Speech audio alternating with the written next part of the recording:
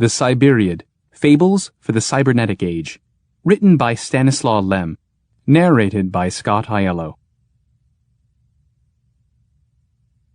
How the World Was Saved.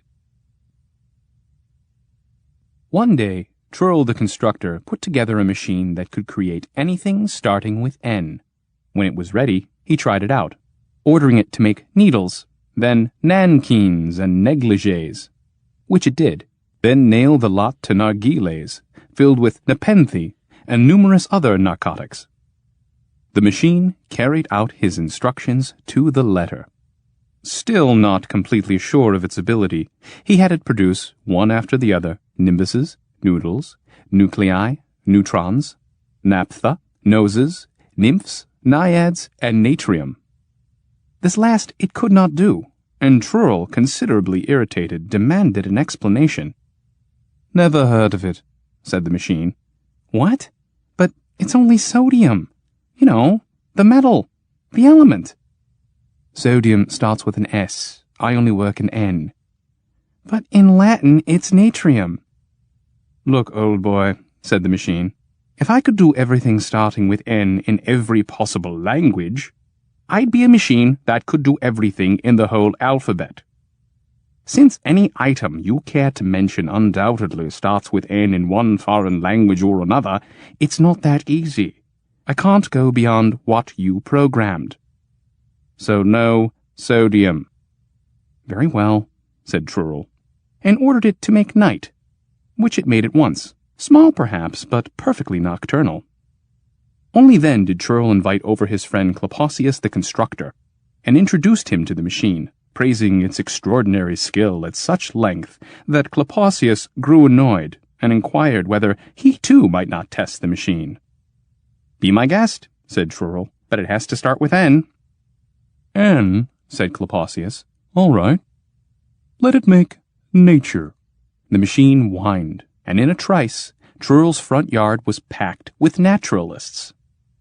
They argued, each publishing heavy volumes, which the others tore to pieces. In the distance, one could see flaming pyres on which martyrs to nature were sizzling. There was thunder, and strange mushroom-shaped columns of smoke rose up. Everyone talked at once. No one listened, and there were all sorts of memoranda, appeals, subpoenas, and other documents, while off to the side sat a few old men, feverishly scribbling on scraps of paper. "Not bad, eh?" said Trurl with pride. "Nature to a T. Admit it." But Klapaucius wasn't satisfied.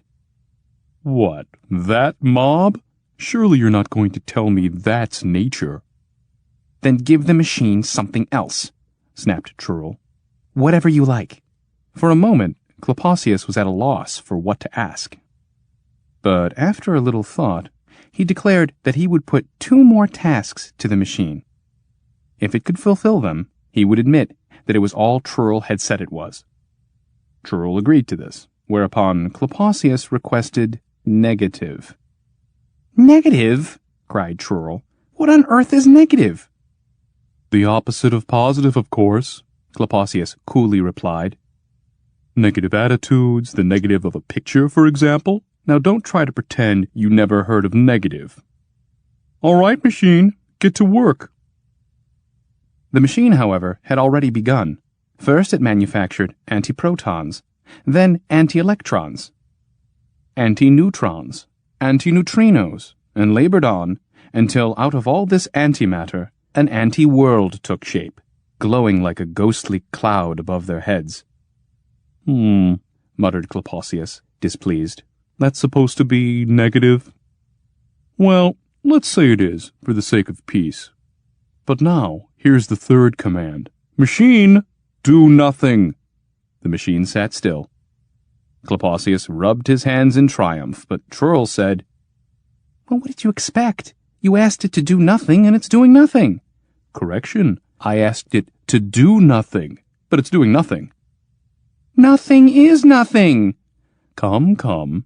It was supposed to do nothing, but it hasn't done anything, and therefore I've won. For nothing, my dear and clever colleague, is not your run-of-the-mill nothing, the result of idleness and inactivity, but dynamic, aggressive nothingness. That is to say, perfect, unique, ubiquitous, in other words, non-existence. Ultimate and supreme in its very own non-person. "You're confusing the machine," cried Trurl, but suddenly its metallic voice rang out. "Really, how can you two bicker at a time like this? Oh yes, I know what nothing is, and nothingness, non-existence, non-entity, negation, nullity, and nihility. Since all these things come under the heading of N as in nil, look then upon your world for the last time, gentlemen. Soon it shall no longer be." The constructors froze, forgetting their quarrel, for the machine was in actual fact doing nothing, and it did it in this fashion. One by one, various things were removed from the world, and the things thus removed ceased to exist as if they had never been. The machine had already disposed of Nolars, Nightzebs, Nox, Nex, Nallyrakers, Neotremes, and non-Malrigers. At moments, though, it seemed that instead of reducing, diminishing, and subtracting, the machine was increasing, enhancing, and adding, since it liquidated, in turn, nonconformists, nonentities, nonsense, non-support, nearsightedness, narrow-mindedness, naughtiness, neglect, nausea, necrophilia, and nepotism. But after a while, the world very definitely began to thin out around Trurl and Klapaucius. "Oh my gosh," said Trurl. "If only nothing bad comes out of this." "Don't worry," said Klapaucius. "You can see it's not producing universal nothingness, but only causing the absence of whatever starts with N, which is really nothing in the way of nothing. And nothing is what your machine, dear Trurl, is worth." "Do not be deceived," replied the machine. "I've begun, it's true, with everything in N, but only out of familiarity. To create, however, is one thing. To destroy, another thing entirely. I can blot out the world for the simple reason that I'm able to do anything and everything means everything, in N, and consequently nothingness is child's play for me. In less than a minute now, you will cease to have existence, along with everything else. So tell me now, Klapaucius, and quickly, that I am really and truly everything I was programmed to be, before it is too late." "But—" Klapaucius was about to protest, but noticed just then that a number of things were indeed disappearing, and not merely those that started with N. The constructors were no longer surrounded by the Grunchians, the Targalisks, the Shoepops, the Kalanatafacts, the Thists, Warches, and Prytons. "Stop! I take it all back! Desist! Whoa! Don't do nothing!" screamed Klapaucius. But before the machine could come to a full stop, all the brashations, plusters, laries, and zits had vanished away. Now the machine stood motionless. The world was a dreadful sight. The sky had particularly suffered. There were only a few isolated points of light in the heavens. No trace of the glorious warches and zits that had, till now, graced the horizon. "Great goss!" replied Klapaucius. "And where are the Grunchians? Where my dear favorite Prytons? Where now the gentle zits?"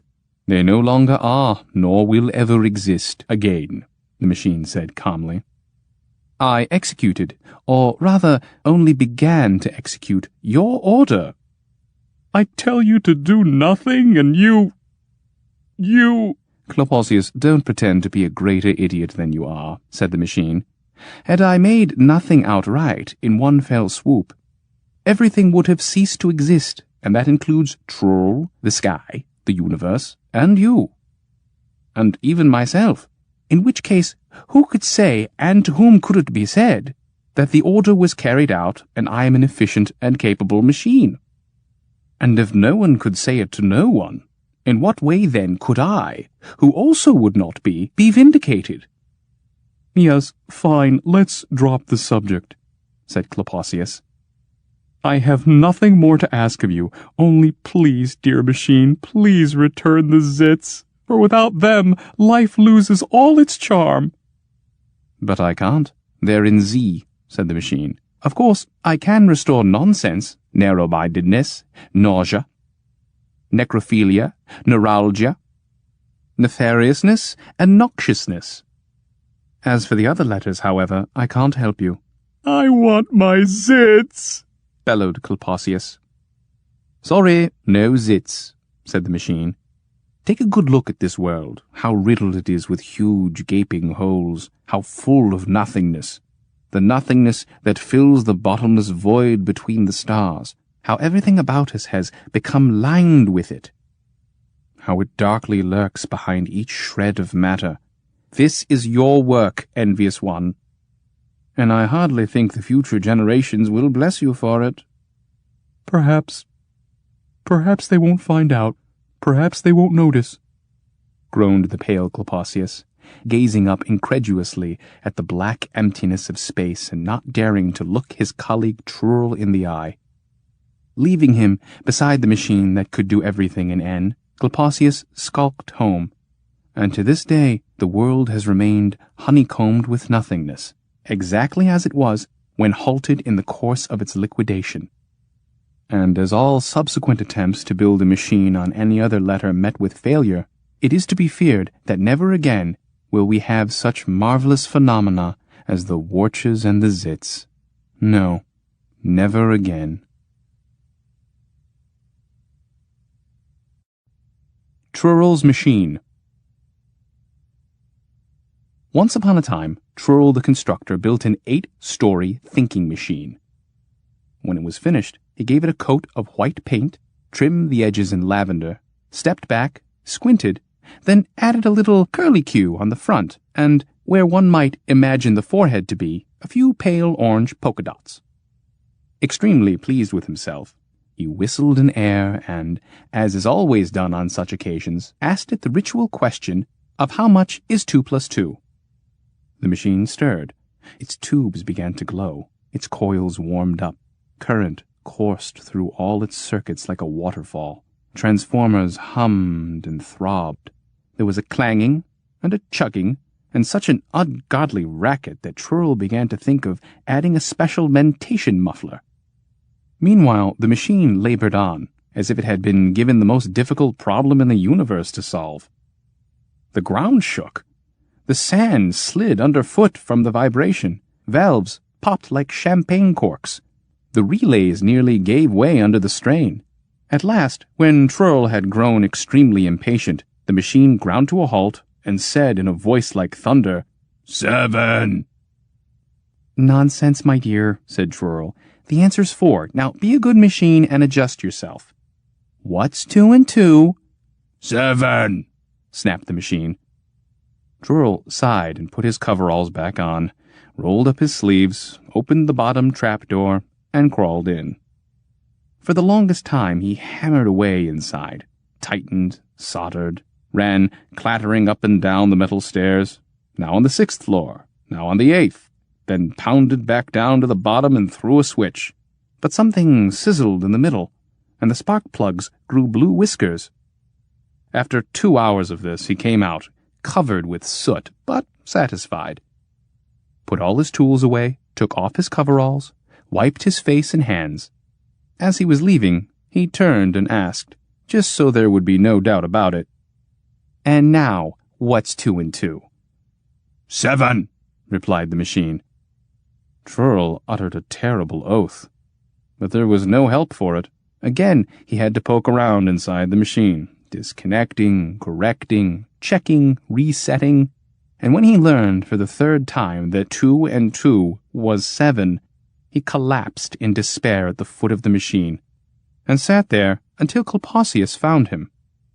Klapaucius inquired what was wrong, for Trurl looked as if he had returned from a funeral. Trurl explained the problem. Klapaucius crawled into the machine himself a couple of times, tried to fix this and that, then asked it for the sum of 1 plus 2, which turned out to be 6. 1 plus 1, according to the machine, equaled 0. Klapaucius scratched his head, cleared his throat, and said, "My friend, you'll just have to face it. That isn't the machine you wish to make. However, there is a good side to everything, including this." "What good side?" muttered Trurl, and kicked the base on which he was sitting. Stop that, said the machine. Sensitive too. But where was I?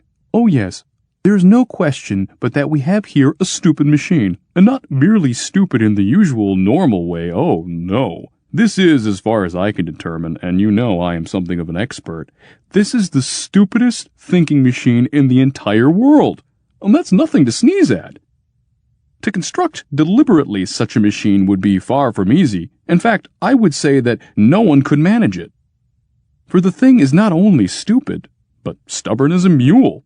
That is, it has a personality common to idiots, for idiots are uncommonly stubborn. What earthly use do I have for such a machine? Said Trurl, and kicked it again. I'm warning you, you better stop, said the machine. A warning, if you please, observed Klapaucius dryly. Not only is it sensitive, dense, and stubborn, but quick to take offense. And believe me, with such an abundance of qualities, there are all sorts of things you might do. What, for example? Asked Trurl. Well, it's hard to say offhand. You might put it on exhibit and charge admission. People would flock to see the stupidest thinking machine that ever was. What does it have, 8 stories? Really, could anyone imagine a bigger dunce? And the exhibition would not only cover your costs, but— Enough! I'm not holding any exhibition, Trurl said, stood up, and, unable to restrain himself, kicked the machine once more. This is your 3rd warning, said the machine. What? Cried Trurl, infuriated by its imperious manner. You! And he kicked it several times, shouting, You're only good for kicking, you know that? You have insulted me for the 4th, 5th, 6th, and 8th times, said the machine.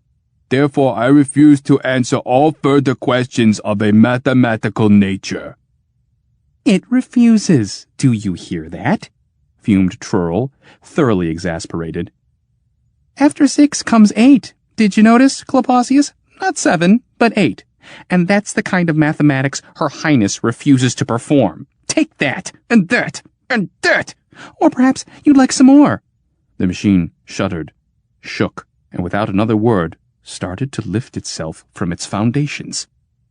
They were very deep, and the girders began to bend, but at last it scrambled out, leaving behind broken concrete blocks with steel spokes protruding, and it bore down on Trurl and Klapaucius like a moving fortress. Trurl was so dumbfounded that he didn't even try to hide from the machine, which to all appearances intended to crush him to a pulp. But Klapaucius grabbed his arm and yanked him away, and the two of them took to their heels. When finally they looked back, they saw the machine swaying like a high tower, advancing slowly, and at every step sinking to its 2nd floor, but stubbornly, doggedly, pulling itself out of the sand and heading straight for them. Who ever heard of such a thing? Trurl gasped in amazement. Why, this is mutiny! What do we do now? Watch and wait, replied the prudent Klapaucius. We may learn something. But there was nothing to be learned just then. The machine had reached firmer ground and was picking up speed. Inside, it whistled, hissed, and sputtered.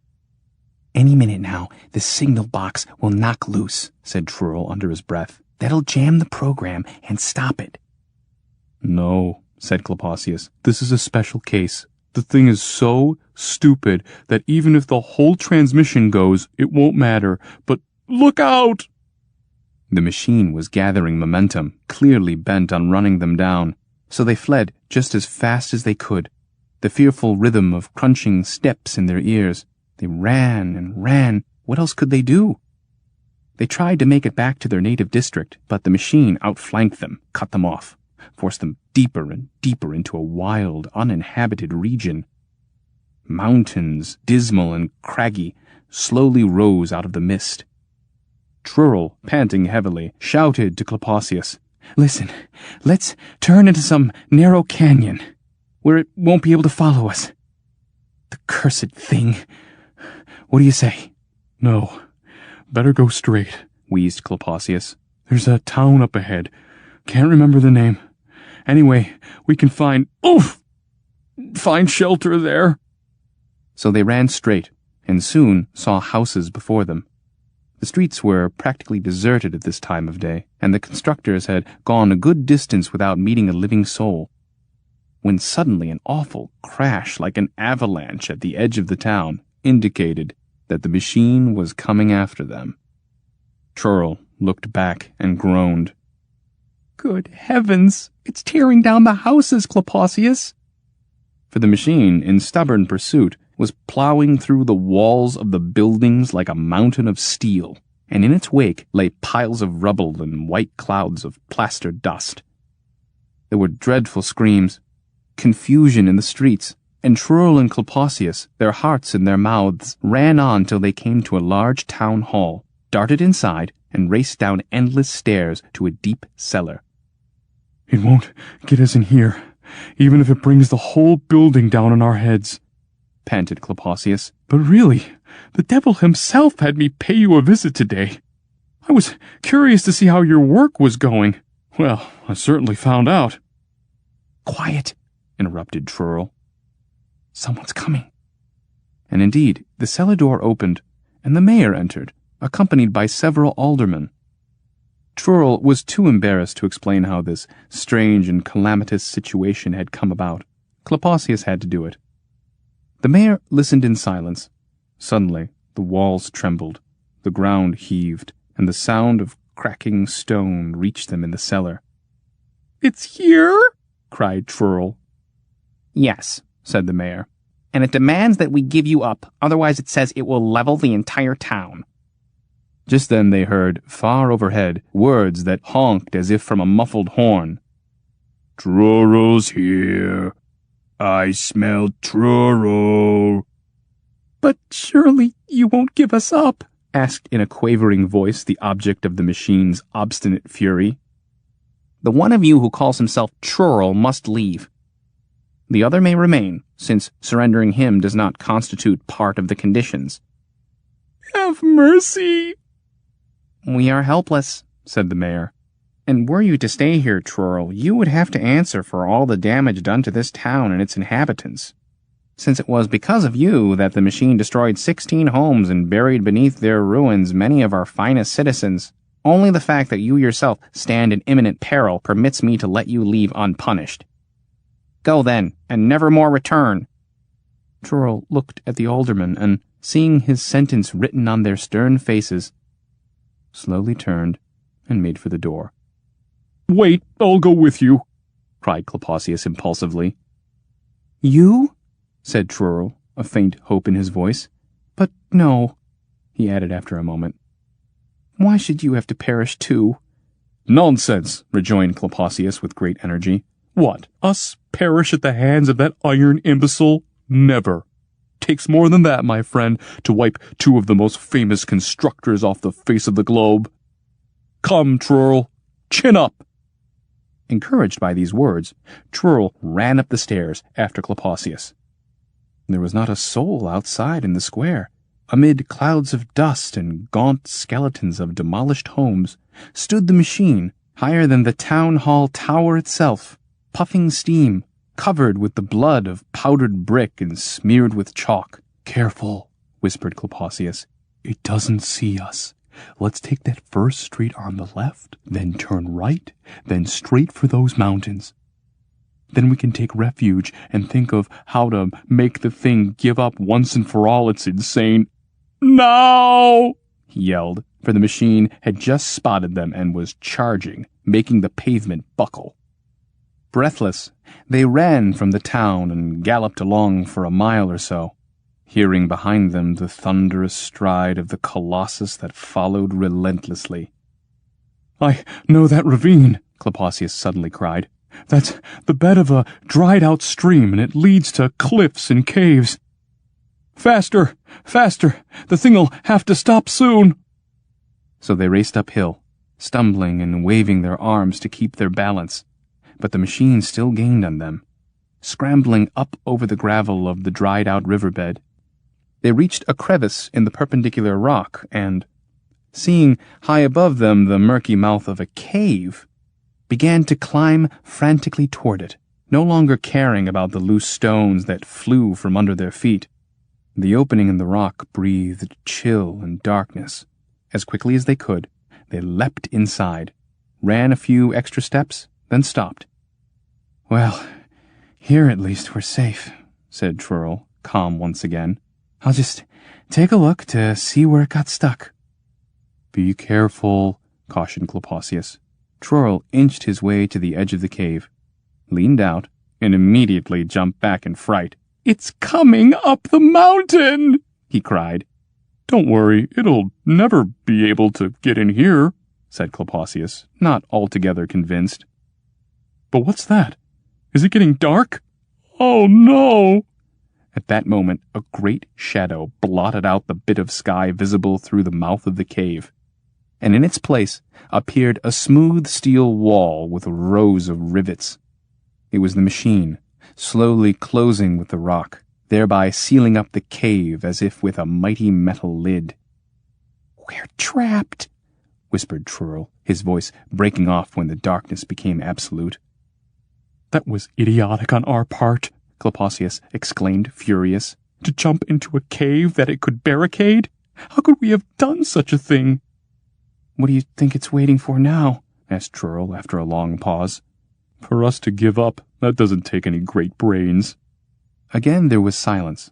Trurl tiptoed in the darkness, hands outstretched, in the direction of the opening, running his fingers along the stone until he touched the smooth steel, which was warm, as if heated from within. "I feel Trurl," boomed the iron voice. Trurl hastily retreated, took a seat alongside his friend, and for some time they sat there, motionless. At last Klapaucius whispered, "There's no sense our just sitting here. I'll try to reason with it." "That's hopeless," said Trurl. "But go ahead. Perhaps it will at least let you go free." "Now, none of that," said Klapaucius, patting him on the back, and he groped his way toward the mouth of the cave and called, "Hello out there! Can you hear us?" "Yes," said the machine. "Listen, we'd like to apologize. You see, well, there was a little misunderstanding, true, but it was nothing really. Trurl had no intention of—" "I'll pulverize Trurl," said the machine. "But first, he'll tell me how much 2 and 2 makes."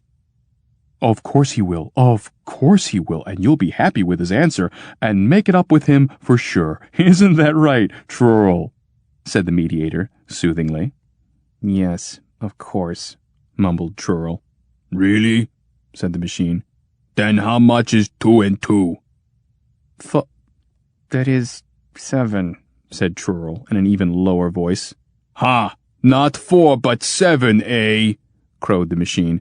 "There, I told you so." 7, yes, 7. We always knew it was 7. Klapaucius eagerly agreed. "Now will you, let us go?" he added cautiously. "No. Let Trurl say how sorry he is and tell me how much is 2 times 2. "And you'll let us go if I do?" asked Trurl. "I don't know. I'll think about it. I'm not making any deals. What's 2 times 2? "But you probably will let us go, won't you?" said Trurl, while Klapaucius pulled on his arm and hissed in his ear. "The thing's an imbecile. Don't argue with it, for heaven's sake." "I won't let you go if I don't want to," said the machine. "You just tell me how much 2 times 2 is." Suddenly Trurl fell into a rage. I'll tell you all right," he screamed. 2 and 2 is 4, and 2 times 2 is 4. Even if you stand on your head, pound these mountains all to dust, drink the ocean dry, and swallow the sky, do you hear? 2 and 2 is 4. "Trurl, what are you saying? Have you taken leave of your senses? 2 and 2 is 7, nice machine. 7, 7! howled Klapaucius, trying to drown out his friend. "No, it's 4. 4 and only 4. 4 from the beginning to the end of time. 4! bellowed Trurl, growing hoarse. The rock beneath their feet was seized with a feverish tremor. The machine moved away from the cave, letting in a little pale light, and gave a piercing scream. That's not true. It's 7. Say it's 7 or I'll hit you. Never, roared Trurl. As if he no longer cared what happened, the pebbles and dirt rained down on their heads, for the machine had begun to ram its 8-story hulk again and again into the wall of stone, hurling itself against the mountainside until huge boulders broke away and went tumbling down into the valley. Thunder and sulphurous fumes filled the cave, and sparks flew from the blows of steel on rock. Yet through all this pandemonium, one could still make out, now and then, the ragged voice of Trurl bawling, 2 and 2 is 4! 2 and 2 is 4! Klapaucius attempted to shut his friend's mouth by force, but, violently thrown off, he gave up, sat and covered his head with his arms. Not for a moment did the machine's mad efforts flag, and it seemed that any minute now the ceiling would collapse, crush the prisoners, and bury them forever. But when they had lost all hope, and the air was thick with acrid smoke and choking dust, there was suddenly a horrible scraping, and a sound like a slow explosion, louder than all the maniacal banging and battering, and the air whooshed, and the black wall that blocked the cave was whisked by, as if by a hurricane, and monstrous chunks of rock came crashing down after it. The echoes of that avalanche still rumbled and reverberated in the valley below when the two friends peered out of their cave. They saw the machine. It lay smashed and flattened, nearly broken in half by an enormous boulder that had landed in the middle of its 8 floors. With the greatest care, they picked their way down the smoking rubble. In order to reach the riverbed, it was necessary to pass the remains of the machine, which resembled the wreck of some mighty vessel thrown up upon a beach. Without a word, the two stopped together in the shadow of its twisted hull. The machine still quivered slightly, and one could hear something turning, creaking feebly within. Yes, this is the bad end you've come to. And 2 and 2 is, as it always was, began Trurl. But just then the machine made a faint, barely audible croaking noise and said, for the last time, 7. Then something snapped inside. A few stones dribbled down from overhead, and now before them lay nothing but a lifeless mass of scrap. The two constructors exchanged a look, and silently, without any further comment or conversation, walked back the way they came. A good shellacking. Someone was knocking at the door of Klapaucius the constructor. He looked out and saw a pot-bellied machine on 4 short legs. "Who are you and what do you want?" he asked. "I'm a machine to grant your every wish, and I've been sent here by your good friend and colleague, Trurl the Magnificent, as a gift." "A gift, eh?" replied Klapaucius, whose feelings for Trurl were mixed, to say the least. He was particularly irked by the phrase, Trurl the Magnificent, but after a little thought, he said, "All right, you can come in." He had it stand in the corner by the grandfather clock while he returned to his work. A squat machine on 3 short legs, which was almost completed. He was just putting on the finishing touches. After a while, the machine to grant your every wish cleared its throat and said, "I'm still here." "I haven't forgotten you," said Klapaucius, not looking up. After another while, the machine cleared its throat again and asked, "May I ask what you're making there?" "Are you a machine to grant wishes or a machine to ask questions?" said Klapaucius, but added, "I need some blue paint." "I hope it's the right shade," said the machine, opening a door in its belly and pulling out a bucket of blue. Klapaucius dipped his brush in it without a word and began to paint. In the next few hours he needed sandpaper, some carborundium, a brace and a bit, white paint, and 1 No. 5 screw, all of which the machine handed over on the spot. That evening he covered his work with a sheet of canvas, had dinner, then pulled up a chair opposite the machine and said, "Now, we'll see what you can do. So, you say you can grant every wish?" "Most every wish," replied the machine modestly. "The paint, sandpaper, and No. 5 screw were satisfactory, I hope." Quite, said Klapaucius. But now I have in mind something a bit more difficult. If you can't do it, I'll return you to your master with my kind thanks and a professional opinion. All right, what is it? Asked the machine, fidgeting. A Trurl, said Klapaucius. I want a Trurl, the spit and image of Trurl himself, so alike that no one could ever tell them apart. The machine muttered and hummed and finally said, Very well, I'll make you a Trurl, but please handle him with care. He is, after all, a truly magnificent constructor. Oh, but of course, you needn't worry about that, said Klapaucius. Well, where is it? What, right away? Said the machine. A Trurl isn't a number 5 screw, you know. It'll take time. But it wasn't long at all before the door in the machine's belly opened, and a Trurl climbed out.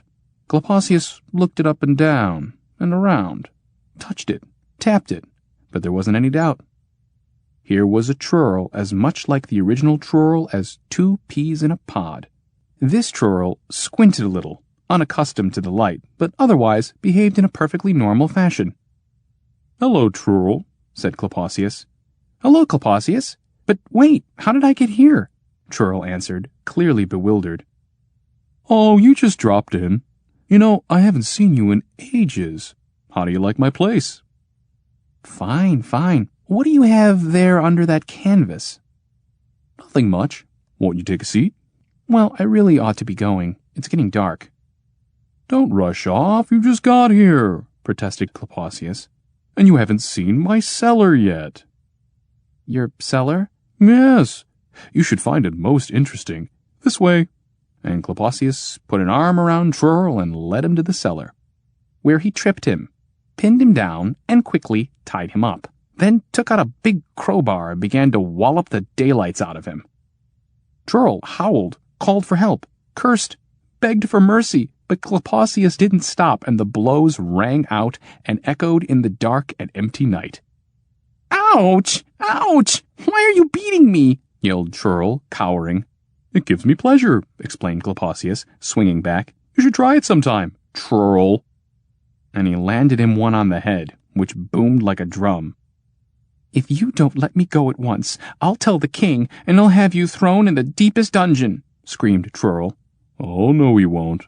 And do you know why? Asked Klapaucius, sitting down for a moment to catch his breath. Tell me, said Trurl, glad of the reprieve. Because you're not the real Trurl. Trurl, you see, built a machine to grant your every wish and sent it here as a gift. To test it out, I had it make you, and now I'm going to knock off your head. Put it at the foot of my bed and use it for a bootjack. You monster! Why are you doing this to me? I already told you. It gives me pleasure. But enough of this idle chatter. And Klapaucius got up, and this time picked up a huge bludgeon in both hands. But Trurl cried out, Wait, stop! I have something to tell you. I wonder what you could possibly tell me to keep me from using your head as a bootjack, replied Klapaucius. Trurl quickly yelled, I'm not any Trurl from a machine. I'm the real Trurl. I only wanted to find out what you've been doing lately behind closed doors and drawn curtains, so I built a machine, hid in its belly, and had it take me here, pretending to be a gift.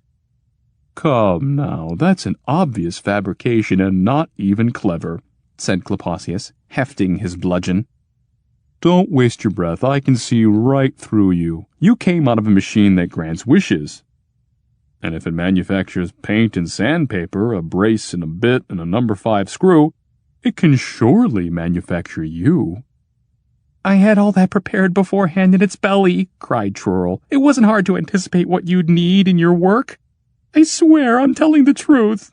Are you trying to tell me that my good friend and colleague Trurl the Magnificent is nothing but a common sneak? No, that I will never believe, replied Klapaucius. Take that. And he let him have it. That's for slandering my good friend Trurl. And take that. And that. And he let him have it again and again, clubbing and clobbering until his arm was too tired to club or clobber any more. Now I'll have a little nap and rest up, said Klapaucius, throwing aside the bludgeon. But don't you worry, I'll be back. and he left, and soon was snoring so loud you could hear it even in the cellar. Trurl writhed and twisted until he loosened his bonds enough to slip off the knots, got up, crept back to the machine, climbed inside, and took off for home at a gallop. Klapaucius, meanwhile, was watching the escape from his bedroom window, pressing a hand over his mouth to keep from laughing out loud. The next day, he went to pay Trurl a visit. It was a gloomy and silent Trurl that let him in. The room was dark, but even so, Klapaucius could see that Trurl's person bore the marks of a good shellacking. Though it was apparent that Trurl had gone to some trouble to touch up the scratches and hammer out the dents. "Why so gloomy?" asked a cheerful Klapaucius. "I came to thank you for the nice gift. What a shame, though, it ran off while I slept, and in such a hurry that it left the door open." "It seems to me," snapped Trurl, "that you somewhat misused, or should I say abused, my gift." "Oh, you needn't bother to explain. The machine told me everything. You had it make me, then lured me, the copy of me, to the cellar where you beat it unmercifully. And after this great insult to my person, after this act of the blackest ingratitude, you dare show your face here as if nothing happened? What do you have to say for yourself?" "I don't really understand why you're so angry," said Klapaucius. "It's true I had the machine make a copy of you, and I must say it was absolutely perfect, an amazing likeness. As far as the beating goes, well, your machine must have exaggerated a little. I did give the artificial Trurl a poke or two, but only to see if it was well made, and perhaps also to test its reflexes, which were quite good, by the way. It turned out to be very much on its toes, and even tried to argue that it was really you. Can you imagine? Of course I didn't believe it, but then it swore the gift wasn't a gift at all, but some sort of low and underhanded trick. Well, I had to defend the honor of my good friend, you understand, so I thrashed it some for slandering you so shamelessly. On the other hand, I found it to be extremely intelligent. So you see, Trurl, it resembled you mentally as well as physically. You are indeed a great and magnificent constructor, which is precisely what I came to tell you so early in the morning." "Yes, well, in that case," said Trurl, considerably appeased. "Though your use of the machine to grant your every wish was not, I would say, the most fortunate—" "Oh, yes, one other thing I wanted to ask," said Klapaucius, all innocence. "What did you do with the artificial Trurl? Could I see it?" "It was beside itself with rage," explained Trurl. "It said it would ambush you by that mountain pass near your house and tear you limb from limb. I tried to reason with it, but it called me names, ran out into the night, and started putting together all sorts of booby traps for you. And so, dear Klapaucius, though you had insulted me, I remembered our old friendship and decided to remove this threat to your life and limb. Hence I had to disassemble it." And he touched a few nuts and bolts on the floor with his shoe, and sighed. Whereupon they exchanged kind words, shook hands, and parted the best of friends. From that time on, Trurl did nothing but tell everyone how he had given Klapaucius a machine to grant your every wish, how then Klapaucius had insulted him by having it make an artificial Trurl, which he proceeded to beat black and blue. How then this excellently constructed copy of the great constructor made clever lies to save itself, and finally managed to escape while Klapaucius slept, and how Trurl himself, the real Trurl, eventually had to disassemble the artificial Trurl to protect his good friend and colleague from its vengeance. Trurl told this story so often and at such length, elaborating on his glorious achievement, and never failing to call on Klapaucius as a witness, that it reached the ears of the royal court at last. And now, no one spoke of Trurl other than with the utmost respect, though not long ago he had been commonly called the constructor of the world's stupidest computer. When Klapaucius heard one day that the king himself had rewarded Trurl handsomely, and decorated him with the Order of the Great Parallax, he threw up his hands and cried, "What? Here I was able to see through his little game and give him so good a shellacking for it that he had to sneak home in the middle of the night and patch himself up, and even then he looked a sight. And for that they decorate him, praise him, shower him with riches. O tempora o mores. Furious, he went home, locked himself in, and drew the blinds. He too had been working on a machine to grant your every wish, only Trurl had beat him to it. The 7 Sallies of Trurl and Klapaucius. The first sally, or the trap of Gargantius. When the universe was not so out of whack as it is today, and all the stars were lined up in their proper places, so you could easily count them from left to right, or top to bottom, and the larger and bluer ones were set apart, and the smaller yellowing types pushed off to the corners as bodies of a lower grade. When there was not a speck of dust to be found in outer space, nor any nebular debris, in those good old days it was the custom for constructors, once they had received their diploma of perpetual omnipotence with distinction, to sally forth oft-times and bring to distant lands the benefit of their expertise. And so it happened that, in keeping with this ancient custom, Trurl and Klapaucius, who could kindle or extinguish suns as easily as shelling peas, did venture out on such a voyage. When the vastness of the travelled void had erased in them all recollection of their native skies, they saw a planet up ahead. Not too little, not too big, just about right, with one continent only, down the middle of which ran a bright red line. Everything on one side was yellow, everything on the other pink. Realizing at once that here were 2 neighboring kingdoms, the constructors held a brief council of war before landing. With 2 kingdoms, said Trurl, it's best you take one and I the other. That way nobody's feelings get hurt. Fine, said Klapaucius. But what if they ask for military aid? Such things happen.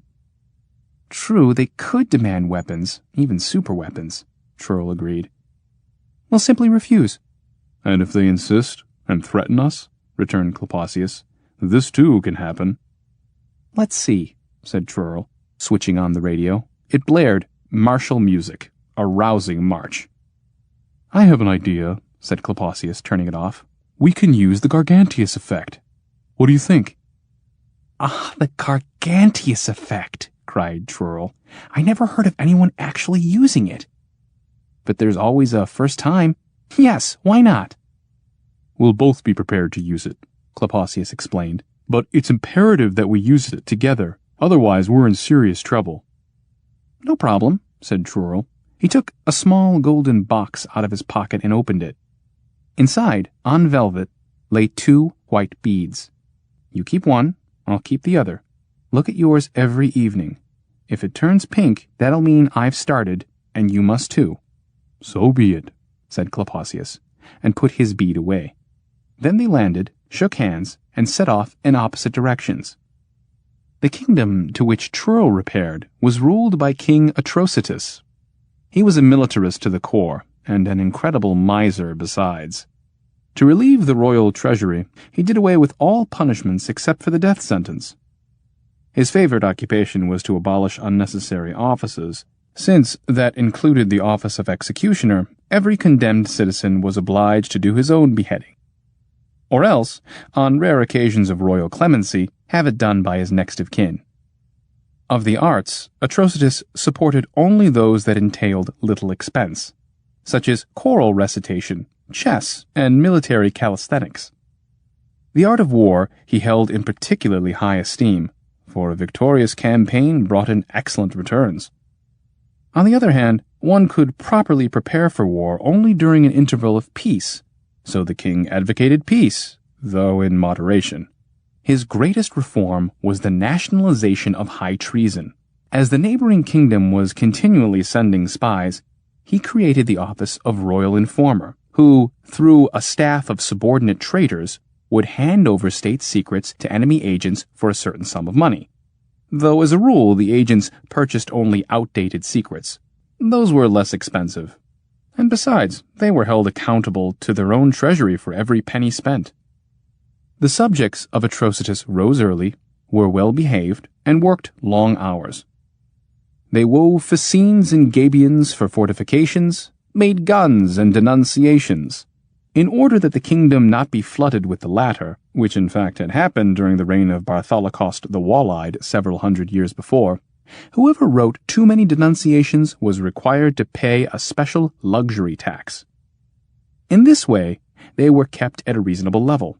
Arriving at the court of Atrocitus, Trurl offered his services.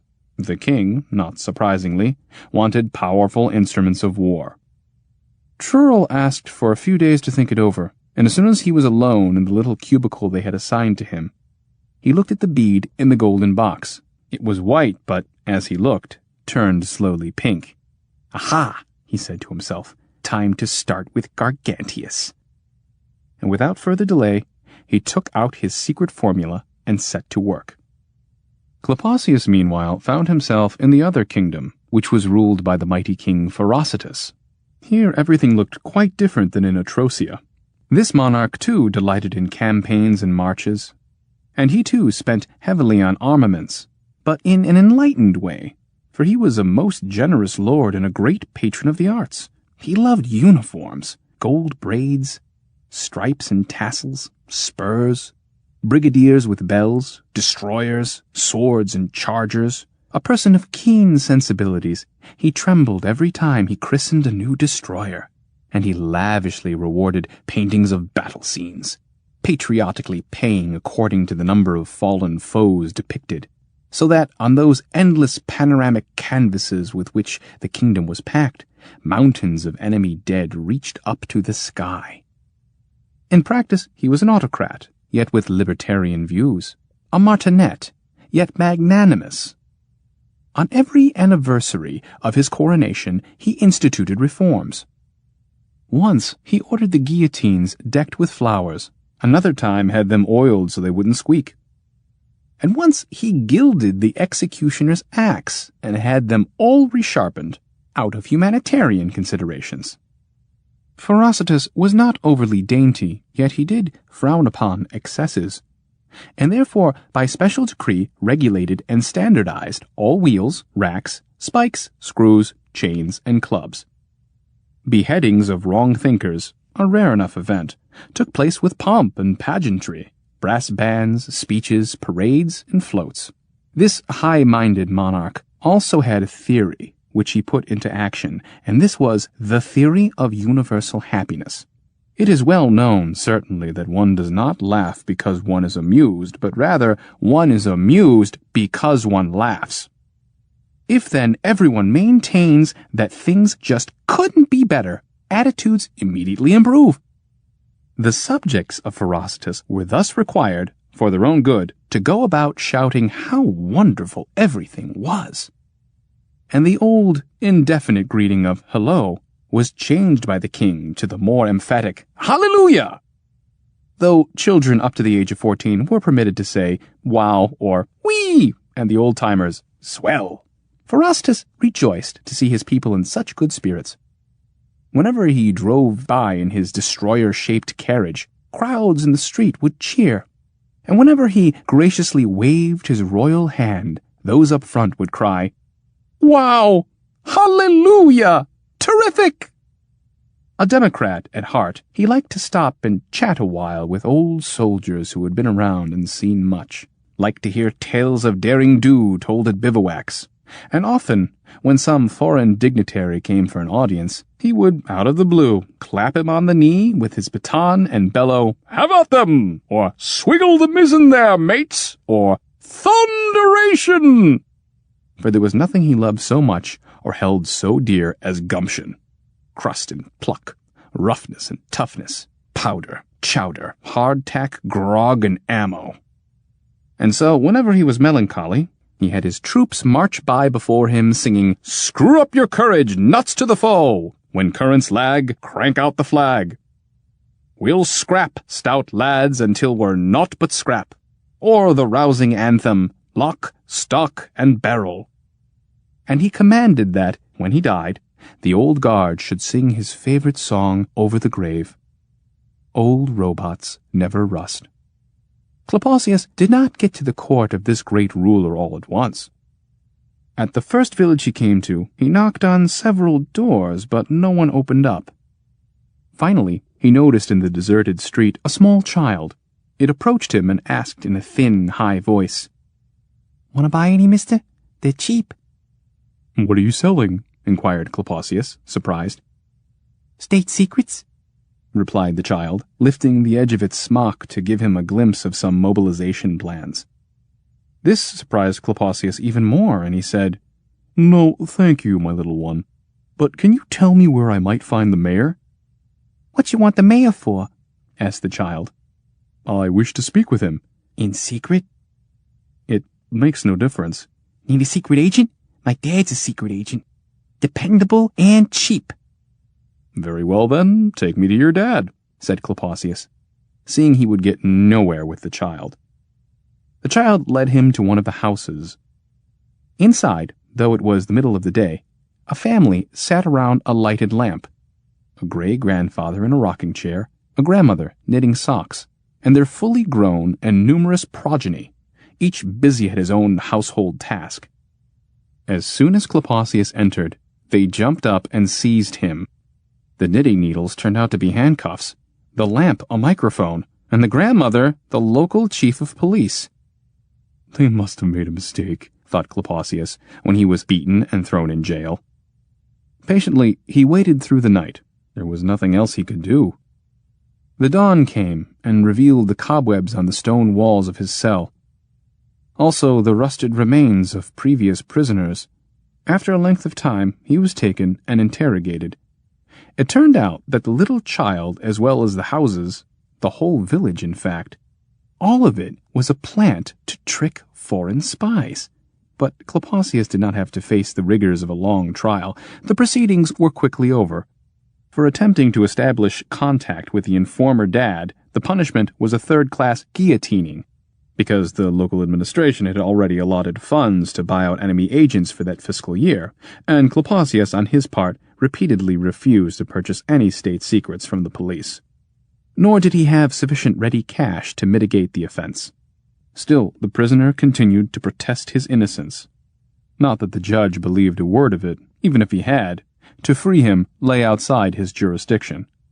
So the case was sent to a higher court. And in the meantime, Klapaucius was subjected to torture, though more as a matter of form than out of any real necessity. In about a week, his case took a turn for the better. Finally acquitted, he proceeded to the capital, where, after receiving instructions in the rules and regulations of court etiquette, he obtained the honor of a private audience with the king. They also gave him a bugle, for every citizen was obliged to announce his comings and goings in official places with appropriate flourishes. And such was the iron discipline of that land that the sun was not considered risen without blowing a reveille. Ferocitus did in fact demand new weapons. Klapaucius promised to fulfill his royal wish. His plan, he assured the king, represented a radical departure from the accepted principles of military action. What kind of army, he asked first, always emerged victorious? The one that had the finest leaders and the best disciplined soldiers. The leader gave the orders, the soldier carried them out. The former therefore had to be wise, the latter obedient. However, to the wisdom of the mind, even of the military mind, there were certain natural limits. A great leader, moreover, could come up against an equally great leader. Then, too, he might fall in battle and leave his legions leaderless, or do something even more dreadful, since he was, as it were, professionally trained to think, and the object of his thoughts was power.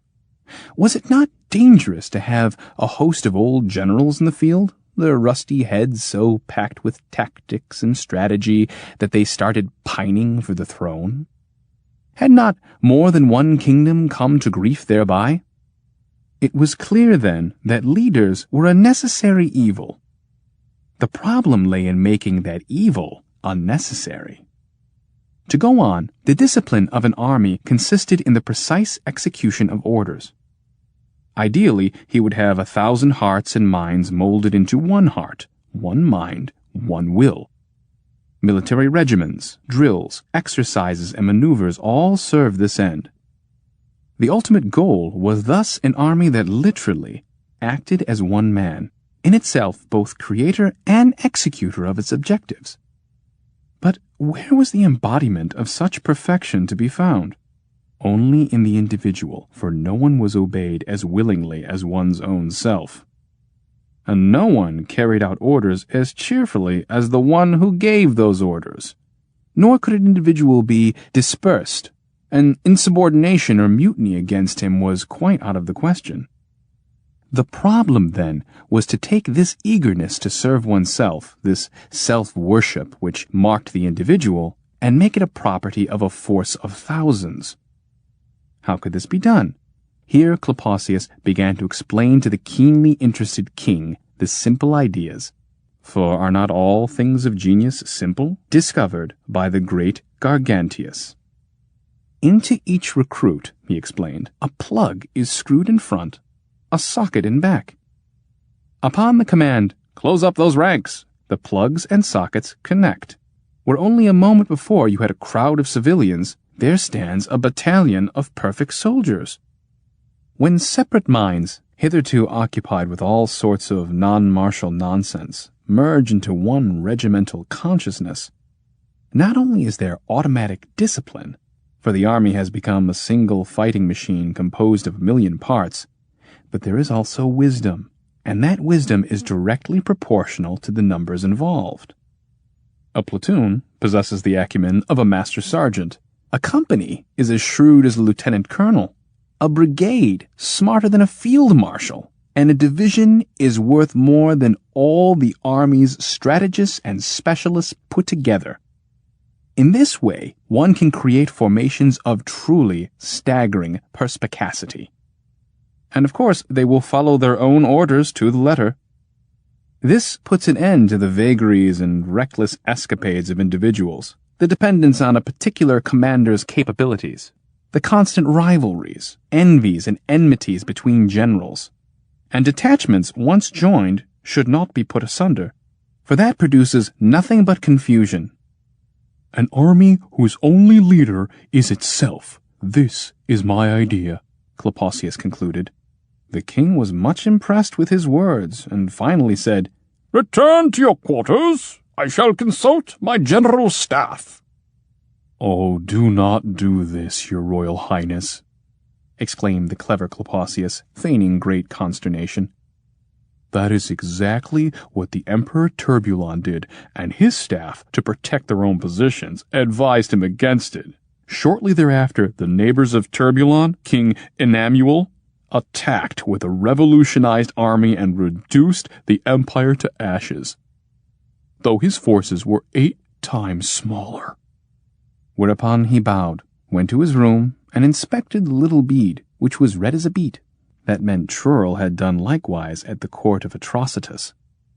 The king soon ordered Klapaucius to revolutionize one platoon of infantry. Joined in spirit and now entirely of one mind, this tiny unit cried, "Kill! Kill!" swooped down on 3 squadrons of the king's dragoons, who were armed to the teeth and led, moreover, by 6 distinguished lecturers of the Academy of the General Staff, and cut them to ribbons.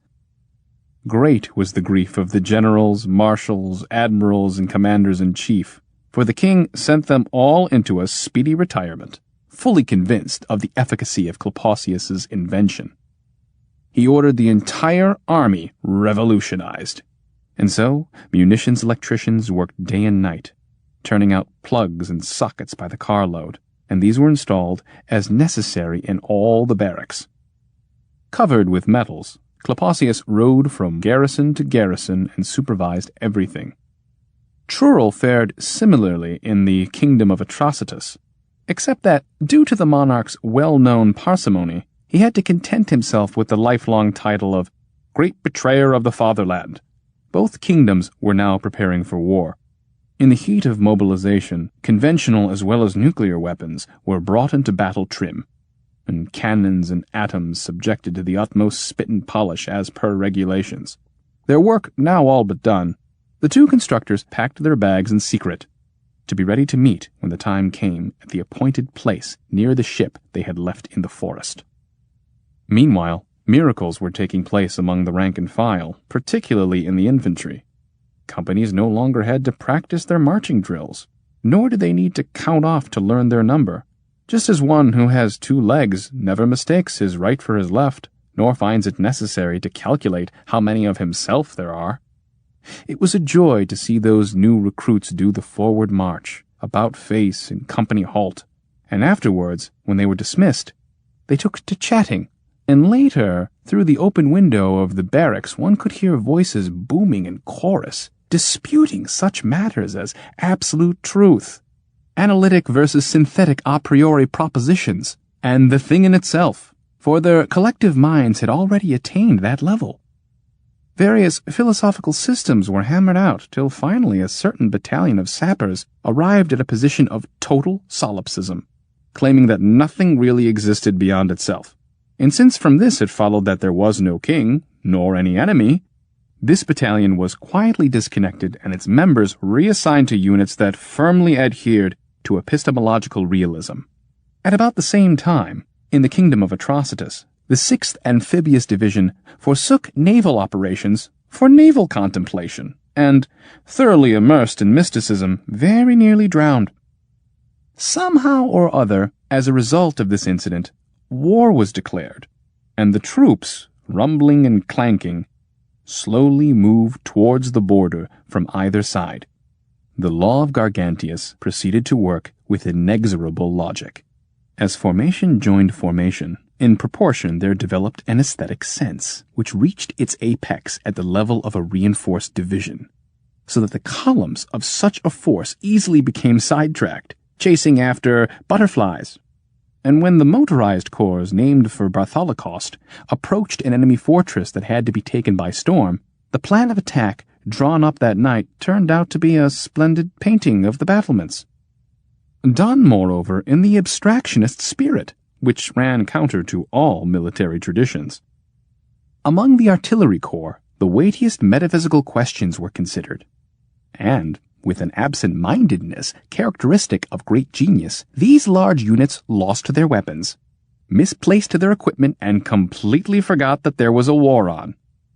As for whole armies, their psyches were beset by a multitude of complexes, which often happens to overly developed intellects, and it became necessary to assign to each a special psychiatric motorcycle brigade, which applied appropriate therapy on the march. In the meantime, to the thunderous accompaniment of fife and drum, both sides slowly got into position. 6 regiments of shock troops, supported by a battery of howitzers and 2 backup battalions, composed, with the assistance of a firing squad, a sonnet entitled On the Mystery of Being, and this took place during guard duty. There was considerable confusion in both armies. The 80th Marlabardian Corps, for instance, maintained that the whole concept of enemy needed to be more clearly defined, as it was full of logical contradictions and might even be altogether meaningless. Paratroopers tried to find algorithms for the local terrain. Flanks kept colliding with centers. So at last, the 2 kings sent airborne adjutants and couriers extraordinary to restore order in the ranks. But each of these, having flown or galloped up to the corps in question, before he could discover the cause of the disturbance, instantly lost his identity in the corporate identity, and the kings were left without adjutants or couriers. Consciousness, it seemed, formed a deadly trap, in that one could enter it, but never leave. Atrocitus himself saw how his cousin, the Grand Prince Bullion, desiring to raise the spirit of his soldiers, leapt into the fray, and how, as soon as he had hooked himself into the line, his spirit was literally spirited away, and he was no more. Sensing that something had gone amiss, Ferocitus nodded to the 12 buglers at his right hand. Atrocitus, from the top of his hill, did likewise. The buglers put the brass to their lips and sounded the charge on either side. At this clarion signal, each army totally and completely linked up. The fearsome metallic clatter of closing contacts reverberated over the future battlefield. In the place of 1,000 bombardiers and grenadiers, commandos, lancers, gunners, snipers, sappers, and marauders, there stood 2 giant beings. who gazed at one another through a million eyes across a mighty plain that lay beneath billowing clouds. There was absolute silence. That famous culmination of consciousness which the great Gargantius had predicted with mathematical precision was now reached on both sides.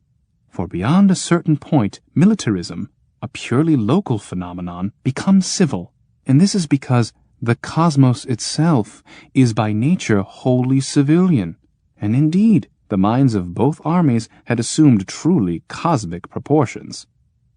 Thus, though on the outside armor still gleamed, as well as the death-dealing steel of artillery, within there surged an ocean of mutual goodwill, tolerance, and all-embracing benevolence and bright reason. And so, standing on opposite hilltops, their weapons sparkling in the sun, while the drums continued to roll, the two armies smiled at one another. Trurl and Klapaucius were just then boarding their ship, since that which they had planned had come to pass.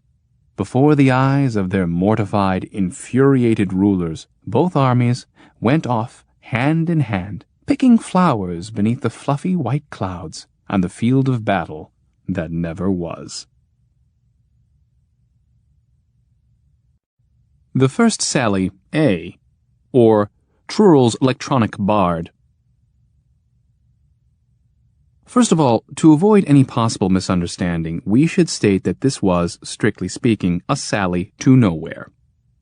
In fact, Trurl never left his house throughout it, except for a few trips to the hospital and an unimportant excursion to some asteroid. Yet, in a deeper and/or higher sense, this was one of the farthest sallies ever undertaken by the famed constructor, for it very nearly took him beyond the realm of possibility.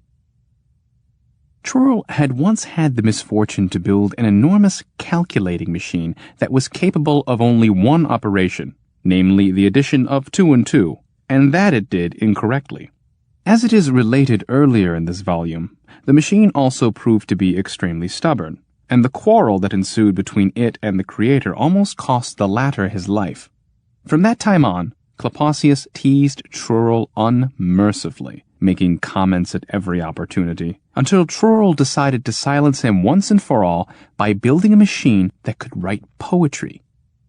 First, Trurl collected 820 tons of books on cybernetics and 12,000 tons of the finest poetry, then sat down to read it all. Whenever he felt he just couldn't take another chart or equation, he would switch over to verse, and vice versa. After a while, it became clear to him that the construction of the machine itself was child's play in comparison with the writing of the program. The program, found in the head of an average poet, after all, was written by the poet's civilization, and that civilization was in turn programmed by the civilization that preceded it, and so on to the very dawn of time, when those bits of information that concerned the poet-to-be were still swirling about in the primordial chaos of the cosmic deep. Hence, in order to program a poetry machine, one would first have to repeat the entire universe from the beginning, or at least a good piece of it. Anyone in Trurl's place would have given up then and there, but our intrepid constructor was nothing daunted. He built a machine and fashioned a digital model of the void, an electrostatic spirit to move upon the face of the electrolytic waters, and he introduced the parameter of light, a proto-galactic cloud or two, and by degrees worked his way up to the first ice age. Trurl could move at this rate because his machine was able, in 1/5 billionth of a second, to simulate 100 septillion events at 40 octillion different locations simultaneously. And if anyone questions these figures, let him work it out for himself. Next, Trurl began to model civilization, the striking of fires with flints and the tanning of hides, and he provided for dinosaurs and floods, bipedality and taillessness. Then made the paleo-paleface, Albuminidis sapientia, which begat the paleface, which begat the gadget, and so it went, from eon to millennium, in the endless hum of electrical currents and eddies. Often the machine turned out to be too small for the computer simulation of a new epoch, and Trurl would have to tack on an auxiliary unit, until he ended up at last with a veritable metropolis of tubes and terminals, circuits and shunts, all so tangled and involved the devil himself couldn't have made head or tail of it. But Trurl managed somehow. He only had to go back twice. Once, almost at the beginning, when he discovered that Abel had murdered Cain and not Cain Abel, the result, apparently, of a defective fuse, and once only 300 million years back to the middle of the Mesozoic, when, after going from fish to amphibian to reptile to mammal, something odd took place among the primates, and instead of great apes, he came out with gray drapes. A fly, it seems, had gotten into the machine and shorted out the polyphase step-down directional widget. Otherwise, everything went like a dream. Antiquity and the Middle Ages were created, then the period of revolutions and reforms, which gave the machine a few nasty jolts. And then civilization progressed in such leaps and bounds that Trurl had to hose down the coils and cores repeatedly to keep them from overheating. Towards the end of the 20th century, the machine began to tremble, first sideways, then lengthwise, for no apparent reason. This alarmed Trurl. He brought out cement and grappling irons just in case. But fortunately, these weren't needed. Instead of jumping its moorings, the machine settled down and soon had left the 20th century far behind. Civilizations came and went thereafter in 50,000-year intervals. These were the fully intelligent beings from whom Trurl himself stemmed. Spool upon spool of computerized history was filled and ejected into storage bins. Soon there were so many spools that even if you stood at the top of the machine with high-power binoculars, you wouldn't see the end of them. And all to construct some versifier. But then, such is the way of scientific fanaticism. At last, the programs were ready. All that remained was to pick out the most applicable. Else the electro-poet's education would take several million years at the very least. During the next 2 weeks, Trurl fed general instructions into his future electro-poet, then set up all the necessary logic circuits, emotive elements, semantic centers. He was about to invite Klapaucius to attend a trial run, but thought better of it and started the machine himself. It immediately proceeded to deliver a lecture on the grinding of crystallographic surfaces as an introduction to the study of submolecular magnetic anomalies. Trurl bypassed half the logic circuits and made the emotive more electromotive. The machine sobbed, went into hysterics, then finally said, blubbering terribly, "What a cruel, cruel world this was." Trurl intensified the semantic fields and attached a strength of character components. The machine informed him that from now on he would carry out its every wish and to begin with add 6 floors to the 9 it already had, so it could better meditate upon the meaning of existence. Trurl installed a philosophical throttle instead. The machine fell silent and sulked. Only after endless pleading and cajoling was he able to get it to recite something. "I had a little froggy." That appeared to exhaust its repertoire. Trurl adjusted, modulated, expostulated, disconnected, ran checks, reconnected, reset, did everything he could think of, and the machine presented him with a poem that made him thank heaven Klapaucius wasn't there to laugh. Imagine simulating the whole universe from scratch, not to mention civilization in every particular, and to end up with such dreadful doggerel. Trurl put in 6 cliché filters, but they snapped like matches. He had to make them out of pure corundum steel. This seemed to work, so he jacked the semanticity all the way up, plugged in an alternating rhyme generator, which nearly ruined everything since the machine resolved to become a missionary among destitute tribes on far-flung planets. But at the very last minute, just as he was ready to give up and take a hammer to it, Trurl was struck by an inspiration.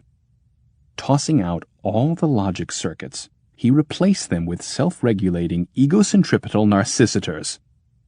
The machine simpered a little, whimpered a little, laughed bitterly, complained of an awful pain on its 3rd floor, said that in general it was fed up, through. Life was beautiful, but men were such beasts, and how sorry they'd all be when it was dead and gone.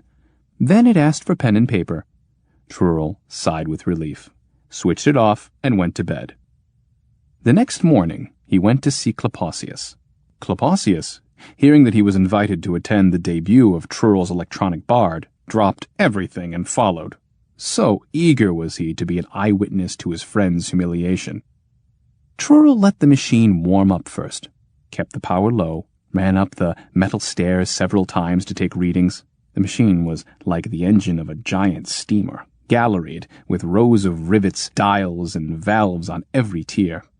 Till finally, satisfied all the decimal places were where they ought to be, he said yes, it was ready now, and why not start with something simple? Later, of course, when the machine had gotten the feel of it, Klapaucius could ask it to produce poetry on absolutely whatever topic he liked.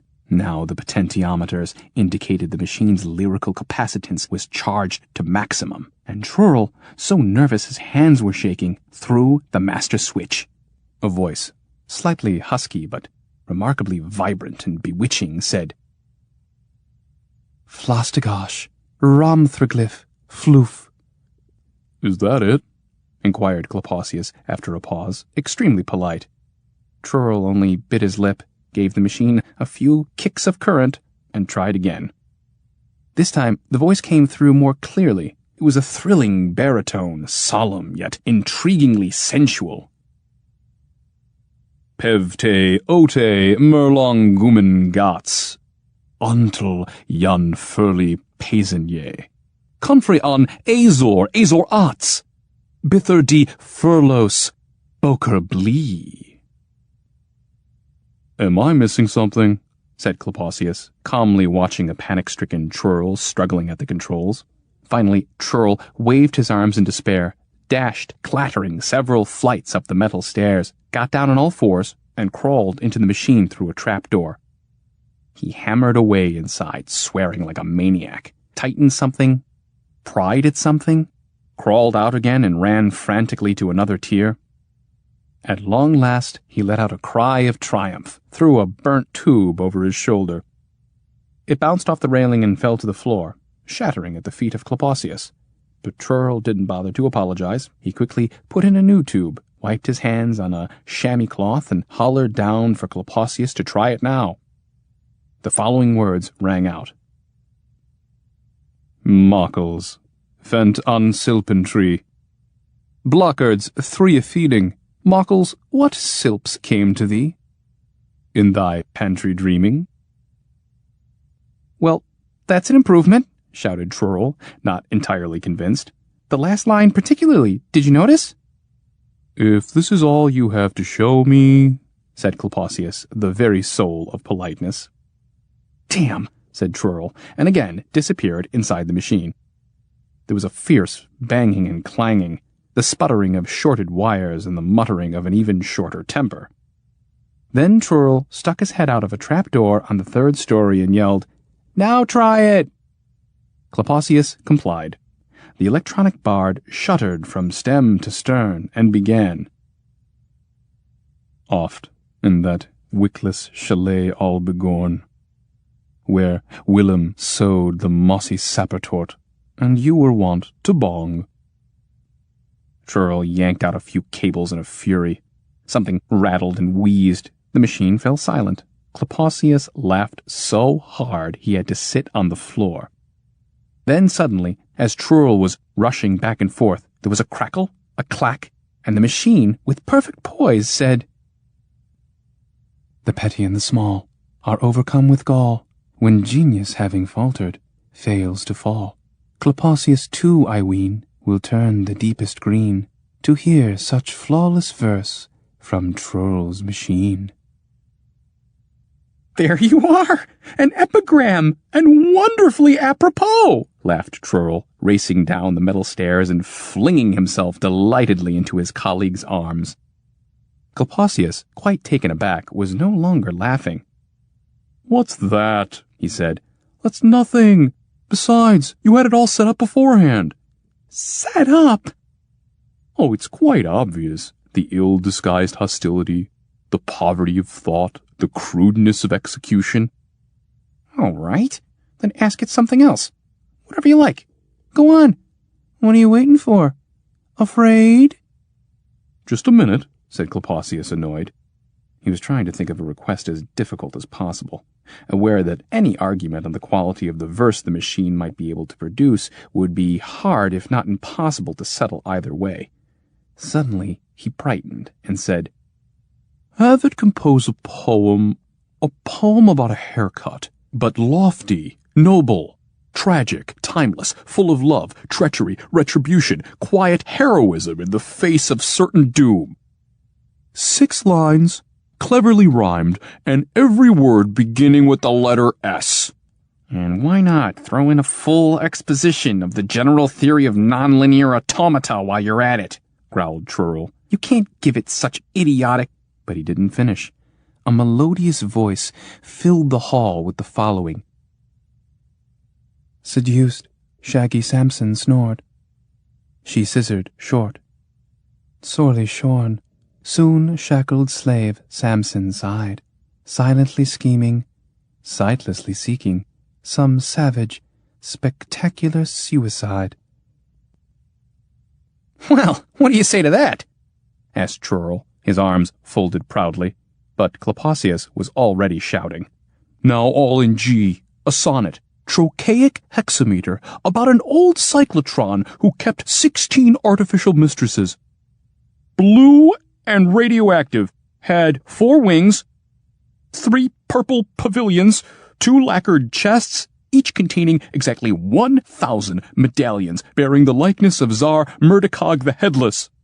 Grinding gleeful gears, Garantagiron grabbed, giggling Gynacobalt 60 golems, began the machine, but Trurl leapt to the console, shut off the power, and turned, defending the machine with his body. Enough, he said, hoarse with indignation. How dare you waste a great talent on such drivel? Either give it decent poems to write, or I call the whole thing off. What, those aren't decent poems? Protested Klapaucius. Certainly not. I didn't build a machine to solve ridiculous crossword puzzles. That's hack work, not great art. Just give it a topic, any topic, as difficult as you like. Klapaucius thought, and thought some more. Finally, he nodded and said, Very well. Let's have a love poem. Lyrical, pastoral, and expressed in the language of pure mathematics. Tensor algebra mainly, with little topology and higher calculus if need be, but with feeling, you understand, and in the cybernetic spirit. Love and tensor algebra, have you taken leave of your senses? Trurl began, but stopped, for his electronic bard was already declaiming. Come, let us hasten to a higher plane, where dyads tread the fairy fields of Ven, their indices bedecked from 1 to n, commingled in an endless Markov chain. Come, every frustrum longs to be a cone, and every vector dreams of matrices. Hark to the gentle gradient of the breeze. It whispers of a more ergodic zone. In Riemann, Hilbert, or in Banach space, let superscripts and subscripts go their ways, our asymptotes no longer out of phase. We shall encounter, counting, face to face. I'll grant thee random access to my heart. Thou tell me all the constants of thy love, and so we too shall all love's lemmas prove, and in our bound partition never part. For what did Cauchy know, or Christoffel, or Fourier, or any Boole or Euler, wielding their compasses, their pens and rulers, of thy super-sinusoidal spell? Cancel me not, for what then shall remain? Abscissas, some mantisses, modules, modes, a root or two, a torus and a node, the inverse of my verse, a null domain. Ellipse of bliss converge, O lips divine. The product of our scalars is defined. Cyberiad draws nigh, and the skew mind cuts capers like a happy haversine. I see the eigenvalue in thine eye, I hear the tender tensor in thy sigh. Bernoulli would have been content to die, had he but known such a squared cosine 2 pi. This concluded the poetic competition, since Klapaucius suddenly had to leave, saying he would return shortly with more topics for the machine. But he never did, afraid that in so doing he might give Trurl more cause to boast. Trurl, of course, let it be known that Klapaucius had fled in order to hide his envy and chagrin. Klapaucius, meanwhile, spread the word that Trurl had more than one screw loose on the subject of that so-called mechanical versifier. Not much time went by before news of Trurl's computer laureate reached the genuine, that is, the ordinary, poets. Deeply offended, they resolved to ignore the machine's existence. A few, however, were curious enough to visit Trurl's electronic bard in secret. It received them courteously in a hall piled high with closely written paper, for it worked day and night without pause. Now these poets were all avant-garde, and Trurl's machine wrote only in the traditional manner. Trurl, no connoisseur of poetry, had relied heavily on the classics in setting up its program. The machine's guests jeered and left in triumph. The machine was self-programming, however, and in addition had a special ambition-amplifying mechanism with glory-seeking circuits, and very soon a great change took place. Its poems became difficult, ambiguous, so intricate and charged with meaning that they were totally incomprehensible. When the next group of poets came to mock and laugh, the machine replied with an improvisation that was so modern it took their breath away. And the second poem seriously weakened a certain sonneteer who had 2 state awards to his name, not to mention a statue in the city park. After that, no poet could resist the fatal urge to cross lyrical swords with Trurl's electronic bard. They came from far and wide, carrying trunks and suitcases full of manuscripts. The machine would let each challenger recite, instantly grasp the algorithm of his verse, and use it to compose an answer in exactly the same style, only 220 to 347 times better. The machine quickly grew so adept at this that it could cut down a first-class rhapsodist with no more than 1 or 2 quatrains. But the worst of it was all the third-rate poets emerged unscathed. Being third-rate, they didn't know good poetry from bad and consequently had no inkling of their crushing defeat. One of them, true, broke his leg when, on the way out, he tripped over an epic poem the machine had just completed, a prodigious work beginning with the words, "Arms and machines I sing, that forced by fate and haughty Homo's unrelenting hate, expelled and exiled, left the Terran shore." The true poets, on the other hand, were decimated by Trurl's electronic bard, though it never laid a finger on them. First an aged elegiast, then 2 modernists committed suicide, leaping off a cliff that unfortunately happened to lie hard by the road leading from Trurl's place to the nearest train station. There were many poet protests staged, demonstrations, demands that the machine be served an injunction to cease and desist, but no one else appeared to care. In fact, magazine editors generally approved. Trurl's electronic bard, writing under several thousand different pseudonyms at once, had a poem for every occasion, to fit whatever length might be required, and of such high quality that the magazine would be torn from hand to hand by eager readers. On the street one could see enraptured faces, bemused smiles. Sometimes even hear a quiet sob. Everyone knew the poems of Trurl's electronic bard. The air rang with its delightful rhymes. Not infrequently, those citizens of a greater sensitivity, struck by a particularly marvelous metaphor or assonance, would actually fall into a faint. But this colossus of inspiration was prepared even for that eventuality. It would immediately supply the necessary number of restorative rondelettes. Trurl himself had no little trouble in connection with his invention.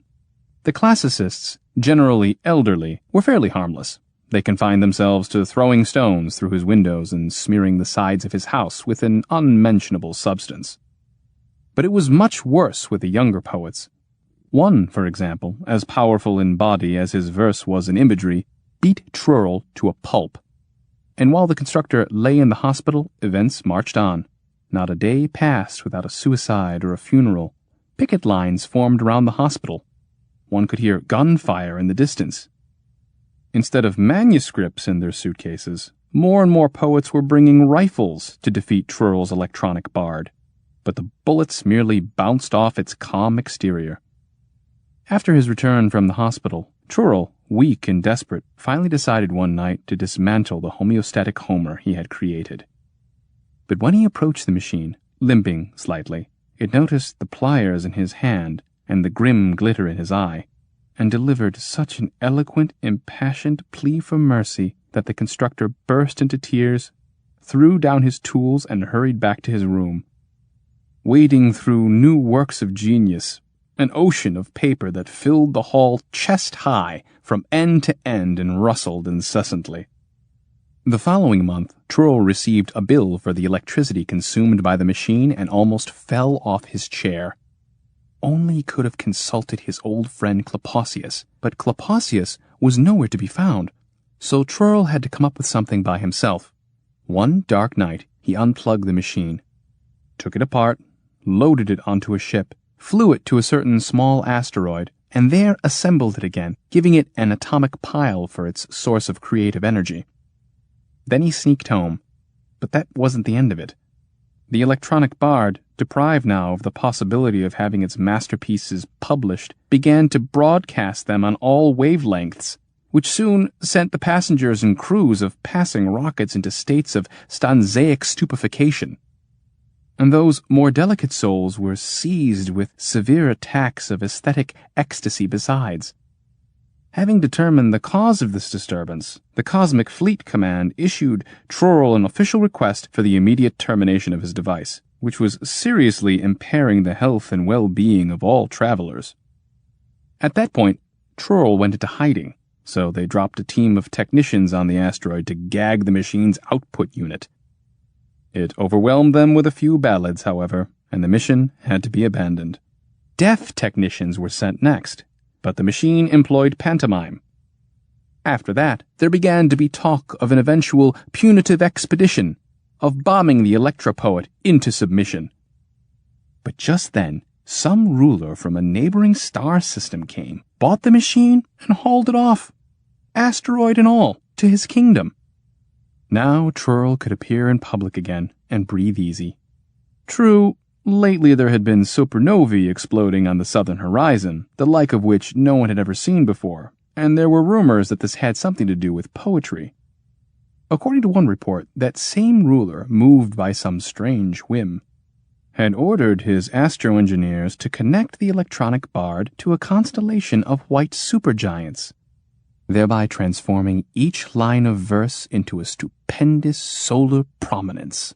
Thus, the greatest poet in the universe was able to transmit its thermonuclear creations to all the limitable reaches of space at once. But even if there were any truth to this, it was all too far away to bother Trurl, who vowed by everything that was ever held sacred, never, never again to make a cybernetic model of the Muse. The Second Sally, or The Offer of King Cruel.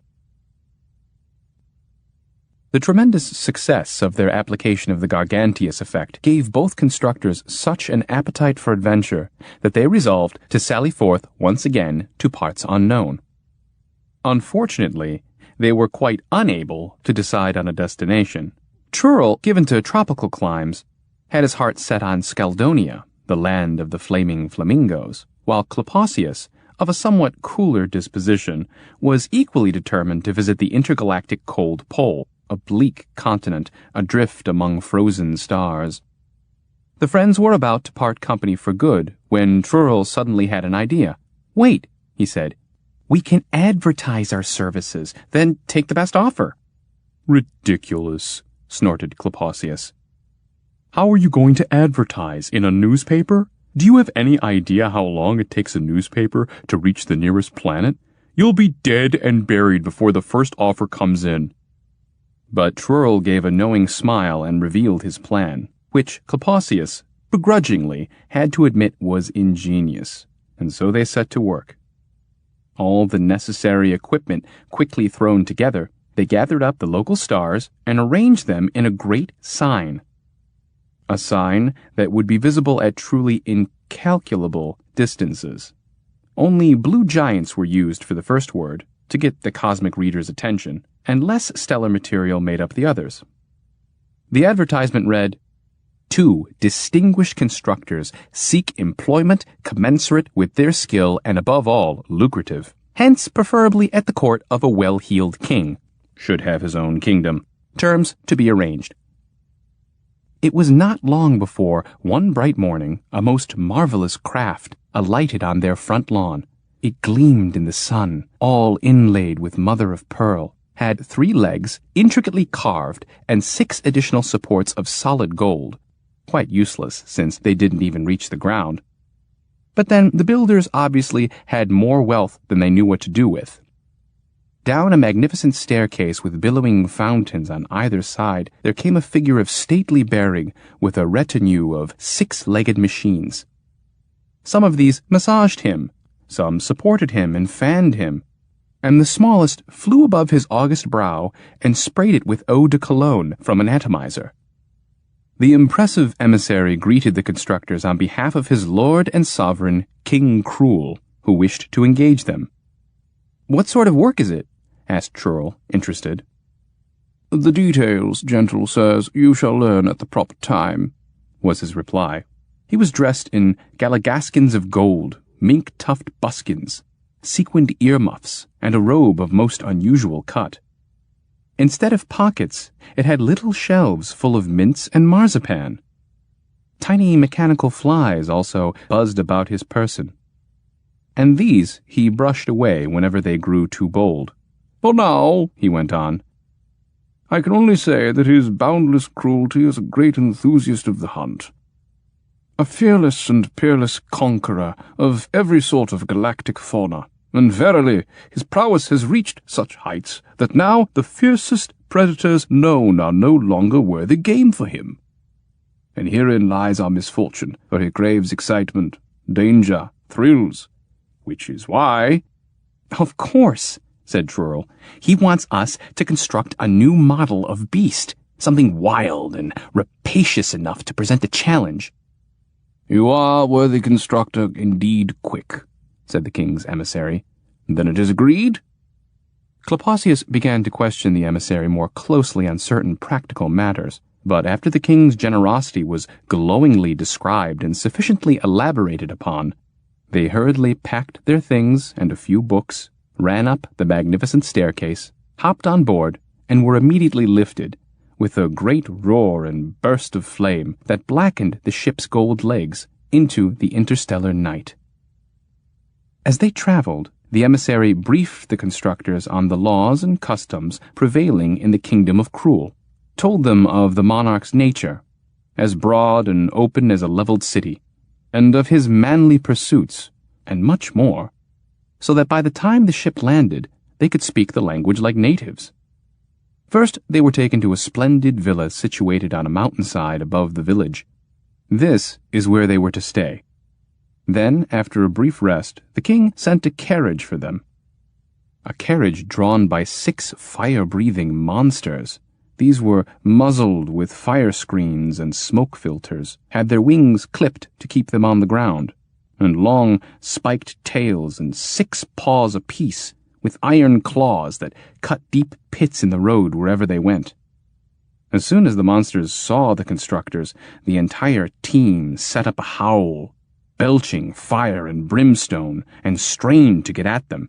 The coachman, in asbestos armor, and the king's huntsman, with hoses and pumps, had to fall upon the crazed creatures and beat them into submission with laser and mazer clubs, before Trurl and Klapaucius could safely step into the plush carriage, which they did without a word. The carriage tore off at breakneck speed, or, to use an appropriate metaphor, like a bat out of hell.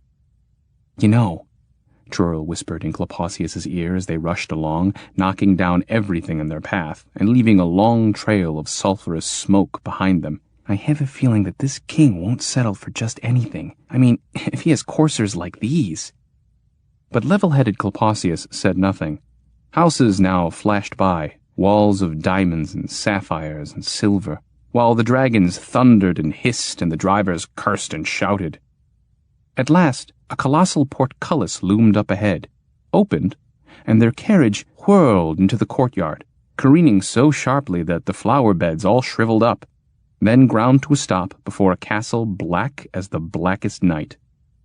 Welcomed by an unusually dismal fanfare, and quite overwhelmed by the massive stairs, balustrades, and especially the stone giants that guarded the main gate, Trurl and Klapaucius, flanked by a formidable escort, entered the mighty castle. King Cruel awaited them in an enormous hall the shape of a skull, a vast and vaulted cave of beaten silver. There was a gaping pit in the floor, the skull's foramen magnum, and beyond it stood the throne, over which two streams of light crossed like swords. They came from high windows fixed in the skull's eye sockets and with panes specially tinted to give everything a harsh and infernal aspect. The constructors now saw Cruel himself. Too impatient to sit still on his throne, this monarch paced from wall to wall across the silver floor, his steps booming in that cadaverous cavern. And as he spoke, he emphasized his words with such sudden stabs of the hand that the air whistled. "Welcome, constructors," he said, skewering them both with his eyes. "As you've no doubt learned from Lord Protozor, master of the royal hunt, I want you to build me new and better kinds of game. Now, I'm not interested, you understand, in any mountain of steel on 100-odd treads. That's a job for heavy artillery, not for me. My quarry must be strong and ferocious, but swift and nimble too, and above all, cunning and full of wiles, so that I will have to call upon all my hunter's art to drive it to the ground.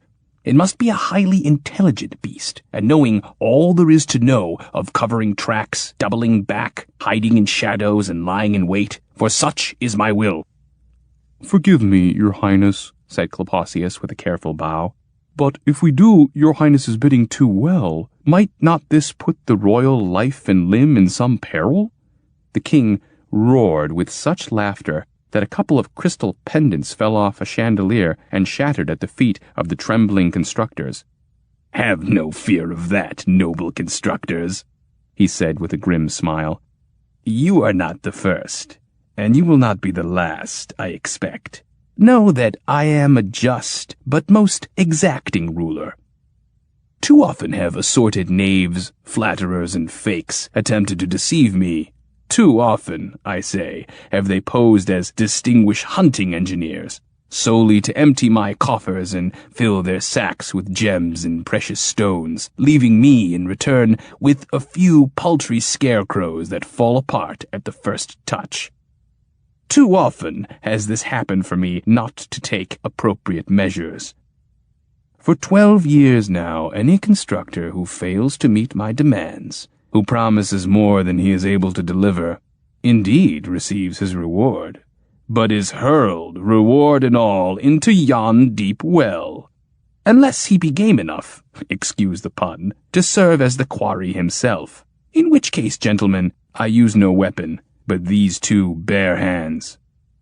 And have there been, many such impostors?" asked Trurl in a weak voice. "Many? That's difficult to say.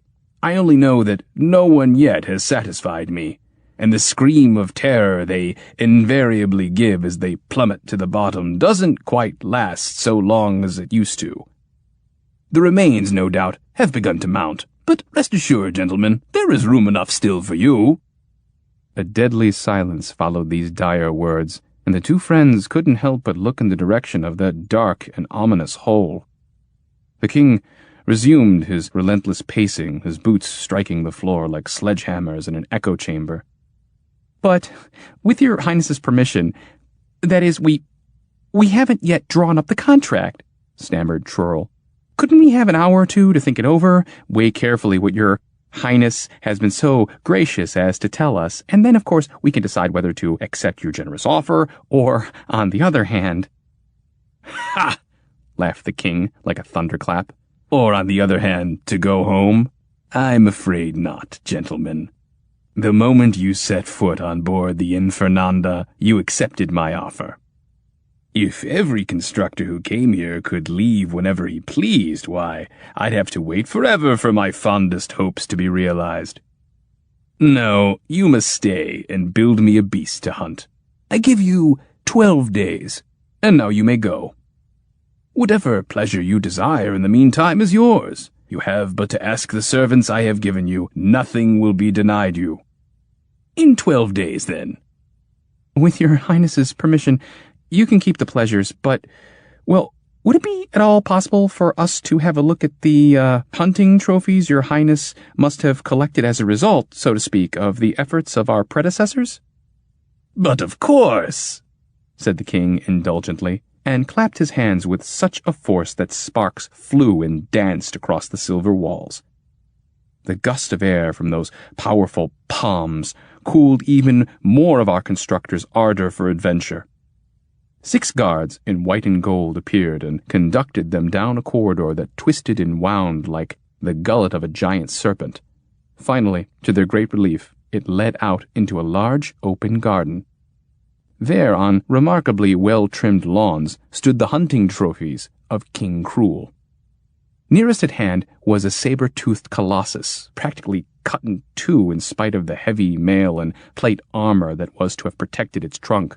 The hind legs, disproportionately large, evidently designed for great leaps, lay upon the grass alongside the tail, which ended in a firearm with its magazine half empty, a clear sign that the creature had not fallen to the king without a fight. A yellow strip of cloth hanging from its open jaws also testified to this, for Trurl recognized in it the breeches worn by the king's huntsman.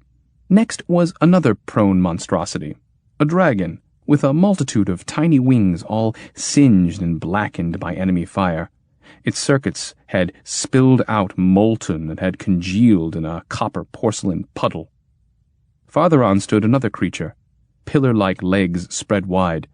A gentle breeze soughed softly through its fangs, and there were wrecks on wheels and wrecks on treads, some with claws and some with cannon, all sundered to the magnetic core, and tank turtles with squashed turrets, and mutilated military millipedes, and other oddities, broken and battle-scarred, some equipped with auxiliary brains, burned out, some perched on telescoping stilts, dislocated, and there were little vicious biting things strewn about.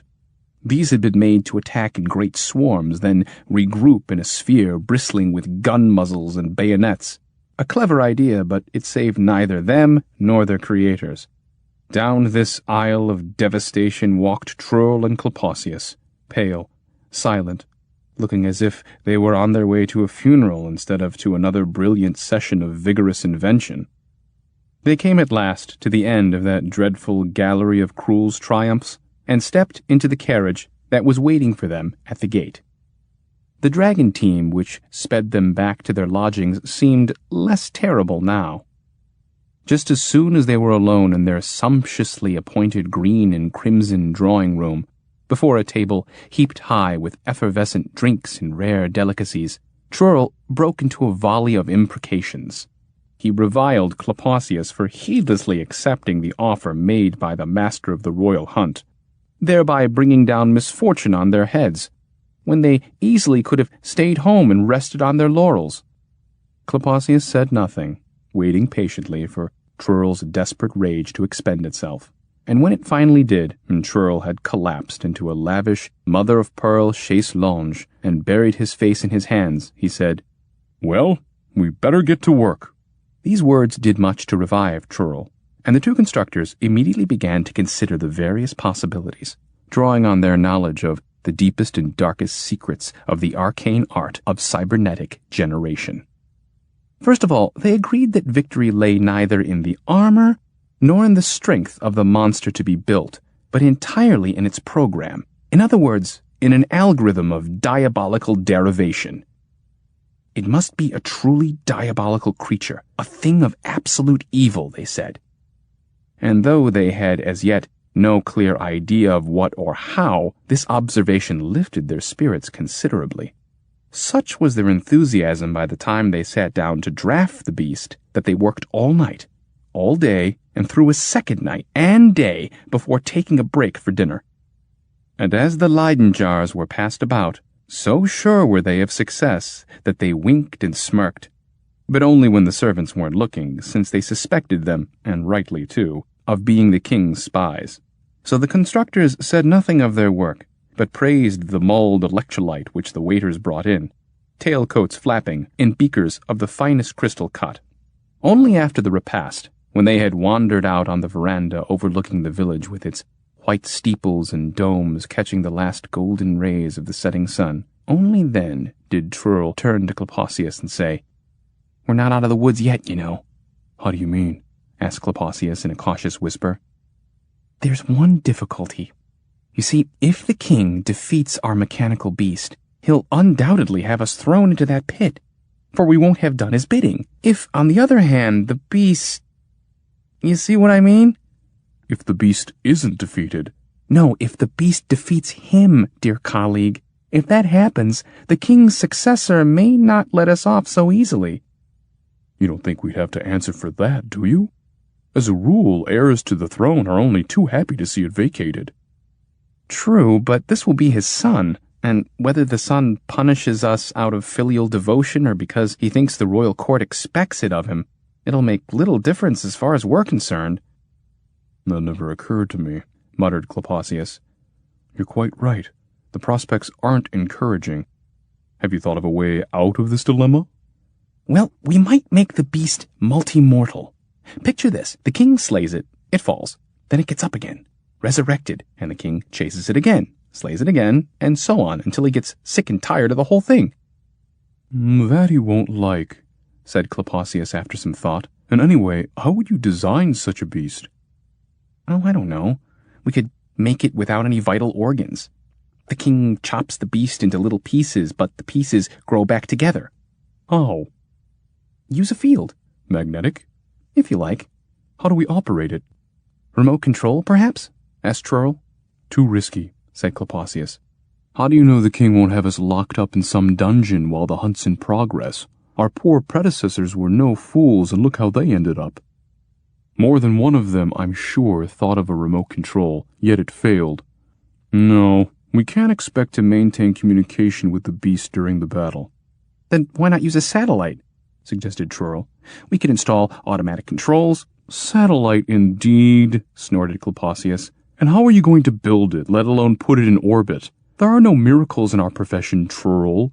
We'll have to hide the controls some other way." "But where can we hide the controls when they watch our every step? You've seen how the servants skulk about, sticking their noses into everything. We'd never be able to leave the premises ourselves, and certainly not smuggle out such a large piece of equipment. It's impossible." "Calm down," said prudent Klapaucius, looking over his shoulder. "Perhaps we don't need such equipment in the first place."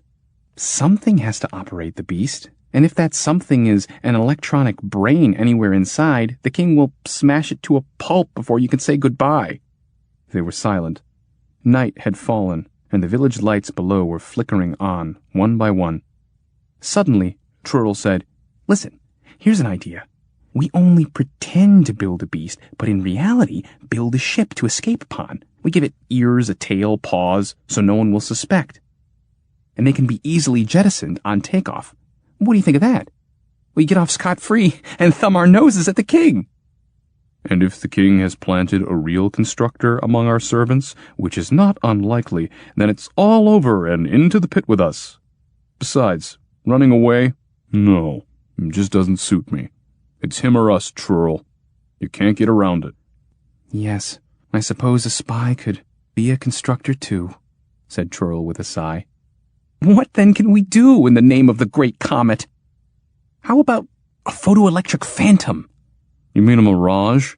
Have the king hunt a mirage? No thanks. After an hour or two of that, he'd come straight here and make phantoms of us." Again they were silent.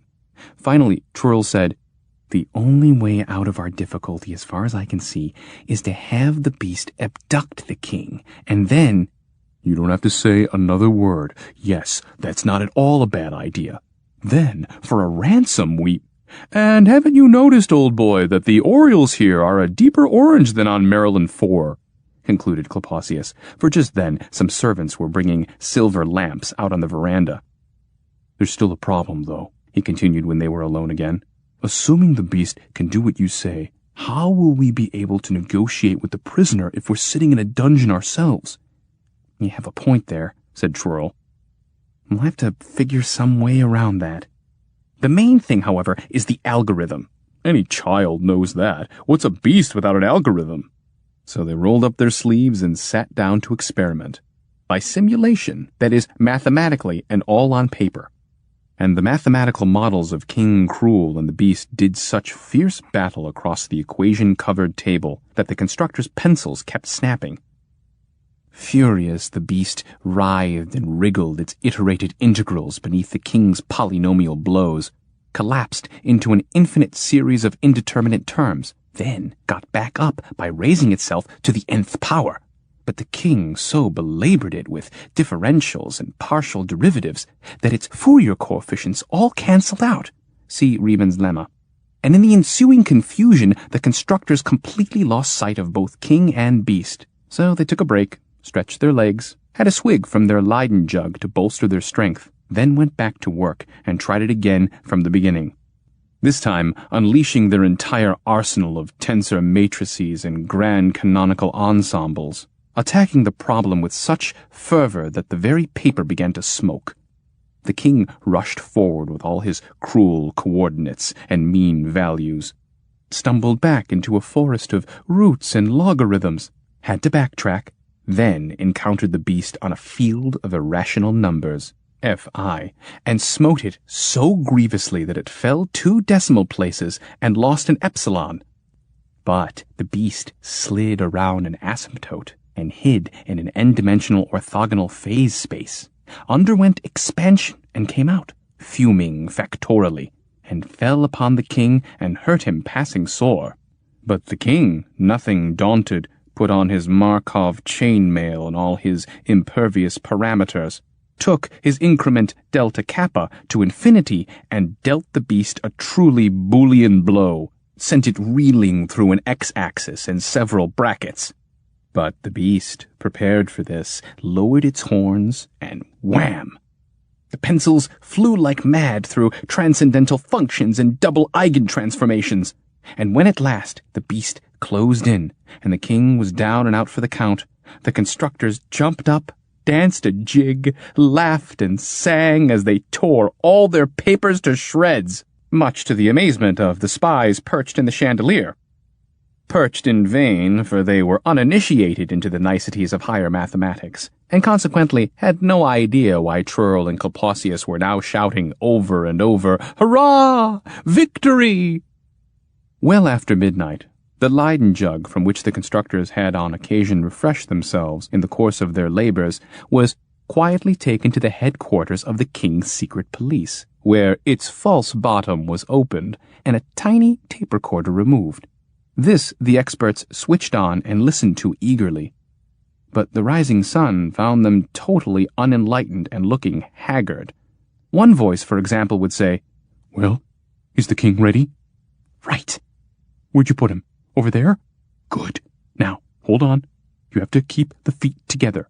Not yours, idiot, the king's." "All right now. Ready? 1, 2, find the derivative. Quick! What do you get? Pi and the beast? Under the radical sign. But look, the king's still standing." "Still standing, eh? Factor both sides. Divide by 2. Throw in a few imaginary numbers. Good. Now, change the variables and subtract." "Trurl, what on earth are you doing? The beast, not the king, the beast." "That's right. Good. Perfect. Now, transform, approximate, and solve for x. Do you have it?" "I have it! Klapaucius! Look at the king now!" There was a pause, then a burst of wild laughter. That same morning, as all the experts and high officials of the secret police shook their heads, bleary-eyed after a sleepless night, the constructors asked for quartz, vanadium, steel, copper, platinum, rhinestones, dysprosium, yttrium, and thulium. Also cerium and germanium, and most of the other elements that make up the universe. Plus a variety of machines and qualified technicians, not to mention a wide assortment of spies, for so insolent had the constructors become that on the triplicate requisition form they boldly wrote, "Also, kindly send agents of various cuts and stripes at the discretion and with the approval of the proper authorities." The next day, they asked for sawdust and a large red velvet curtain on a stand, a cluster of little glass bells in the center, and a large tassel at each of its four corners. Everything, even down to the littlest glass bell, was specified with the utmost precision. The king scowled when he heard these requests, but ordered them to be carried out to the letter, for he had given his royal word. The constructors were thus granted all that they wished. All that they wished grew more and more outlandish. For instance, in the files of the secret police, under code number 4899/11K/T, was a copy of a requisition for 3 tailor's mannequins, as well as 6 full police uniforms, complete with sash, sidearm, shako, plume, and handcuffs. Also, all available back issues of the magazine The Patriotic Policeman, yearbooks and supplements included. Under comments, the constructors had guaranteed the return of all items listed above within 24 hours of delivery and in perfect condition. In another classified section of the police archives was a copy of a letter from Klapaucius in which he demanded the immediate shipment of 1. A life-size doll representing the Postmaster General in full regalia, and 2. A light gig painted green with a kerosene lamp on the left side and a sky-blue sign on the back that said, "Think." The doll and gig proved too much for the chief of police. He had to be taken away for a much-needed rest. During the next 3 days, the constructors asked only for barrels of red castor oil, and after that, nothing. From then on, they worked in the basement of the palace, hammering away and singing space shanties. And at night, blue lights came flashing from the basement windows and gave weird shapes to the trees in the garden outside. Trurl and Klapaucius, with their many helpers, bustled about amid arcs and sparks, now and then looking up to see faces pressed against the glass. The servants, as if out of idle curiosity, were photographing their every move. One evening, when the weary constructors had finally dragged themselves off to bed, the components of the apparatus they had been working on were quickly transported by unmarked balloon to police headquarters and assembled by 18 of the finest cyberneticians in the land, who had been deputized and duly sworn in for that very purpose, whereupon a great tin mouse ran out from under their hands, blowing soap bubbles and dropping a thin trail of chalk dust from under its tail, which spelled, as it danced this way and that across the table, "What, don't you love us any more?" Never before in the kingdom's history did chiefs of police have to be replaced with such speed and regularity. The uniforms, the doll, the green gig, even the sawdust, everything which the constructors returned exactly as promised, was thoroughly examined under electron microscope. But except for a minuscule card in the sawdust which read, "Just sawdust," there was nothing out of the ordinary. Then, individual atoms of the uniforms and gig were thoroughly searched, with equal lack of success. At last, the day came when the work was completed. A huge vehicle on 300 wheels, looking something like a refrigerator, was drawn up to the main entrance and opened in the presence of witnesses and officials. Trurl and Klapaucius brought out a curtain, the one with the tassels and bells, and placed it carefully inside, in the middle of the floor. Then they got in themselves, closed the door, did something, then went and got various containers from the basement, cans of chemicals, all sorts of finely ground powders, gray, silver, white, yellow, green, and sprinkled them under and around the curtain. Then stepped out, had the vehicle closed and locked, consulted their watches, and together counted to 14.5 seconds. At which time, much to everyone's surprise, since the vehicle was stationary and there could be no question of a breeze inside, for the seal was hermetic, the glass bells tinkled. The constructors exchanged a wink and said, "You can take it now." The rest of the day they spent blowing soap bubbles from the veranda. That evening, Lord Protozor, master of the royal hunt, came with an escort and politely but firmly informed them that they were to go with him at once to an assigned place. They were required to leave all their possessions behind, even their clothes. In exchange, they were given rags, then put in irons. The guards and police dignitaries present were astounded by their perfect sang-froid. Instead of demanding justice or trembling with fear, Trurl giggled as the shackles were being hammered on, saying he was ticklish. And when the constructors were thrown into a dark and dismal dungeon, they promptly struck up a rousing chorus of Sing Sweet Software.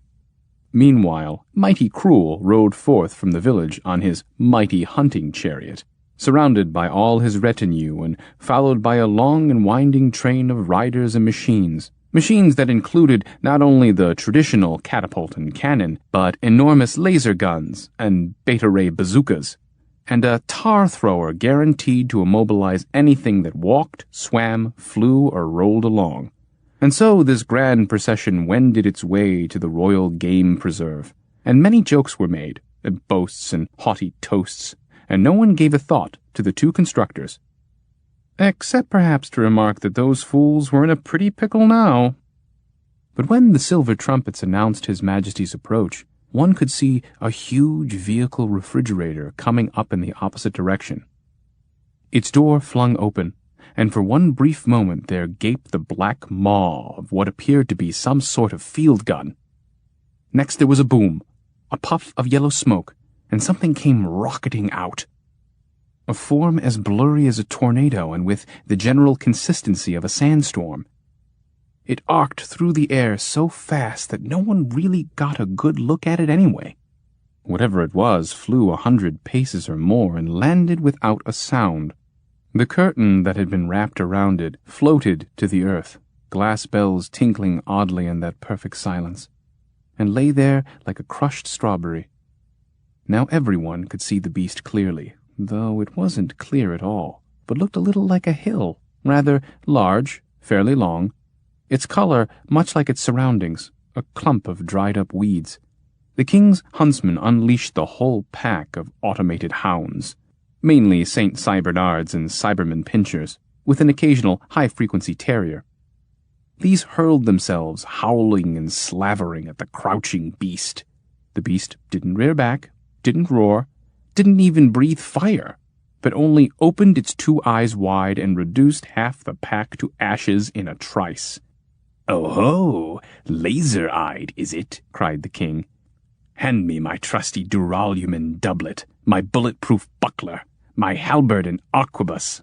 Thus accoutred and gleaming like a supernova, he rode out upon his fearless, high-fidelity cybersteed, came nigh the beast, and smote it such a mighty blow that the air crackled, and its head tumbled neatly to the ground.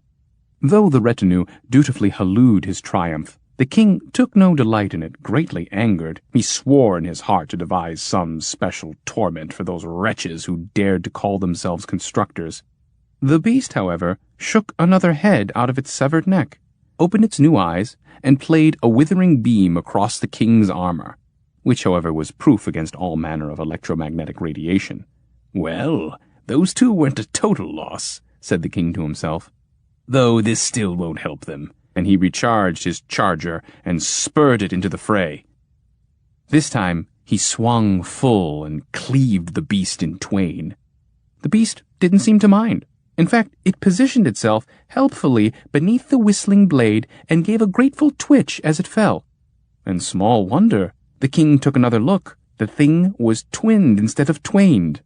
There were 2 spitting images, each a little smaller than the original, plus a third, a baby beast, gambolling between them.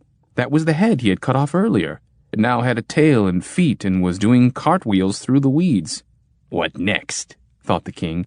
"Chop it into mice or little worms? A fine way to hunt." And with great ire did he have at it, hewing with might and main until there were no end of little beasts underfoot. But suddenly they all backed off, went into a huddle, and there stood the beast again, good as new and stifling a yawn. Thought the king. "Apparently it has the same kind of stabilization mechanism that, what was his name again? That Pumpington tried to use. Yes, I dealt with him myself for that idiotic trick. Well, we'll just wheel out the antimatter artillery." He picked one with a 6-foot bore, lined it up, and loaded it himself, took aim, pulled the string, and sent a perfectly silent and weirdly shimmering shell straight at the beast, to blow it to smithereens once and for all. But nothing happened. that is, nothing much. The beast only crouched a little lower, put out its left hand, long and hairy, and gave the king the finger.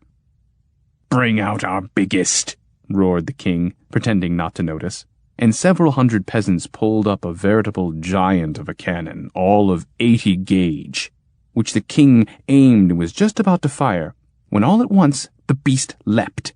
The king lifted his sword to defend himself, but then there was no more beast. Those who saw what happened next said later that they were sure they had taken leave of their senses, for as the beast flew through the air, it underwent a lightning transformation.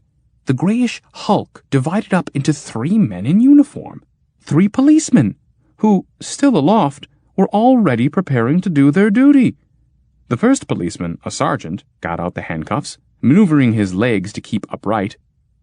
The second held on to his plumed shako with one hand so it wouldn't blow off, and with the other pulled out a warrant from his breast pocket.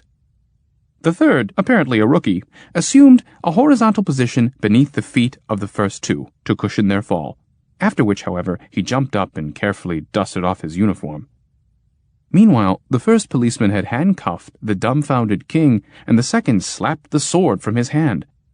Feebly protesting, the suspect was then summarily trotted off the field. The entire hunting procession stood rooted to the spot for a minute or 2, then gave a yell and followed in hot pursuit. The snorting cyber steeds had practically caught up with the abductors, and swords and sabers were unsheathed and raised to strike. But the third policeman bent over, depressed his belly button, and immediately the arms grew into 2 shafts, the legs coiled up, spouting spokes, and began to turn, while the back formed the seat of a green racing gig to accommodate the other 2 policemen, who were vigorously plying the now harnessed king with a whip to make him run faster. The king obliged, and broke into a mad gallop, waving his arms frantically to ward off the blows that descended upon his royal head. But now the huntsmen were gaining again, so the policeman jumped on the king's back, and one slipped down between the shafts, huffed and puffed, and turned into a spinning top, a dancing whirlwind, which gave wings to the little gig and whisked it away over hill and dale till it disappeared altogether in a cloud of dust. The king's retinue split up and began a desperate search with Geiger counters and bloodhounds, and a special detachment came running up with shovels and flamethrowers and left no bone unburned in the neighboring cemeteries. An obvious error occasioned most likely by the trembling hand that hastily telegraphed the order from the observation balloon that had monitored the hunt. Several police divisions rushed here and there, searched the grounds, every bush, every weed, and both X-rays and laboratory samples were diligently taken of everything imaginable.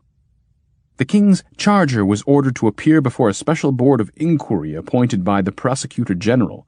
A unit of paratroopers with vacuum cleaners and sieves was dropped on the royal game preserve to sift through every last particle of dust. Finally, the order was issued that anyone resembling a policeman was to be detained and held without bail, which naturally created difficulties. One half of the police force, as it turned out, had arrested the other, and vice versa. At dusk, the huntsmen and soldiers returned to the village dazed and beraggled with woeful tidings that neither hide nor hair of the king's person was anywhere to be found. By torchlight, and in the dead of night, the chained constructors were taken before the royal chancellor and keeper of the royal seal, who addressed them in the following way. "Whereas ye have falsely conspired and perversely plotted against the crown and life of our beloved sovereign and most noble ruler Trurl, and therewith dared to raise a treacherous hand and vilely devise his demise, not to mention impersonating an officer, a great aggravation of your crimes, so shall ye be quartered without quarter, impaled and pilloried, disemboweled, buried alive, crucified, and burnt at the stake. After which your ashes shall be sent into orbit as a warning and perpetual reminder to all would-be regicides. Amen." "Can you wait a bit?" asked Trurl. "You see, we were expecting a letter." "A letter? Thou most scurrilous and scurvy knave!" Just then the guards made way for the Postmaster General himself. Indeed, how could they bar that dignitary's entrance with their pole-axes? The postmaster approached in full regalia, his medals jingling impressively, pulled a letter from a sapphire satchel, and handed it to the chancellor, saying, "Mannikin though I be, I come from his majesty," whereupon he disintegrated into a fine powder. The chancellor could scarcely believe his eyes, but quickly recognized the king's signet impressed there on the purple sealing wax. He opened the letter and read that his majesty was forced to negotiate with the enemy, for the constructors had employed means algorithmic and algebraic to make him captive, and now they would list their demands, all of which the great chancellor had better meet if he wished ever to get his mighty sovereign back in one piece. Signed, Cruel herewith affixes his hand and seal, held prisoner in a cave of unknown location by one pseudo-constabulary beast in 3 uniforms personified.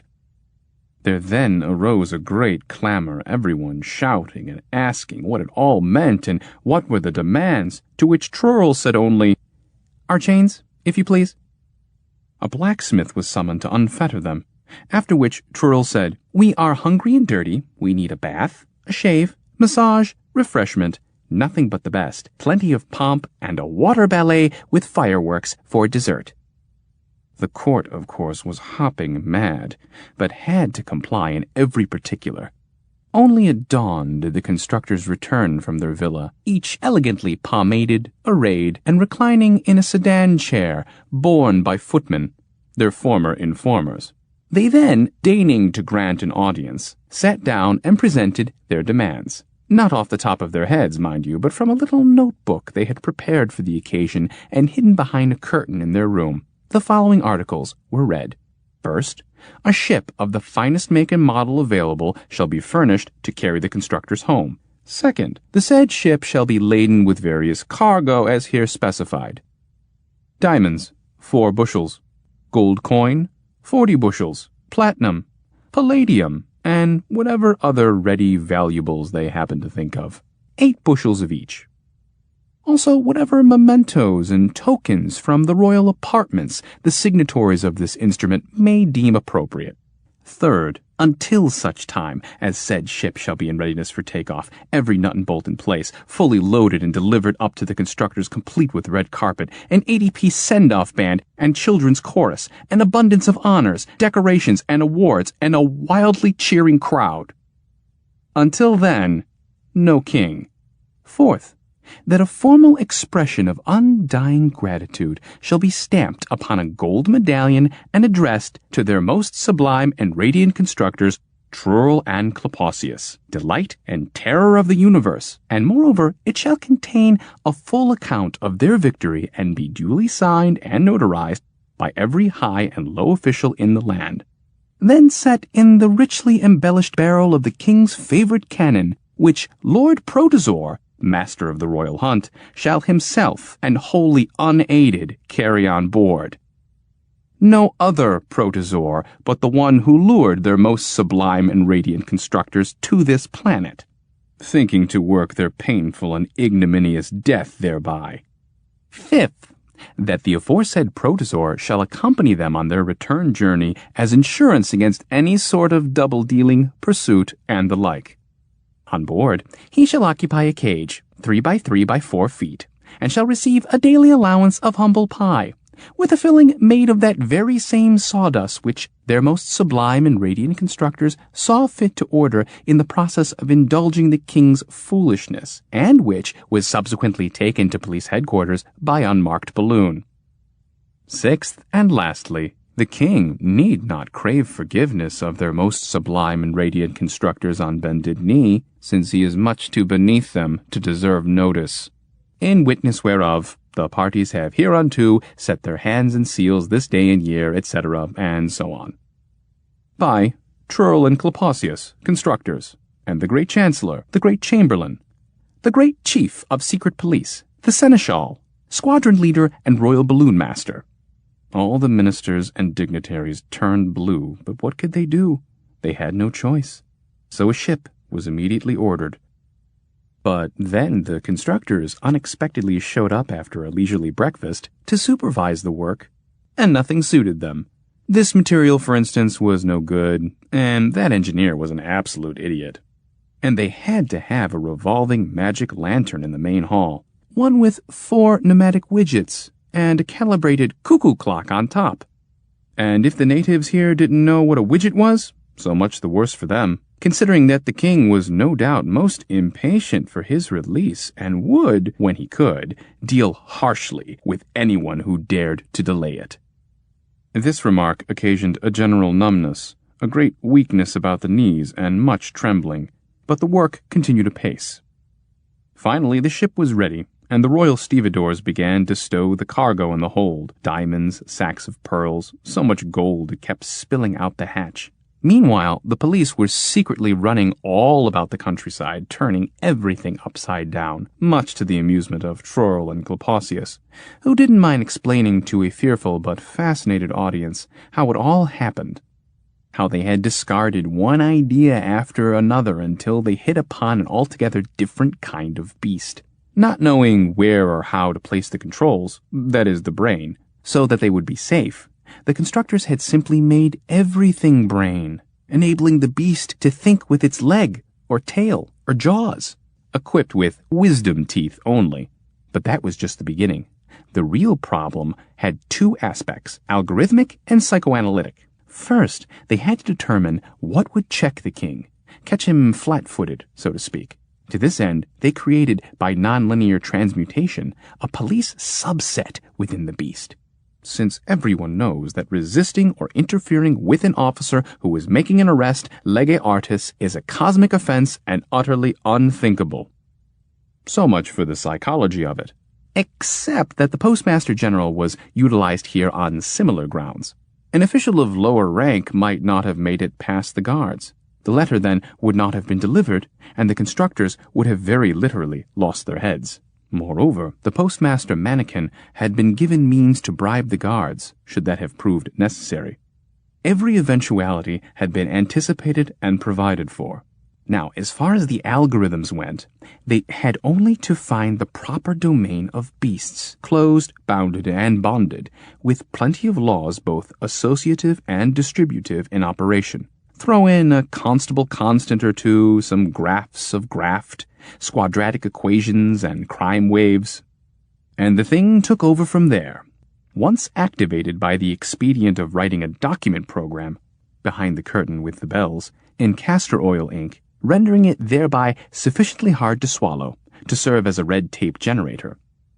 We might add here that later on the constructors had an article published in a prominent scientific journal under the title of Recursive Beta, Metafunctions in the Special Case of a Bogus Polypolice Transmogrification Conversion on an Isolating Harmonic Field of Glass Bells and Green Gig, Kerosene Lamp on the Left to Divert Attention, Solved by Beastly Incarceration Cocatenation, which was subsequently exploited by the tabloids as The Police State Rears Its Ugly Head.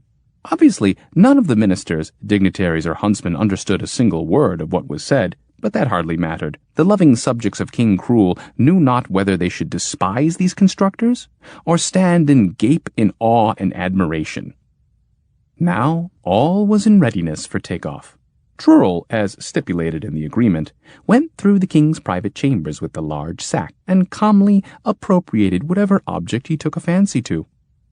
Finally, the carriage arrived, and took the victors to the spaceport, where a crowd cheered wildly and a children's chorus sang. Then a charming little girl in local costume curtsied and presented them with a ribbon nosegay, and high-ranking officials took turns to express their undying gratitude, bidding them both a fond farewell, and the band played. Several ladies fainted, and then a hush fell over the multitude. Klapaucius had pulled a tooth from his mouth, not an ordinary tooth, but a transmitter-receiver, a two-way bicuspid. He threw a tiny switch, and a sandstorm appeared on the horizon, growing and growing, whirling faster and faster, until it dropped into an empty space between the ship and the crowd and came to a sudden stop, scattering dust and debris in all directions. Everyone gasped and stepped back. There stood the beast, looking unusually bestial as it flashed its laser eyes and flailed its dragon tail. "The king, if you please," said Klapaucius. But the beast answered, speaking in a perfectly normal voice. Not on your life. It's my turn now to make demands. What? Have you gone mad? You have to obey. It's in the Matrix, shouted Klapaucius. Everyone stared, thunderstruck. Matrix schmatrix. Look, pal, I'm not just any beast. I'm algorithmic, heuristic, and sadistic. Fully automatic and autocratic. That means undemocratic. And I've got loads of loops and plenty of feedback, so none of that back talk or I'll clap you in irons. That means in the clink with the king. In the brig with the green gig. Get me? I'll give you feedback, roared Klapaucius, furious. But Trurl asked the beast, What exactly do you want? And he sneaked around behind Klapaucius and pulled out a special tooth of his own so the beast wouldn't see. Well, first of all, I want to marry... But they never learned whom in particular the beast had in mind, for Trurl threw a tiny switch and quickly chanted, Eeny, meeny, miny, mo, input, output, out, you, go! The fantastically complex electromagnetic wave system that held the beast's atoms in place now came apart under the influence of those words, and the beast blinked, wiggled its ears, swallowed, tried to pull itself together. But before it could even grit its teeth, there was a hot gust of wind, a strong smell of ozone, then nothing left to pull together. Just a little mound of ashes, and the king standing in the middle, safe and sound, but in great need of a bath and mortified to tears that it had come to this. That'll cut you down to size, said Trurl, and no one knew whether he meant the beast or the king. In either case, the algorithm had done its job well. And now, gentlemen, Trurl concluded, if you'll kindly help the master of the royal hunt into his cage, we can be on our way.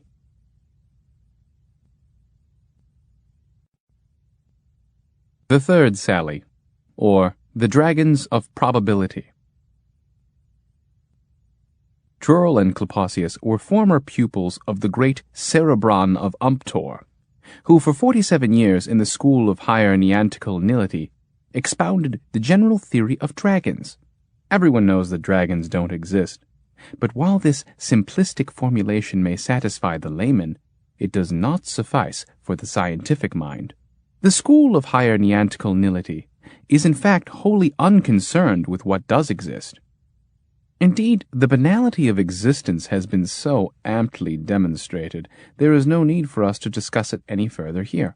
The brilliant Cerebron, attacking the problem analytically, discovered 3 distinct kinds of dragons: the mythical, the chimerical, and the purely hypothetical. They were all, one might say, non-existent, but each non-existed in an entirely different way. And then there were the imaginary dragons, the A, anti, and minus dragons, colloquially termed noughts, naughts, and oughtn'ts by the experts. The minuses being the most interesting on account of the well-known dracological paradox.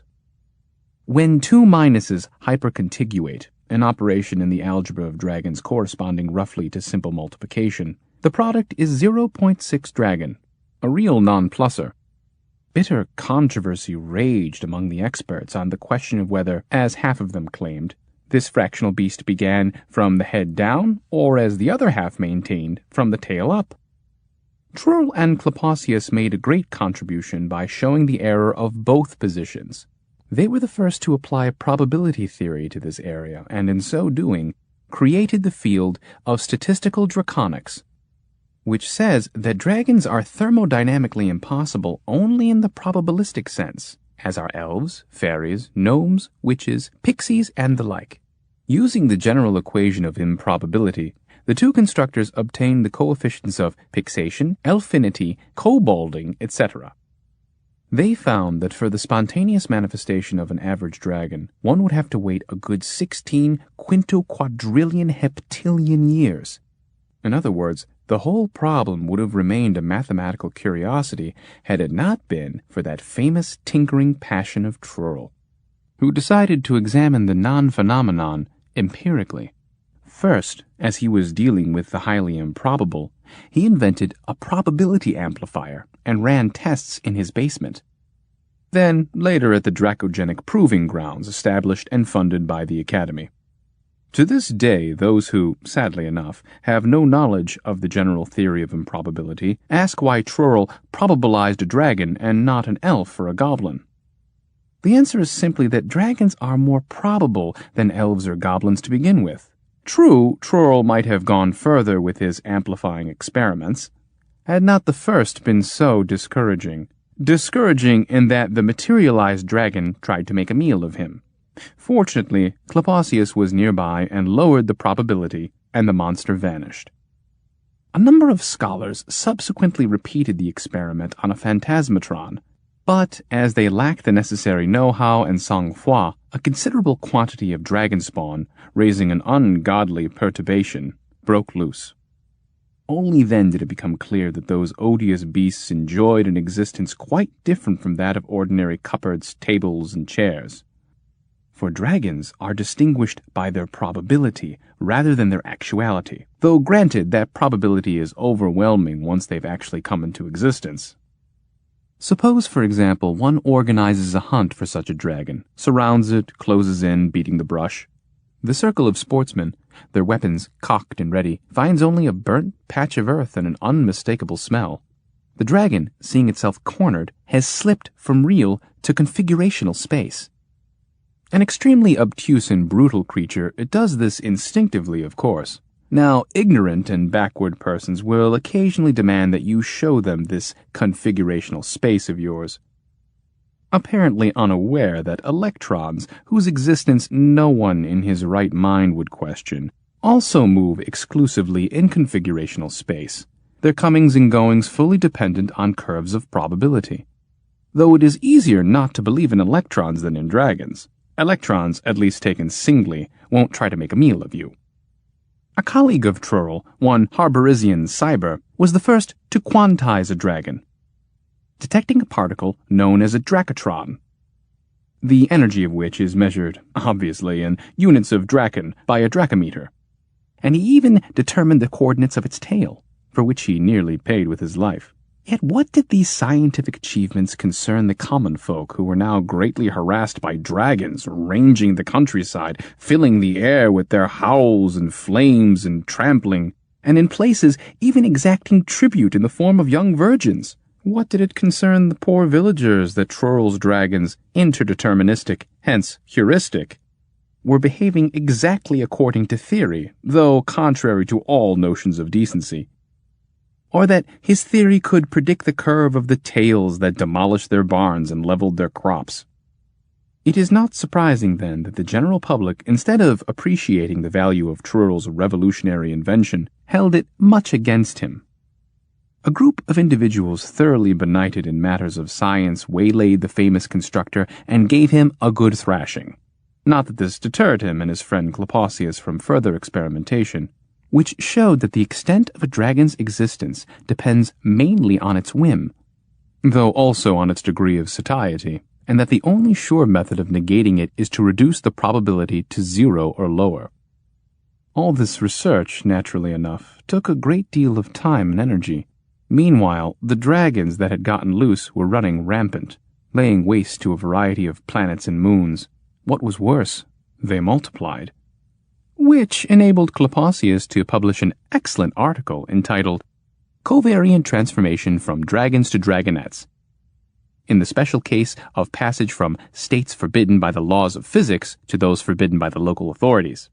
The article created a sensation in the scientific world, where there was still talk of the amazing polypolice beast that had been used by the intrepid constructors against King Cruel to avenge the deaths of their colleagues. But far greater was the sensation caused by the news that a certain constructor known as Basiliscus the Gorgonite, traveling through the galaxy, was apparently making dragons appear by his presence, and in places where no one had ever seen a dragon before. Whenever the situation grew desperate and catastrophe seemed imminent, this Basiliscus would show up, approach the sovereign of that particular area, and, settling on some outrageous fee after long hours of bargaining, would undertake to extirpate the beasts, at which he usually succeeded, though no one knew quite how, since he worked in secret and alone. True, the guarantee he offered for dragon removal, dracolysis, was only statistical, Though one ruler did pay him in similar coin, that is, in ducats that were only statistically good. After that, the insolent Basiliscus always used aqua regia to check the metallic reliability of his royal payments. One sunny afternoon, Trurl and Klapaucius met and held the following conversation. "Have you heard of this Basiliscus?" asked Trurl. Yes. "Well, what do you think?" I don't like it. "Nor do I. How do you suppose he does it?" With an amplifier? "A probability amplifier?" Either that or oscillating fields. "Or a paramagnedrakic generator." You mean a Draculator? "Yes." Oh. "But really," cried Trurl, "that would be criminal. That would mean he was bringing the dragons with him, only in a potential state, their probability near zero. Then after landing and getting the lay of the land, he was increasing the chances, raising the potential, strengthening the probability until it was almost a certainty. And then, of course, you have virtualization, materialization, full manifestation." Of course. And he probably shuffles the letters of the matrix to make the dragons grand. Yes, and the poor people groan in agony and gore. Terrible! What do you think? Does he then apply an irreversible anti-draconian retro-ectoplasmatron? Or simply lower the probability and walk off with the gold? Hard to say. Though if he's only improbabilizing, that would be an even greater piece of villainy. Since sooner or later the fractional fluctuations would have to give rise to a draconic iso-oscillation, and the whole thing would start all over again. Though by that time both he and the money would be gone, observed Klapaucius. Shouldn't we report him to the main office? Not just yet. He may not be doing this after all. We have no real proof. Statistical fluctuations can occur without an amplifier. At one time, there were neither amplifiers nor phantasmatrons, yet dragons did appear, purely on a random basis. "True," replied Trurl, "but these appear immediately after he arrives on the planet." I know. Still, reporting a fellow constructor? It just isn't done.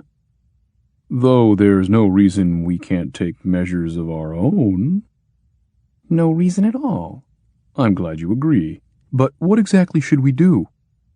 At this point, the two famous dracologists got into a discussion so technical that anyone listening in wouldn't have been able to make head or tail of it.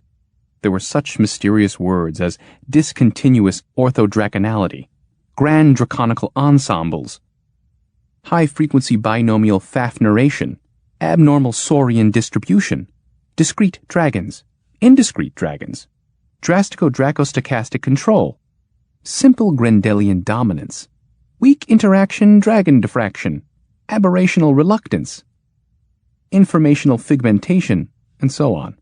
The upshot of all this penetrating analysis was the third sally, for which the constructors prepared most carefully, not failing to load their ship with a quantity of highly complicated devices. In particular, they took along a scatter scrambler and a special gun that fired negative heads. After landing on Eanica, then on Meanica, then finally on Maianamoica, they realized it would be impossible to comb the whole infested area in this way, and they would have to split up. This was most easily done, obviously, by separating. So after a brief council of war, each set out on his own. Klapaucius worked for a spell on Prestopondera for the Emperor Maximilian, who was prepared to offer him his daughter's hand in marriage if only he would get rid of those vile beasts. Dragons of the highest probability were everywhere, even in the streets of the capital, and the place literally swarmed with virtuals. A virtual dragon, the uneducated and simple-minded might say, isn't really there, having no observable substance nor displaying the least intention of acquiring any. But the Trurl Klapaucius leech calculation, not to mention the Draken-Dranginger wave equation, clearly shows that a dragon can jump from configurational to real space with no more effort than it takes to jump off a cliff. Thus, in any room, cellar, or attic, provided the probability is high, you could meet with a dragon, or possibly even a meta-dragon. Instead of chasing after the beasts, which would have accomplished little or nothing, Klapaucius, a true theoretician, approached the problem methodically. In squares and promenades, in barns and hostels, he placed probabilistic battery-run dragon dampers, and in no time at all the beasts were extremely rare. Collecting his fee, plus an honorary degree and an engraved loving cup, Klapaucius blasted off to rejoin his friend. On the way, he noticed a planet and someone waving to him frantically. Thinking it might be Trurl in some sort of trouble, he landed. But it was only the inhabitants of Trufflandria, the subjects of King Fiftius, gesticulating. The Trufflandrians held to various superstitions and primitive beliefs. Their religion, pneumatological dracolatry, taught that dragons appeared as a divine retribution for their sins and took possession of all unclean souls. Quickly realizing it would be useless to enter into a discussion with their royal Dracologians, their methods consisted primarily of waving censers and distributing sacred relics. Klapaucius instead conducted soundings of the outlying terrain. These revealed the planet was occupied by only one beast, but that beast belonged to the terrible genus of echidnosaurian hypervipers. He offered the king his services. The king, however, answered in a vague, roundabout fashion, evidently under the influence of that ridiculous doctrine, which would have the origin of dragons be somehow supernatural. Perusing the local newspapers, Klapaucius learned that the dragon terrorizing the planet was considered by some to be a single thing, and by others a multiplex creature that could operate in several locations at the same time. This gave him pause, though it wasn't so surprising, really, when you considered that the localization of these odious phenomena was subject to so-called dragonomalies, in which certain specimens, particularly when abstracted, underwent a smearing effect, which was in reality nothing more than a simple isotopic spin acceleration of asynchronous quantum moments. Much as a hand, emerging from the water fingers first, appears above the surface in the form of 5 seemingly separate and independent items, so do dragons, emerging from the layers of their configurational space, on occasion appear to be plural, though in point of fact they are quite singular. Towards the end of his second audience with the king, Klapaucius inquired if perhaps Trurl were on the planet and gave a detailed description of his comrade. He was astonished to hear that, yes, his comrade had only recently visited their kingdom and had even undertaken to exorcise the monster. Had in fact accepted a retainer and departed for the neighboring mountains where the monster had been most frequently sighted. Had then returned the next day, demanding the rest of his fee and presenting 24 dragon's teeth as proof of his success. There was some misunderstanding, however, and it was decided to withhold payment until the matter was fully cleared up, at which Trurl flew into a rage and in a loud voice made certain comments about his royal highness that were perilously close to lèse-majesté, if not treason, then stormed out without leaving a forwarding address. That very same day, the monster reappeared as if nothing had happened, and, alas, ravaged their farms and villages more fiercely than before. Now, this story seemed questionable to Klapaucius, though on the other hand it was hard to believe the good king was lying, so he packed his knapsack with all sorts of powerful dragon-exterminating equipment and set off for the mountains, whose snow-capped peaks rose majestically in the east.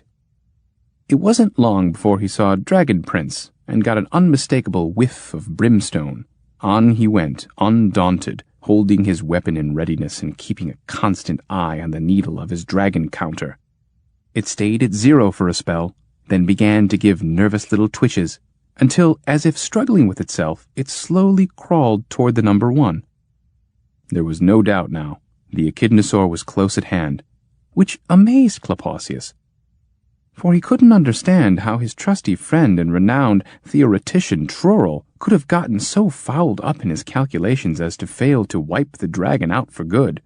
Nor could he imagine Trurl returning to the royal place and demanding payment for what he had not accomplished. Klapaucius then came upon a group of natives. They were plainly terrified the way they kept looking around and trying to stay together. Bent beneath heavy burdens, balanced on their backs and heads, they were stepping single file up the mountainside. Klapaucius accosted the procession and asked the first native what they were about. "Sire," replied the native, a lower court official in a tattered tog and cummerbund, "'tis tribute we carry to the dragon." Tribute? Ah, yes, the tribute. And what is the tribute? "Nothing more or less, sire, than what the dragon would have us bring to it. Gold coins, precious stones, imported perfumes, and a parcel of other valuables." This was truly incredible, for dragons never required such tributes. Certainly not perfume. No perfume could ever mask their own natural fetor. And certainly not currency, which was useless to them. "And does it ask for young virgins, my good man?" asked Klapaucius. Virgins? Nay, sire, though there were a time. We had to cart 'em in by the bevy, we did. Only that were before the stranger came, the foreign gentleman, sire, a-walking round the rocks with his boxes and contraptions all by hisself." Here the worthy native broke off and stared at the instruments and weapons Klapaucius was carrying, particularly the large dragon counter that was ticking softly all the while, its red pointer jumping back and forth across the white dial. "Why, if he didn't have one just like your lordship's," he said in a hushed voice. "Aye, just like the same wee stigamajigger under the rest." "There was a sale on them," said Klapaucius, to allay the native's suspicions. "But tell me, good people, do you happen to know what became of this stranger?" "What became of him, you ask? That we know not, sire, to be sure. 'Twas, if I not mistake me, but a fortnight past. 'Twas not, Master Giles, a fortnight withal and a more?" "'Twas, 'tis the truth, you speak the truth, aye, a fortnight sure, or maybe two." "Aye, so he comes to us, your grace, partakes of our humble fare, polite as you please, and I'll not gainsay it, nay, a perfect gentleman true, pays handsomely. Inquires after the missus, don't you know? Aye, and then he sits himself down, spreads out of them contraptions and things with clocks in 'em, you see, and scribbles furious like. Numbers they are, one after the other, in this wee book he keep in his breast pocket. Then takes out thermometer thingamabob." "Thermometer?" "Aye, that's it, a thermometer. And he says it be for dragons, and he pokes it here and there, sire, and scribbles in his book again. Then he takes of them contraptions and things, and packs 'em up, and puts 'em on his back, and says farewell, and goes his merry way. We never saw him more, your honour. That very night we hear a thunder and a clatter, a good ways off, about as far as Mount Murdergrass. 'Tis the one, sire, hard by yon peak. Aye, that one there. Looks like a hawk she do.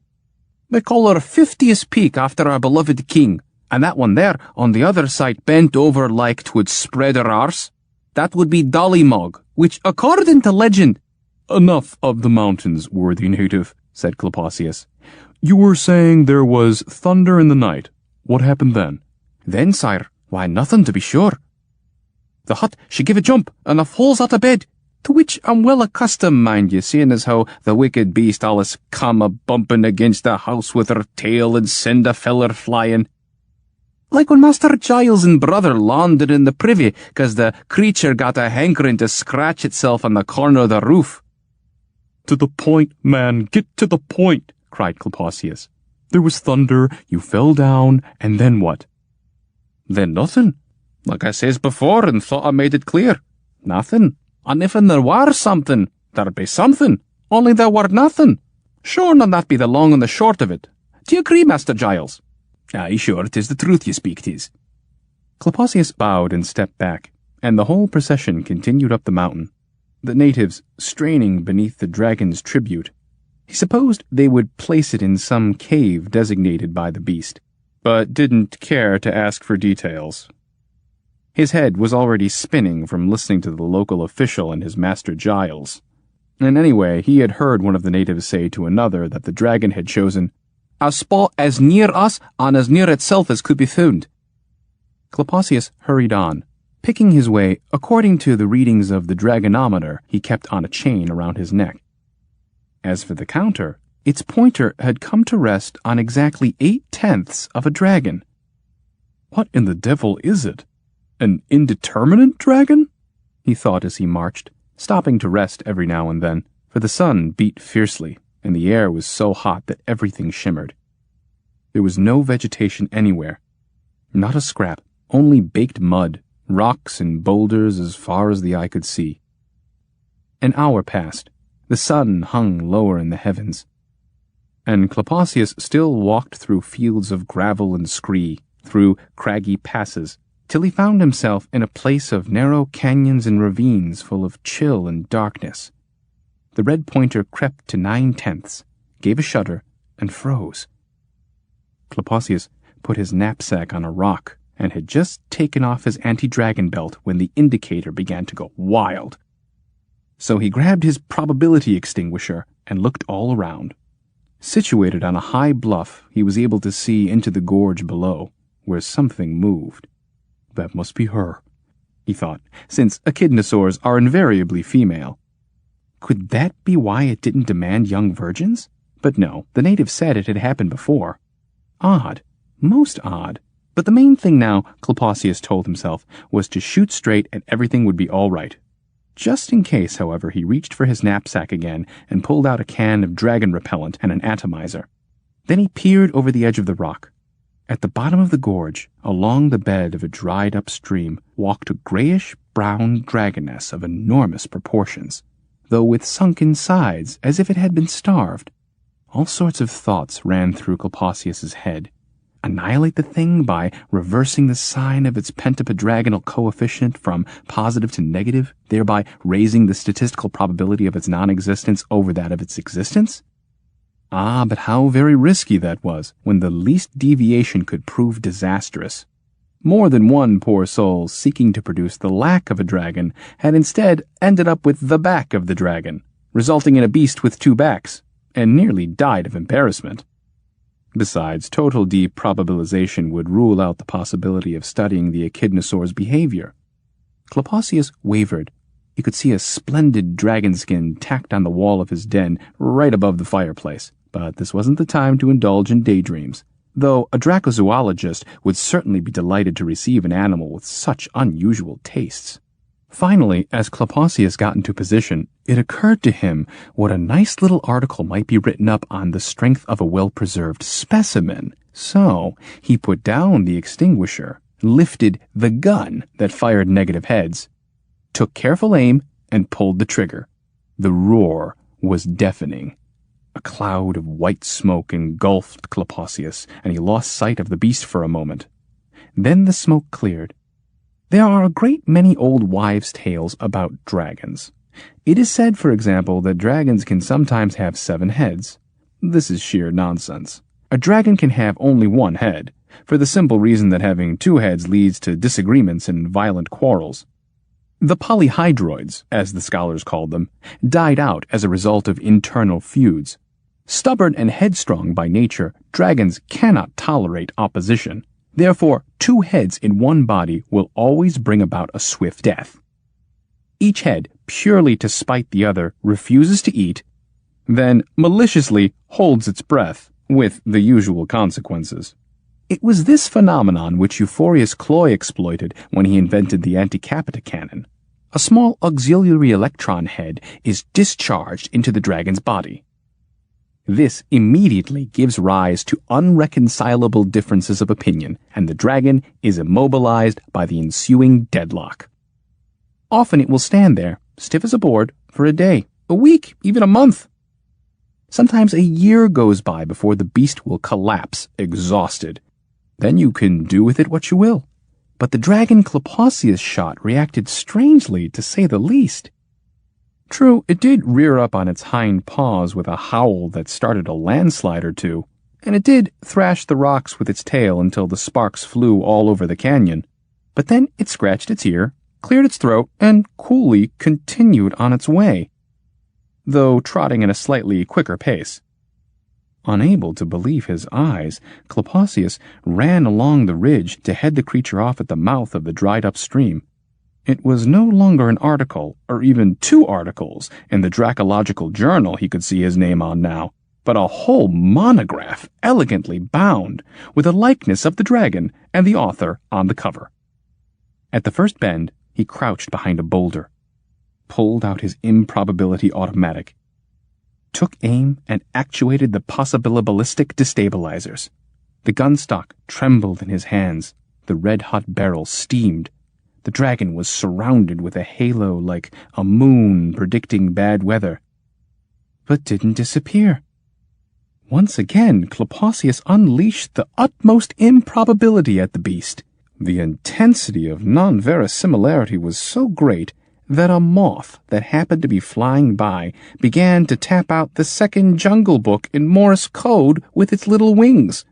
And here and there among the crags and cliffs danced the shadows of witches, hags, and harpies, while the sound of hoofbeats announced that somewhere in the vicinity there were centaurs gambling, summoned into being by the awesome force of the improbability projector. But the dragon just sat there and yawned, leisurely scratching its shaggy neck with a hind paw like a dog. Klapaucius clutched his sizzling weapon and desperately kept squeezing the trigger. He had never felt so helpless. And the nearest stones slowly lifted into the air, while the dust that the dragon had kicked up, instead of settling, hung in midair and assumed the shape of a sign that clearly read, "At your service, Gov." It grew dim. Day was night and night was day. It grew cold. Hell was freezing over. A couple of stones went out for a stroll and softly chatted of this and that. In short, miracles were happening right and left. Yet that horrid monster, sitting not more than 30 paces from Klapaucius, apparently had no intention of disappearing. Klapaucius threw down his gun, pulled out an anti-dragon grenade from his vest pocket, and, committing his soul to the universal matrix of transfinite transformations, hurled it with all his might. There was a loud kaboom, and into the air, with a spray of rock, flew the dragon's tail, and the dragon yelled, "Yipe!" just like a person, and galloped straight for Klapaucius. Klapaucius, seeing the end was near, leapt out from behind the boulder, swinging his antimatter saber blindly, but then he heard another shout. "Stop! Stop! Don't kill me!" "What's that, the dragon talking?" thought Klapaucius. "Must be going mad." But he asked, "Who said that? The dragon?" "What dragon? It's me!" And as the cloud of dust blew away, Trurl stepped out of the beast, pushing a button that made it sink to its knees and go dead with a long, drawn-out wheeze. "Trurl, what on earth is going on? Why this masquerade? Where did you find such a costume? And what about the real dragon?" Klapaucius bombarded his friend with questions. Trurl finished brushing himself off and held up his hands. "Just a minute, give me a chance. The dragon I destroyed, but the king wouldn't pay." "Why not?" "Stingy, most likely. He blamed it on the bureaucracy, of course, and there had to be a notarized death certificate, an official autopsy, all sorts of forms in triplicate, the approval of the Royal Approbations Commission, and so on. The head treasurer claimed he didn't know the procedure to hand over the money, for it wasn't wages, nor did it come under maintenance. I went from the king to the cashier to the commission, back and forth, and no one would do anything. Finally, when they asked me to submit a Vita sheet with photographs and references, I walked out. But by then, the dragon was beyond recall. So I pulled the skin off it, cut up a few sticks and branches, found an old telephone pole, and that was really all I needed. A frame for the skin, some pulleys, and I was ready." "You, Trurl? Resorting to such shameful tactics? Impossible. What could you hope to gain by it? I mean, if they didn't pay you in the first place." "Don't you understand?" said Trurl, shaking his head. "This way I get the tribute. Already there's more than I know what to do with." "Ah, of course." Klapaucius saw it all now, but he added, "Still, it wasn't right to force them." "Who was forcing them? I only walked around in the mountains, and in the evenings I howled a little. But really, I'm absolutely bushed." And he sat down next to Klapaucius. "What, from howling?" "Howling? What are you talking about? Every night I have to drag sacks of gold from the designated cave, all the way up there." He pointed at a distant ridge. "I made myself a blast-off pad. It's right over there. Just carry several 100 pounds of bullion from sundown to sunup, and you'll see what I mean. And that dragon was no ordinary dragon. The skin itself weighs a couple of tons. And I have to cart that around with me all day, roaring and stamping. And then it's all night, hauling and heaving. I'm glad you showed up. I can't take much more of this." "But why didn't the dragon, the fake one that is, why didn't it disappear when I lowered the probability to the point of miracles?" Klapaucius asked. Trurl smiled. I didn't want to take any chances, he explained. Some fool of a hunter might have happened by, maybe even Basiliscus himself. So I put probability-proof shields under the dragon skin. But come, I've got a few sacks of platinum left. Save them for last since they're the heaviest. Which is just perfect, now that you can give me a hand.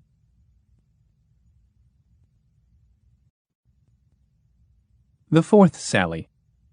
Or how Trurl built a femme fatalitron to save Prince Pantagoon from the pangs of love, and how later he resorted to a cannonade of babies. One day, in the middle of the night, as Trurl lay deep in slumber, there came a violent knocking at the door of his domicile, as if someone was trying to knock it off its hinges. Still in a stupor, Trurl pulled back the bolts and saw standing there against the paling stars an enormous ship. It looked like a giant sugar loaf or flying pyramid, and out of this colossus, which had landed right on his front lawn, long rows of andromedaries laden with packs walked down a wide ramp, while robots, garbed in turbans and togas and painted black, unloaded the bags at his doorstep. And so quickly that before Trurl knew it, he was hemmed in by a growing embankment of bulging sacks, though a narrow passageway was left therein, and through this approached an electro-knight of remarkable countenance, for his jeweled eyes blazed like comets, and he had radar antennas jauntily thrown back, and an elegant diamond-studded stole. This imposing personage doffed his armored cap, and in a mighty yet silken voice inquired, "Have I the honor to speak with his lordship Trurl? Trurl the Highborn? Trurl the illustrious constructor?" "Why, yes, of course.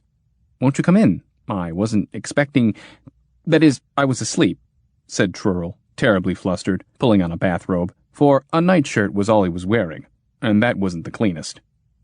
The magnificent electro-knight, however, appeared not to notice any shortcomings in Trurl's attire. Doffing his cap again, which purred and hummed above his castellated brow, he gracefully entered the room.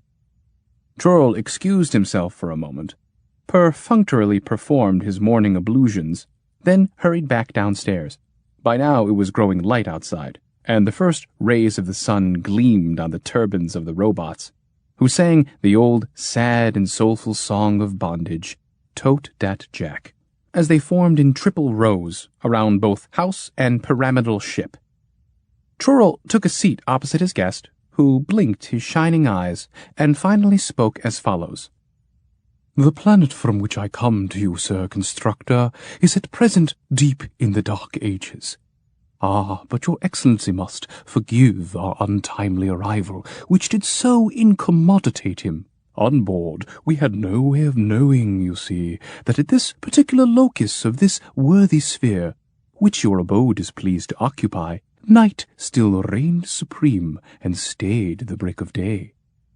Here he cleared his throat, like someone playing sweetly upon a glass harmonica, and continued, "I have been sent to your exalted person by my lord and master, His Royal Highness Protuberon Astericus, sovereign ruler of the sister globes of Aetherian and Perihelion, hereditary monarch of Anuria, emperor of all the monotomites, biproxicins, and tripartisans, the Grand Duke of Anamandarinth, Glogonzagor and Esquachia Caturbia, Count of the Euskalippi, the Algerissimo, and the Flora del Fortran, Paladin escutcheoned, begudgeoned, and of the highest dudgeon, Baron of Bim, Riff, and Clarifon Castor Brackeningen, as well as anointed exarch extraordinary of Ida, Pida, and Adenfanida, to invite, in his munificent name, your resplendent grace to our kingdom as the long-awaited saviour of the crown, as the only one who can deliver us from the general mortification occasioned by the thrice unhappy infatuation of His Royal Highness, the heir to the throne, Pantagoon." "But really, I'm not Trurl tried to interpose, but the dignitary waved his hand, signifying that he had not as yet finished, and went on in that same resonating voice. In return for the gracious loan of your most sympathetic ear, and for your succor in the overcoming of our national calamity, His Royal Highness Protuberon hereby promises, pledges, and solemnly swears that he shall shower your constructorship with such riches and honors that your esteemed effulgence will never exhaust them, even unto the end of his days. And now, by way of an advance, or, as they say, a retainer, I forthwith dub thee—" And here the magnate rose, drew his sword, and spoke, vigorously punctuating each word with the flat of the blade on both Trurl's shoulders.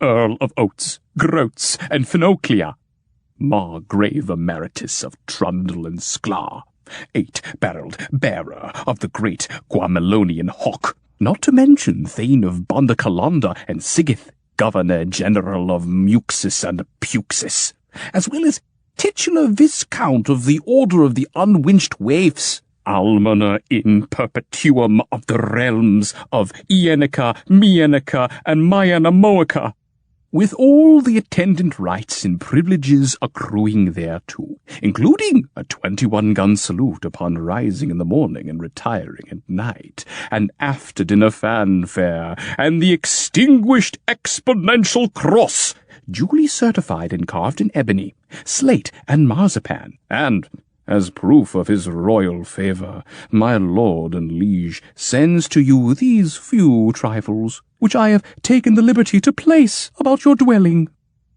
And indeed, the sacks already blocked out the sky, and the room grew dim. The magnate finished speaking, though his hand, raised in eloquence, remained in midair. Trurl took this opportunity to say, "I am much obliged to His Royal Highness Protuberon, but affairs of the heart, you understand, are not exactly my specialty, though," he added, uncomfortable under the magnate's dazzling gaze, "perhaps you would explain the problem to me?" The magnate gave a nod. "This is simply done, Sir Constructor. The heir to the throne has fallen in love with Amarandina Cybernella, the only daughter of the ruler of the neighboring state of Ib. But an ancient enmity divides our kingdoms, and doubtless, if our beloved sovereign, yielding to the unwearying pleas of the prince, were to ask that emperor for the hand of Amarandina, the answer would be a categorical never. And so a year has passed, and 6 days, and the crown prince wastes away before our eyes. All attempts to restore him to reason have failed, and now our only hope lies in your most iridescent eminence." Here the magnate made a deep bow. Trurl, observing rows of warriors right outside his window, coughed and said in a feeble voice, "Well, I really don't see how I could be of...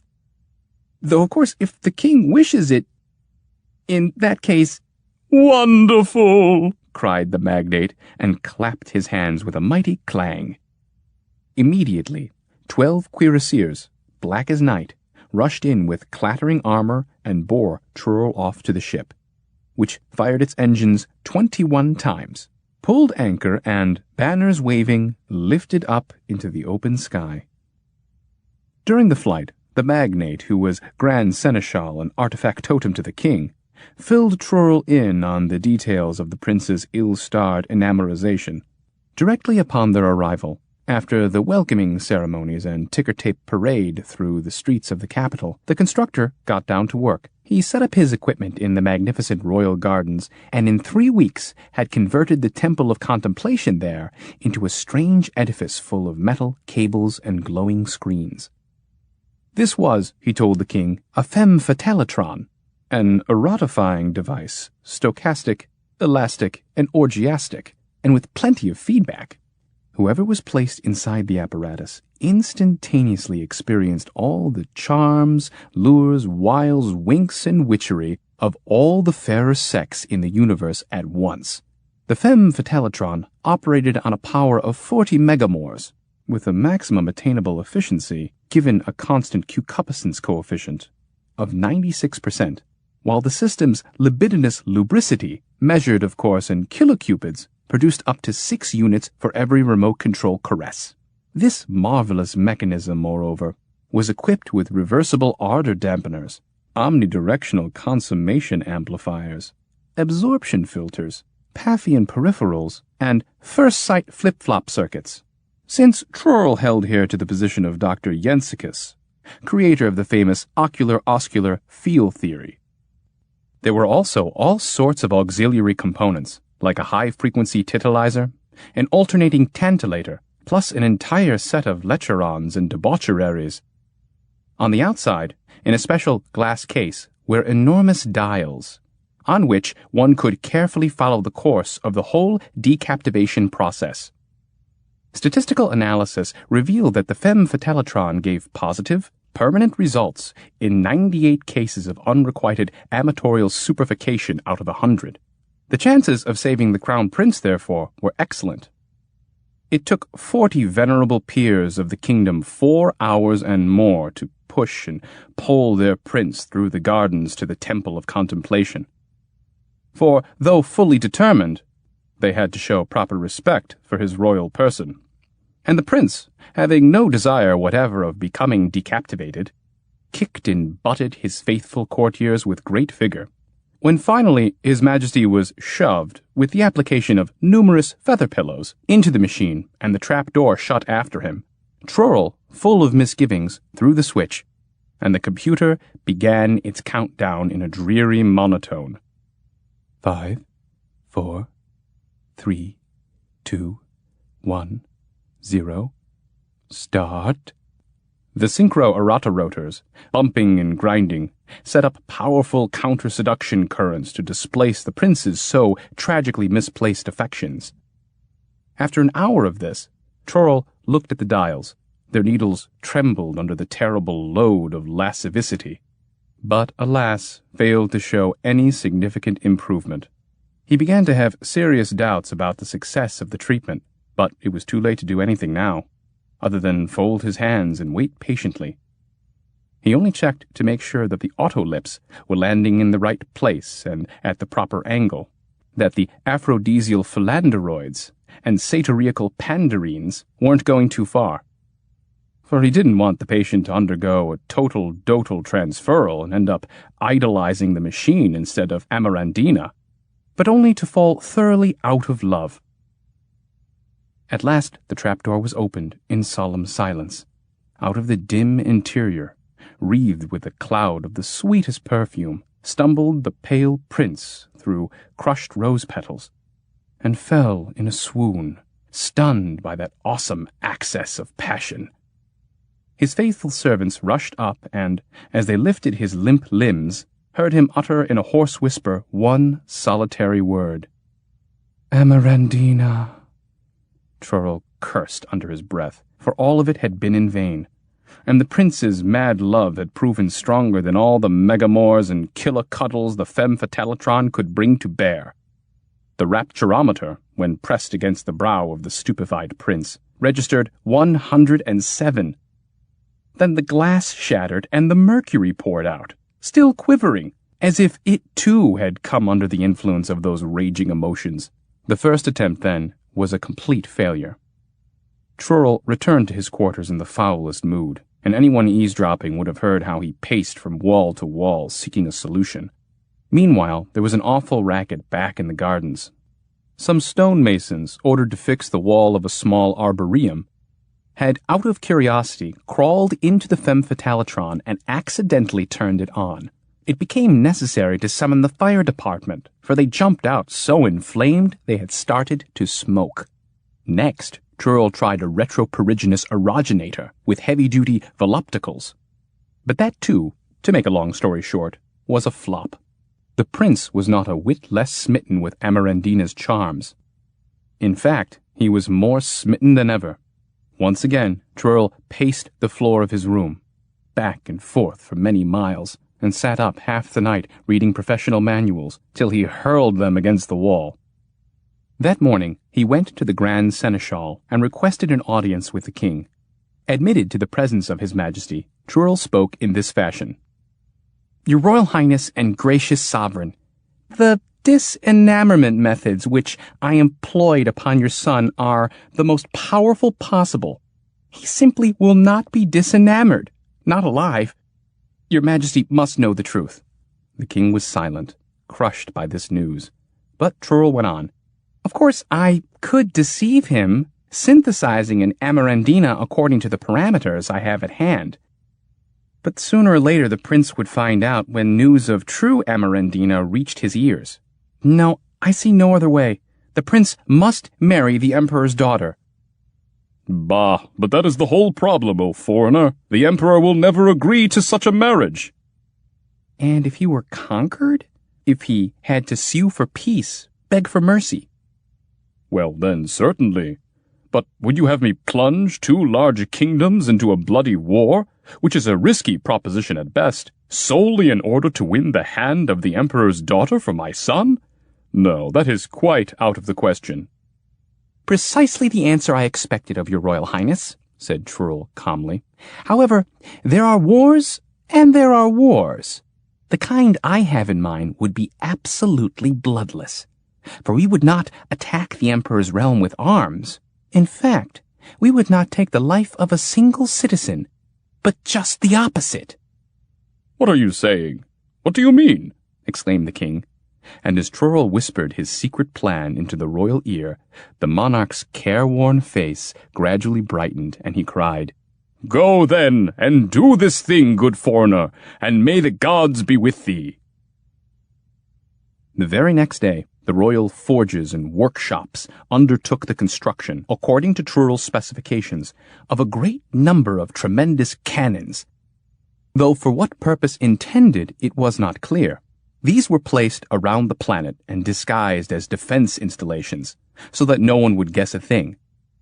Meanwhile, Trurl sat day and night in the Royal Cybergenetic Laboratory, watching over secret cauldrons in which mysterious concoctions gurgled and percolated.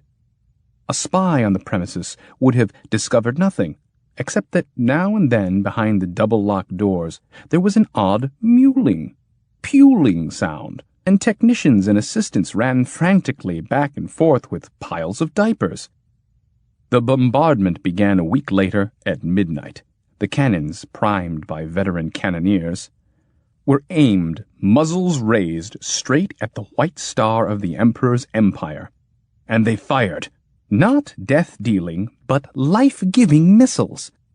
For Trurl had loaded the cannons with newborn babies, which rained down upon the enemy in cooing myriads, and, growing quickly, crawled and drooled over everything. There were so many of them that the air shook with the ear-splitting mamas, dadas, kikis, and wahs. The infant inundation lasted until the economy began to collapse under the strain, and the kingdom was faced with the dread specter of a depression. And still out of the sky came tots, tads, moppets, and toddlers, all chubby and chuckling, their diapers fluttering. The emperor was forced to capitulate to King Protuberon, who promised to call a halt to the hostilities on the condition that his son be granted Amarandina's hand in marriage, to which the emperor hastily agreed, whereupon the baby cannons were all carefully spiked and put away, and to be safe, Trurl himself took apart the femme fatalitron. Later, as best man, in a suit of emeralds, and holding the ceremonial baton, he played toastmaster at the riotous wedding feast. Afterwards, he loaded his rocket with the titles, diplomas, and citations which both the king and the emperor had bestowed upon him, and then, sated with glory, he headed for home. The Fifth Sally, or The Mischief of King Beleriand. Not by being cruel did Beleriand, king of Cymberia, oppress his people, but by having a good time. And again, it wasn't feasts or all-night orgies that were dear to His Majesty's heart, but only the most innocent games. Tiddlywinks, Mumbledy-Peg, Old Maid, and Go Fish into the wee hours of the morning, then hopscotch, leapfrog, but more than anything, he loved to play hide-and-seek. Whenever there was an important decision to be made, a state document to be signed, interstellar emissaries to be received, or some commodore requesting an audience, the king would hide, and they would have to find him, else suffer the most dreadful punishments. So the whole court would chase up and down the palace, check the dungeons, look under the drawbridge, comb the towers and turrets, tap the walls, turn the throne inside out, and quite often these searches lasted a long time, for the king was always thinking up new places to hide. Once a terribly important war never got declared, and all because the king, decked in spangles and crystal pendants, hung 3 days from the ceiling of the main hall and passed for a chandelier, holding his mouth to keep from laughing out loud at the ministers rushing about frantically below. Whoever found the king was instantly given the title of royal discoverer. There were already 736 of those at court. But he who would gain the king's special favor had to beguile him with some new game, one the king had never heard of, which was by no means easy considering that Beleriand was unusually well versed in the subject. He knew all the ancient games, like jackstones or knucklebones, and all the latest games, like spin the electron. And he often said that everything was a game, his crown included. And for that matter, the whole wide world. These thoughtless and frivolous words outraged the venerable members of the king's privy council, the prime minister in particular. My lord Papagaster of the great house of Pentaperihelion was much provoked, saying that the king held nothing sacred, and even dared expose his own exalted person to ridicule. Then, when the king unexpectedly announced it was time for riddles, terror filled the hearts of everyone. He had always had a passion for riddles. Once, right in the middle of the coronation, he confounded the Lord High Chancellor with the question, "Why was antimatter like an antimacassar?" It wasn't very long before the king realized that his courtiers weren't putting forth the proper effort in solving the conundrums he posed. They replied in any which way, said whatever came into their heads, and this infuriated the king. However, as soon as he began to base all royal appointments and promotions upon the answers to his riddles, things improved considerably. Decorations and dismissals came thick and fast, and the whole court, like it or not, had to play the game in earnest. Unfortunately, many dignitaries attempted to deceive the king, who, though basically good-natured, could simply not tolerate a cheater. The keeper of the Great Seal was sent into exile because he used a crib, concealed beneath his cuirass, in the royal presence. He never would have been discovered had not one of his old enemies, a certain general, brought this to the king's attention. Papagaster himself had to part with his high post, for he didn't know what was the darkest place in outer space. In time, the king's cabinet was composed of the most accomplished solvers of crosswords, acrostics, and rebuses in the land, and his ministers never went anywhere without their encyclopedias. The courtiers soon became so proficient that they could supply the correct answer before the king had finished asking the question.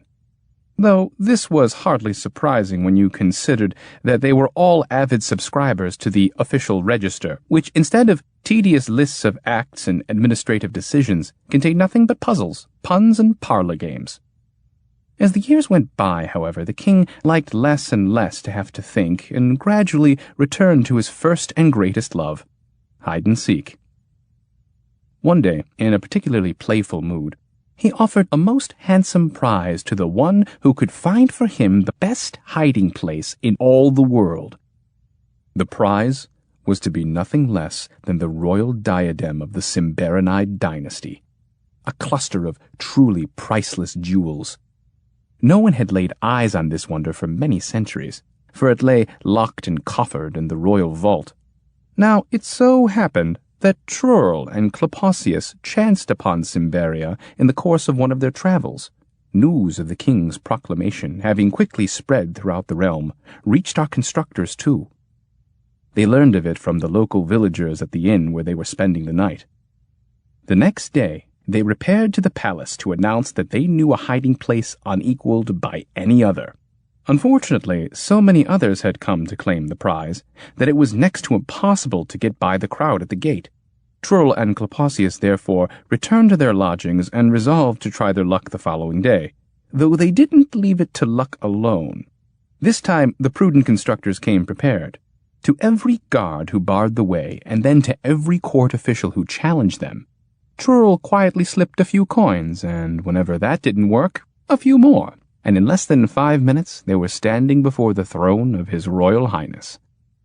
His Royal Highness was of course delighted to hear that such famous wise men had come so far for the sole purpose of imparting to him the secret of the perfect hiding place. It took them a little time to explain the how and the why of it to Beleriand, but his mind, schooled from childhood in the ways of tricks and puzzles, finally grasped the idea. Burning with enthusiasm, the king jumped down from his throne, assured the two friends of his undying gratitude, promised they would receive the prize without fail, provided only they let him try out their secret method at once. Klapaucius was reluctant on this point, muttering to himself that they ought to write up a proper contract first, with parchment, seals, and tassels.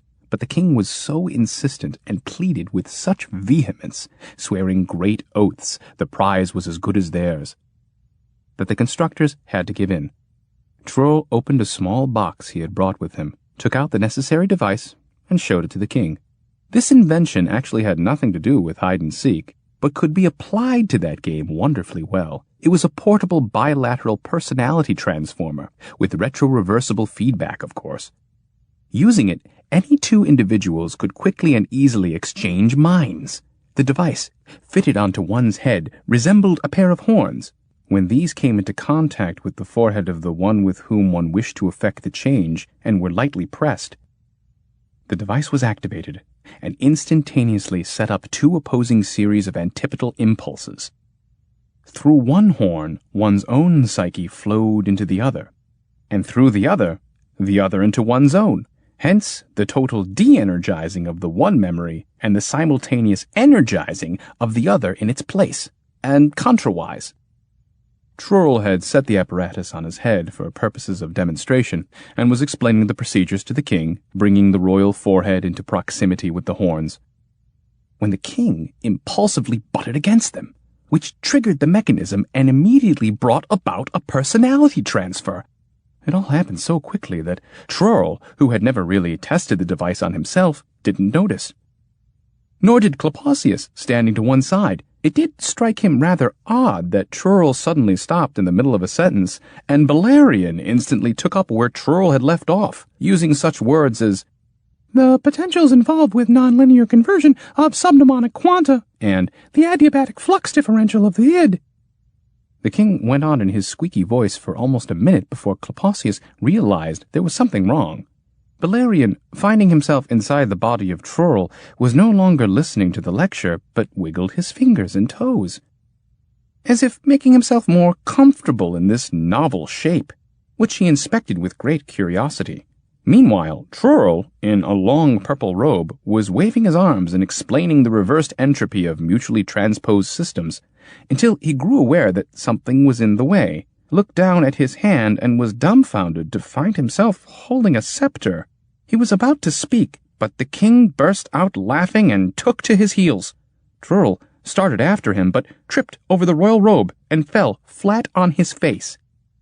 This commotion quickly brought the royal bodyguards, who straightway threw themselves upon Klapaucius, thinking he had attacked the royal person.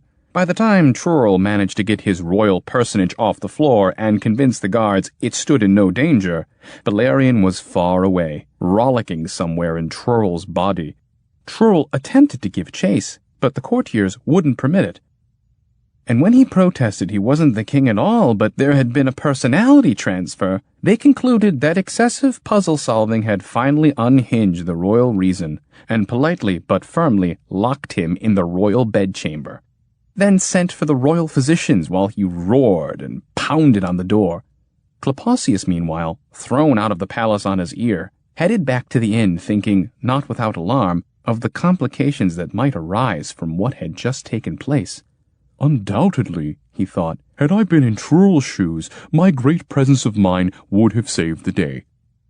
Instead of making a scene and ranting on about telepsychic transfers, which couldn't help but create suspicions as to his sanity, I would have taken advantage of the king's body and ordered them to seize Trurl, namely Balerion, at once. Whereas now he's running around free somewhere in the city. And also, I would have had the other constructor remain at my side, in the capacity of special advisor. But that complete idiot, by which he meant Trurl, completely lost his head. And now I'll have to bring all my tactical talents into play, else this business may end badly. He tried to recall everything he knew about the personality transformer, which was considerable. By far the greatest danger, as he saw it, was that Balerion, heedlessly rushing about in Trurl's body, might stumble and hit some inanimate object with his horns. In which case, Balerion's consciousness would immediately enter that object, and, since inanimate things had no consciousness and consequently the object could offer the transformer nothing in return, Trurl's body would fall lifeless to the ground. As for the king, he would be trapped for all eternity inside some stone, or lamp-post, or discarded shoe. Uneasy, Klapaucius quickened his pace. And not far from the inn he overheard some villagers talking excitedly of how his colleague Trurl had flown out of the royal palace like one possessed, and how, racing down the long steep steps that led to the harbor, he'd taken a spill and broken his leg.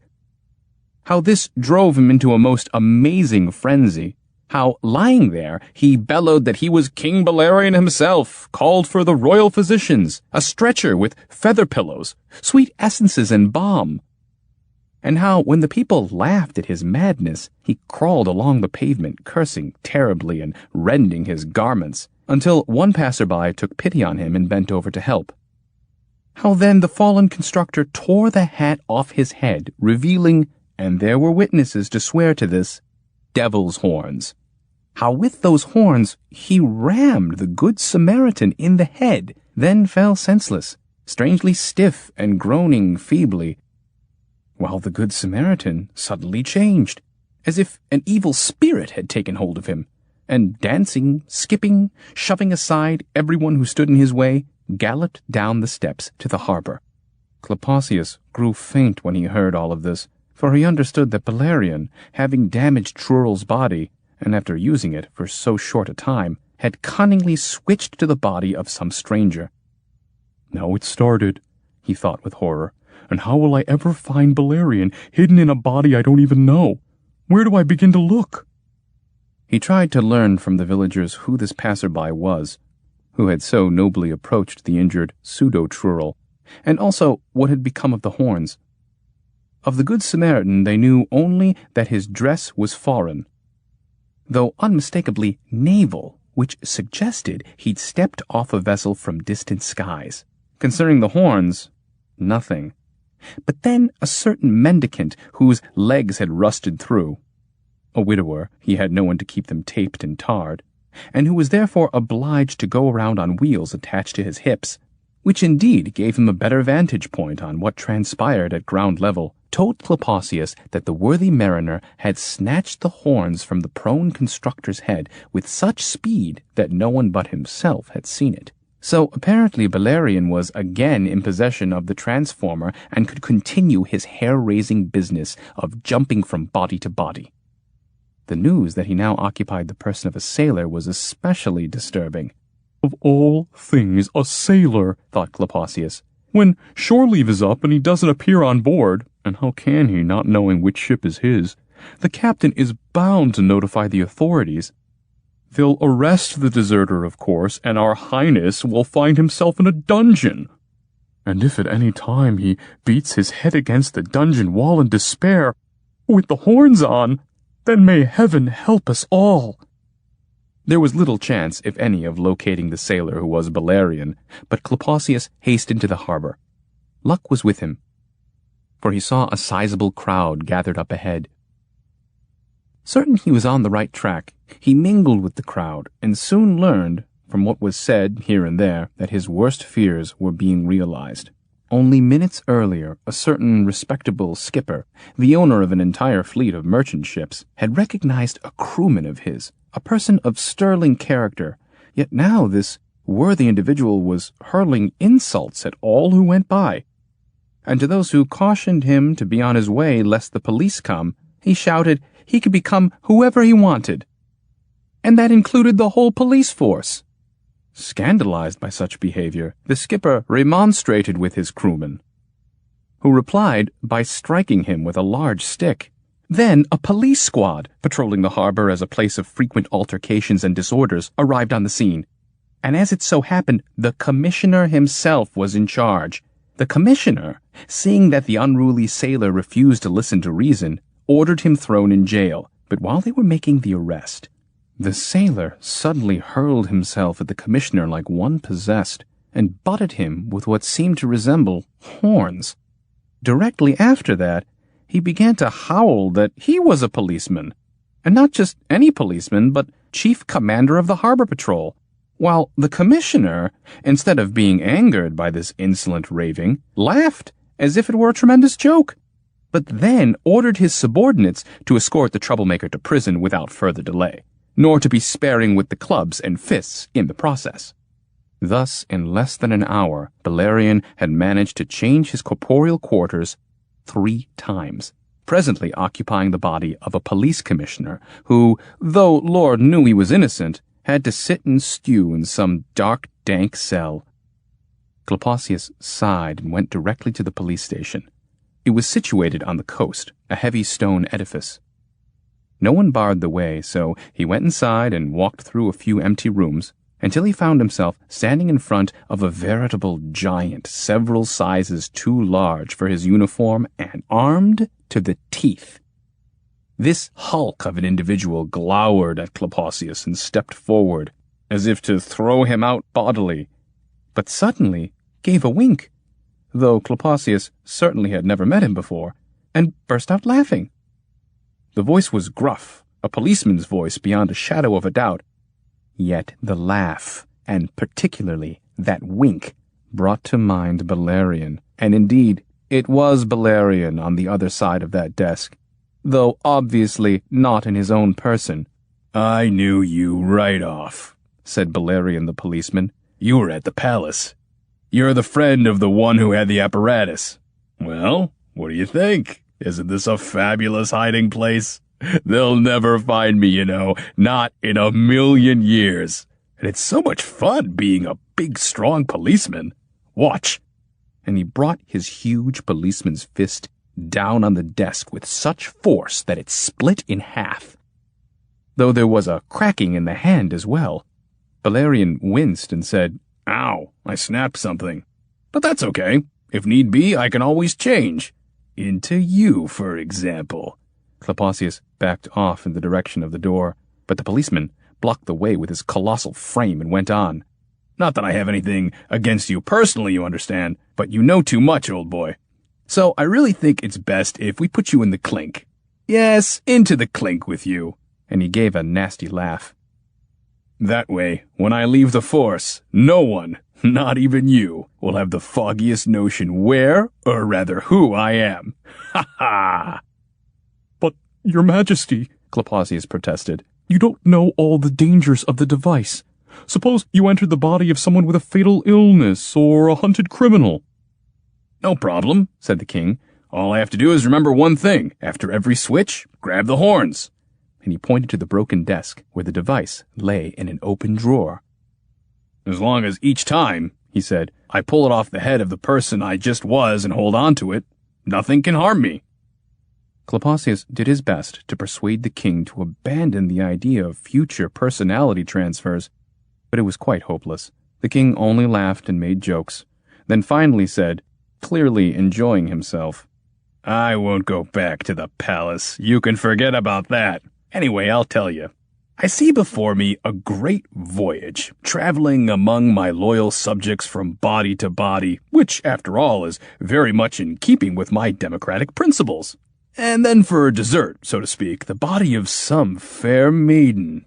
That ought to be a most edifying experience, don't you think? Ha ha!" And he threw open the door with a great hairy paw and bawled for his subordinates. Klapaucius, seeing they would lock him up for sure unless he acted at once, grabbed an inkwell and tossed its contents into the king's face. Then, in the general confusion, leapt out a window into the street. By a great stroke of luck, there were no witnesses about, and he was able to make it to a populous square and lose himself in the crowd before the police began pouring from the station, straightening their shakos and waving their weapons in the air. Plunged in thoughts that were far from pleasant, Klapaucius walked away from the harbor. "It would be best, really," he said to himself, "to leave that incorrigible Beleriand to his fate, go to the hospital where Trurl's body is staying, occupied by the honest sailor, and bring it to the palace so my friend can be himself again, body and soul. Though it's true that that would make the sailor king instead of Beleriand, and serve that rascal right." Not a bad plan, perhaps, but inoperable for the lack of a small but indispensable item, namely the transformer with the horns, which at present lay in the drawer of a policeman's desk. For a moment, Klapaucius considered the possibility of constructing another such device. No, there was neither the time nor the means. "But here's an idea," he thought. "I'll go to Trurl, who's the king, and by now has surely come to his senses, and I'll tell him to have the army surround the harbor police station. That way we'll recover the device, and Trurl can get back to his old self." However, Klapaucius wasn't admitted to the palace. The king, so the sentries told him, had been put under heavy electrostatic sedation by his physicians and should sleep like a top for the next 28 hours at least. "That's all we need," groaned Klapaucius, and hastened to the hospital where Trurl's body was staying, for he feared that it might have already been discharged and irretrievably lost in the labyrinth of the big city. At the hospital, he presented himself as a relative of the one with the broken leg, the name he managed to read off the inpatient register.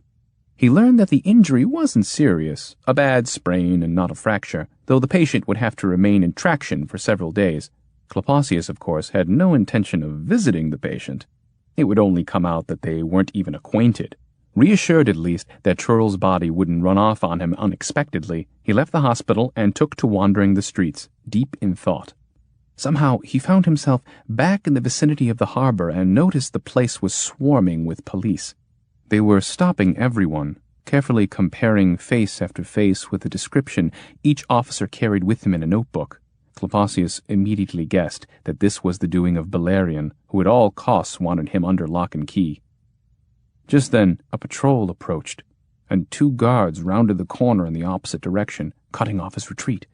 Klapaucius quietly gave himself up, demanding only that they take him before the commissioner, saying that it was most urgent, that he was in possession of extremely important evidence concerning a certain horrible crime. They took him into custody and handcuffed him to a burly policeman. At the station, the commissioner, Beleriand, greeted him with a grunt of satisfaction and an evil twinkle in his beady eyes.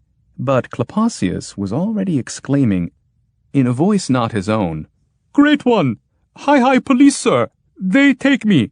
They say me Klapaucius! Me not Klapaucius! Not! Me not even know who what Klapaucius! Maybe that Klapaucius, he bad one who bam horns in head, make big magic. Bad magic, make that me not me. Put head in other head, take old head, horns, run zip. Oh, much police, sir, help." And with these words did the wily Klapaucius fall to his knees, shaking his head and muttering in a strange tongue. Beleriand, standing behind the desk in a uniform with wide epaulettes, blinked as he listened, somewhat taken aback. He gave the kneeling Klapaucius a closer look and began to nod, apparently convinced, unaware that the constructor, on the way to the station, had pressed his own forehead with his free hand to produce 2 marks not unlike those left by the horns of a personality transformer. Beleriand had his men release Klapaucius and leave the room. When the 2 of them were alone, he asked him to relate exactly what had happened, omitting nothing. Klapaucius replied with a long story of how he, a wealthy foreigner, had arrived only that day at the harbor, his ship laden with 200 cases of the prettiest puzzles in creation, as well as 30 self-winding fair maidens, for he had hoped to present these to the great King Beleriand, how they were a gift from the great Emperor Proboscidean, who in this way sought to express his boundless admiration for the great house of Cymberia. But how, having arrived and disembarked, he had thought to stretch his legs a little after the long journey and was strolling peacefully along the quay, when this person, who looked just like this, here Klapaucius pointed to himself, and who had already aroused his suspicions by gazing upon the splendor of his foreign dress with such evident rapacity, when this person, in short, suddenly ran towards him like a maniac, ran as if to run him down, but doffed his cap instead and butted him viciously with a pair of horns, whereupon an extraordinary exchange of minds took place. Klapaucius put everything he had into the tale, trying to make it as believable as possible. He spoke at great length of his lost body, while heaping insults upon the one it was now his misfortune to possess, and even began to slap his own face and spit on his own legs and chest. He spoke of the treasures he'd brought with him, describing them in every detail, particularly the self-winding maidens. He reminisced about the family he'd left behind, his Ion scions, his Hi-Fi Fido, his wife, one of 300, who made a mulled electrolyte as fine as any that ever graced the table of the Emperor himself. He even let the commissioner in on his biggest secret, to wit, that he had arranged with the captain of his ship to hand the treasures over to whomsoever came on board and gave the password. Beleriand listened greedily, for it seemed quite logical to him that Klapaucius, seeking to hide from the police, should do so by entering the body of a foreigner. A foreigner, moreover, attired in splendid robes, hence obviously wealthy, which would provide him with considerable means once the transfer were effected. It was plain that a similar scheme had hatched in the brain of Beleriand. Slyly he tried to coax the secret password from the false foreigner, who didn't require much coaxing, soon whispering the word into his ear, "Niturk." By now, the constructor was sure Beleriand had taken the bait. The king, loving puzzles as he did, couldn't bear to see them go to the king, since the king, after all, was no longer he, and, believing everything, he believed that Klapaucius had a second transformer. Indeed, he had no reason to think otherwise. They sat a while in silence. One could hear the wheels turning in Beleriand's head. Assuming an air of indifference, he began to question the foreigner as to the location of his ship, the name of the captain, and so forth. Klapaucius answered, banking on the king's cupidity. Nor was he mistaken, for suddenly the king stood up, announced that he would have to verify what the foreigner had told him, and hurriedly left the room, locking the door securely behind him. Klapaucius then heard Beleriand, evidently the wiser from past experience, station a guard beneath the window as he was leaving. Of course, he would find nothing, there being no ship, no treasure, no self-winding maidens whatever. But that was the whole point of Klapaucius's plan. As soon as the king was gone, he rushed over to the desk, pulled the device from the drawer, and quickly placed it on his head. Then he quietly waited for the king to return. It wasn't long before there were heavy footsteps outside, muffled curses, the grinding of teeth, keys scraping in the lock, and the commissioner burst in, bellowing, "Scoundrel! Where's the ship, the treasure, the pretty puzzles?" But that was all he said, for Klapaucius leapt out from behind the door and charged like a mad ram, butting him square in the head. Then, before Beleriand had time to get his bearings inside Klapaucius, now the commissioner, roared for the guards to throw him in jail at once and keep a close eye on him. Stunned by this sudden reversal, Beleriand didn't realize at first how shamefully he had been deceived. But when it finally dawned on him that he had been dealing with the crafty constructor all along, and there had never been any wealthy foreigner, Beleriand filled his dark dungeon with terrible oaths and threats. Harmless, however, without the device. Klapaucius, on the other hand, though he had temporarily lost the body to which he was accustomed, had succeeded in gaining possession of the personality transformer. He put on his best uniform and marched straight to the royal presence. The king was still asleep, they told him, but Klapaucius, in his capacity as police commissioner, said it was imperative he see his highness. If only for a few moments, said that this was a matter of the utmost gravity, a crisis, the nation hanging in the balance. And more of the same, until the frightened courtiers led him into the royal bedchamber. Well acquainted with his friend's habits and peculiarities, Klapaucius touched the heel of Trurl's foot. Trurl jumped up, instantly wide awake, for he was exceedingly ticklish. He rubbed his eyes and stared in amazement at this hulking giant of a policeman before him, but the giant leaned over and whispered, "It's me, Klapaucius. I had to occupy the commissioner. Without a badge, they'd never have let me in. And I got the device. It's right here in my pocket." Trurl, overjoyed when Klapaucius told him of his stratagem, rose from the royal bed, declaring to all that he was fully recovered, and later, draped in purple and holding the royal orb and scepter, sat upon his throne and issued several orders. First, he had them bring from the hospital his own body with the leg Beleriand sprained on the harbor steps. This swiftly done, he enjoined the royal physicians to tend the patient with all the skill and solicitude at their disposal. Then, after a brief conference with his commissioner, namely Klapaucius, Trurl proclaimed he would restore order in the realm and bring things back to normal, which wasn't easy, there being no end of complications to straighten out. Though the constructors had no intention of returning all the displaced souls to their former bodies, their main concern actually was that Trurl be Trurl as soon as possible and Klapaucius Klapaucius. In the flesh, that is. Trurl therefore commanded that the prisoner, Beleriand in his colleague's body, be dragged from jail and hauled before his august presence. The first transfer promptly carried out, Klapaucius was himself again, and the king, now in the body of the ex-commissioner of police, had to stand and listen to a most unpleasant lecture, after which he was placed in the castle dungeon. The official word being that he had fallen into disfavor due to incompetence in the solving of a certain rebus. Next morning, Trurl's body was in good enough health to be repossessed. Only one problem remained. It wasn't right somehow to leave without having properly settled the question of succession to the throne. To release Beleriand from his constabulary corpus and seat him once more at the helm of the state was quite unthinkable. So this is what they did. Under a great oath of secrecy, the friends told the honest sailor in Trurl's body everything. And seeing how much good sense resided in that simple soul, they judged him worthy to reign. After the transfer, then, Trurl became himself and the sailor king.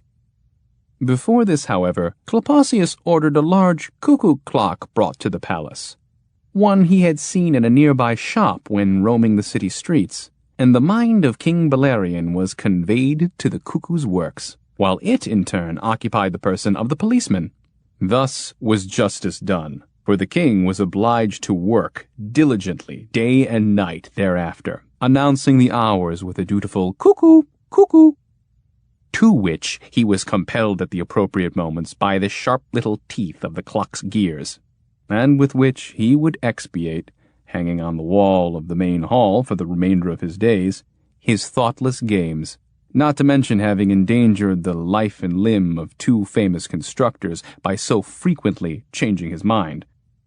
As for the commissioner, he returned to his duties and functioned flawlessly, proving that a cuckoo mentality was quite sufficient for that post. The friends finally took their leave of the crowned sailor, gathered up their belongings, shook the dust of that troublesome kingdom from their feet, and continued on their way.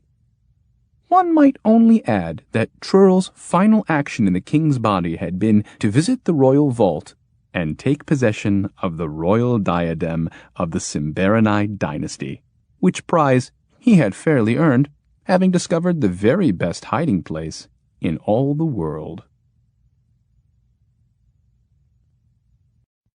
The fifth sally, A, or Trurl's prescription. Not far from here, by a white sun, behind a green star, lived the Steely Pips. Illustrious, industrious, and they hadn't a care. No spats in their vats, no rules, no schools, no gloom, no evil influence of the moon, no trouble from matter or antimatter. For they had a machine, a dream of a machine, with springs and gears and perfect in every respect. And they lived with it, and on it, and under it, and inside it. For it was all they had. First they saved up all their atoms, then they put them all together, and if one didn't fit, why, they chipped at it a bit. And everything was just fine. Each and every Steely Pip had its own socket and its own little plug, and each was completely on its own. Though they didn't own the machine, neither did the machine own them. Everybody just pitched in. Some were mechanics, others mechanicians, still others mechanists. But all were mechanically minded. They had plenty to do, like if night had to be made, or day, or an eclipse of the sun, but that not too often, or they'd grow tired of it. One day there flew up to the white sun behind the green star a comet in a bonnet, namely a female, mean as nails and atomic from her head to her 4 long tails, awful to look at, all blue from hydrogen cyanide, and sure enough, reeking of bitter almonds. She flew up and said, "First, I'll burn you to the ground, and that's just for starters." The Steely Tips watched. The fire in her eyes smoked up half the sky. She drew on her neutrons, masons like caissons, pi and mu, and neutrinos too. Fee, fi, fo, fum, plutonium. And they reply, "One moment, please. We are the Steely Pips. We have no fear, no spats in our vats, no rules, no schools.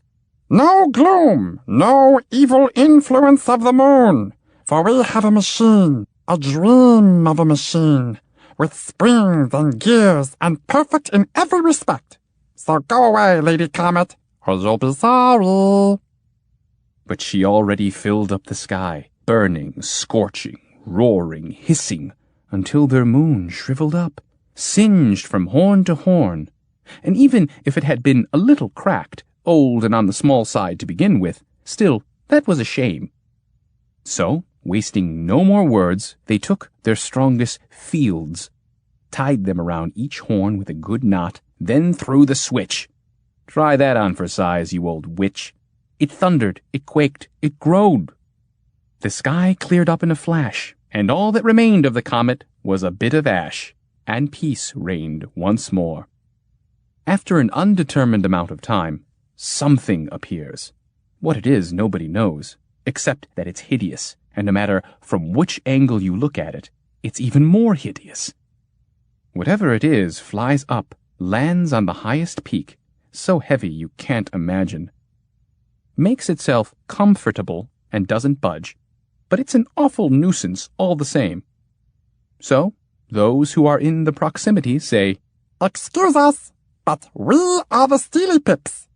We have no dread, we don't live on a planet, but in a machine instead. And it's no ordinary machine, but a dream of a machine, with springs and gears, and perfect in every respect. So beat it, nasty thing, or you'll be sorry." But that just sits there.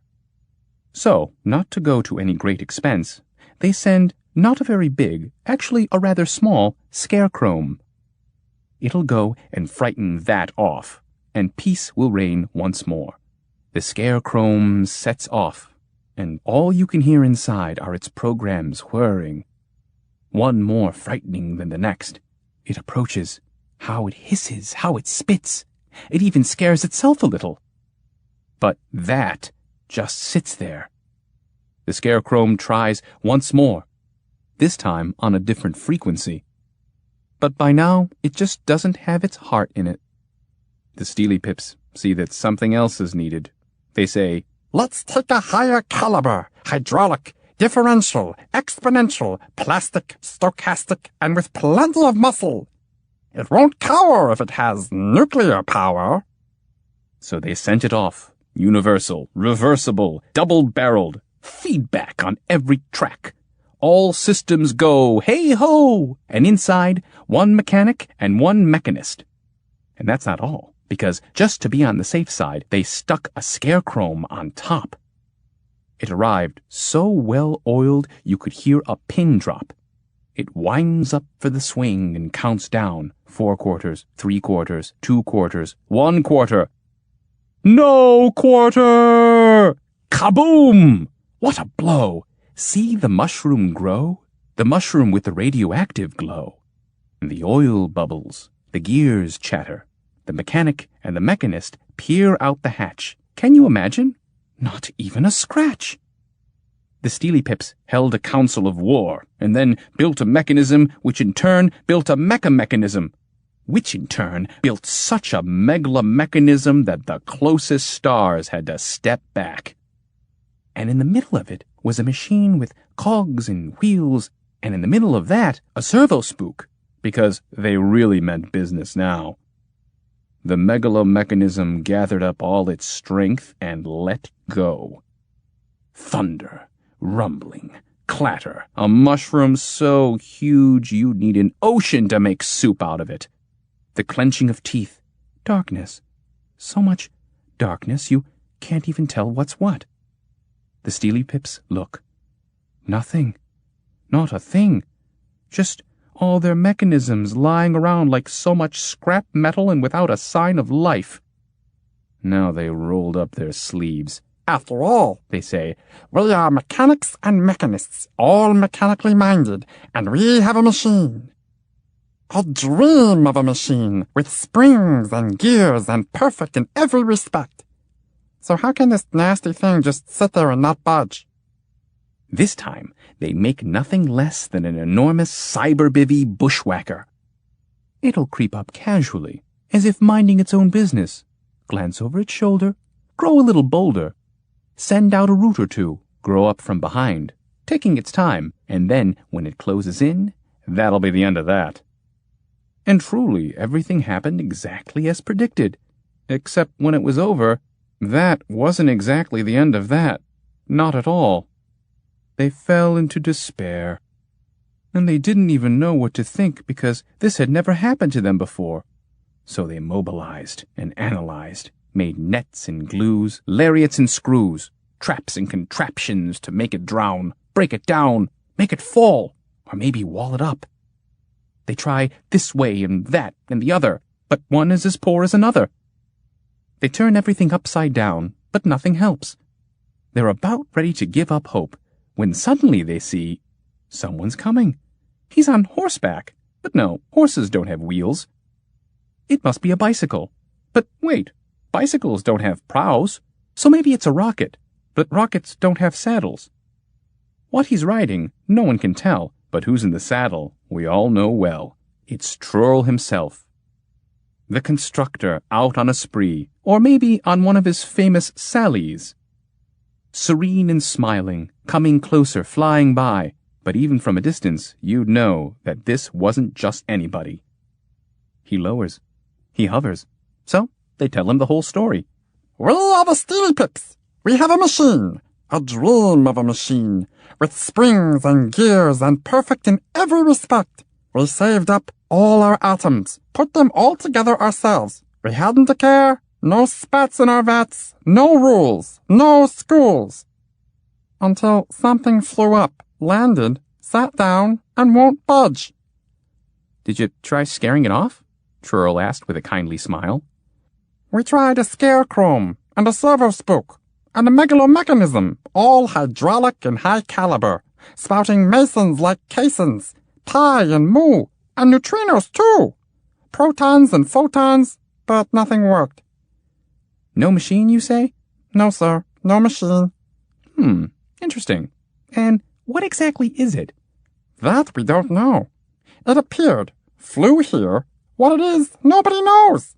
Except that it's hideous, and no matter from which angle you look at it, it's even more hideous. It flew up, landed, so heavy you can't imagine, and just sits there. But it's an awful nuisance all the same. Well, I really don't have much time, says Trurl. The most I can do is stay here for a while, in an advisory capacity. Is that agreeable with you?" It certainly is, and the Steely Pips immediately ask what he wants them to bring. Photons, screws, hammers, artillery, or how about some dynamite or TNT?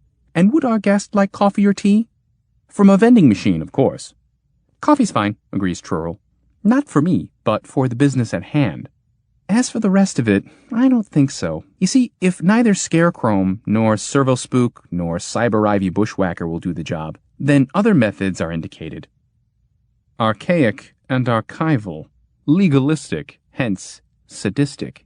I've yet to see the remittance due and payable in full fail." Come again? asks the Steely Pips. But Trurl, rather than explain, continues. "It's quite simple, really. All you need is paper, ink, stamps and seals, sealing wax and thumbtacks, sand to sprinkle, blotters, a teller window, a zinc teaspoon, a saucer, the coffee we already have, and a mailman. Something to write with. Do you have that?" We'll get it! And they take off. Trurl pulls up a chair and dictates. "Notice is hereby given that in rehindrance of tenant as stated under Revstat C.117E-2-KKP4 of the CTSP Com Code, in clear violation of paragraph 199, thereby constituting a most reprehensible offense, we do declare the termination, decimation, and full cessation of all services accruing thereunto. By authority of Ordinance 67 DPO number 14J1101 et sec. On this, the 19th day of the 17th month of the current year. FG 77F Sup 301. The tenant may appeal said action by extraordinary procedure to the chairman of the board within 24 hours. Trurl attaches the seal, affixes the stamp, has it entered in the central ledger, consults the official register, and says, "Now, let the mailman deliver it." The mailman takes it. They wait. They wait. The mailman returns. "Did you deliver it?" asks Trurl. "I did." "And the return receipt?" "Here it is, signed on this line, and here's the appeal." Trurl takes the appeal, and, without reading it at all, orders it returned to sender and writes diagonally across it, "Unacceptable, proper forms not attached." And he signs his name illegibly. "And now," he says, "to work." He sits and writes, while those who are curious look on and, understanding nothing, ask what this is and what it's supposed to do. "Official business," answers Trurl, "and things will go well now that it's underway." The mailman runs back and forth all day like one possessed. Trurl notarizes, issues directives, the typewriter chatters, and little by little an entire office takes shape. Rubber stamps and rubber bands, paper clips and paper wads, portfolios and pigeonholes, foolscap and scrip, teaspoons, signs that say "No admittance," inkwells, forms on file, writing all the while, the typewriter chattering, and everywhere you look you see coffee stains, waste paper, and bits of gum eraser. The Steely Pips are worried. Meanwhile, Trurl uses special delivery registered COD, certified with return receipt, or, best of all, remittance due and payable in full. He sends out no end of dunning letters, bills of lading, notices, injunctions, and here are already special accounts set up. No entries at the moment, but he says that's only temporary. After a while, you can see that is not quite so hideous, especially in profile. It's actually gotten smaller. Yes, it is smaller. The Steely Pips ask Trurl, "What now?" "No idle talk permitted on the premises," is his answer. And he staples, stamps, inspects, vouches, revokes licenses, dots an I, loosens his tie, asks who's next. "I'm sorry, the office is closed. Come back in an hour." The coffee is cold, the cream sour.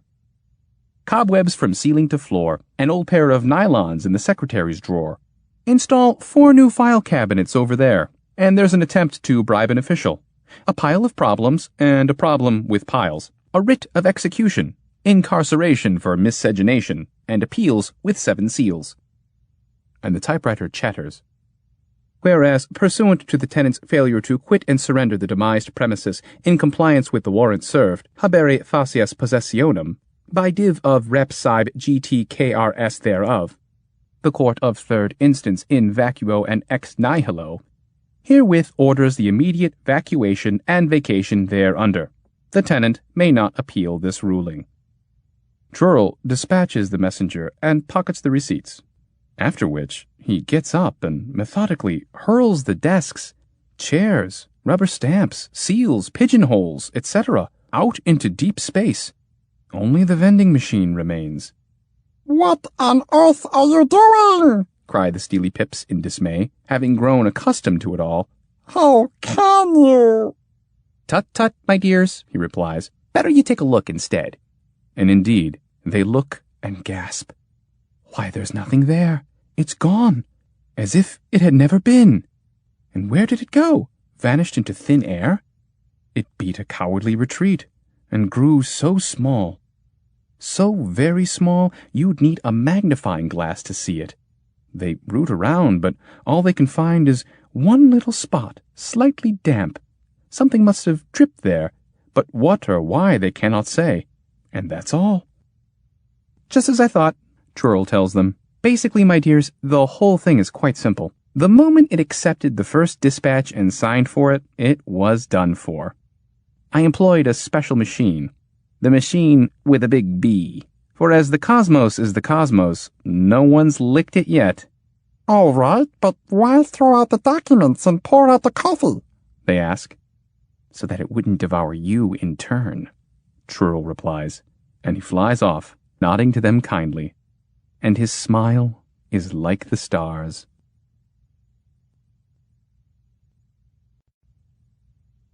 The Sixth Sally, or How Trurl and Klapaucius Created a Demon of the Second Kind to Defeat the Pirate Pug. There are but two caravan trails that lead south from the lands of the upper suns.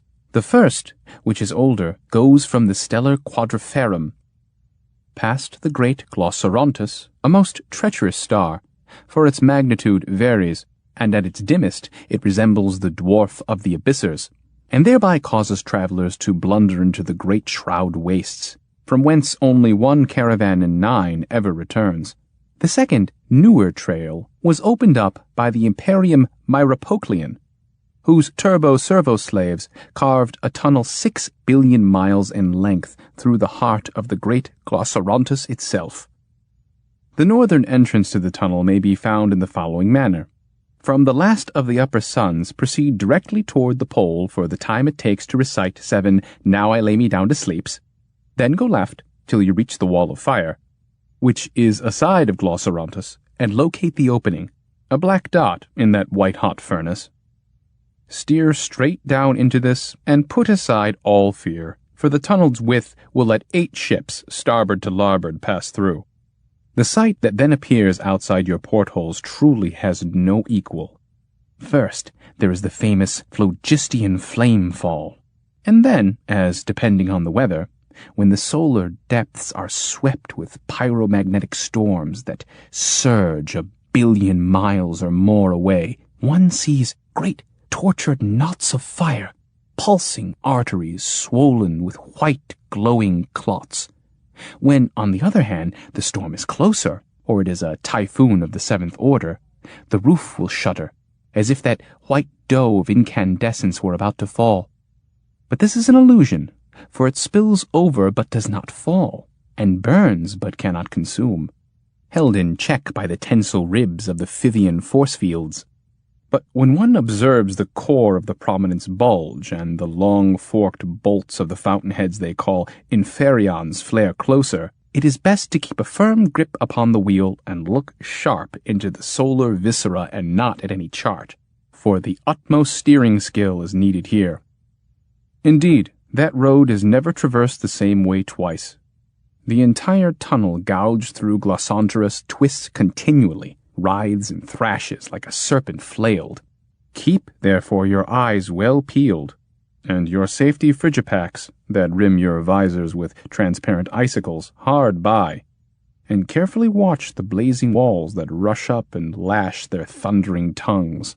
And should you hear the hull begin to sizzle, battered and bespattered in the seething solar cauldron, then trust to nothing but your own lightning reflexes. though you must also bear in mind that not every burst of flame nor every jump of the tunnel signifies a starquake or a squall in the white oceans of fire. Remember this: the seasoned mariner will not cry, "Man the pumps!" at the drop of a match, and later have to face the ridicule of his peers, who will say he is the type who would try to douse a star's eternal light with a beaker of liquid nitrogen. To the one who inquires what he should do if a real quake descends upon his vessel, most wags will answer that then it is quite enough to heave a sigh, there being little time for prayer or the writing of wills, and as for the eyes, these may be open or shut according to personal preference, for the fire will burn them out in any event. Such disasters, however, are extremely rare, since the brackets and braces installed by the Imperial Myropicals hold marvelously well. And really, interstellar flight, gliding past the curved, sparkling hydrogen mirrors of Glossarontus, can be a most delightful experience. Then, too, they say, and not without reason, that whoever enters the tunnel will at least exit soon after, which certainly cannot be said of the great shroud wastes. And were the tunnel to be totally destroyed by a quake, the only alternate route possible would go through those wastes, which, as their name indicates, are blacker than night. For the light of the neighboring stars dares not enter there. There, as in a mortar, one finds a constant colliding and crashing together, which makes a terrific din of scrap metal, cans, wrecks of ships that were led astray by the treachery of Glossarontus, and crushed in the cruel grip of those bottomless gravitational vortices, then left to drift in circles until such time as the universe itself runs down. To the east of the shroud is the kingdom of the Slipjaws, to the west, the Bogly-eyed, and in the south are roads, heavily dotted with fortified mortalitaries, leading to the gentler sphere of sky-blue Lazulia, beyond which lies the bud-beaming Burgundigan, where the archipelago of iron-poor stars, known as Alcaron's carriage, shines blood-red. The shroud itself, as we said, is as black as the Glossarontian corridor is white.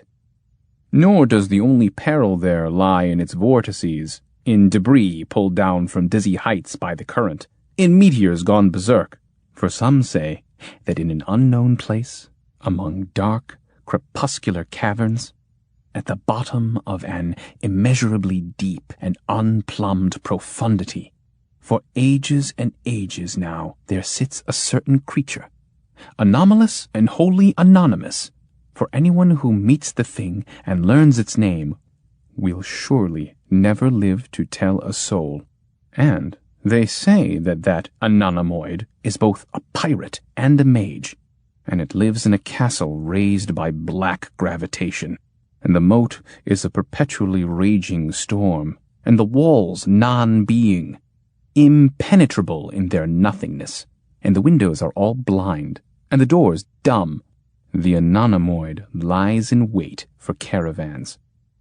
But whenever it feels an overwhelming hunger for golden skeletons, it blows black dust into the faces of the suns that serve as signposts, and once these are extinguished and some wayfarers have strayed from their path of safety, it comes whirling out of the void, wraps them tightly in its coils, and carries them off to its castle of oblivion, without ever dropping the least ruby brooch, for the monster is monstrously meticulous.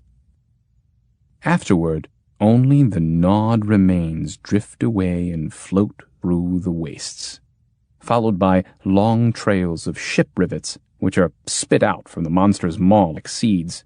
But lately, ever since the Glossarontian tunnel was opened by the forced labor of innumerable turbo-servo-serfs, and all navigation takes the way of that brightest of corridors, the anonymoid rages, deprived of further plunder, and the heat of its fury now illumines the darkness of the shroud, and it glows through the black barriers of gravitation like a fiend's skull rotting in some dank, phosphorescent cocoon. There are scoffers, true, who say that no such monster exists and never did, and they say so with impunity, for it is hard to assail an opinion of things for which there are no words. an opinion formed, moreover, on a quiet summer afternoon, far from cosmic shrouds and stellar conflagrations. Yes, it is easy not to believe in monsters, considerably more difficult to escape their dread and loathsome clutches. Was not the great Mergundiganian cybernator himself, with an entourage of 83 ships swallowed up, so that nothing remained of the magnetarium but a few chewed buckles, which were cast up on the shore of Solara Minor by a nebular wave and subsequently discovered by the villagers of those parts? And were not countless other worthies devoured without mercy or appeal? Therefore, let at least electronic memory pay silent tribute to these poor, unburied multitudes, if no avenger can be found for them, one who will deal with that perpetrator according to the old sidereal laws. All this Trurl read one day from a book, yellowed with age, which he chanced to obtain from a passing peddler, and he took it straight away to Klapaucius, and read it a second time, aloud, from beginning to end, as he was much intrigued by the marvels described therein. Klapaucius, a wise constructor who knew the cosmos well and had no little acquaintance with suns and nebulae of various kinds, only smiled and nodded, saying, "You don't believe, I hope, a single word of that rubbish." "And why shouldn't I believe it?" Trurl bridled. "Look, there's even an engraving, skillfully done, of the anomoid eating 2 photon schooners and hiding the booty in his cellar. Anyway, isn't there in fact a tunnel through a supergiant? Beetlejuice, I mean? Surely you're not such an ignoramus in cosmography to doubt that possibility." As for illustrations, why, I could draw you a dragon right now, with 1,000 suns for each eye. Would you accept this sketch as proof of its existence? Klapaucius replied. And as for the tunnels, first of all, the one of which you speak has a length of only 2 million miles, not some billions. And secondly, the star of which you speak is practically burnt out. And in the third place, interstellar travel presents no hazard whatsoever, as you know perfectly well, having flown that way yourself. And as for the so-called Great Shroud Wastes, this is in reality nothing but a cosmic dump some 10 kiloparsecs across, floating in the vicinity of Meridia and Tetrarchida, and not around any slopjaws or gosserons, which don't exist anywhere. And it's dark there, yes, but simply because of all the garbage. And as for your anomoid, there's obviously no such thing. It isn't even a respectable ancient myth that some cheap yarn concocted out of a half-baked cranium. Trurl bit his lip. "You think the tunnel's safe," he said, "because it was I who flew it. But you would be of an altogether different opinion had it been you instead. But enough of the tunnel. As far as the shroud and anomoid are concerned, it isn't my habit to settle such things with words. We'll go there, and then you'll see." And he held up the heavy book. "You'll see what's true in here and what's not." Klapaucius did his best to dissuade him, but when he saw that Trurl, stubborn as usual, had absolutely no intention of backing down from so singularly conceived a sally, he first declared that he would have nothing more to do with him, but before very long had joined in preparing for the voyage. He didn't wish to see his friend perish alone. Somehow, two can look death in the eye more cheerfully than one. Finally, having stocked the larder with plenty of provisions, for the way would lead through vast barren regions, not as picturesque, to be sure, as the book depicted, they took off in their trusty ship.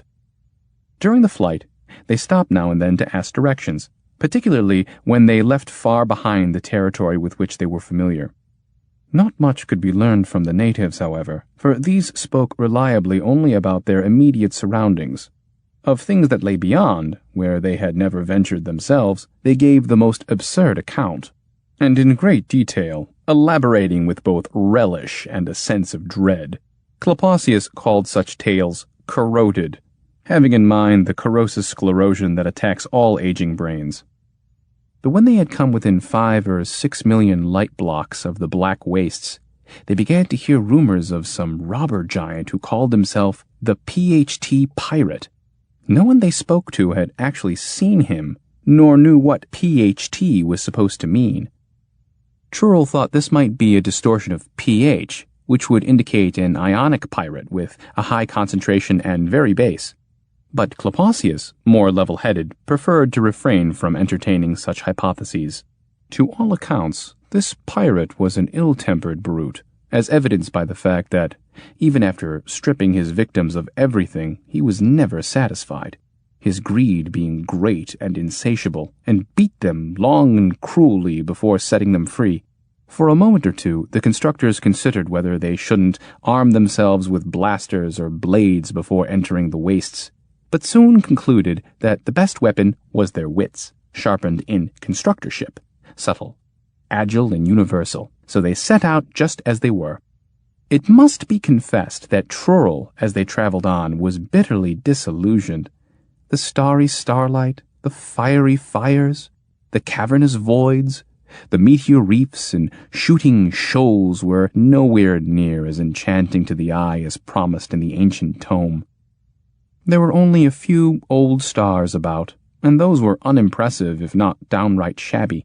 Some barely flickered, like cinders in a heap of ashes, and some were completely dark and hardened on the surface, red veins glowing dully through cracks in their charred and wrinkled crusts. Of flaming jungles of combustion and mysterious vortices there was not a sign, nor had anyone ever heard of them. For the desolate waste was a place of tedium, and tedious in the extreme, by virtue of the fact that it was desolate and a waste. As far as meteors went, they were everywhere, but in that rattling, clattering swarm was a good deal more flying refuse than honest magnetites, tektites, or aerolites, for the simple reason that the galactic pole was only a stone's throw away, and the swirling dark currents sucked to this very spot, southward, prodigious quantities of flotsam and jetsam from the central zones of the galaxy. Hence, all the tribes and nations in the neighborhood spoke of this area not as any sort of shroud, but as nothing more or less than what it was, a junkyard. Trurl hid his disappointment as best he could, in order not to occasion sarcastic comments from Klapaucius, and steered straight into the wastes. Immediately, sand began to patter on the bow, every kind of stellar debris spewed from prominences or supernovae, collected and caked up on the ship's hull, forming such a thick coat that the constructors lost all hope of ever getting it clean again. By now, the stars had vanished in the general gloom, so the two proceeded gropingly, till suddenly their ship lurched, and all the furniture, pots and pans went flying. They themselves hurtled forward faster and faster. Then at last there was an awful crunch, and the ship came to a stop, landing softly enough, though, at an angle, as if its nose had stuck in something doughy. They ran to the window, but couldn't see a thing, as it was pitch black outside, and now they heard someone banging. Someone fearfully strong, whoever it was, for the very walls were buckling in. At this point, Trurl and Klapaucius began to feel a little less confident in the power of their unarmed wits. But it was too late now, so they opened the hatch, since otherwise it would have been forced from without and broken for good. As they looked, someone stuck his face in the opening, a face so huge that it was clearly out of the question for the rest of the body to climb in after it. And not only huge, but unspeakably hideous, studded up and down and every which way with bulging eyes. And the nose was a saw, and an iron hook served for the jaw. The face didn't move, pressed up against the open hatch. Only the eyes darted back and forth, avidly examining everything, as if appraising whether or not the take was worth the trouble. Even someone far less intelligent than our constructors would have understood what that scrutiny meant, for it was unmistakable. "Well," said Trurl finally, exasperated by such shameless eyeing, which went on in silence. "What do you want, you unwashed mug? I am Trurl, constructor and general omnipotentiary, and this is my friend Klapaucius, also of great renown. and we were flying by in our ship as tourists, so kindly remove your ugly muzzle and take us immediately out of this unsavory place, full of litter and rubbish, no doubt, and direct us to some clean, respectable sector, or we'll lodge a complaint, and they'll have you broken down into little scrap. Do you hear me, you scavenger, rag-picker, pack rat? But the face said nothing, just looked and looked, as if calculating, making an estimate of how much. "Listen here, you unmitigated freak," yelled Trurl, throwing all caution to the winds, though Klapaucius kept elbowing him to show some restraint. "We have no gold, no silver, no precious stones, so you let us go this instant. And above all, cover up that oversized physiognomy of yours, for it's unspeakably hideous. And you," he said, turning to Klapaucius, "stop jabbing me with that elbow. This is the way you have to talk to such types." "I have no use," suddenly said the face, turning its 1,000 glittering eyes on Trurl, "for gold or silver, and the way you have to talk to me is delicately and with respect, as I am a pirate with a Ph.D., well-educated and by nature extremely high-strung. Other guests have been here and needed sweetening up, and when I have given you a proper pounding, too, why, you'll be positively dripping with good manners. My name is Pug. I'm 30 arshins in every direction, and it's true I rob, but in a manner that is modern and scientific. For I collect precious facts, genuine truths, priceless knowledge, and in general, all information of value. And now, let's hand it over, otherwise I whistle." "Very well, then. I'll count to 5. 1, 2, 3. And at 5, when they had handed him nothing, he let loose such a whistle that their ears nearly flew off, and Klapaucius realized that the Ph.T., of which the native spoke with terror, was indeed Ph.D., for the pirate had obviously studied at some higher institution, like the Criminal Academy. Trurl held his head and groaned. Pug's whistle was fully commensurate with his size. "We'll give you nothing," he cried while Klapaucius ran off to find some cotton. "And get your face out of here." "You don't like my face? Maybe you'll like my hand," replied the pirate. "It's one huge humdinger of a hand, and heavy as the devil, and here it comes." And indeed, the cotton Klapaucius brought was no longer needed, for the face had disappeared, and in its place was a paw to end all paws, with knots and knobs and shovel claws, and it rummaged and clutched, breaking tables and hutches and cupboards, till all the pots and pans came crashing down, and the paw chased Trurl and Klapaucius into the engine room, where they climbed up on top of the atomic pile and rapped its knuckles, pow, pow, with a poker. This made the diplomaed pirate mad, and he put his face back in the hatch and said, "Look, I strongly advise you to come to terms with me at once. Otherwise, I'll put you aside for later, at the very bottom of my storage bin, and cover you with garbage, and wedge you in with rocks so you can't move, and you'll just sit there and slowly rust. So then, which is it to be?" Trurl wouldn't hear of negotiating, but Klapaucius asked what exactly it was that his doctoral diplomahood wanted. "Now you're talking," he said. "I gather rich mines of information, for such is my lifelong love and avocation. The result of a higher education, and, I might add, a practical grasp of the situation. When you consider that, with the usual treasures untutored pirates like to hoard, there is not a blessed thing here one can buy. Information, on the other hand, satisfies one's thirst for knowledge, and it is well known, besides, that everything that is information. And thus, for centuries now, I gather it, and will continue to do so. Though it's true I'm not against a little gold or diamonds now and then, for they're pretty and decorative. But that's strictly on the side, as occasion warrants. Observe, however, that for false information, no less than for false coin, I give a good shellacking, since I am refined and insist on authenticity." "But what kind of authentic and valuable information do you require?" asked Klapaucius. "All kinds, as long as it's true," replied the pirate. You never can tell what facts may come in handy. I already have a few hundred wells and cellars full of them, but there's room for twice again as much. So out with it. Tell me everything you know, and I'll jot it down, but make it snappy. A fine state of affairs, Klapaucius whispered in Trurl's ear. He could keep us here for an eon or two before we tell him everything we know. Our knowledge is colossal. Wait, whispered Trurl. I have an idea. And he said aloud, Listen here, you thief with a degree. We possess a piece of information worth more than any other. A formula to fashion gold from ordinary atoms. For instance, hydrogen, of which the universe has an inexhaustible supply. We'll let you have it if you let us go. I have a whole trunk full of such recipes, answered the face, batting its eyes ferociously. And they're all worthless. I don't intend to be tricked again. You demonstrate it first. Sure, why not? Do you have a jug? No. Well, that's all right. We can do without one, said Trurl.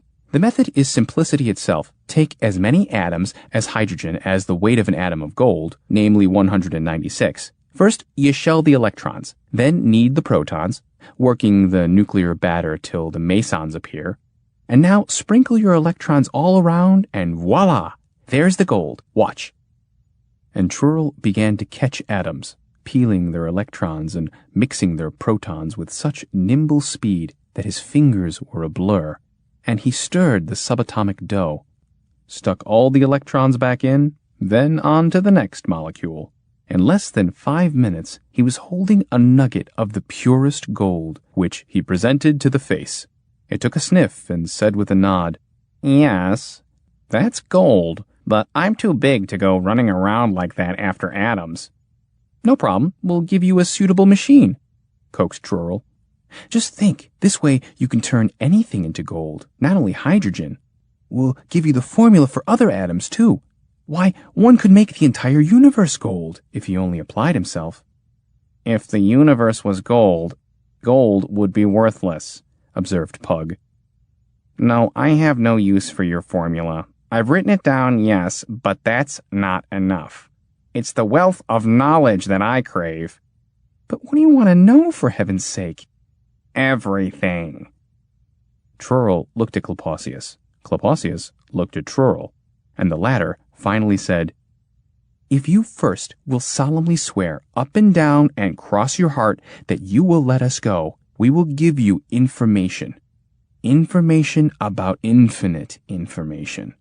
That is, we will make you your very own demon of the second kind, which is magical and thermodynamical, non-classical and stochastical. And from any old barrel or even a sneeze, it will extract information for you about everything that was, is, may be, or ever will be. And there is no demon beyond this demon, for it is a demon of the second kind. And if you want it, say so now. The pirate with the PhD was suspicious, and didn't agree all at once to these conditions, but finally swore the required oath, with the stipulation that the demon first give clear proof of its informational prowess, which was fine with Trurl. Now pay attention, Big Face, he said. Do you have any air knocking about? Without air, the demon won't work. I have a little, said Pug, but it's not too clean. Stale, stagnant, polluted, it doesn't matter, not in the least, replied the constructors. Lead us to it, and we'll show you something.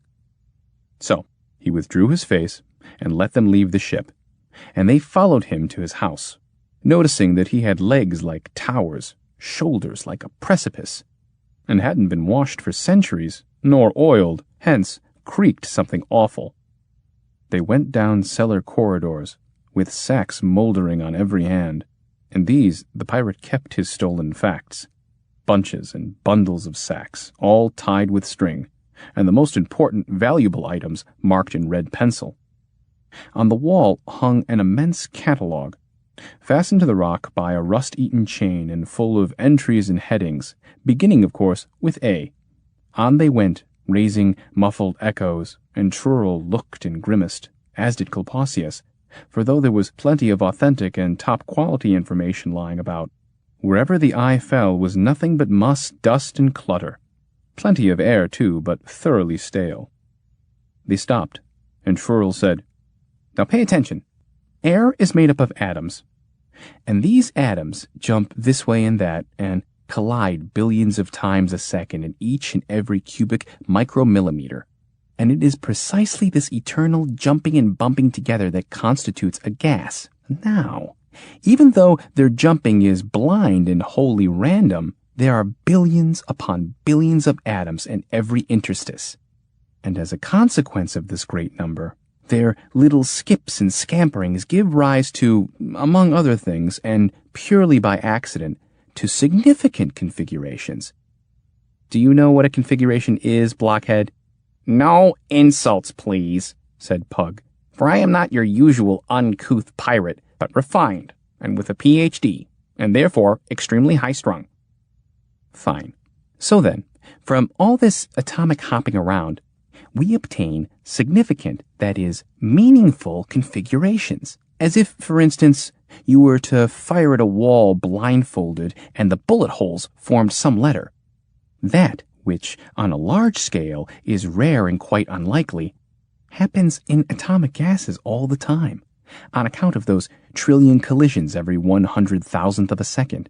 But here's the problem. In every smidgen of air, the joggling and jostling of atoms does indeed produce deep truths and edifying dicta.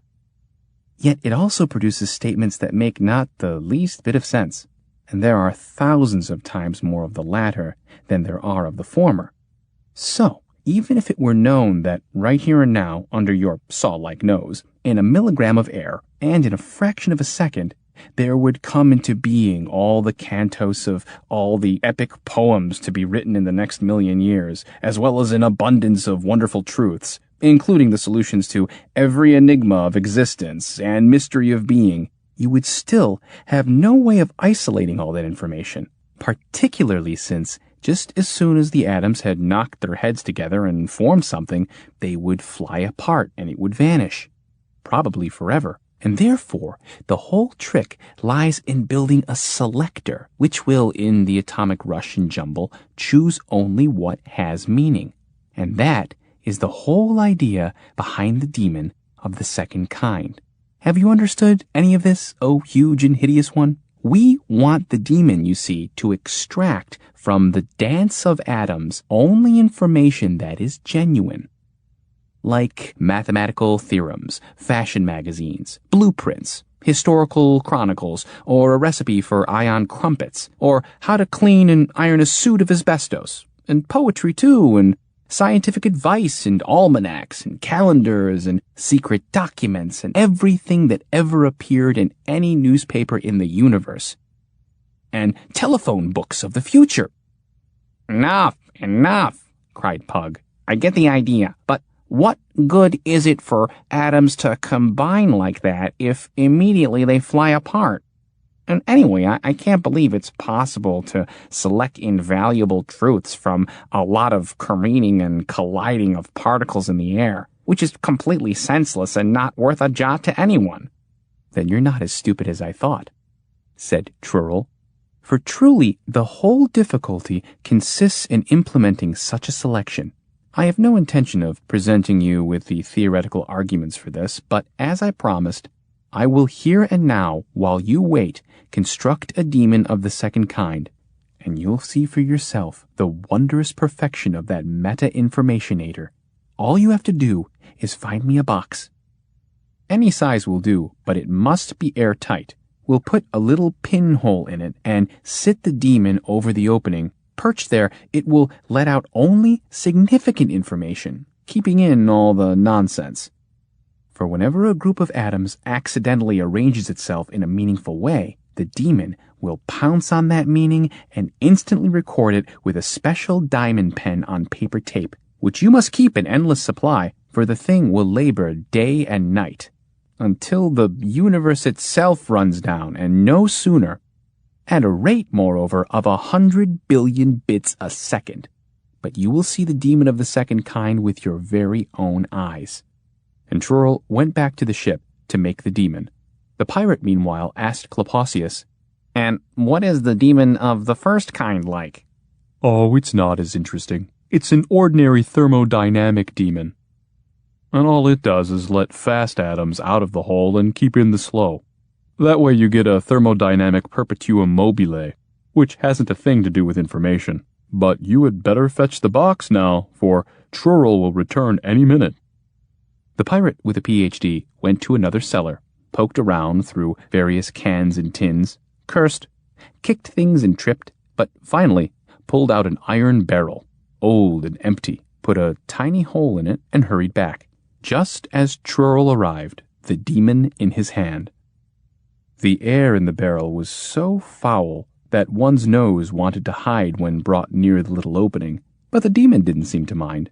Trurl placed this mote of a mite astride the hole in the barrel, affixed a large roll of paper tape on the top, and threaded it underneath the tiny diamond-tipped pen, which quivered eagerly, then began to scratch and scriggle, clattering rat-tat, pit-pat, just like a telegraph, only 1,000,000 times faster. From under this frantic apparatus, the information tape slowly began to slide out, covered with words, onto the filthy cellar floor. Pug sat down next to the barrel, lifted the paper tape to his 100 eyes, and read what the demon had, with its informational net, managed to dredge up out of the eternal prancing and dancing of the atoms.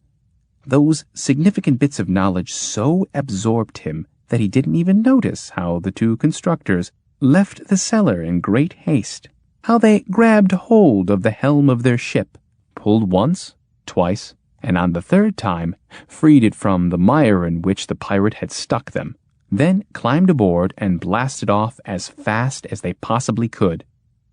For they knew that, though their demon would work, it would work too well, producing a far greater wealth of information than Pug anticipated. Pug, meanwhile, sat propped up against the barrel and read, as the diamond pen which the demon employed to record everything it learned from the oscillating atoms squeaked on. And he read about how exactly Harlebardonian wrigglers wriggle, and that the daughter of King Petroleus of Labondia is named Humpanella, and what Frederick II, one of the pale-face kings, had for lunch before he declared war against the Gwendoliths, and how many electron shells an atom of thermionolium would have, if such an element existed. And what is the cloacal diameter of a small bird called the tuft twit, which is painted by the Wabian marchpanes on their sacrificial urns? And also of the tripartite taste of the oceanic ooze on polypelacid difauna, and of the flower dibullic that beats the lower Malfundican hunters black and blue whenever they waken it at dawn, and how to obtain the angle of the base of an irregular icosahedron, and who was the jeweler of Goofus, the left-handed butcher of the Bovants, and the number of volumes on Phileity to be published in the year 70,000 on Maronautica, and where to find the tomb of Cyberinda the red-toad, who was nailed to her bed by a certain Clamonder in a drunken fit, and how to tell the difference between a bindle snark and an ordinary trundlespiff, and also who has the smallest lateral wumpet in the universe, and why fan-tailed fleas won't eat moss, and how to play the game of Fracture My Pliss and win, and how many snapdragon seeds there were in the turd into which a Broquian Filminides stepped, when he stumbled on the great Albongian road 8 miles outside the valley of Symphic Sighs, and little by little his 100 eyes began to swim, and it dawned on him that all this information, entirely true and meaningful in every particle, was absolutely useless, producing such an ungodly confusion that his head ached terribly and his legs trembled. But the demon of the second kind continued to operate at a speed of 300 million facts per second, and mile after mile of tape coiled out and gradually buried the PhD pirate beneath its windings, wrapping him, as it were, in a paper web, while the tiny diamond-tipped pen shivered and twitched like one insane. And it seemed to Pug that any minute now he would learn the most fabulous, unheard-of things that would open up to him the ultimate mystery of being. So he greedily read everything that flew out from under the diamond nib. The drinking songs of the Quayacabandish, and the sizes of bedroom slippers available on the continent of Cobb, with pompons and without, and the number of hairs growing on each brass knuckle of the skew-beezered flummox, and the average width of the fontanelle in indigenous step-infants, and the litanies of the Mahatma conjurers to rouse the Reverend Blotto Ben Bleer, and the inaugural cat-calls of the Duke of Zilch, and 6 ways to cook cream of wheat, and a good poison for uncles with goatees, and 12 types of forensic tickling, and the names of all the citizens of Fufara Junction beginning with the letter M, and the results of a poll of opinions on the taste of beer mixed with mushroom syrup. And it grew dark before his 100 eyes, and he cried out in a mighty voice that he'd had enough. But information had so swathed and swaddled him in its 300,000 tangled paper miles that he couldn't move, and had to read on about how Kipling would have written the beginning to his second Jungle Book if he had had indigestion just then, and what thoughts come to unmarried whales getting on in years, and all about the courtship of the carrion fly, and how to mend an old gunny sack, and what a sprott house is, and why we don't capitalize Paris in plaster of Paris or Turkish in Turkish bath, and how many bruises one can have at a single time, and then a long list of the differences between fiddle and faddle, not to be confused with twiddle and twaddle or tittle and tattle, then all the words that rhyme with spinach. And what were the insults which Pope of Pandora heaped upon Antipope Malum of Porking? And who plays the 8-tone autocomb? In desperation, he struggled to free himself from the paper coils and toils, but suddenly grew faint.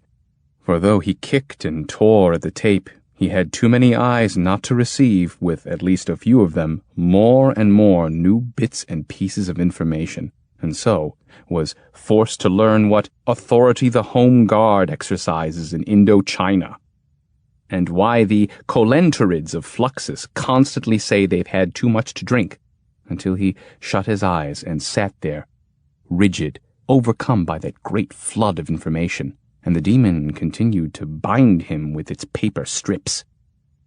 Thus was the pirate pug severely punished for his inordinate thirst for knowledge. He sits there to this day, at the very bottom of his rubbish heap and bins of trash, covered with a mountain of paper, and in the dimness of that cellar the diamond pen still jumps and flickers like the purest flame, recording whatever the demon of the second kind culls from dancing atoms in the rancid air that flows through the hole of the old barrel. And so poor Pug, crushed beneath that avalanche of facts, learns no end of things about rickshaws, rents, and roaches, and about his own fate, which has been related here, for that too is included in some section of the tape, as are the histories, accounts, and prophecies of all things in creation, up until the day the stars burn out. And there is no hope for him, since this is the harsh sentence the constructors passed upon him for his pirately assault. Unless, of course, the tape runs out, for lack of paper. The Seventh Sally, or How Trurl's Own Perfection Led to No Good. The universe is infinite but bounded, and therefore a beam of light, in whatever direction it may travel, will after billions of centuries return, if powerful enough, to the point of its departure. And it is no different with rumor, that flies about from star to star and makes the rounds of every planet.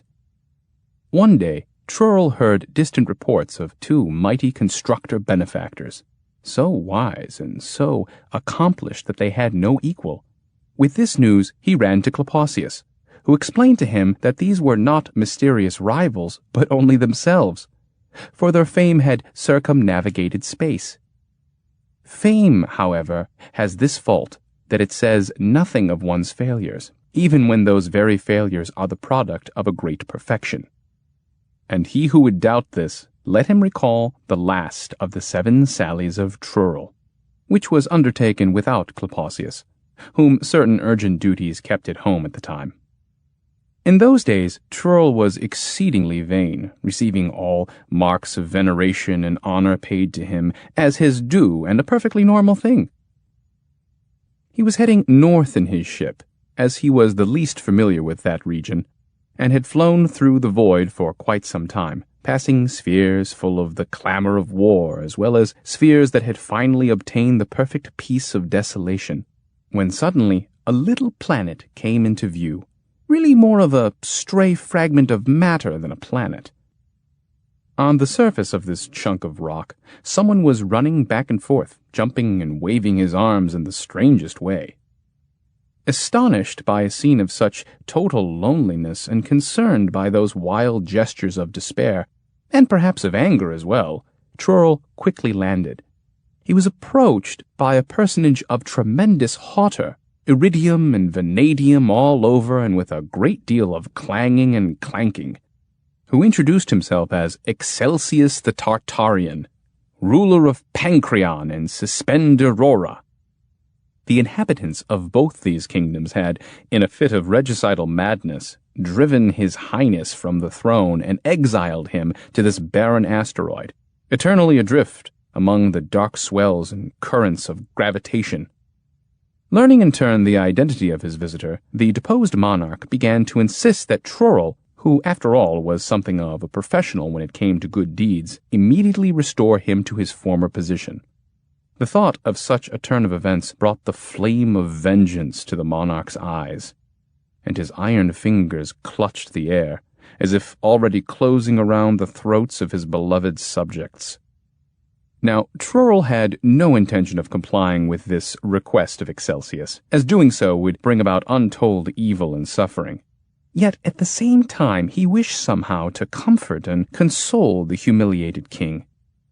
Thinking a moment or two, he came to the conclusion that even in this case not all was lost, for it would be possible to satisfy the king completely without putting his former subjects in jeopardy.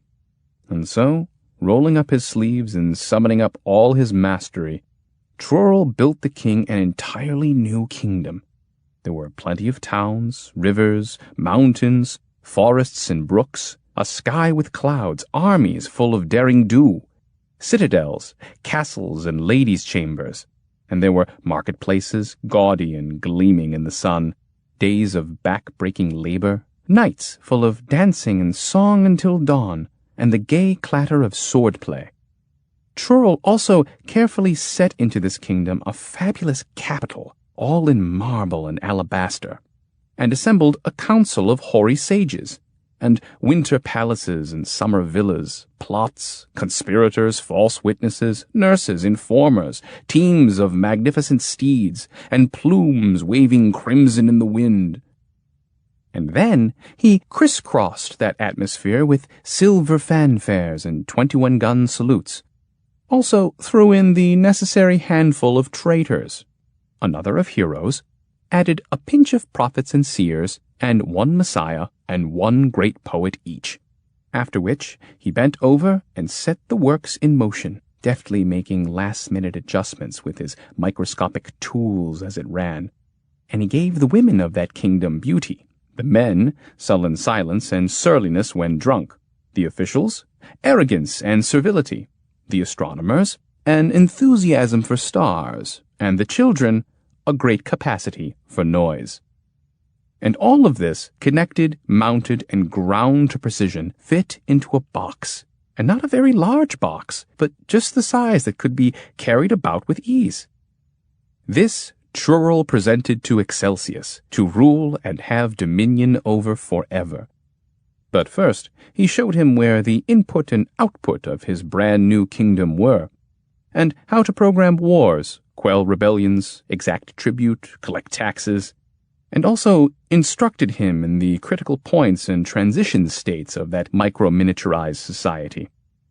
In other words, the maxima and minima of palace coups and revolutions, and explained everything so well that the king, an old hand in the running of tyrannies, instantly grasped the directions and, without hesitation, while the constructor watched, issued a few trial proclamations, correctly manipulating the control knobs, which were carved with imperial eagles and regal lions.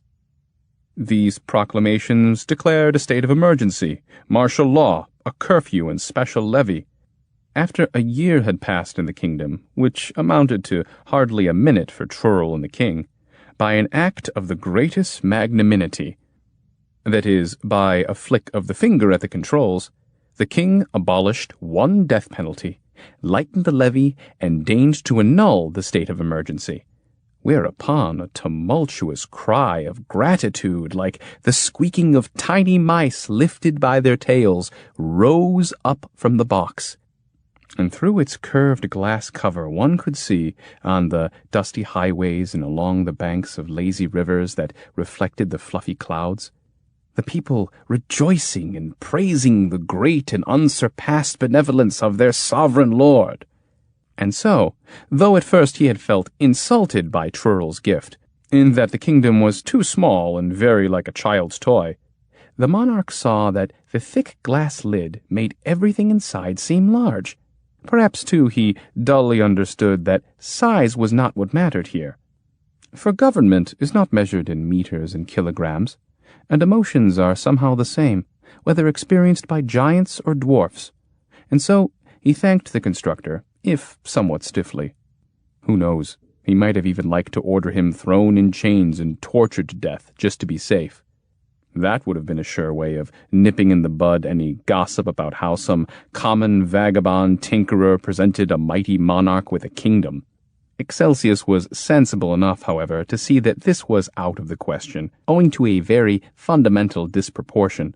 For fleas could sooner take their host into captivity than the king's army seize Trurl. So, with another cold nod, he struck his orb and scepter under his arm, lifted the box kingdom with a grunt, and took it to his humble hut of exile.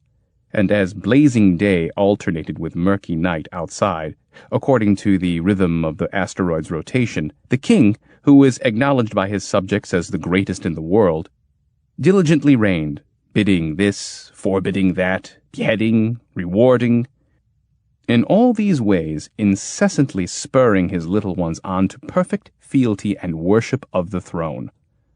As for Trurl, he returned home and related to his friend Klapaucius, not without pride, how he had employed his constructor's genius to indulge the autocratic aspirations of Excelsius and, at the same time, safeguard the democratic aspirations of his former subjects. But Klapaucius, surprisingly enough, had no words of praise for Trurl. In fact, there seemed to be rebuke in his expression. "Have I understood you correctly?" he said at last. "You gave that brutal despot, that born slave-master, that slavering sadist of a pain-monger, you gave him a whole civilization to rule and have dominion over forever? And you tell me, moreover, of the cries of joy brought on by the repeal of a fraction of his cruel decrees? Trurl, how could you have done such a thing?" "You must be joking," Trurl exclaimed. "Really, the whole kingdom fits into a box 3 feet by 2 by 2.5. It's only a model." "A model of what?"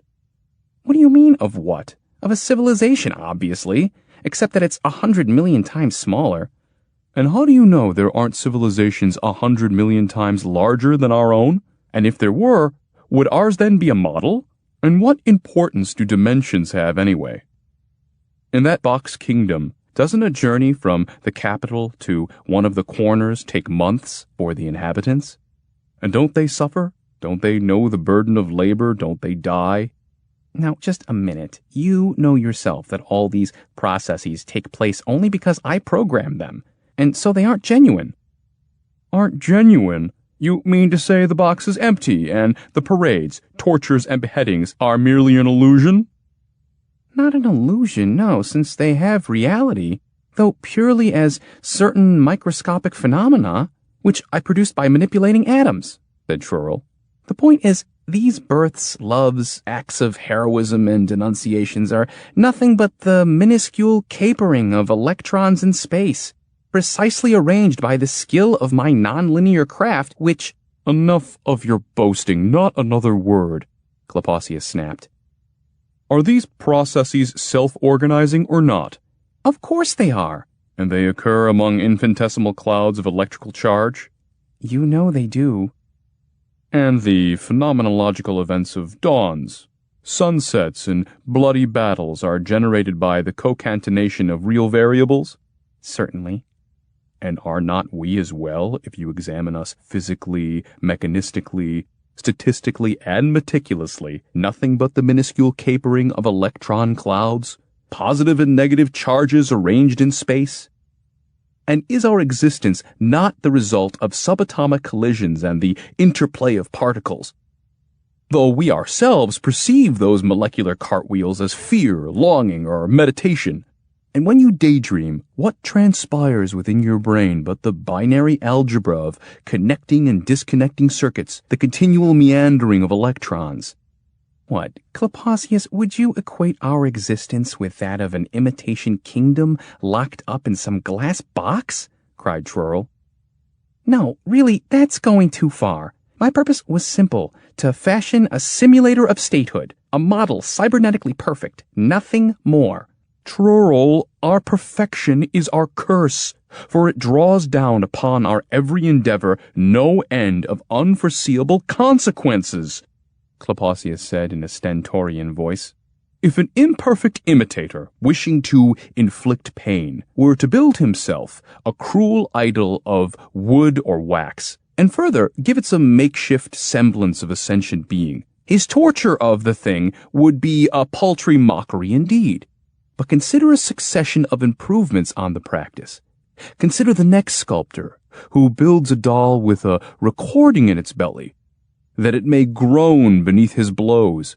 Consider a doll which, when beaten, begs for mercy, no longer a cruel idol, but a homeostat. Consider a doll that sheds tears, a doll that bleeds, a doll that fears death, though it also longs for the peace that only death can bring. Don't you see? When the imitator is perfect, so must be the imitation, and the semblance becomes the truth, the pretense a reality. Trurl, you took an untold number of creatures capable of suffering and abandoned them forever to the rule of a wicked tyrant. Trurl, you have committed a terrible crime.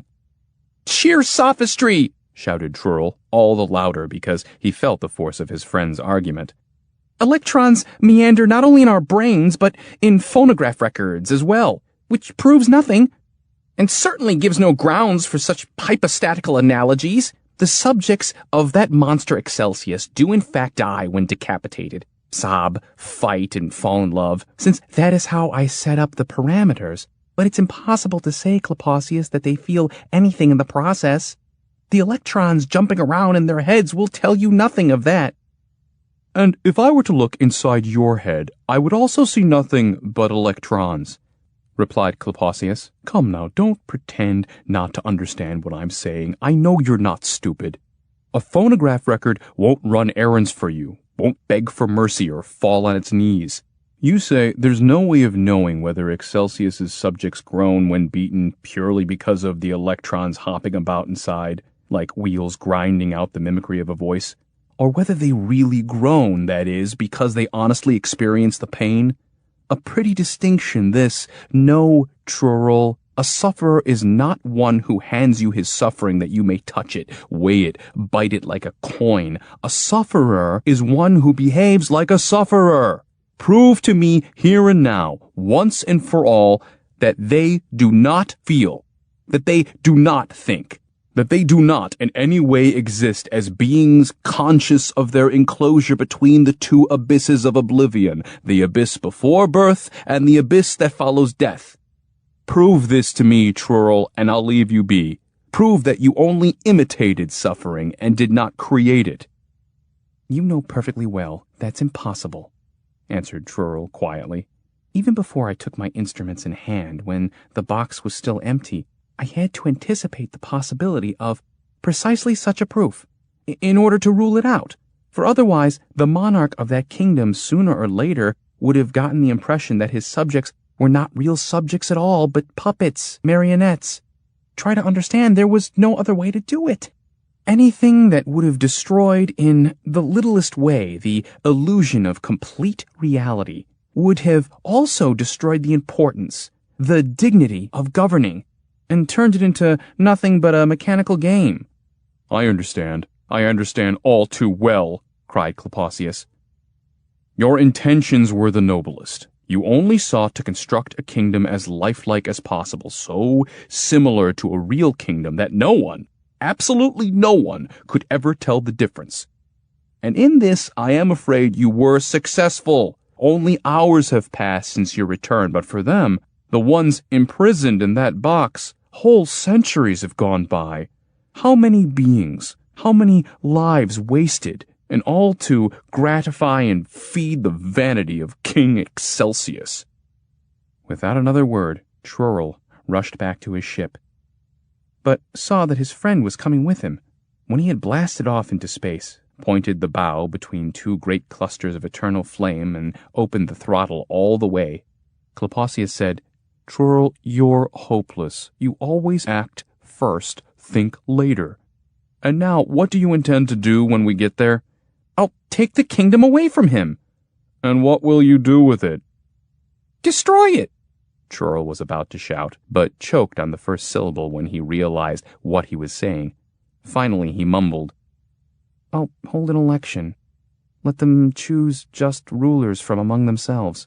"You program them all to be feudal lords or shiftless vassals. What good would an election do? First you'd have to undo the entire structure of the kingdom, then assemble from scratch." "And where," exclaimed Trurl, "does the changing of structures end and the tampering with minds begin?" Klapaucius had no answer for this, and they flew on in gloomy silence, till the planet of Excelsius came into view. As they circled it, preparing to land, they beheld a most amazing sight. The entire planet was covered with countless signs of intelligent life. Microscopic bridges like tiny lines spanned every rill and rivulet, while the puddles, reflecting the stars, were full of microscopic boats like floating chips. The night side of the sphere was dotted with glimmering cities, and on the day side one could make out flourishing metropolises, though the inhabitants themselves were much too little to observe, even through the strongest lens. Of the king, there was not a trace, as if the earth had swallowed him up. "He isn't here," said Trurl in an awed whisper. "What have they done with him? Somehow they managed to break through the walls of their box and occupy the asteroid." "Look," said Klapaucius, pointing to a little cloud no larger than a thimble and shaped like a mushroom. It slowly rose into the atmosphere. "They've discovered atomic energy. And over there, you see that bit of glass? It's the remains of the box. They've made it into some sort of temple." "I don't understand. It was only a model, after all. A process with a large number of parameters. A simulation. A mock-up for a monarch to practice on, with the necessary feedback, variables, multi-stats," muttered Trurl, dumbfounded. "Yes, but you made the unforgivable mistake of over-perfecting your replica. Not wanting to build a mere clock-like mechanism, you inadvertently, in your punctilious way, created that which was possible, logical, and inevitable. That which became the very antithesis of a mechanism." "Please, no more," cried Trurl, and they looked out upon the asteroid in silence, when suddenly something bumped their ship, or rather grazed it slightly. They saw this object, for it was illumined by the thin ribbon of flame that issued from its tail. A ship, probably, or perhaps an artificial satellite, though remarkably similar to one of those steel boots the tyrant Excelsius used to wear. And when the constructors raised their eyes, they beheld a heavenly body shining high above the tiny planet. It hadn't been there previously, and they recognized, in that cold, pale orb, the stern features of Excelsius himself, who had in this way become the moon of the Microminions. Tale of the 3 Storytelling Machines of King Genius. One day to Trurl's abode there came a stranger, and it was plain just as soon as he alighted from his photon phaeton that here was no ordinary personage, but one who hailed from distant parts. For where all of us have arms, he had only a gentle breeze, and where there were usually legs, he had nothing but a shimmering rainbow, and in lieu of a head, he sported a plumed fedora, His voice issued forth from his center, and indeed, he was a perfect sphere, a sphere of the most engaging appearance and girdled with an elegant, semi-permeable cummerbund. Bowing low to Trurl, he revealed that there were really two of him, the top half and the bottom. The top was called Synchronicus, the bottom Symphonicus. To Trurl, this seemed an excellent solution to the problem of constructing intelligent beings, and he had to confess he had never met an individual so well-turned, so precise, and with such a fine shine. The stranger returned the compliment by praising Trurl's corpus, then broached the purpose of his visit. A close friend and loyal servant of the famous King Ingenious, he had come to place an order for 3 storytelling machines. "Our mighty lord and sovereign," he said, "has long refrained from all reigning and ruling, to which total abdication he was brought by a wisdom achieved through careful study of the ways of this and other worlds.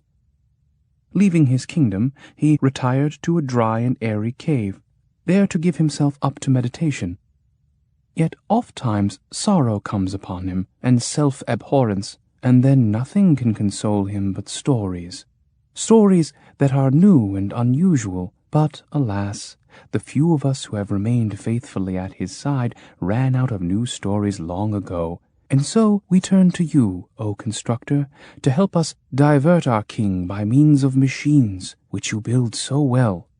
"Yes, that's possible," said Trurl, "but why do you need as many as 3? "We should like," replied Symphonicus, spinning slowly, "the first to tell stories that are involved but untroubled, the second, stories that are cunning and full of fun, and the third, stories profound and compelling." In other words, to 1, exercise, 2, entertain, and 3, edify the mind, said Trurl. "I understand. Shall we speak of payment now or later?" "When you have completed the machines, rub this ring," was the reply, "and the phaeton shall appear before you. Climb into it with your machines, and it shall carry you at once to the cave of King Ingenious. There voice your wishes. He shall do what he can to grant them."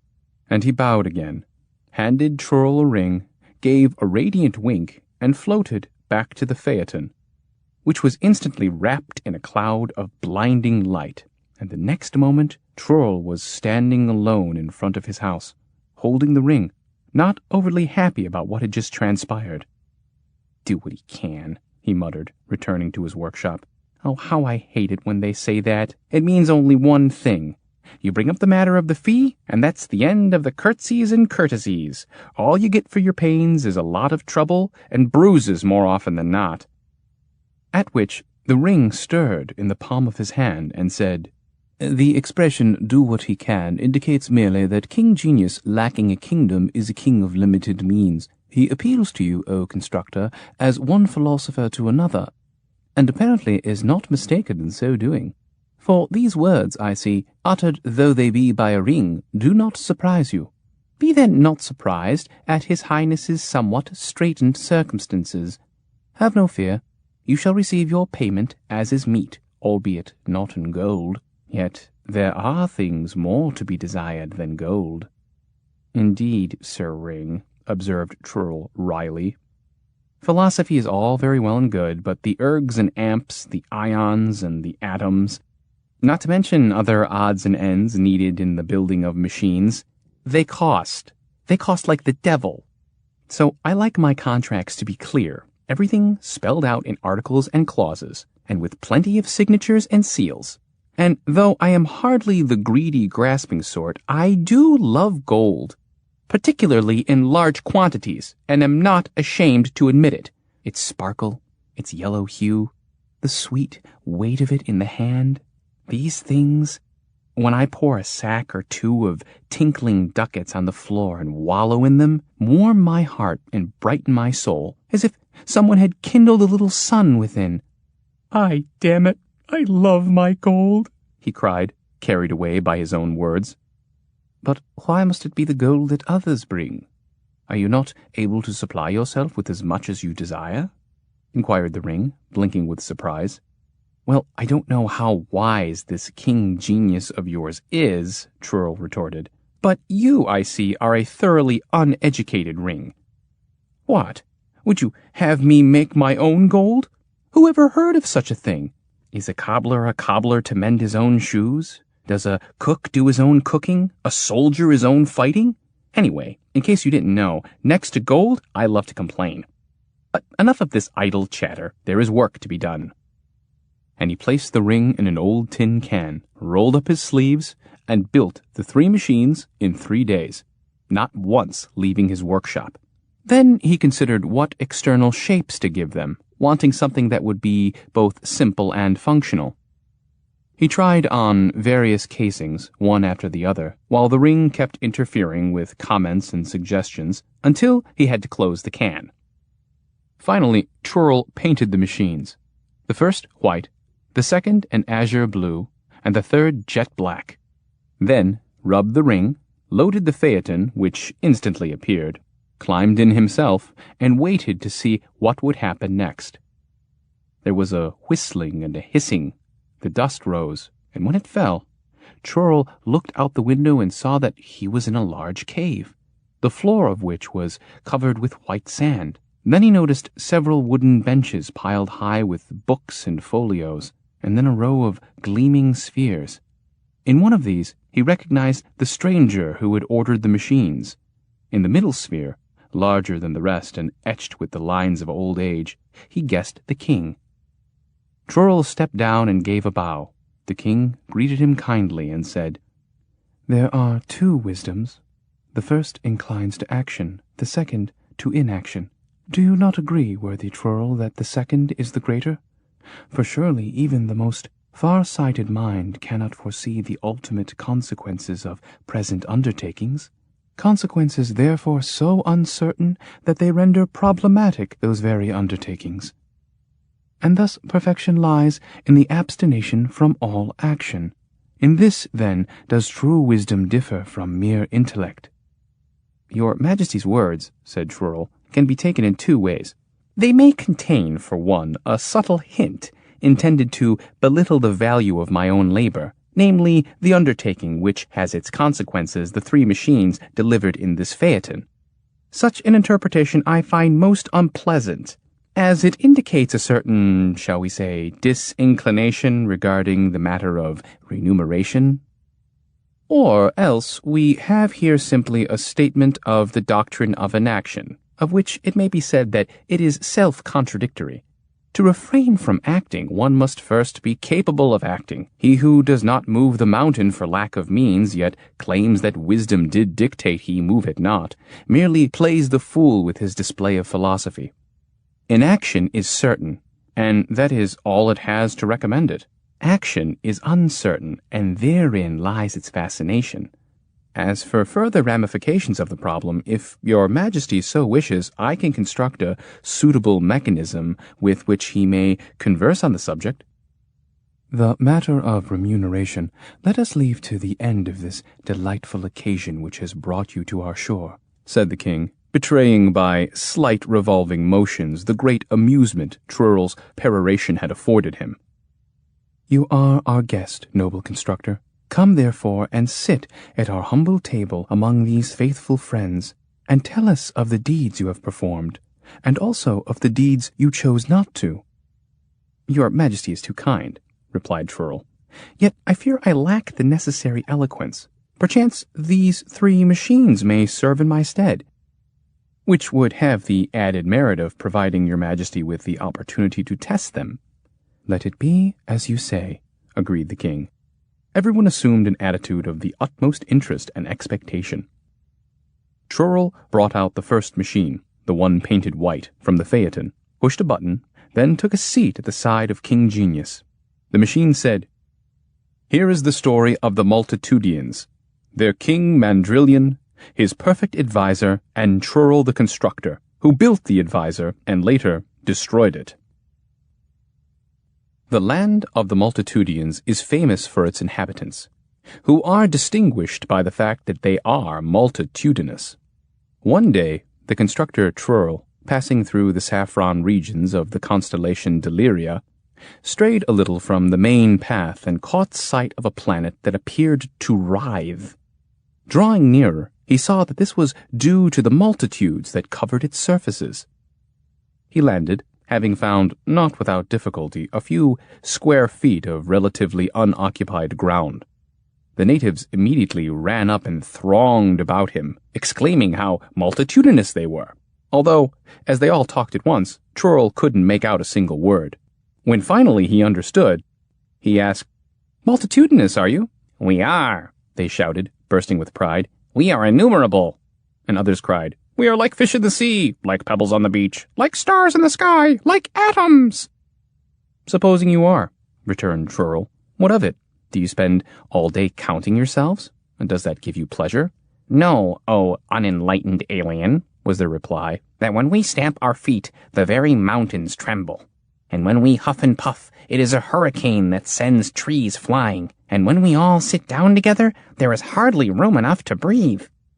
"But why should mountains tremble and hurricanes send trees flying? And why should there be hardly room enough to breathe?" asked Trurl. "Is it not better when mountains stay at rest, and there are no hurricanes, and everyone has room enough to breathe?"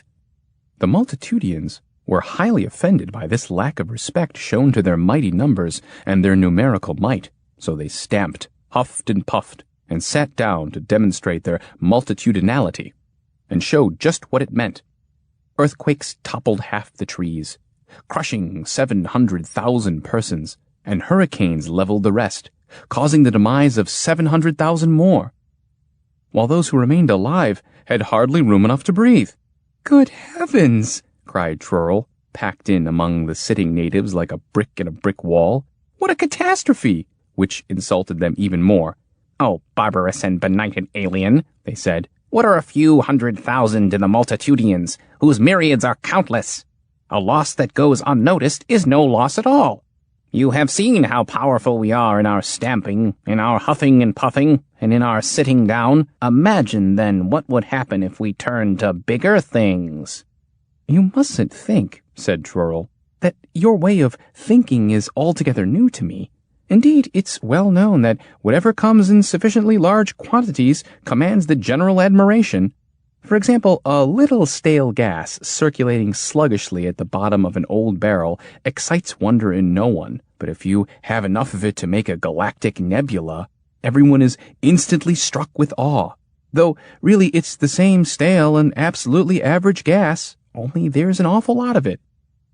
"We do not like what you say," they shouted. "We do not like to hear about this stale gas."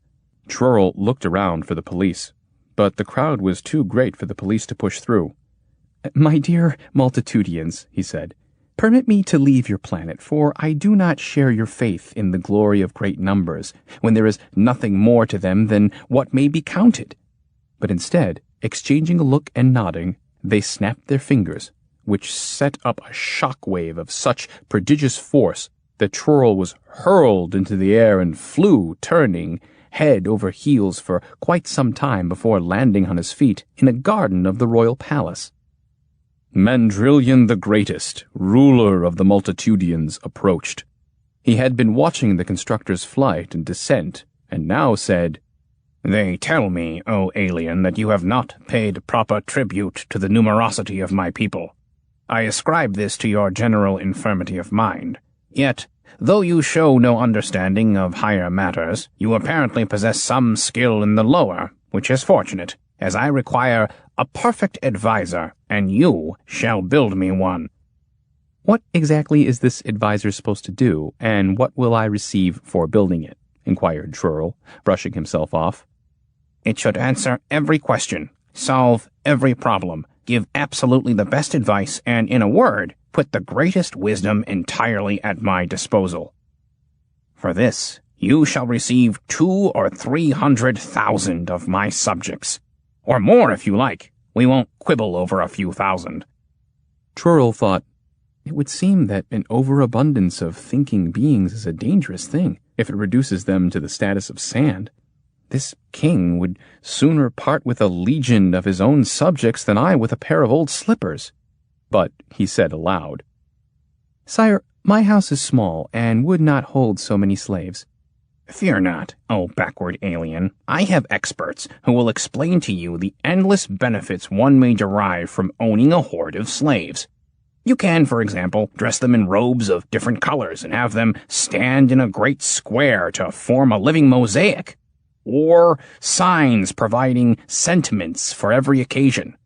You can tie them in bundles and roll them down hills. You can make a huge hammer, 5,000 for the head, 3,000 for the handle, to break up boulders or clear forests.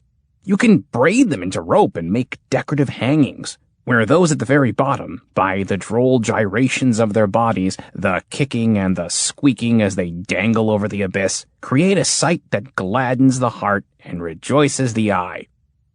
Or take 10,000 young female slaves, stand them all on one leg, and have them make figure eights with their right hands and circles with their left. A spectacle, believe me, which you won't wish to part with, and I speak from experience.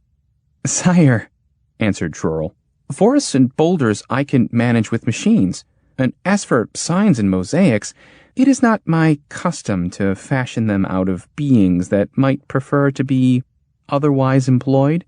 What then, O insolent alien, said the king, do you want in return for the perfect advisor? 100 bags of gold. Mandrillion was loath to part with the gold, but an idea came to him, a most ingenious plan, which, however, he kept to himself, and he said, So be it. Your Royal Highness shall have his perfect advisor, promised Trurl, and proceeded to the castle tower which Mandrillion had set aside for him as a workshop. It wasn't long before they could hear the blowing of bellows there, the ringing of hammers, the rasping of saws. The king sent spies to have a look. These returned much amazed, for Trurl had not constructed an advisor at all, but a variety of forging, welding, cutting, and wiring machines. After which he sat down and with a nail made little holes in a long strip of paper, programming out the advisor in every particular, then went for a walk while the machines toiled in the tower all night, and by early morning the work was done. Around noon, Trurl entered the main hall with an enormous doll that had 2 legs and 1 small hand.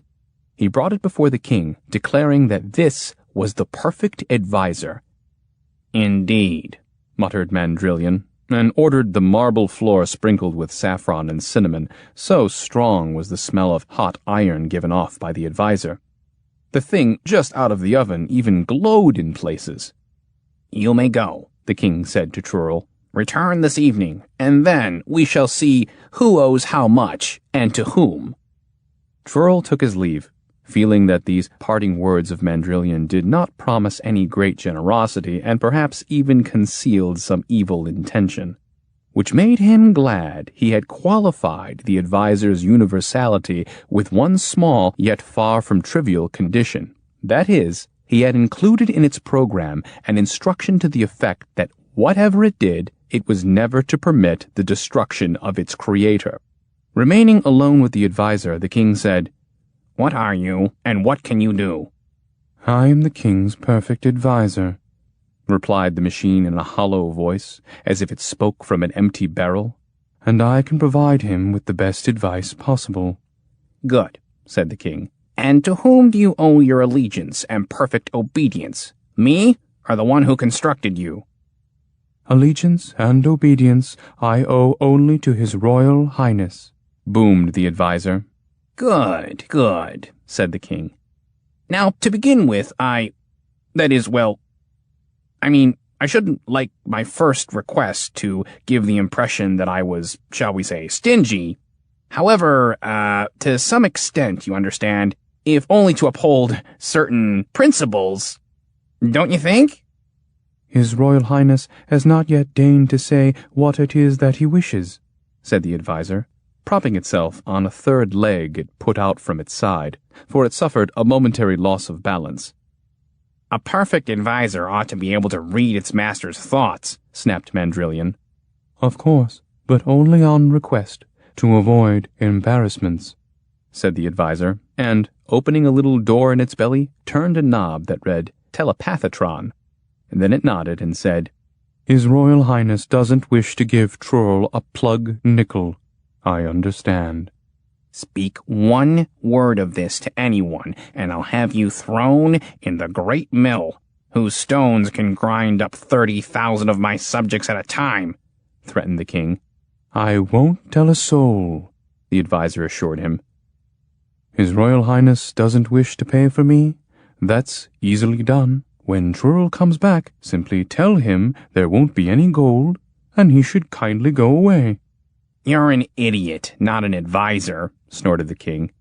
I don't want to pay, but I want it to look like it's all Trurl's fault. Like I don't owe him a thing, understand?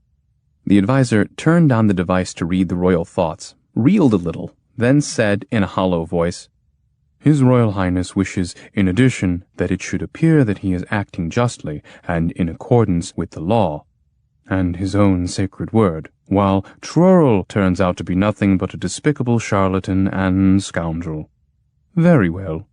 With His Royal Highness's permission, I will now seize His Royal Highness by the throat and choke him, and if he would be so good as to struggle and scream for help— Have you gone mad? Said Mandrillion. Why should you choke me, and why should I scream? That you may accuse Trurl of attempting to commit, with my aid, the crime of regicide, explained the advisor brightly. Thus, when His Royal Highness has him whipped and thrown into the moat, everyone will say that this was an act of the greatest mercy, since for such an offense one is usually drawn and quartered, if not tortured first. To me, His Royal Highness will grant a full pardon, as I was but an unwitting tool in the hands of Trurl, and everyone will praise the king's magnanimity and compassion, and everything will be exactly as His Royal Highness wishes it.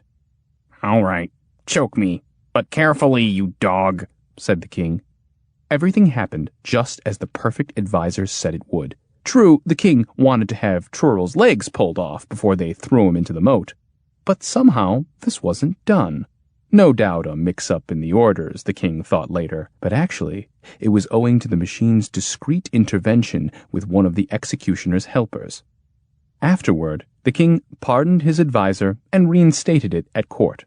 Trurl, meanwhile, battered and bruised, painfully hobbled home. Immediately after his return, he went to see Klapaucius and told him the whole story. Then he said, That Mandrillion was more of a villain than I thought.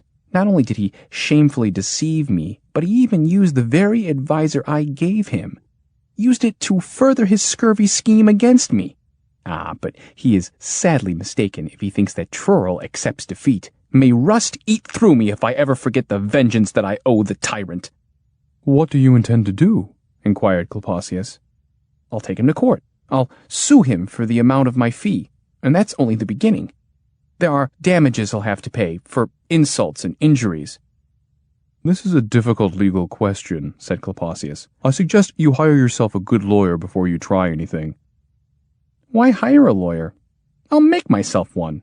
And Trurl went home, threw 6 heaping teaspoons of transistors into a big pot, added again as many condensers and resistors, poured electrolyte over it, stirred well, and covered tightly with a lid, then went to bed. And in 3 days, the mixture had organized itself into a first-rate lawyer. Trurl didn't even need to remove it from the pot, since it was only to serve this once, so he set the pot on the table and asked, What are you? I'm a consulting attorney and specialist in jurisprudence, the pot gurgled, for there was a little too much electrolyte in it. Trurl related the whole affair, whereupon it said, You say you qualified the advisor's program with an instruction making it incapable of engineering your death? Yes, so it couldn't destroy me. That was the only condition. In that case, you failed to live up to your part of the bargain. The advisor was to have been perfect without any limitations. If it couldn't destroy you, then it wasn't perfect. But if it destroyed me, then there would be no one to receive payment. A separate matter and a different question entirely, which comes under those paragraphs in the docket determining Mandrillion's criminal liability, while your claim has more the character of a civil action.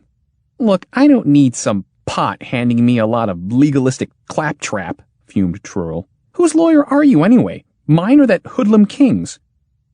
yours, but he did have the right to refuse you payment. And did he have the right to order me thrown from his castle walls into the moat? As I said, that's another matter entirely. Criminal, not civil, answered the pot. Trurl flew into a rage. Here I make an intelligent being out of a bunch of old wires, switches, and grids, and instead of some honest advice, I get technicalities. You cheap cybernetic shyster, I'll teach you to trifle with me. And he turned the pot over, shook everything out onto the table, and pulled it apart before the lawyer had a chance to appeal the proceedings.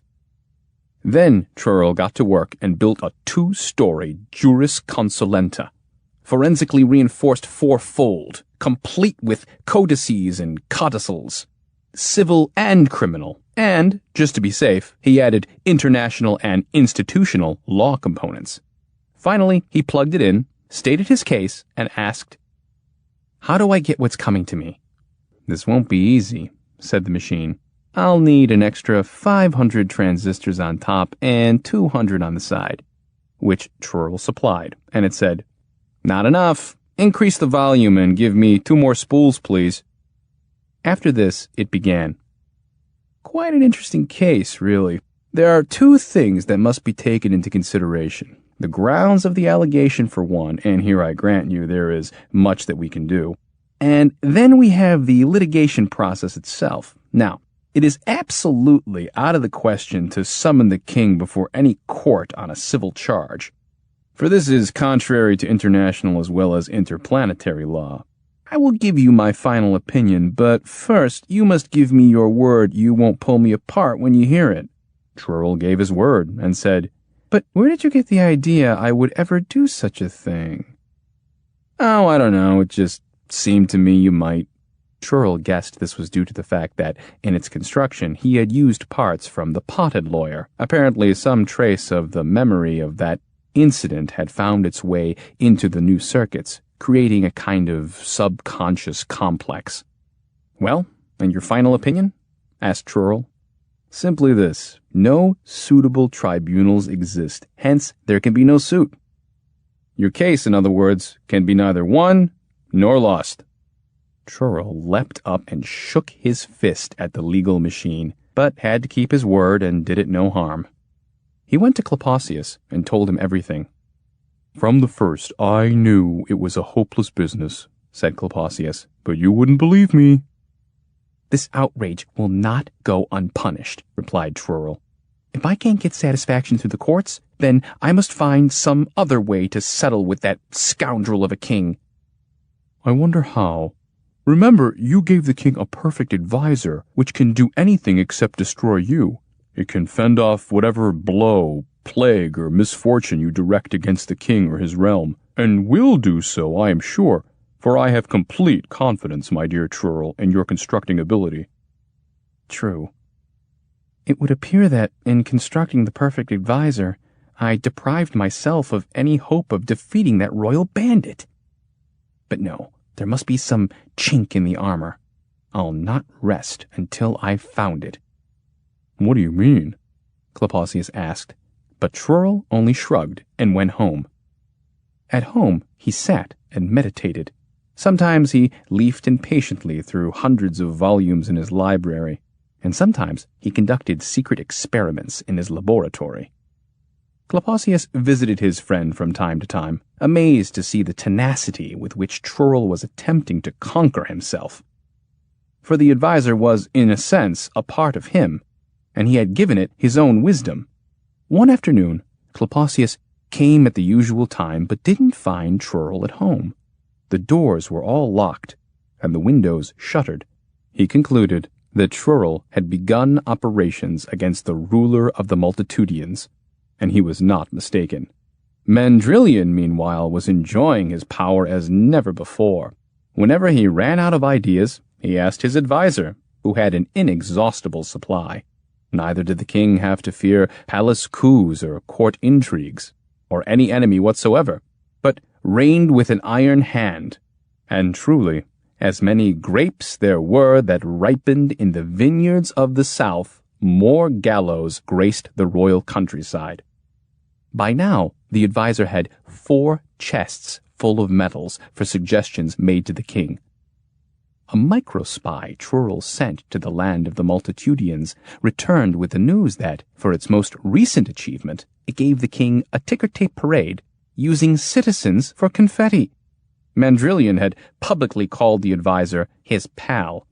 Trurl then launched his carefully prepared campaign by sitting down and writing the advisor a letter on eggshell yellow stationery decorated with a freehand drawing of a cassowary tree.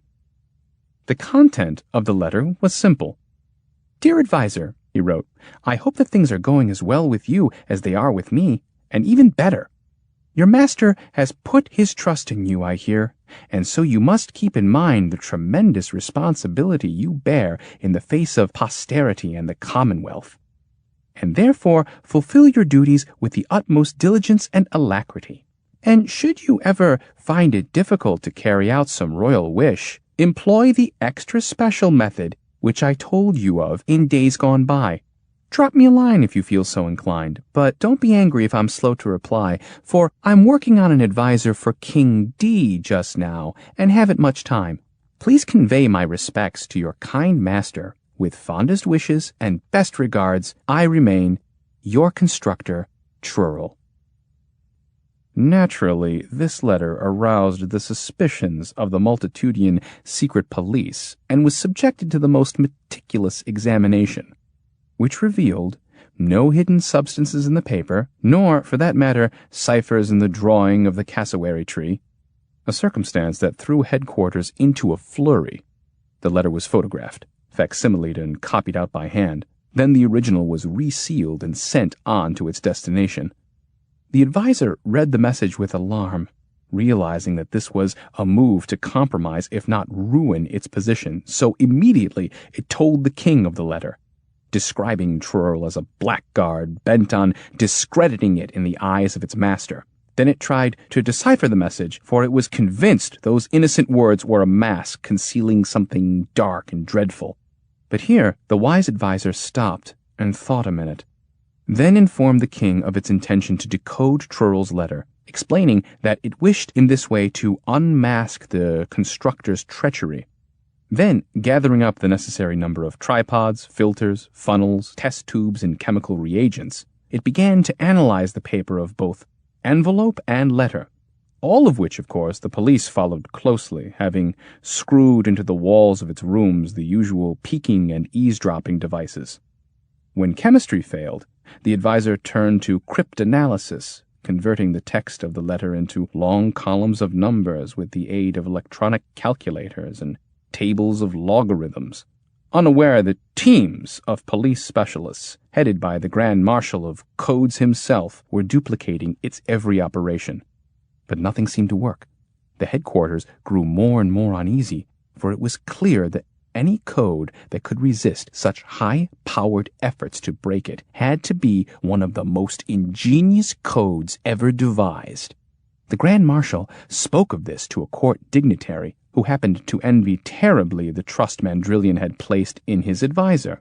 This dignitary, wanting nothing better than to plant the seeds of doubt in the royal heart, told the king that his mechanical favorite was sitting up night after night, locked in its room, studying the suspicious letter.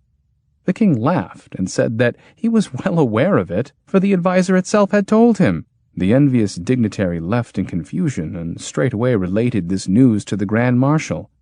"Oh!" exclaimed the venerable cryptographer. "It actually told the king? What bold-faced treason, and truly what a fiendish code this must be for one to dare to speak of it so openly." And he ordered his brigades to redouble their efforts. When, however, a week had passed without results, the greatest expert in secret writing was called in, the distinguished discoverer of invisible sign language, Professor Crusticus. That scholar, having examined the incriminating document as well as the records of everything the military specialists had done, announced that they would have to apply the method of trial and error, using computers with astronomical capacities. This was done, and it turned out that the letter could be read in 318 different ways. The first 5 variants were as follows. The roach from Baskerville arrived in one piece, but the bedpan blew a fuse. Roll the locomotive's ant in cutlets. Now the butter can't be wed, 'cause the nightcap's nailed. He who has had has been, but he who hasn't been has been had. And from strawberries under torture one may extract all sorts of things. This last variant Professor Crusticus held to be the key to the code, and found, after 300,000 calculations, that if you added up all the letters of the letter, subtracted the parallax of the sun plus the annual production of umbrellas, and then took the cube root of the remainder, you came up with a single word: crucifix. In the telephone book there was a citizen named Crucifax. Crusticus maintained that this alteration of a few letters was merely to throw them off the track, and Crucifax was arrested. After a little sixth-degree persuasion, the culprit confessed that he had indeed plotted with Trurl, who was to have sent him poisoned tacks and a hammer with which to cobble the king to death. These irrefutable proofs of guilt the Grand Marshal of Codes presented to the king without delay. Yet Mandrillion so trusted in his adviser that he gave it the chance to explain. The adviser did not deny that the letter could be read in a variety of ways if one rearranged the letters of the letter. It had itself discovered an additional 100,000 variants, but this proved nothing, and in fact the letter wasn't even in code. For, the adviser explained, it was possible to arrange the letters of absolutely any text to make sense or the semblance of sense, and the result was called an anagram. The theory of permutations and combinations dealt with such phenomena. No, protested the adviser. Trurl wanted to compromise and undo it by creating the illusion of a code where none existed. While that poor fellow Crucifax, Lord knows, was innocent, and his confession was wholly the invention of the experts at headquarters, who possessed no little skill in the art of encouraging official cooperation, not to mention interrogation machinery that had a power of several thousand kilowatts. The king did not take kindly to this criticism of the police and asked the adviser what it meant by that. But it began to speak of anagrams and stenograms, codes, ciphers, symbols, signals, probability and information theory, and became so incomprehensible that the king lost all patience and had it thrown into the deepest dungeon. Just then, a postcard arrived from Trurl with the following words: "Dear adviser, don't forget the purple screws. They might come in handy. Yours, Trurl." Immediately the adviser was put on the rack, but wouldn't admit to a thing, stubbornly repeating that all this was part of Trurl's scheme. When asked about the purple screws, it swore it hadn't any, nor any knowledge of them. Of course, to conduct a thorough investigation, it was necessary to open the adviser up. The king gave his permission. The blacksmiths set to work. Its plates gave way beneath their hammers, and soon the king was presented with a couple of tiny screws dripping oil and, yes, undeniably painted purple.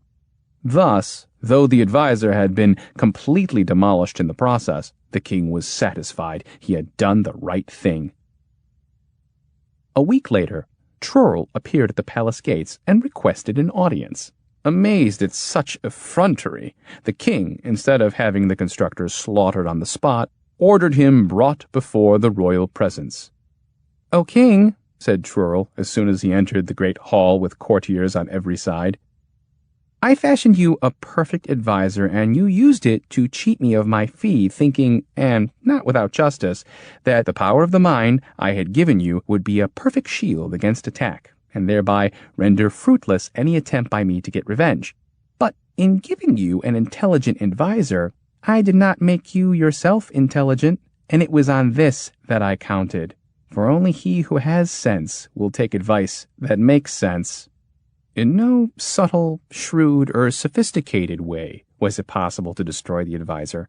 I could only do this in a manner that was crude, primitive, and stupid beyond belief. There was no code in the letter.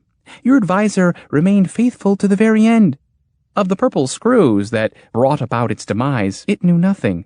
You see, they accidentally fell into a bucket of paint while I was putting it together, and I just happened to recall and make use of this detail. Thus did stupidity and suspicion undo wisdom and loyalty, and you were the instrument of your own downfall. And now you will hand over the 100 bags of gold you owe me, and another 100 for the time I had to waste recovering them. If you do not, you and your entire court will perish. For no longer do you have at your side the advisor that could defend you against me." The king roared with rage and gestured for the guards to cut down the insolent one at once. Their whistling halberds passed through the constructor's body as if it were air, and they jumped back, horrified.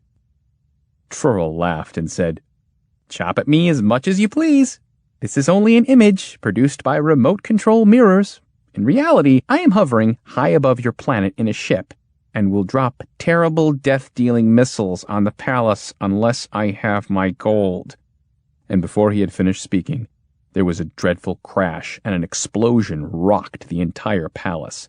The courtiers fled in panic, and the king, nearly fainting from shame and fury, had to pay Trurl his fee, every last cent of it, and double. Klapaucius, hearing of this from Trurl himself upon the latter's return, asked why he had employed such a primitive and, to use his own words, stupid method, when he could have sent a letter that actually did contain some code. The presence of a code would have been easier for the advisor to explain than its absence, replied the wise constructor. It is always easy to confess that one has done something wrong than to prove that one has not. In this case, the presence of a code would have been a simple matter. Its absence, however, led to complications, for it is a fact that any text may be recombined into some other, namely an anagram, and there may be many such recombinations. Now, in order to make all this clear, one would have to resort to arguments which, though perfectly true, would be somewhat involved. Arguments I was positive the king hadn't the brains to follow. It was once said that to move a planet, one need but find the point of leverage. Therefore I, seeking to overturn a mind that was perfect, had to find the point of leverage, and this was stupidity. The first machine ended its story here, bowed low to King Genius and the assembly of listeners, then modestly retired to a corner of the cave. The king expressed his satisfaction with this tale and asked Trurl, "Tell us, my good constructor, does the machine relate only what you have taught it, or does the source of its knowledge lie outside you? Also, allow me to observe that the story we have heard, instructive and entertaining as it is, seems incomplete, for we know nothing of what happened afterward to the multitudians and the ignorant king." "Your Majesty," said Trurl, "the machine relates only what is true, since I placed its information pump to my head before coming here, enabling it to draw upon my memories.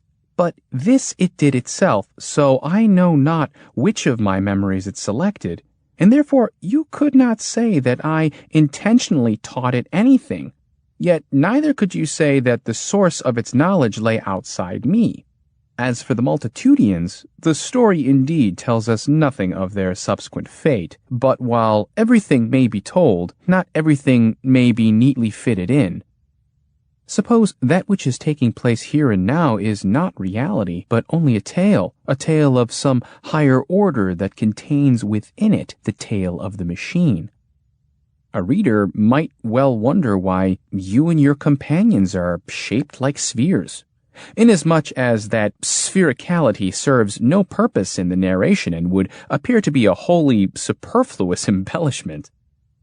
The king's companions marveled at the constructor's perspicacity, and the king himself said with a broad smile, "There is much in what you say.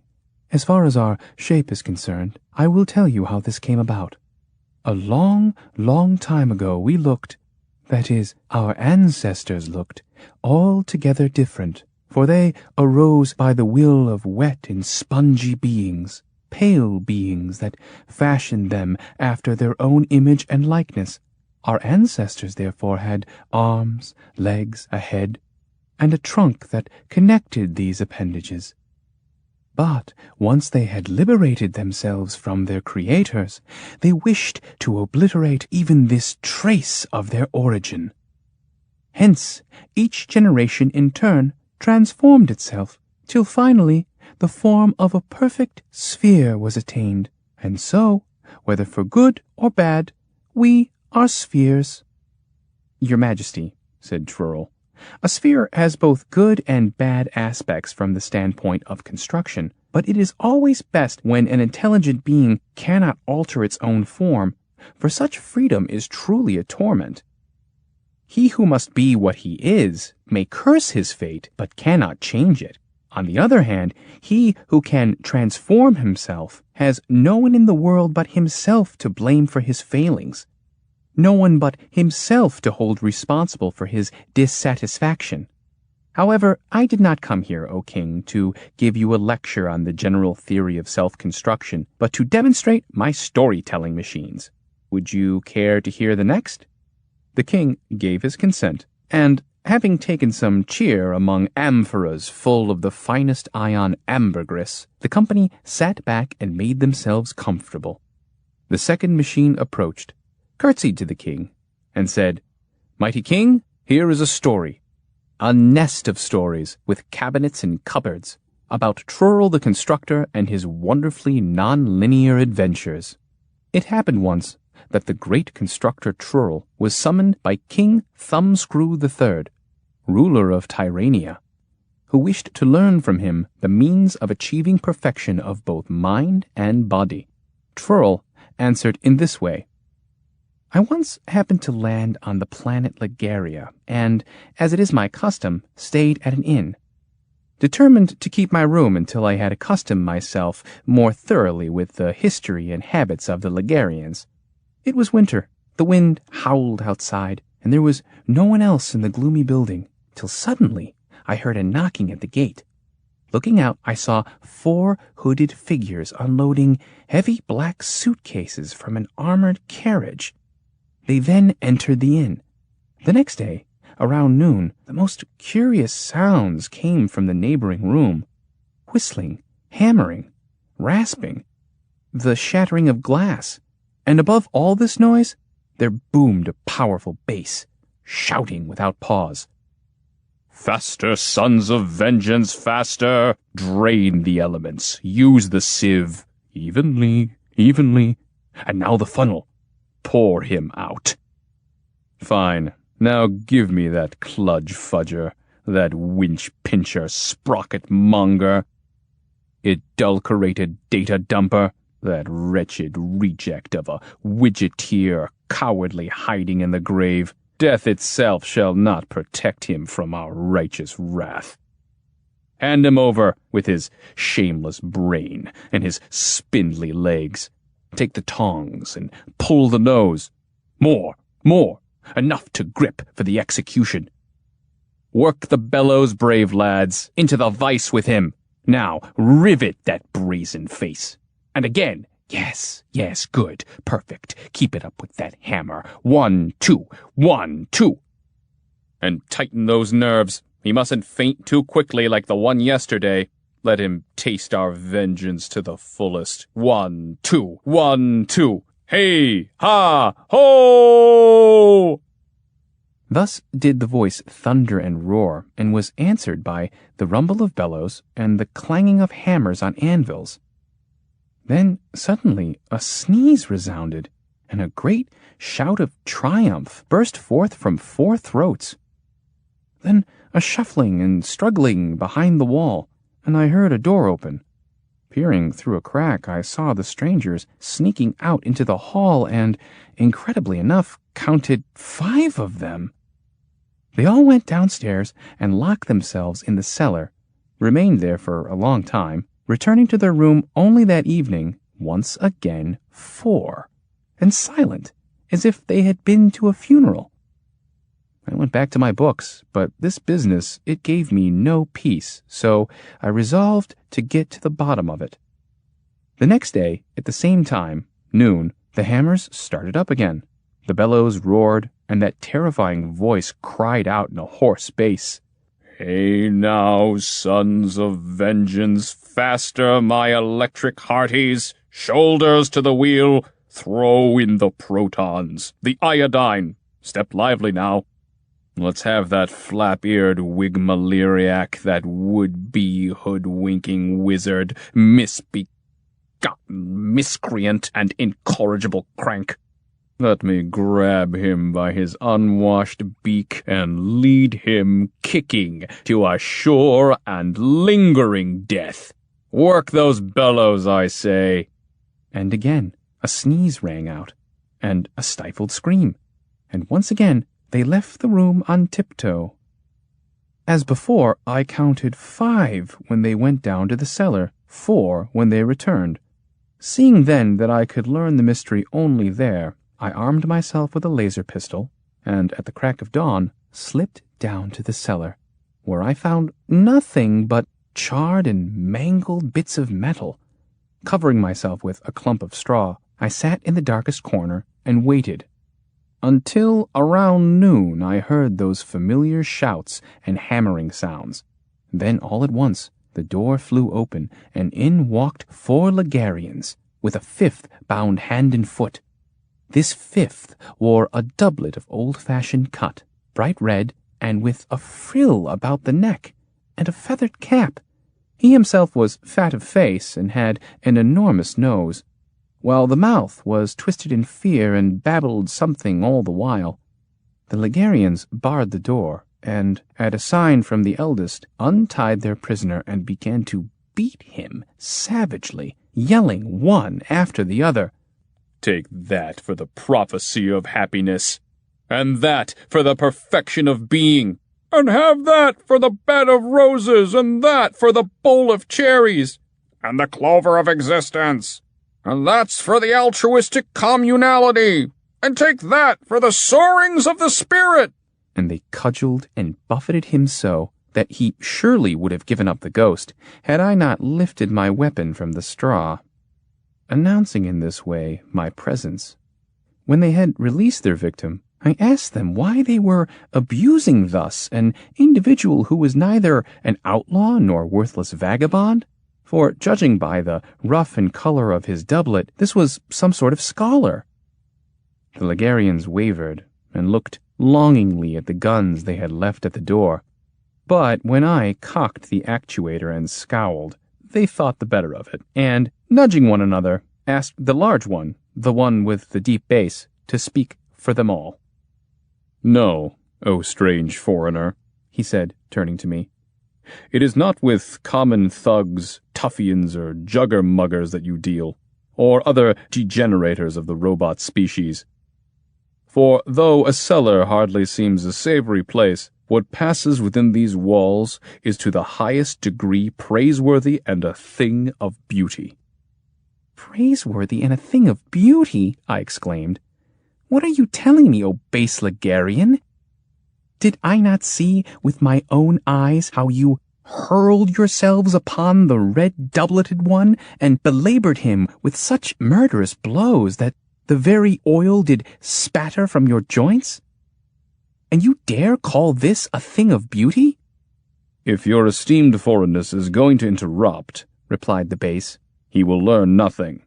Therefore I politely request him to tighten the reins on his worthy tongue, and quell the restiveness of his oral orifice, else I must refrain from further discourse. Know then, that before you stand our finest physicers, all cybernists and electriciates of the first order. In a word, my brilliant and ever-vigilant pupils, the best minds in all Ligaria. And I myself am Vendetius Ultor of Amentia, professor of both positive and negative, and the originator of omnigendrical reincreation. And I have dedicated my life to the sacred work of vengeance. With the aid of these faithful followers, I avenge the shame and misery of my people upon the ruddy bedizened excrescency that kneels here. the low scrulp called, and may his name be forever cursed, Malaputs vel Malpusticus Pandemonius, who, vilely and villainously, thievishly and irretrievably, brought unhappiness to all Ligarians, for he led them into detrimetry and other deviltry, did discombostulate them, embolics, and thoroughly befuddle them, then sneaked off to his grave to escape the consequences, thinking that no hand could ever reach him there. That's not true, your exalted visitorship. I never meant... That is, I had no idea, wailed the kneeling noodle nose in the rubicund attire. I stared, understanding nothing, while the bass intoned. Gargamanticus, dear pupil, paste the puler one in his puffy pus. The pupil complied, and with such dispatch that the cellar rang, to which I said, Until the conclusion of explanations, all beating and battering is absolutely forbidden by authority of this laser. Meanwhile, you, Professor Vendettius Altor, have the floor and may continue. The professor growled, grumbled, and finally said, That you may know how our misfortune came to pass, and why the four of us, forsaking worldly things, have formed this holy order of the Forge of Resurrection, consecrating the remainder of our days to sweet revenge, I will relate to you the history of our kind from the very beginning of creation. Must we go that far back? I asked, afraid my hand would weaken beneath the weight of the pistol. Ah, your alienness, listen and attend. There are legends, as you know, that speak of a race of paleface, who concocted robot kind out of a test tube, though anyone with a grain of sense knows this to be a foul lie. For in the beginning there was naught but formless darkness, and in the darkness magneticity, which moved the atoms, and whirling atom struck atom, and current was thus created, and the first light, that from which the stars were kindled, and then the planets cooled, and in their cores the breath of sacred statisticality gave rise to microscopic proto-mechanones, which begat proteromechanoids, which begat the primitive mechanisms. These could not yet calculate, nor scarcely put 2 and 2 together, but, thanks to evolution and natural subtraction, they soon multiplied, and produced omnistats, which gave birth to the servostat, the missing clink, and from it came our progenitor, Automatus sapiens. After that, there were the cave robots, the nomad robots, and then robot nations. Robots of antiquity had to manufacture their life-giving electricity by hand, that is, by rubbing, which meant great drudgery. Each lord had many knights, each knight many vassals, and the rubbing was feudal, hence hierarchical, progressing from the lowly to the higher up. This manual labor was replaced by machine when Yelem Symphiliac invented the rubberator, and Wolfram of Columbia the rubless lightning rod.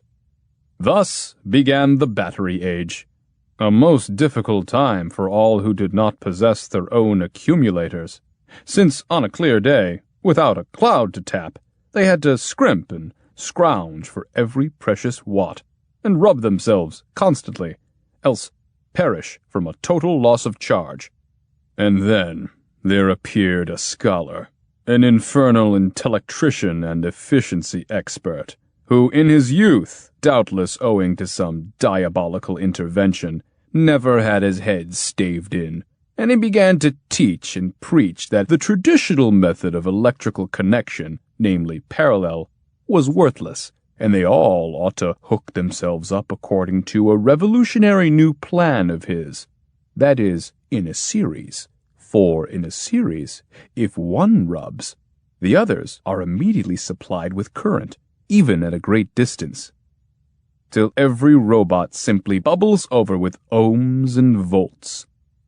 And he showed his blueprints, and painted paradises of such parameters that the old circuits, equal and independent, were disconnected and the system of pandemonious promptly implemented. Here the professor beat his head against the wall several times, rolled his eyes, and finally continued. Now I understood why the surface of his knobby brow was so irregular. And it came to pass that every second robot sat back and said, "Why should I rub if my neighbor rubs and it comes to the same thing?" And his neighbor did the same, and the drop in voltage became so severe they had to place special taskmasters over everyone, and taskmasters over the taskmasters. Then a disciple of Malaput's, Clasticus the Mistaken, stepped forth and said that each should rub not himself but his neighbor. And after him was Dummus Altruitius, with his program of flagellatory sadisto-masochistoricism. And after him was McGrundle Spoots, who proposed compulsory massage parlors. And after him appeared a new theoretician, Arsis Gargazon, saying that clouds should be gently stroked, not yoked, to yield their nimboid bolts. And then there was Blip of Ladonia, and Scrofalon Thermaphrodine, advocating the installation of autofrots, also called titillators or diddle grids, and then Bestian Phistobufficus, who instead of rubbing recommended a good drubbing. Such differences of opinion produced great friction, which led to all sorts of exacerbations and excommunications, which in turn led to blasphemy, heresy, and finally, Faradocious Ophel, prince and heir to the throne of the Alloys, was kicked in the pants. And war broke out between the Lagarite brass-bound Umbuts and the Lagaritan Empire of the Cold Welders, and it lasted 38 years, and 12 more, for towards the end one could not tell amid all the rubble who had won, so they quarreled and fell to fighting again. And thus there was chaos and carnage, and a devastating decline in the vital voltage, an enervated emph and energy dissipation everywhere, or, as the simple folk put it, total malaputzament, all brought about by this infamous fiend and his thrice accursed bright ideas. My intentions were the best, I swear it, your laserosity. It was always the general welfare I had in mind, squeaked the kneeling Malaputs, and his outsized snout trembled. But the professor only elbowed him aside and continued. All this took place 225 years ago. As you may have guessed, long before the outbreak of the Great Ligarian War, long before this universal wretchitude began, Malapusticus Pandemonius, having spawned no end of ponderous treatises and tracts, in all of which he forwarded his vile, pernicious flummeries, died, smug and unruffled to the very end. Indeed, so pleased with himself was he that in his last will and testament he wrote that he had every expectation of being named Supreme Benefactor of Lagaria. At any rate, when it came time to settle accounts, there was no one with whom to settle, no one to make pay, no one that might turn a little on a lathe. But I, O illustrious intruder, having formulated the general theory of facsimulation, studied the works of Malaputs until I was able to extract his algorithm, which, when fed into an atomic duplicating machine, could create ex atomis orindum gemellum, identical to the nth degree Malapusticus Pandemonius in his very own person. And so we gather every evening in this cellar to pass sentence on him. And when he has been returned to his grave, we avenge our people anew the next day. And thus it is, and thus shall be, for all eternity. Amen. Horror-stricken, I blurted in reply, Why, you have surely taken leave of your senses, Professor, if you think for a minute that this person as innocent as a brand new fuse, whom you hammer together out of atoms every day, has to answer for the actions, whatever they were, of some scholar who died 3 centuries ago. To which the professor said, Then who is this proboscidean sniveler who himself calls himself Malapusticus Pandemonius? Come, what is your name, O cosmic corrosion? Malaputs, your mighty mercilessness, stammered the groveling one through his nose. Still, it is not the same, I said. How not the same? Did you not yourself say, Professor, that Malaputs no longer lives? But we have resurrected him. A double, perhaps, an exact duplicate, but not the self-same true original. Prove it, Sirrah. I don't need to prove a thing, I said, seeing that I hold this laser in my hand. Besides which, I am well aware, my fine professor, that to attempt to prove what you ask would be most foolhardy. For the non-identicality of the identicalized recreatio ex atomis individui modo algorithmico is nothing other than the famous paradoxon antinomicum, or the labyrinthum lemianum, described in the works of that distinguished robophile, whom they also called Advocatus Laboratoris. So then, without proofs, unhand yon snouted one this instant, and do not dare venture any further molestations upon his person. Many thanks, your magnanimitude, cried he in the bright red doublet, rising from his knees.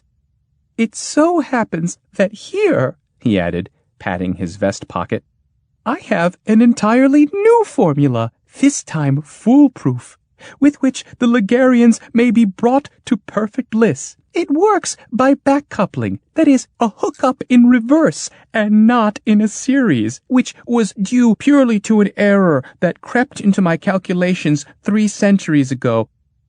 I go immediately to convert this marvelous discovery into reality. And indeed, his hand was already upon the doorknob, as we all gaped, dumbfounded. I lowered my weapon, and turning away, said weakly to the professor, I withdraw my objections. Do what you must. With a hoarse roar, the 4 of them lunged at Malaputs, threw him down, and dealt with him, until at last he was no more. Then, still panting, they straightened their frocks, adjusted their hoods, bowed stiffly to me, and left the cellar in single file, and I remained alone, the heavy laser in my trembling hand, full of dismay and melancholy. Thus did Trurl conclude his tale to enlighten King Thumbscrew of Tyrannia, who had summoned him for that purpose. When, however, the king demanded further explanation concerning the attainment of nonlinear perfection, Trurl said, Once, chancing upon the planet of Nyninica, I was able to see the results of progress predicated on the perfectionist principle. The Nyninicans had long ago assumed another name, that of Hadophagoi, or Jubileaters, or just plain Jubilators. My arrival occurred during their era of plenty.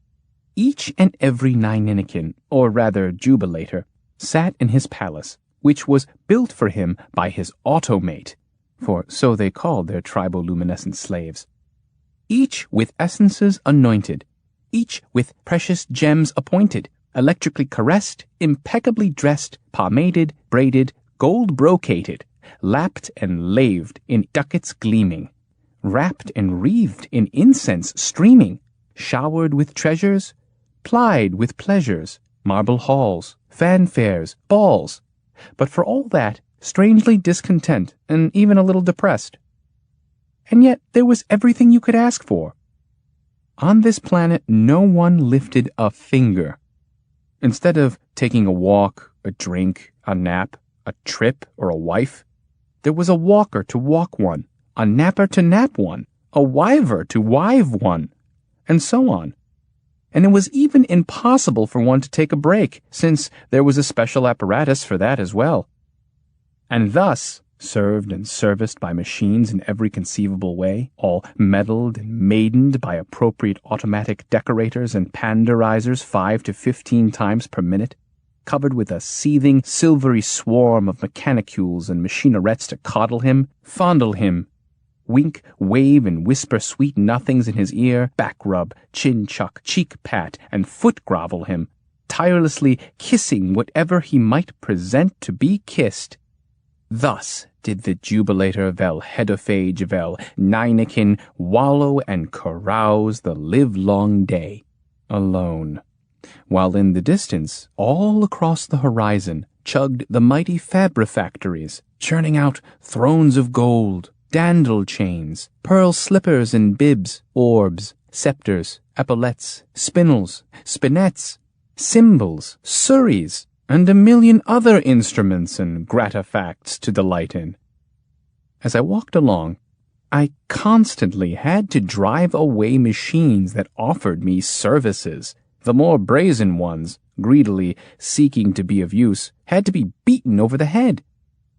Finally, fleeing the whole crowd of them, I found myself in the mountains, and saw a host of golden machines clamoring around the mouth of a cave walled up with stones, and through a narrow opening there I saw the watchful eyes of a Ninikin, who was apparently making a last stand against universal happiness. Seeing me, the machines immediately began to fan and fawn upon my person, read me fairy tales, stroke me, kiss my hands, promise me kingdoms, and I was saved thanks only to the one in the cave, who mercifully moved aside a stone and let me enter. He was half rusted through, yet glad of it, and said that he was the last philosopher of Nyninica. There was no need, of course, for him to tell me that plenitude, when too plenitudinous, was worse than destitution, for obviously what could one do if there was nothing one could not? Truly, how could a mind, besieged by a sea of paradises, benumbed by a plethora of possibilities, thoroughly stunned by the instant fulfillment of its wish and every whim, decide on anything? I conversed with this wise individual who called himself Trisivian Hunkus, and we concluded that without enormous shields and an ontological complicator imperfector, doom was unavoidable. Trisivian had for some time regarded complicacity as the ultimate existential solution.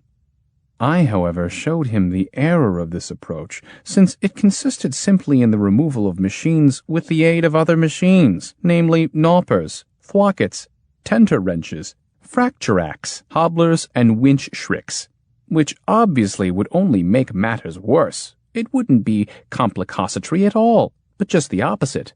As everyone knows, history is irreversible, and there is no way back to the halcyon past other than through dreams and reveries. Together we walked across a vast plain, knee-deep in ducats and doubloons, waving sticks to shoo off clouds of pesky blisserates, and we also saw several Ninikin jubilators lying senseless, gasping softly, all sated, satiated, supersaturated with pleasure. The sight of such excessive surfeit, such reckless success, would have moved anyone to pity.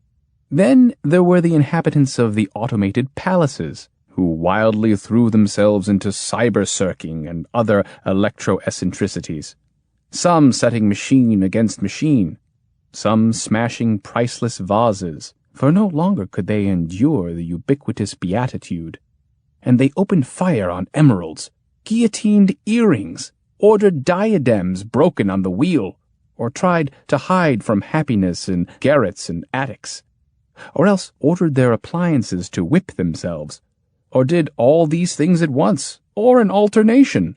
But absolutely nothing helped, and every last one of them perished, petted and attended to death.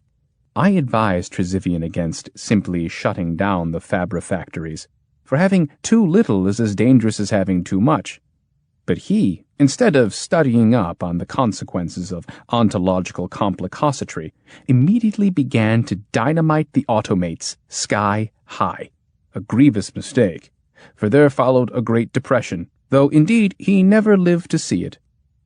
It happened that a flock of flirts swooped down upon him somewhere, and gallivamps and libidinators grabbed him, carried him to a cossatorium, there befuddled him with cuddle-butts, ogled, bussed, and nuzzled him to distraction, till he succumbed with a strangled cry of "Rape!"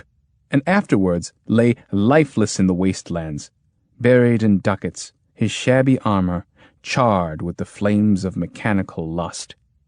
And that, Your Highness, was the end of one who was wise, but could have been wiser, concluded Trurl, adding, when he saw that these words still did not satisfy King Thumbscrew, "Just what does your most royal highness want?"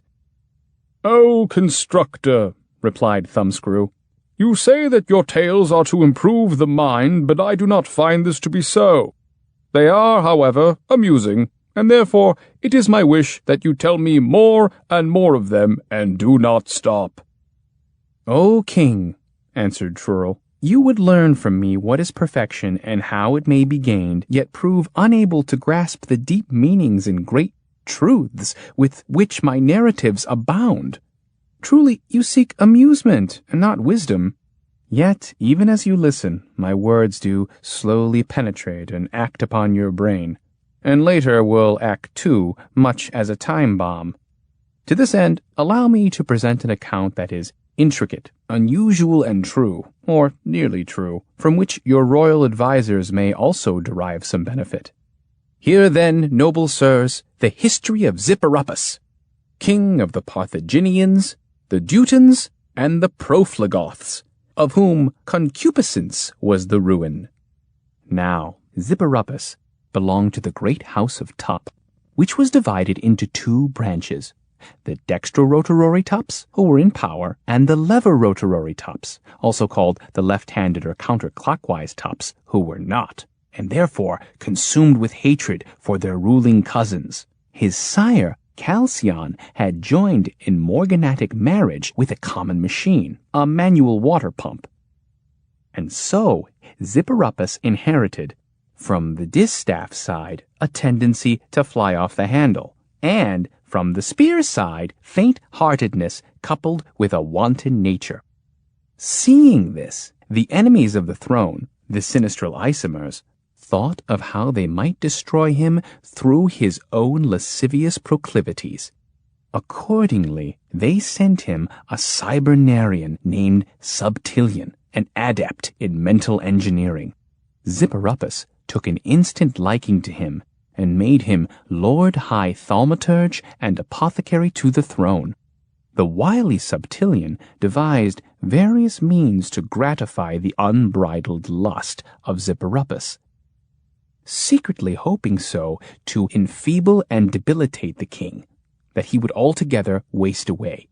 He built him an erotodrome and a debaucherorium, regaled him with endless automated orgies. But the iron constitution of the king withstood all these depravities. The sinistral isomers grew impatient and ordered their agent to bring all his cunning to bear and achieve the desired end without any further delay. "Would you like me," he asked them at a secret meeting in the castle catacombs, "to short-circuit the king or demagnetize his memory to render him mindless?" "Absolutely not," they replied. "In no way must we be implicated in the king's demise. Let Zipperuppus perish through his own illicit desires. Let his sinful passions be his undoing, and not us." "Fine," said Subtillion. "I'll set a snare for him. I'll weave it out of dreams, and bait it with a tempting lure which he will seize and, in so seizing, of his own volition, plunge into figments and mad fictions, sink into dreams lurking within dreams. And there I'll give him such a thorough finagling and inveigling that he'll never get back to reality alive." "Very well," they said, "but do not boast, O Cybernarian, for it is not words we need, but deeds, that Zipperuppus might become an autoregicide, that is, his own assassin." And thus, Subtilion the Cybernarian got down to work and spent an entire year on his dreadful scheme, requesting from the royal treasury more and more gold bullion, brass, platinum, and no end of precious stones, telling Zipporupus, whenever the latter protested, that he was making something for him, something no other monarch had in all the world. When the year was up, 3 enormous cabinets were carried from the Cybernarian's workshop and deposited with great ceremony outside the king's privy chamber, for they wouldn't fit through the door. Hearing the steps and the knocking of the porters, Zipporupus came out and saw the cabinets, there along the wall, stately and massive, 4 cubits high, 2 across, and covered with gems. The first cabinet, also called the White Box, was all in mother-of-pearl and blazing albite inlays.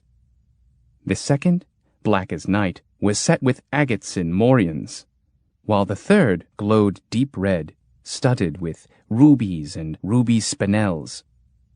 Each had legs ornamented with winged griffins, solid gold, and a polished pilastered frame, and inside an electronic brain full of dreams that dreamed independently, needing no dreamer to dream them. King Zipporupus was much amazed at this explanation and exclaimed, "What's this you say, Subtilion? Dreaming cabinets? Whatever for? What use are they to me? And anyway, how can you tell they're really dreaming?" Then Subtilion, with a humble bow, showed him the rows of little holes running down the cabinet frames. Next to each hole was a little inscription on a little pearl plaque, and the astonished king read, "War dream with citadels and damsels. Dream about the wackelweed.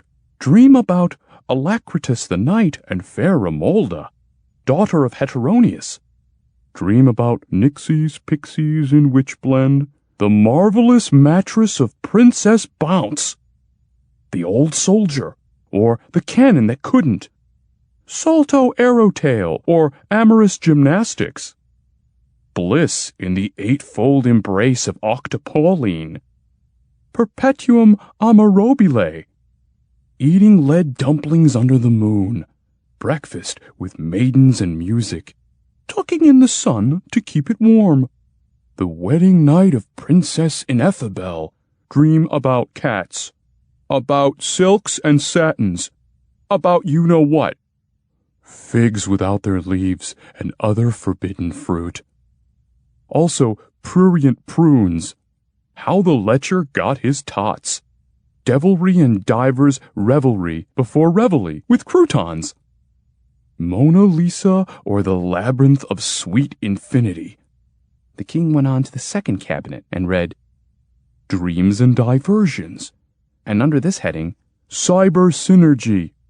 Corpses and corsets, tops and toggles, Klopstock and the critics, Buffer the leader, Fracture my pliss, Counterpane and ventilator, Cyber croquet, Robot crambo, Flowcharts and go charts, Bippity flippity. Spin the shepherdess, Pin the murder on the girder, Executioner or screaming cutouts. Spin the shepherdess one more time. Cyclodorid shuttlebox. Cecily and the cyanide cyborg. Cybernation. Harem racing. and finally, Kludge poker.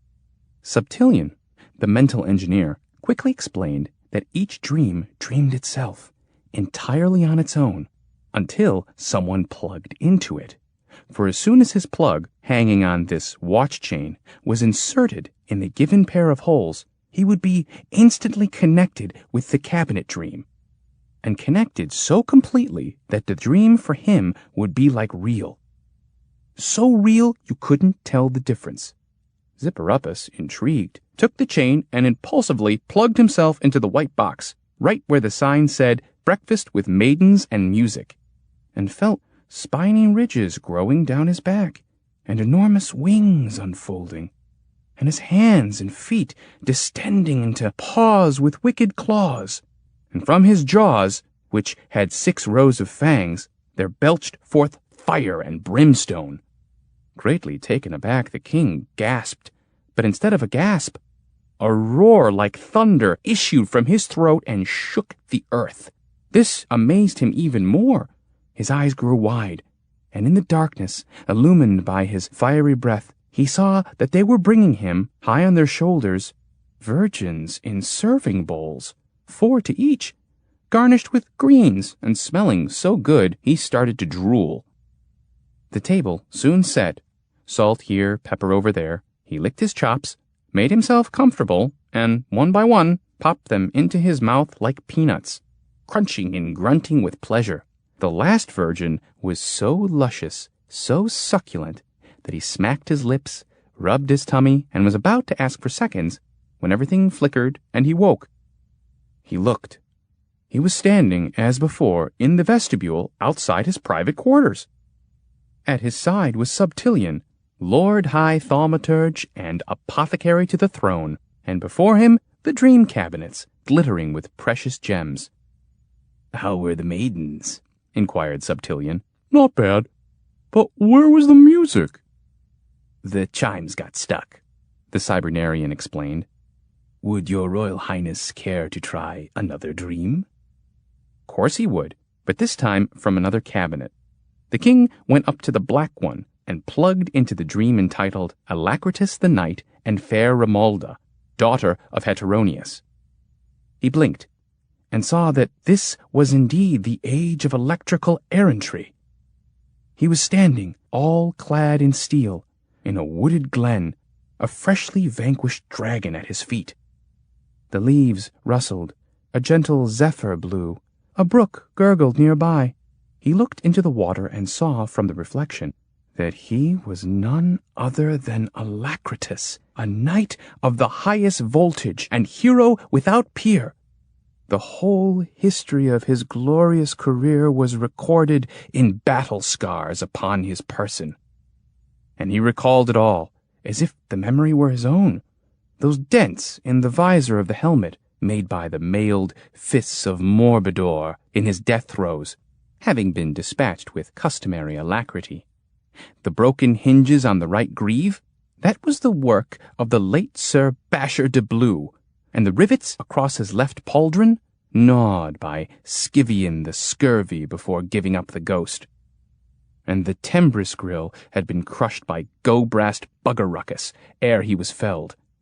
Similarly, the cuisse fenders, crosshaps, beaver baffles, hauberk latches, front and rear jam guards and grommets all bore the marks of battle. His shield was scored and notched by countless blows.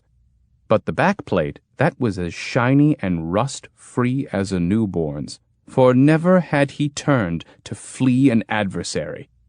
Though his glory, truth to tell, was a matter of complete indifference to him.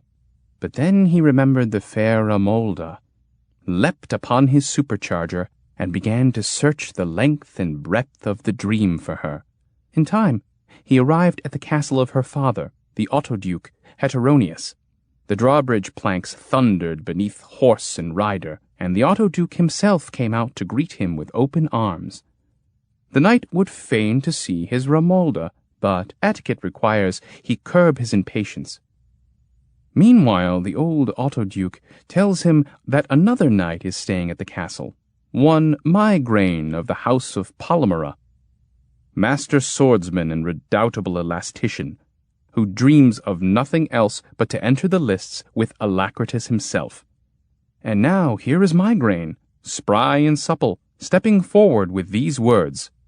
"Know, O knight, that I desire Romualda the Streamlined, Romualda of the hydraulic thighs, whose bust no diamond drill can touch, whose limpid eyes are magnetized. She is thy betrothed true, but lo, I herewith challenge thee to mortal combat. Sith, only one of us may win her hand in marriage."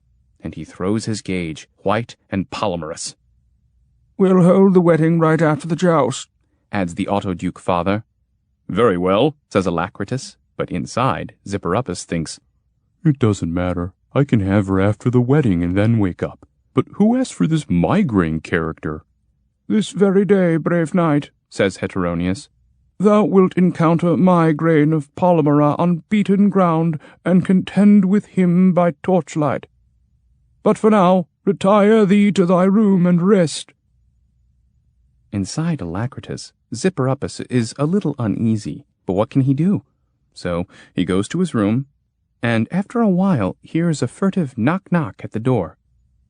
And an old cybercrone tiptoes in, gives a wrinkled wink, and says, Fear not, O knight. Thou shalt have the fair Romolda, and forsooth this very day shall clasp thee to her alabaster bosom. Of thee alone doth she dream, both day and night. Remember only to attack with might and main, for my grain cannot harm thee, and the victory is thine. That's easy enough to say, my cybercrone, replies the knight, but anything can happen. What if I trip, for example, or fail to parry in time? No, it's a risky business, but perhaps you have some charm that will be certain? Cackles the cybercrone. The things thou sayest, steel sir. There are no charms, surely, nor hast thou need of any, for I know what will be, and guarantee thou winnest hands down. Still, a charm would be more sure, says the knight, particularly in a dream. But wait, did by any chance Subtillion send you to give me confidence? I know of no Subtillion, answers she, nor of what dream ye speak. Nay, this is reality, my steely liege, as thou wilt learn ere long, when fair Romolda gives thee her electric lips to kiss. Odd, mutters Zipper-Uppus, not noticing that the cybercrone has left the room as quietly as she came. Is this a dream or not? I had the impression that it was. But she says this is reality. Well, in any event, I'd best be doubly on my guard. And now the trumpets sound, and one can hear the rattle of armor. The galleries are packed, and everyone awaits the principals. Here comes Alacritus, a little weak in the knees. He enters the lists and sees Romolda, daughter of Heteronius. She looks upon him sweetly. But there's no time for that now. Migraine is stepping into the ring. The torches blaze all around, and their swords cross with a mighty clang. Now Zipper-Uppus is frightened in earnest, and tries as hard as he can to wake up. Tries and tries, but it won't work. The armor's too heavy. The dream isn't letting go, and the enemy's attacking. Faster and faster rain the blows, and Zipper-Uppus, weakening, can hardly lift his arm, when suddenly the foe cries out and shows a broken blade. Alacritus the knight is ready to leap upon him, but Migraine dashes from the ring, and his squires hand him another sword. Just then Alacritus sees the cybercrone among the spectators. She approaches and whispers in his ear, Sir of steel, when anon thou art near the open gate that leadeth to the bridge, Migraine will lower his guard. Strike bravely then, for 'tis a sign, certain and true, of thy victory. Wherewith she vanishes, and his rival, rearmed, comes charging. They fight, Migraine hacking away like a threshing machine out of control, but by degrees he slackens, parries sluggishly, backs away, and now the time is ripe. The moment arrives, but the opponent's blade gleams formidably still. So Zipper-Uppus pulls himself together and thinks, To hell with the fair Romolda. Turns tail and runs like mad, pounding back over the drawbridge and into the forest and the darkness of the night. Behind him he hears shouts of, Disgraceful! And, For shame! Crashes headfirst into a tree, sees stars, blinks, and there he is, standing in the palace vestibule in front of the black cabinet of dreams that dream. And by his side, Subtillion, the mental engineer, smiling a crooked smile. Crooked as Subtillion was hiding his disappointment. The Alacritus Romolda dream had in reality been a trap set for the king. For had Zipper-Uppus heeded the old cybercrone's advice, Migraine, who was only pretending to weaken, would have run him through at the open gate. This the king avoided, thanks only to his extraordinary cowardice. Did my lord enjoy the fair Romolda? Inquired the sly cybernarian. She wasn't fair enough, said Zipper-Uppus. So I didn't see fit to pursue the matter. And besides, there was some trouble and fighting, too. I like my dreams without fighting. Do you understand?" "As your royal highness wishes," replied Subtillion. "Choose freely, for in all these cabinet dreams there is only delight in store. No fighting." "We'll see," said the king, and plunged into the dream entitled The Marvelous Mattress of Princess Bounce. He was in a room of unsurpassed loveliness, all in gold brocade. Through crystal window panes light streamed like water from the purest spring. And there, by her pearly vanity, the princess stood, yawning, preparing herself for bed. Zipporupus was greatly amazed at this unexpected sight, and tried to clear his throat to inform her of his presence. But not a sound came out. Had he been gagged? So he tried to touch his mouth, but couldn't. Tried to move his legs. No, he couldn't. Then, desperately, looked around for a place to sit down, feeling faint. But that too was impossible. Meanwhile, the princess stretched and gave a yawn, and another, and a third. And then, overcome with drowsiness, she fell upon the mattress so hard that King Zipporupus was jolted from head to toe, for he himself was the mattress of Princess Bounce. Evidently, the young damsel was having an unpleasant dream, seeing how she turned and tossed about, jabbing the king with her little elbows, digging him with her little heels, until his royal person, transformed into a mattress by this dream, was seized with a mighty rage. The king struggled with his dream, strained, and finally the seams burst, the springs sprang, the slats gave way, and the princess came crashing down with a shriek, which woke him up, and he found himself once again in the palace vestibule, and by his side, Subtillion the Cybernarian, bowing an obsequious bow. "You chuckle-headed bungler!" cried the indignant king. "How dare you? What villain am I to be a mattress, and someone else's mattress at that? You forget yourself, Sarah." Subtillion, alarmed by the king's fury, apologized profusely and begged him to try another dream, persuading and pleading until Zipporupus, finally appeased, took the plug and hooked himself into the dream Bliss in the Eightfold Embrace of Octopauline. He was standing in a crowd of onlookers on a great square, and a procession was passing by with waving silks, muslins, mechanical elephants, litters in carved ebony. The one in the middle was like a golden shrine, and in it, behind 8 veils, sat a feminine figure of miraculous beauty. An angel with a dazzling face and galactic gaze, high-frequency earrings, too, and the king, all a-tremble, was about to ask who this heavenly vision was, when he heard a murmur of awe and adoration surge through the multitude. "Octopauline! It's Octopauline!" For they were celebrating, with the utmost pomp and pageantry, the royal daughter's betrothal to a foreign knight of the name of Oneiramont. The king was a bit surprised that he wasn't this knight, and when the procession had passed and disappeared behind the palace gates, he went with the others in the crowd to a nearby inn. There he saw Oneiramont, who, clad in nothing but galligaskins of damask, studded with gold nails and holding a half-empty stein of fortified phosgene in his hand, came over to him, put an arm around him, gave him a hug, and whispered in his ear with searing breath, "Look, I have a rendezvous with Princess Octopauline tonight at midnight behind the palace, in the grove of barbed wire bushes next to the mercury fountain, but I don't dare show up, not in this condition. I've had too much to drink, you see. But you, good stranger, why, you're the spitting image of me, so please go in my place. Kiss the princess's hand for me and say that you're Oneiramont, and gosh, I'll be beholden to you forever and a day." "Why not?" said the king after a little thought. "Yes, I think I can manage it, but when?" "Right now. There's not a moment to lose. It's almost midnight. Just remember, the king knows nothing of this. No one does. Only the princess and the old gatekeeper. And when he bars your way, here, put this heavy bag of ducats in his hand, and he'll let you pass." The king nodded, took the bag of ducats and ran straight for the castle, since the clocks, like cast-iron hoot owls, were already beginning to strike the hour.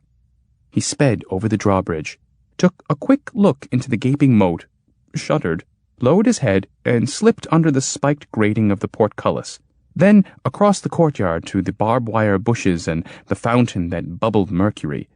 And there, in the pale moonlight, he saw the divine figure of Princess Octopauline, beautiful beyond his wildest dreams, and so bewitching that he shook with desire.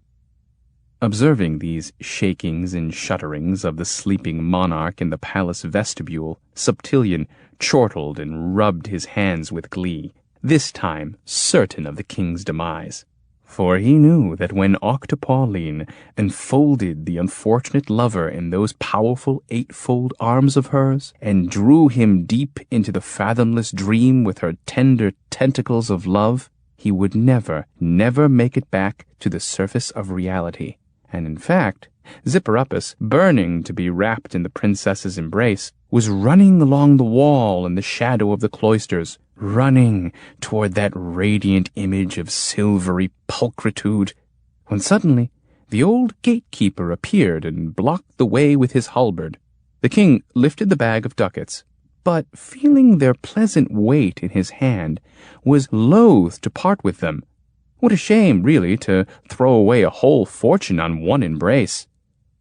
"Here's a ducat," he said, opening the bag. "Now, let me buy." "It'll cost you 10, said the gatekeeper. "What, 10 ducats for a single hug?" jeered the king. "You're out of your mind." 10 ducats, said the gatekeeper. That's the price. "Can you lower it a little?" 10 ducats, not a ducat less. "So that's how it is," yelled the king, flying off the handle in his usual way. "Very well then, dog. You don't get a thing." Whereupon the gatekeeper whopped him good with the halberd, and everything went spinning around, the cloisters, the fountain, the drawbridge, and Zipporupus fell, not asleep, but awake, opening his eyes to see Subtilion at his side, and in front of him the dream cabinet. The Cybernarian was greatly confounded, for now he had failed twice, the first time because of the king's craven character, the second because of his greed. But Subtilion, putting a good face on a bad business, invited the king to help himself to another dream. This time Zipporupus selected the Wackleweed dream. He was Dodorant debilitus, ruler of Epilepton and Maladine, a rickety old codger and incurable lecher besides, with a soul that longed for evil deeds. But what evil could he do with these creaking joints, these palsied arms and goutied legs? "I need a pick-me-up," he thought, and ordered his degenerals Tartaron and Torturus to go out and put whatever they could to fire and sword. Sacking, pillaging, and carrying off. This they did, and returning said, "Sire and sovereign, we put what we could to fire and sword, we sacked, we pillaged, and here's what we carried off. The beauteous Adoradora, virgin queen of the Minor Mohicans, with all her treasure." "Eh? What's that you say? With her treasure?" wheezed the quimsy king. "But where is she? And what's all that snivelling and shivering over there?" "Here upon yon royal couch, your highness," barked the degenerals in chorus. "The snivelling comes from the prisoneress, above-mentioned Queen Adoradora, recumbent on her antimacassar of pearls, and she shivers first because she's clad in naught but this exquisite gold-embroidered shift, and secondly, in anticipation of great indignities and degradation." "What? Indignities, you say? Degradation? Good, good," rasped the king. "Hand her over. I'll ravish and outrage the poor thing at once." "Impossible, your highness," interposed the royal surgeon and chirurgeon, "for reasons of national security." "What? I can't ravish? I can't violate? I, the king? Have you gone mad? What else did I ever do throughout my reign?" "That's just it, your highness," urged the surgeon. "Your highness's health has been seriously impaired by those excesses." "Oh, well, in that case, give me an axe. I'll just lop off her, head." With your Highness's permission, that too would be extremely unwise. The least exertion. Ah, Sparkins and thunderation! What blessed use is this kingship to me, then? Sputtered the king, growing desperate. Cure me, blast it! Restore me! Make me young again, so I can, like it used to be. Otherwise, so help me, I'll... In terror, all the courtiers, D-generals, and medical assistants rushed out to find some way to rejuvenate the royal person. At last, they summoned the great Calculon himself, a sage of infinite wisdom. He came before the king and asked, What is it that your royal highness wishes? Eh? Wishes, is it? Ha! Croaked the king. I'll tell you what he wishes. He wishes to continue with his debaucheries, Saturnalian carousals, incontinent wallowings in wild oats, and in particular to defile and properly deflower Queen Adoradora, who for the time being sits in the dungeon. There are two courses of action open to us, said Calculon. Either your highness deigns to choose a suitably competent individual who will perform per procurum everything your highness wired to that individual commands, and in this way your highness can experience whatever that individual experiences, exactly as if he had experienced the experience himself. Or else you must summon the old cyber hag who lives in the forest outside the village, in a hut on 3 legs, for she is a geriatric witch and deals exclusively with the infirmities of advanced age. Oh, well, let's try the wires first, said the king, and it was done in a trice. The royal electricians connected the captain of the guard to the king, and the king immediately commanded him to saw the sage in half, for this was precisely the kind of foul deed in which he took such delight. Calculon's pleas and screams were to no avail. However, the insulation on one of the wires was torn during the sawing, and consequently the king received only the first half of the execution. A paltry method. The charlatan deserved to be sawed in half, wheezed his highness. Now let's have that old cyber hag, the one with the hut on 3 legs. His courtiers headed full speed for the forest, and before long the king heard a mournful sing-song, which went something like this. Ancient persons repaired here. I renovate, regenerate, I fix as good as new. Corroded or scleroded, why, everyone pulls through. So if you quake or creak or shake or have the rust or feel the ache, yes, I'm the one for you. The old cyber hag listened patiently to the king's complaints, bowed low, and said, Sire and sovereign, beyond the blue horizon, at the foot of Bald Mountain, there flows a spring, and from this spring there flows a stream of oil, of castor oil, and o'er it grows the wackelweed, a high-octane anti-senescent rejuvenator. 1 tablespoon and kiss 47 years goodbye, though you have to be careful not to take too much. An overdose of wackel juice can youthen to the point of euthanasia, and poof, you disappear. And now, sire, I shall prepare this remedy, tried and true. Wonderful, cried the king, and I'll have them prepare the Queen Adoradora. Let the poor thing know what awaits her. And with trembling hands he tried to straighten his loose screws, muttering and clucking all the while, and even twitching in places, for he had grown most senile, though his passion for evil never abated.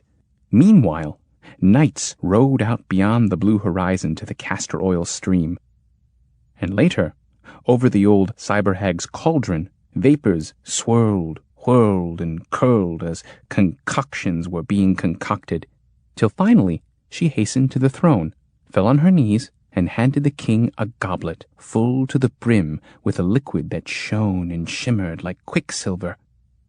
And she said in a great voice, King Doterant debilitus, Lo, here is the rejuvenescent essence of the wackleweed, invigorating, exhilarating, just the thing for dalliance and daring-do. Drain this cup, and for you, the entire galaxy will not hold cities enough to despoil, nor maidens enough to dishonor. Drink, and to your health."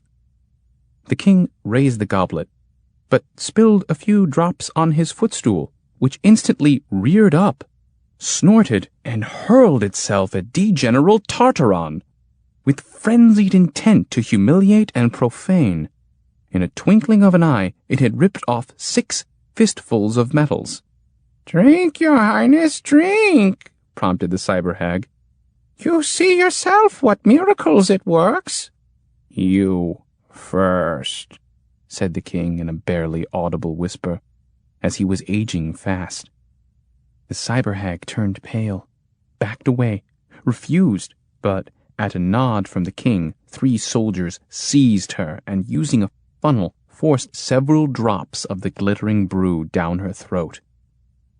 A flash, a thunderclap, smoke everywhere. The courtiers looked. The king looked. Nothing. Not a trace of the cyber hag. Only a black hole gaping in the floor, and through it one could see another hole. A hole in the dream itself, clearly revealing somebody's foot, elegantly shod, though the sock was singed and the silver buckle turning dark, as if eaten with acid. The foot, of course, along with its sock and shoe, belonged to Subtilion, Lord High Thaumaturge and apothecary to King Zipperuppus. For so potent was that poison the cyber hag had called the wackleweed, that not only did it dissolve both her and the floor, but went clear through to reality, there spattering the shin of Subtilion, which gave him a nasty burn. The king, terrified, tried to wake, but, fortunately for Subtilion, D-General Torturus managed to bash him good over the head with his mace. Thanks to this, Zipperuppus, when he came to, was unable to recall a thing of what had happened when he was Dodderant debilitus.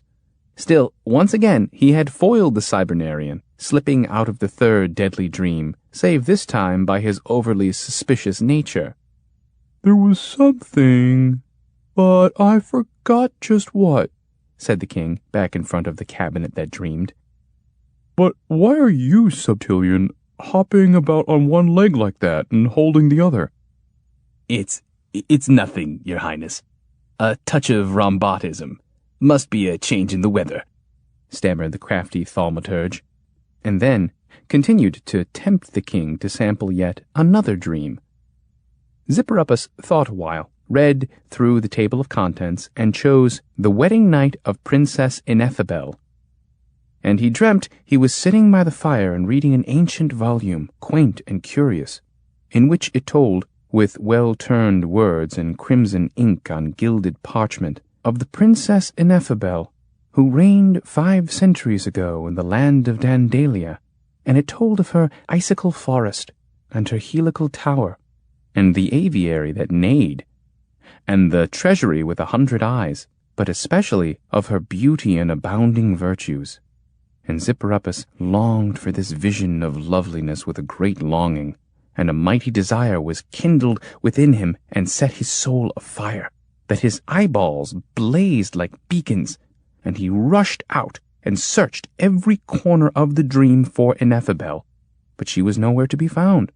Indeed, only the very oldest robots had ever heard of that princess. Weary from his long peregrinations, Zipperuppus came at last to the center of the royal desert, where the dunes were gold-plated, and there espied a humble hut. When he approached it, he saw an individual of patriarchal appearance.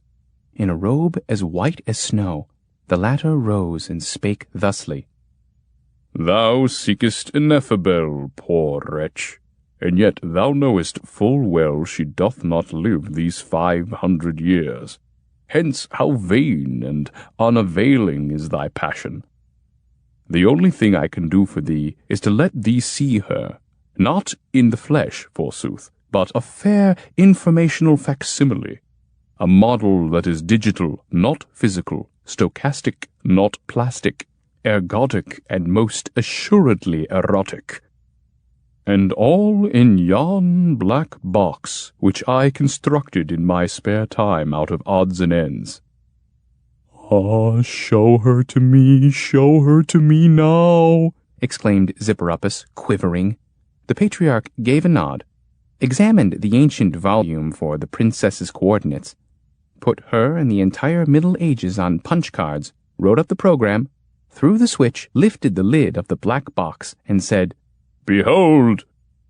The king leaned over, looked and saw, yes, the Middle Ages simulated to a T, all digital, binary and nonlinear, and there was the land of Dandalia, the icicle forest, the palace with the helical tower, the aviary that neighed, and the treasury with 100 eyes as well. And there was Ineffabel herself, taking a slow, stochastic stroll through her simulated garden, and her circuits glowed red and gold as she picked simulated daisies and hummed a simulated song. Zipporupus, unable to restrain himself any longer, leapt upon the black box, and in his madness tried to climb into that computerized world. The patriarch, however, quickly killed the current, hurled the king to the earth, and said, "Madman, wouldst thou attempt the impossible? For no being made of matter can ever enter a system that is naught but the flux and swirl of alphanumerical elements, discontinuous integer configurations, the abstract stuff of digits." But I must, bellowed Zipporupus beside himself, and beat his head against the black box until the metal was dented. The old sage then said, "If such is thy inalterable desire, there is a way I can connect thee to the Princess Ineffabel. But first, thou must part with thy present form. For I shall take thy appurtenant coordinates and make a program of thee, atom by atom, and place thy simulation in that world medievally modeled, informational and representational, and there will it remain, enduring as long as electrons course through these wires and hop from cathode to anode. But thou, standing here before me now, thou wilt be annihilated, so that thy only existence may be in the form of given fields and potentials, statistical, heuristical, and wholly digital." That's hard to believe, said Zipporupus.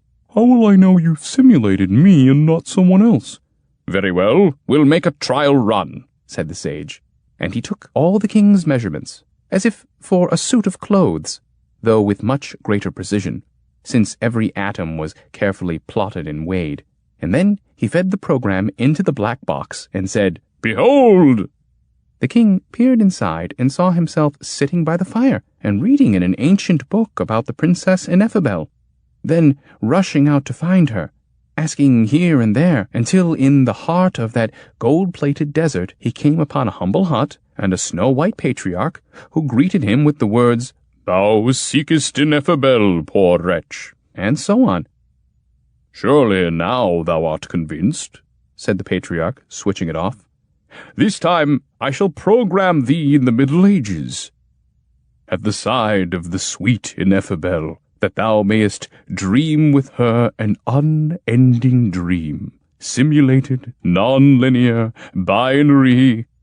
Yes, I understand, said the king.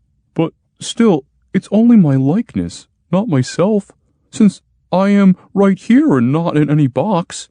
"But thou wilt not be here long," replied the sage with a kindly smile, "for I shall attend to that."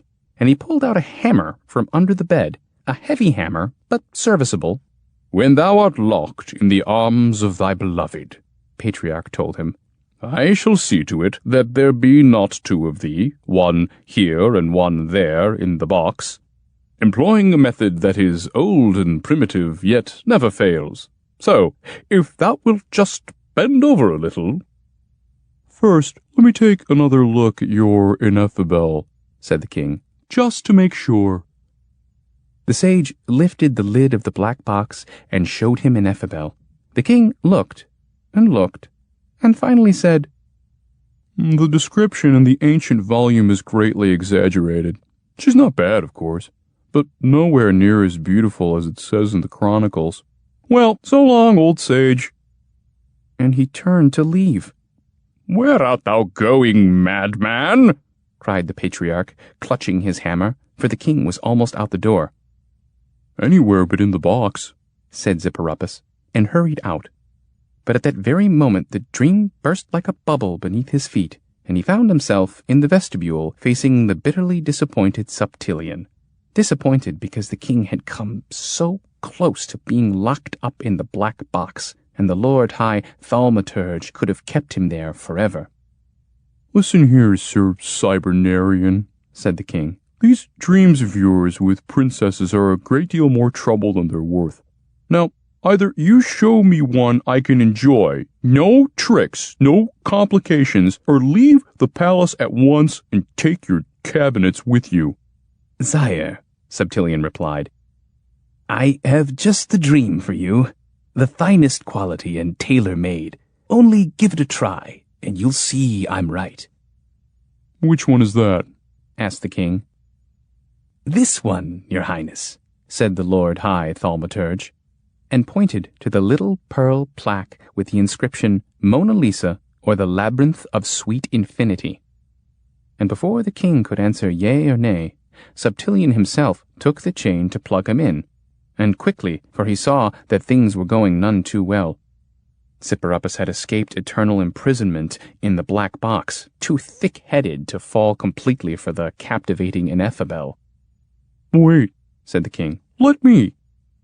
And he pushed in the plug and entered the dream, only to find himself, still himself, Zipporupus, standing in the palace vestibule, and at his side, Subtilion the Cybernarian, who explained to him that of all the dreams, Mona Lisa is the most dissolute and dissipated, for in it is the infinite infemininity. Hearing this, Zipporupus plugs in and looks about for Mona Lisa, already yearning for her infinitely feminine caress. But in this dream within a dream, he finds himself still in the palace vestibule, the Lord High Thaumaturge at his side. So, impatiently plugs into the cabinet and enters the next dream. But it's still the same. The vestibule, the cabinets, the Cybernarian and himself. "Is this a dream, or isn't it?" he shouts, plugging in again, and once again there's the vestibule, the cabinets, the Cybernarian, and again, but it's all the same, and again, faster and faster. "Where's Mona Lisa, knave?"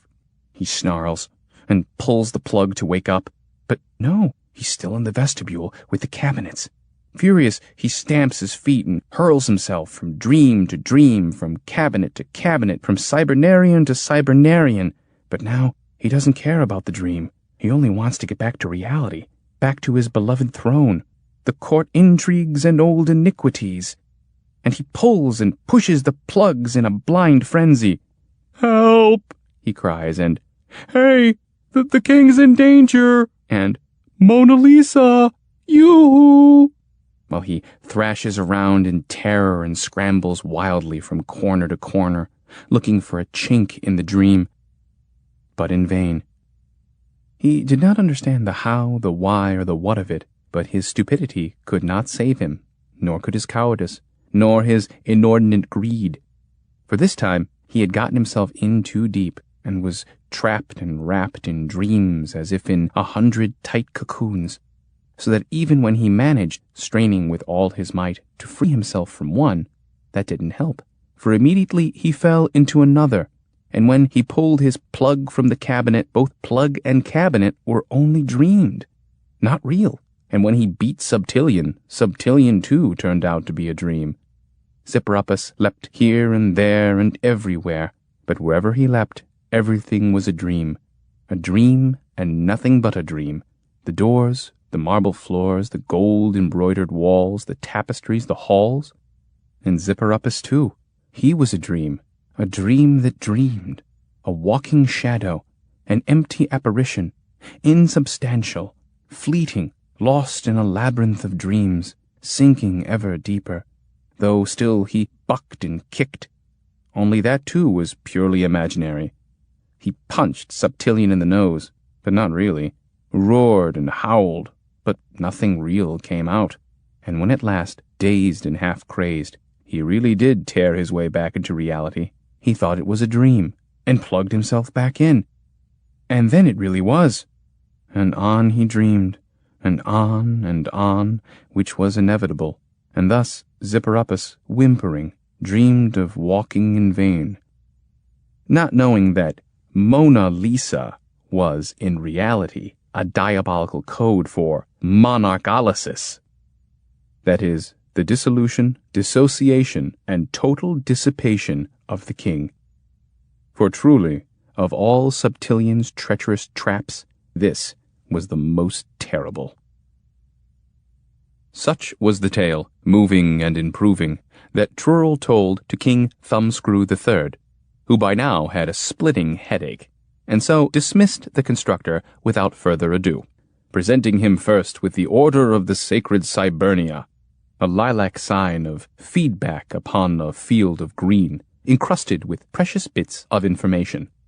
And with these words, the second storytelling machine ground to a halt, its golden gears whirring musically, and gave a giddy little laugh, for a few of its klystrons had overheated slightly. But it lowered its anode potential, waved away the smoke, sighed, and retreated to the photon phaeton, accompanied by much applause, the reward for its eloquence and storytelling skill. King Genius, meanwhile, offered Trurl a cup of ion mead, wondrously carved with curves of probability and the subtle play of quantum waves. Trurl quaffed it down, then snapped his fingers, whereupon the third machine stepped out into the center of the cave, bowed low, and said, in a voice that was tonic, euphonic, and most electronic, "This is the story of how the great constructor Trurl, with the aid of an ordinary jug, created a local fluctuation, and what came of it. In the constellation of the Ringer, there was a spiral galaxy, and in this galaxy there was a black nebula, and in this nebula were 5 sixth-order clusters, and in the 5th cluster a lilac sun, very old and very dim, and around this sun revolved 7 planets, and the 3rd planet had 2 moons. And in all these suns and stars and planets and moons, a variety of events, various and varying, took place, falling into a statistical distribution that was perfectly normal. And on the 2nd moon of the 3rd planet of the lilac sun of the 5th cluster of the black nebula in the spiral galaxy in the constellation of the Ringer was a garbage dump. The kind of garbage dump one might find on any planet or moon, absolutely average, in other words, full of garbage. It had come into existence because the Glauberical Aberracleans once waged a war of the fission and fusion type, against the albuminid Ifts, with the natural result being that their bridges, roads, homes, and palaces, and of course they themselves, were reduced to ashes and shards, which the solar winds blew to the place whereof we speak. Now, for many, many centuries, positively nothing took place in this garbage dump but garbage, though an earthquake did occur and shifted the garbage on the bottom to the top and the garbage on the top to the bottom, which in itself had no particular significance. And yet this paved the way for a most unusual phenomenon. It so happened that Trurl, the fabulous constructor, while flying in the vicinity, was blinded by a certain comet with a garish tail. He fled its path, frantically jettisoning out the spacecraft window whatever lay in reach, chess pieces, the hollow kind which he'd filled with liquor for the trip, some barrels the ubadubs of Chlorelai employed for the purpose of compelling their opponents to yield, as well as assorted utensils, and among these an old earthenware jug with a crack down the middle. This jug, accelerating in accordance with the laws of gravity and boosted by the comet's tail, crashed into a mountainside above the dump, fell, clattered down a slope of junk toward a puddle, skittered across some mud, and finally smacked into an old tin can. This impact bent the metal around a copper wire, also knocked some pieces of mica between the edges, and that made a condenser, while the wire, twisted by the can, formed the beginnings of a solenoid, and a stone set in motion by the jug moved in turn a hunk of rusty iron, which happened to be a magnet, and this gave rise to a current. And that current passed through 16 other cans and snips of wire, releasing a number of sulfides and chlorides, whose atoms linked with other atoms, and the ensuing molecules latched onto other molecules, until, in the very center of the dump, there came into being a logic circuit, and 5 more, and another 18 in the spot where the jug finally shattered into bits. That evening, something emerged at the edge of the dump, not far from the puddle which had by now dried up, and this something, a creature of pure accident, was Maimash the Self-Begotten, who had neither mother nor father, but was son unto himself. For his father was coincidence, and his mother entropy.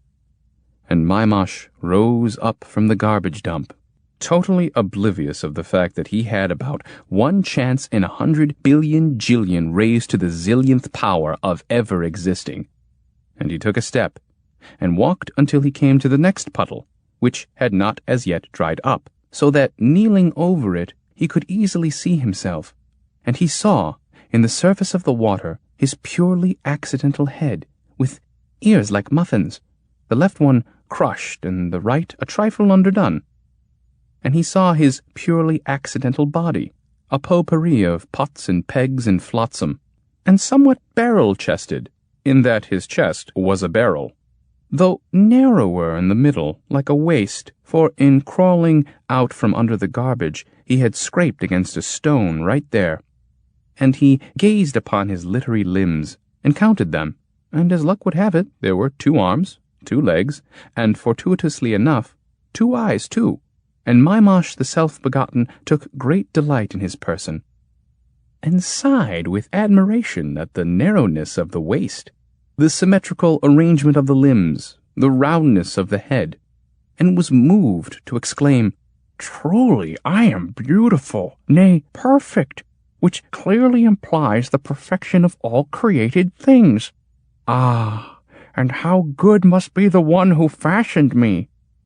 And he hobbled on, dropping loose screws along the way, since no one had tightened them properly, humming hymns in praise of the everlasting harmony of Providence. But on the 7th step he tripped and went headlong back down into the garbage, after which he did nothing but rust, corrode, and slowly disintegrate for the next 314,000 years. For he had fallen on his head and shorted out, and was no more. And at the end of this time it came to pass that a certain merchant, carrying a shipment of sea anemones from the planet Medulsa to the Thrissian stomatopods, quarreled with his assistant as they neared the lilac sun, and hurled his shoes at him, and one of these broke the porthole window and flew out into space, where its subsequent orbit subsequently experienced perturbation, due to the circumstance that that very same comet, which had ages past blinded Trurl, now found itself in the very same locality. And so the shoe, turning slowly, hurtled towards the moon, was singed a little by the atmospheric friction, bounced off the mountainside above the dump, fell, and booted Maimash the Self-Begotten lying there, with just the right resultant impulse, and at just the right angle of incidence, to create just the right torsions, torques, centrifugal forces, and angular momenta needed to reactivate the accidental brain of that accidental being.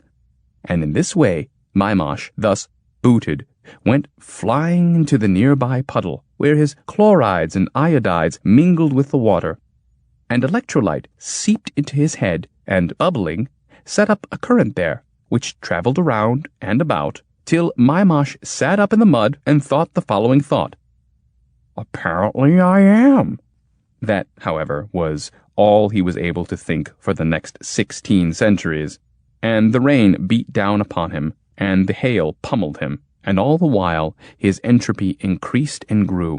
But after another 1,520 years, a certain bird, flapping its way over the terrain, was attacked by some swooping predator, and relieved itself out of fright and also to increase its speed, and the droppings dropped and hit Maimash square on the forehead, whereupon he sneezed and said, "Yes, I am, and there's no apparently about it.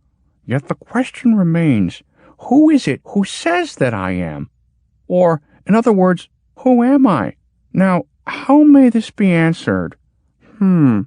If only there was something else besides me, any sort of something at all, with which I might juxtapose and compare myself. That would be half the battle. But alas, there's not a thing. For I can plainly see that I see nothing whatsoever. Therefore there's only I that am, and I am everything that is and may be. For I can think in any way I like. But am I then an empty space for thought, and nothing more?" In point of fact, he no longer possessed any senses. They had decayed and crumbled to dust over the centuries, since entropy, the bride of chaos, is a cruel and implacable mistress. Consequently, Maimash could not see his mother puddle, nor his brother mud, nor the whole wide world, and had no recollection of what had happened to him before, and generally was now capable of nothing but thought. This alone could he do, and so devoted himself wholeheartedly to it. "First I ought," he told himself, "to fill this void that is I, and thereby dispel its insufferable monotony. So let us think of something. For when we think, behold, there is thought, and naught but our thought has existence." From this, one could see he was becoming somewhat presumptuous, for already he referred to himself in the first-person plural. "But wait," he then said, "might not something still exist outside myself? We must, if only for a moment, consider this possibility, though it sound preposterous and even a little insane. Let us call this outsideness the gosmos. Now, if there is a gosmos, then I must be a part and portion of it." Here he stopped, pondered the matter a while, and finally rejected that hypothesis as wholly without basis or foundation. Really, there was not a shred of evidence in its favor, not a single solid argument to support it. And so, ashamed he had indulged in such wild, untutored speculation, he said to himself, "Of that which lies beyond me, if anything indeed there lie, I have no knowledge, but of that which is within I do, or rather shall, as soon as I think something into thought. For who can know what I think, by thunder, better than myself?" And he thought and thought, and thought of the gosmos again, but this time thought of it inside himself, which seemed to him a far more sensible and respectable solution, well within the bounds of reason and propriety. And he began to fill his gosmos with various and sundry thoughts. First, because he was still new at it and lacked skill, he thought about the Beadleys, who grumbled whenever they got the chance, and the Prattlings, who rejoiced in Phillicourts. Immediately, the Prattlings battled the Beadleys for the supremacy of Phillicortion over gramblement, and all Maimash got for his world-creating pains was an awful headache. In his next attempts at thought creation, he proceeded with greater caution, first thinking up elements like brutonium, a noble gas, and elementary particles like the cogiton, the quantum of intellect. And he created beings, and these were fruitful and multiplied. From time to time he did make mistakes, but after a century or two he grew quite proficient, and his very own gosmos, sound and stable, took shape in his mind's eye, and it teemed with a multitude of entities, things, beings, civilizations, and phenomena. And existence was most pleasurable there, for he had made the laws of that cosmos highly liberal, having no fondness for strict, inflexible rules, the sort of prison discipline that Mother Nature imposes, though of course he'd never heard of Mother Nature. Thus, the world of self-begotten was a place of caprice and miracle. In it something might occur one way once, and at another time be altogether different. and without any special rhyme or reason. If, for example, an individual was supposed to die, there were ways of getting around it, for Maimash had firmly decided against irreversible events. And in his thoughts, the Zigrots, Chalconians, Flimmeroons, Jups, Arlegines, and Wallamakanoids all prospered and flourished generation after generation. During this time, the haphazard arms and legs of Maimash fell off, returning to the garbage from which they'd come, and the puddle rusted through the narrow waist, and his body slowly sank into the stagnant mire. But he had just put up some brand-new constellations, arranging them with loving care in the eternal darkness of his consciousness, which was his cosmos, and did his level best to keep an accurate memory of everything that he had thought into existence, even though his head hurt from the effort, for he felt responsible for his cosmos, deeply obligated and needed.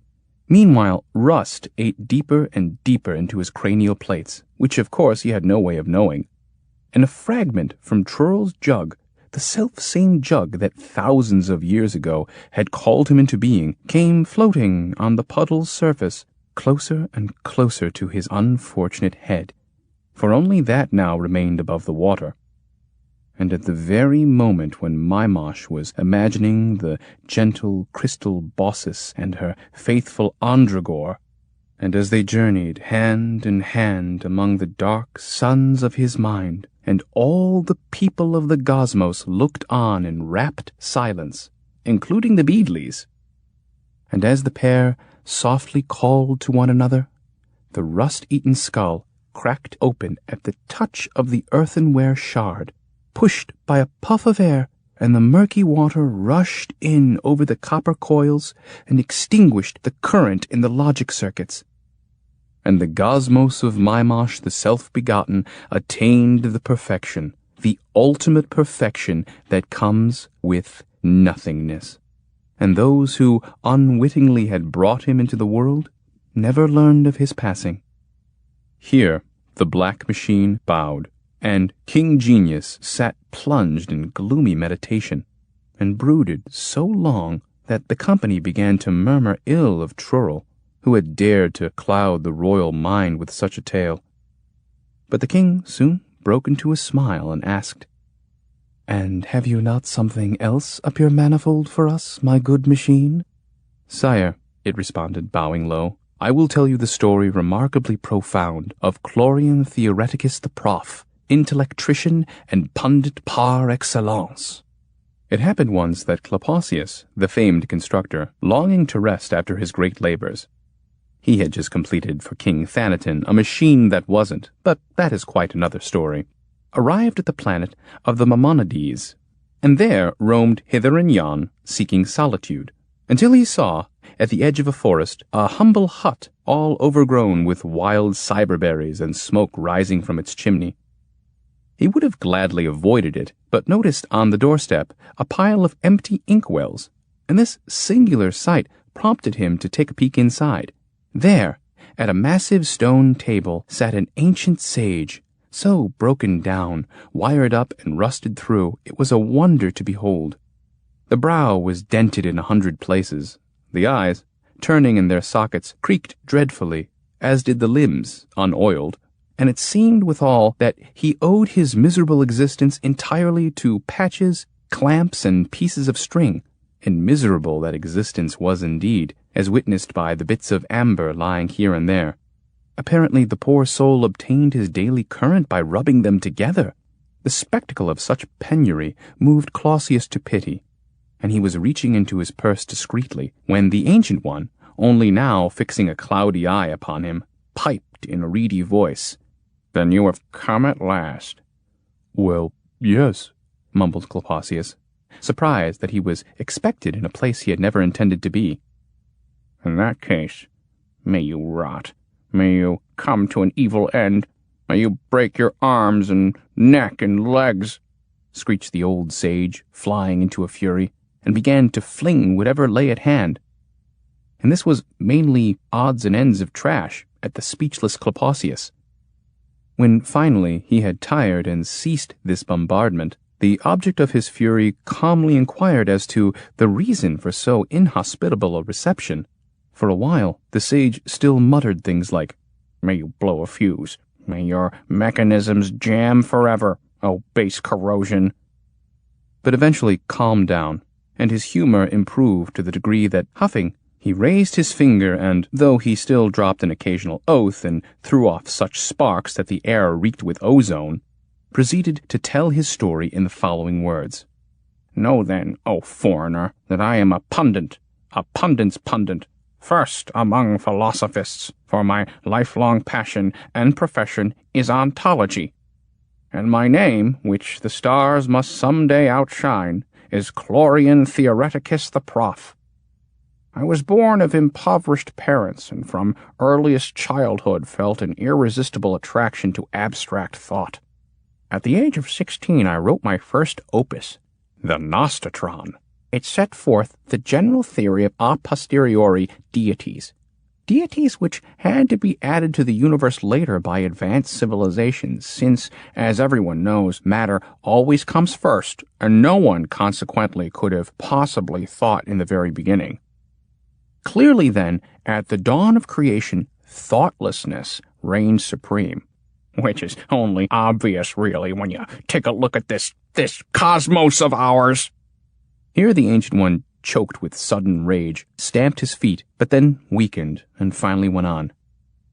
"I simply explained the necessity of providing gods after the fact, inasmuch as there were none available beforehand.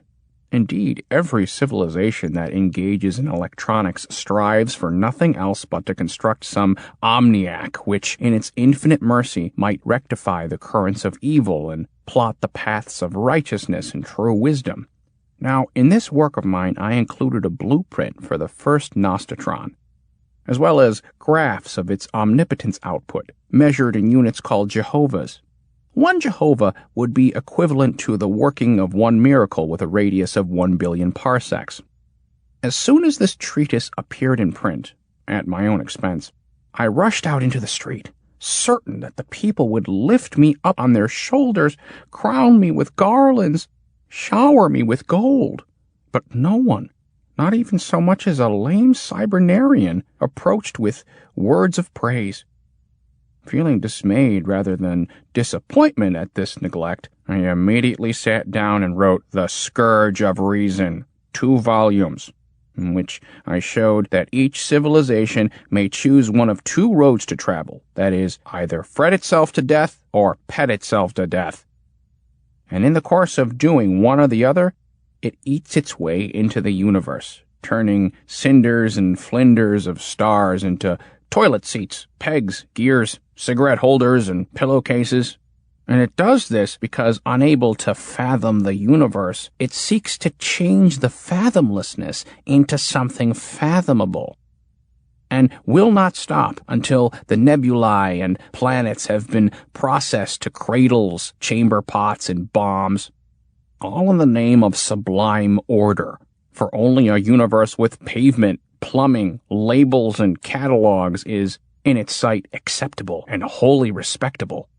Then, in the second volume, entitled Advocatus Materiae, I demonstrated how the reason, a greedy, grasping thing, is only satisfied when it succeeds in chaining some cosmic geyser or harnessing an atomic swarm, say to produce an ointment for the removal of freckles. This accomplished, it hurries on to the next natural phenomenon to add like a stuffed trophy to its precious collection of scientific spoils. But alas, these 2 excellent volumes of mine were also received with silence by the world. I said to myself then that patience was the way, and perseverance. Now, having defended first the reason against the universe, the reason absolved from blame in that matter permits all sorts of abominations only because it's mindless, and second, the universe against the reason, which I demolished utterly, I dare say. On a second inspiration, I then wrote The Existential Tailor, where I proved conclusively the absurdity of more than one philosopher. For each must have his own philosophy that fits him like a glove or a coat cut to specifications. and as this work, too, was totally ignored, I straightaway wrote another. In it, I presented all the possible hypotheses concerning the origin of the universe. First, the opinion that it doesn't exist at all.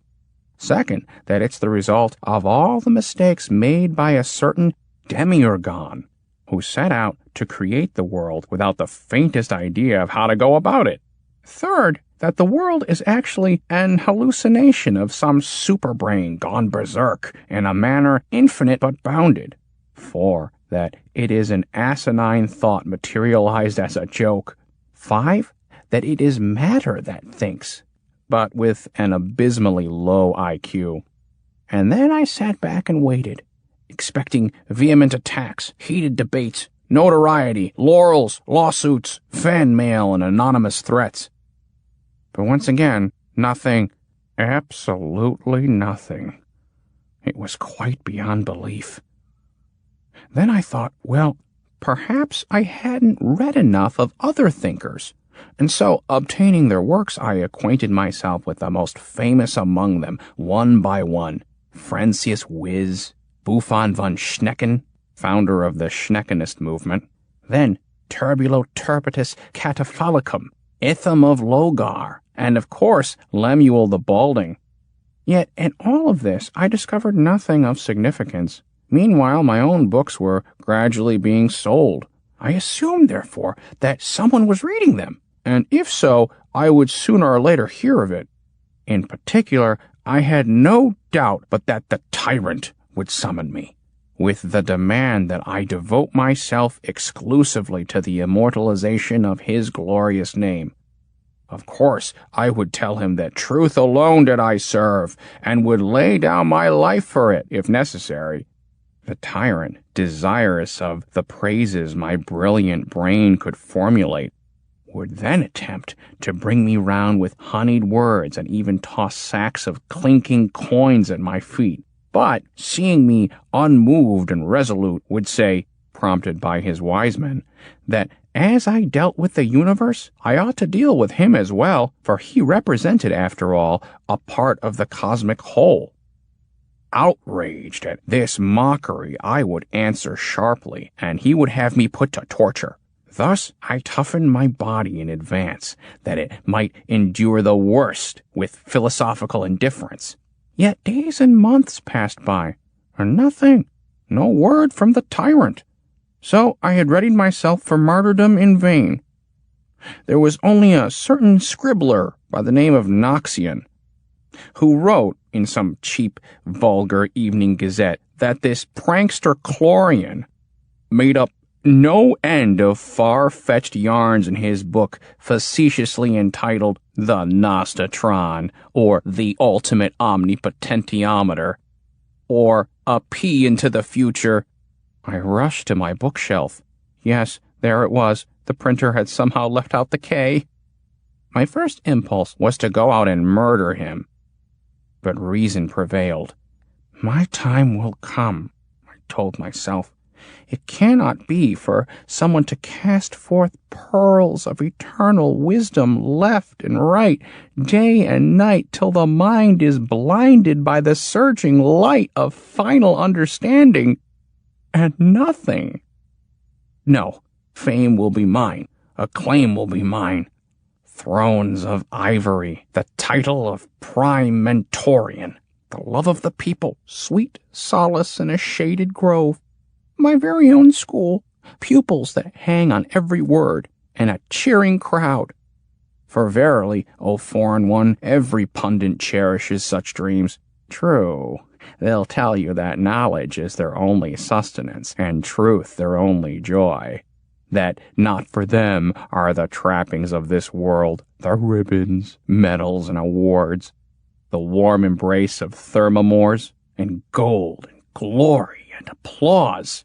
Humbug, my dear sir, sheer humbug. They all crave the same thing, and the only difference between them and myself is that I, at least, have the greatness of spirit to admit to such frailties, openly and without shame.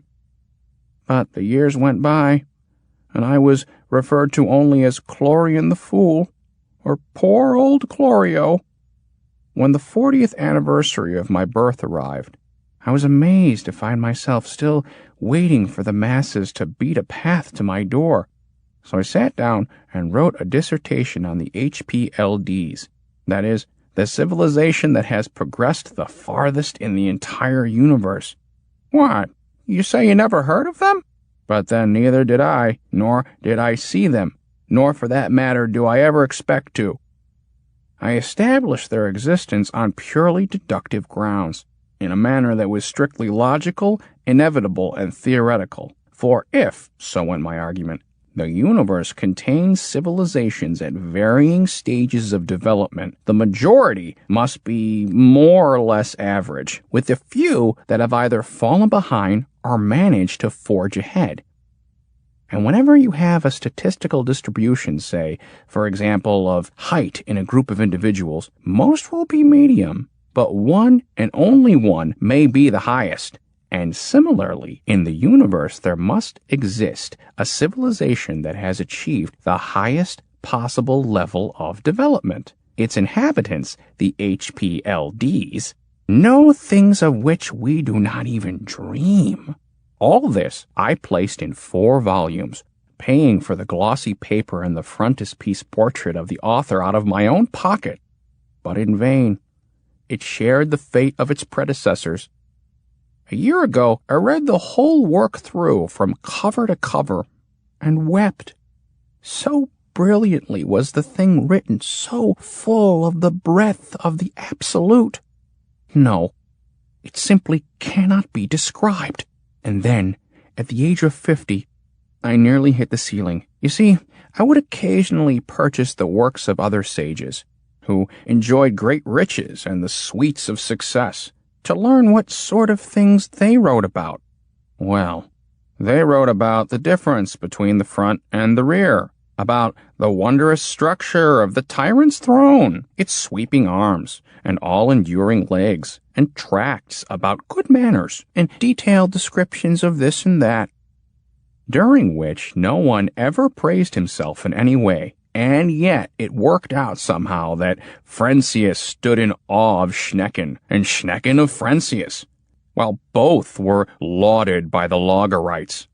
And then there were the 3 Voltaic brothers catapulted to fame. Voltor elevated Vauntor, Vauntor elevated Vanitol, and Vanitol did likewise for Voltor. As I studied all these works, suddenly I saw red, and wildly threw myself upon them, and ripped, and tore, and gnashed, and gnawed, until my sobs abated, and then, drying my tears, I proceeded to write The Evolution of Reason as a 2-cycle phenomenon. For, as I showed in that essay, robots and paleface are joined by a reciprocal bond. First, as the result of an accumulation of mucilaginous slime upon some saline shore, beings come into being. Viscous, sticky, albescent, and albuminous.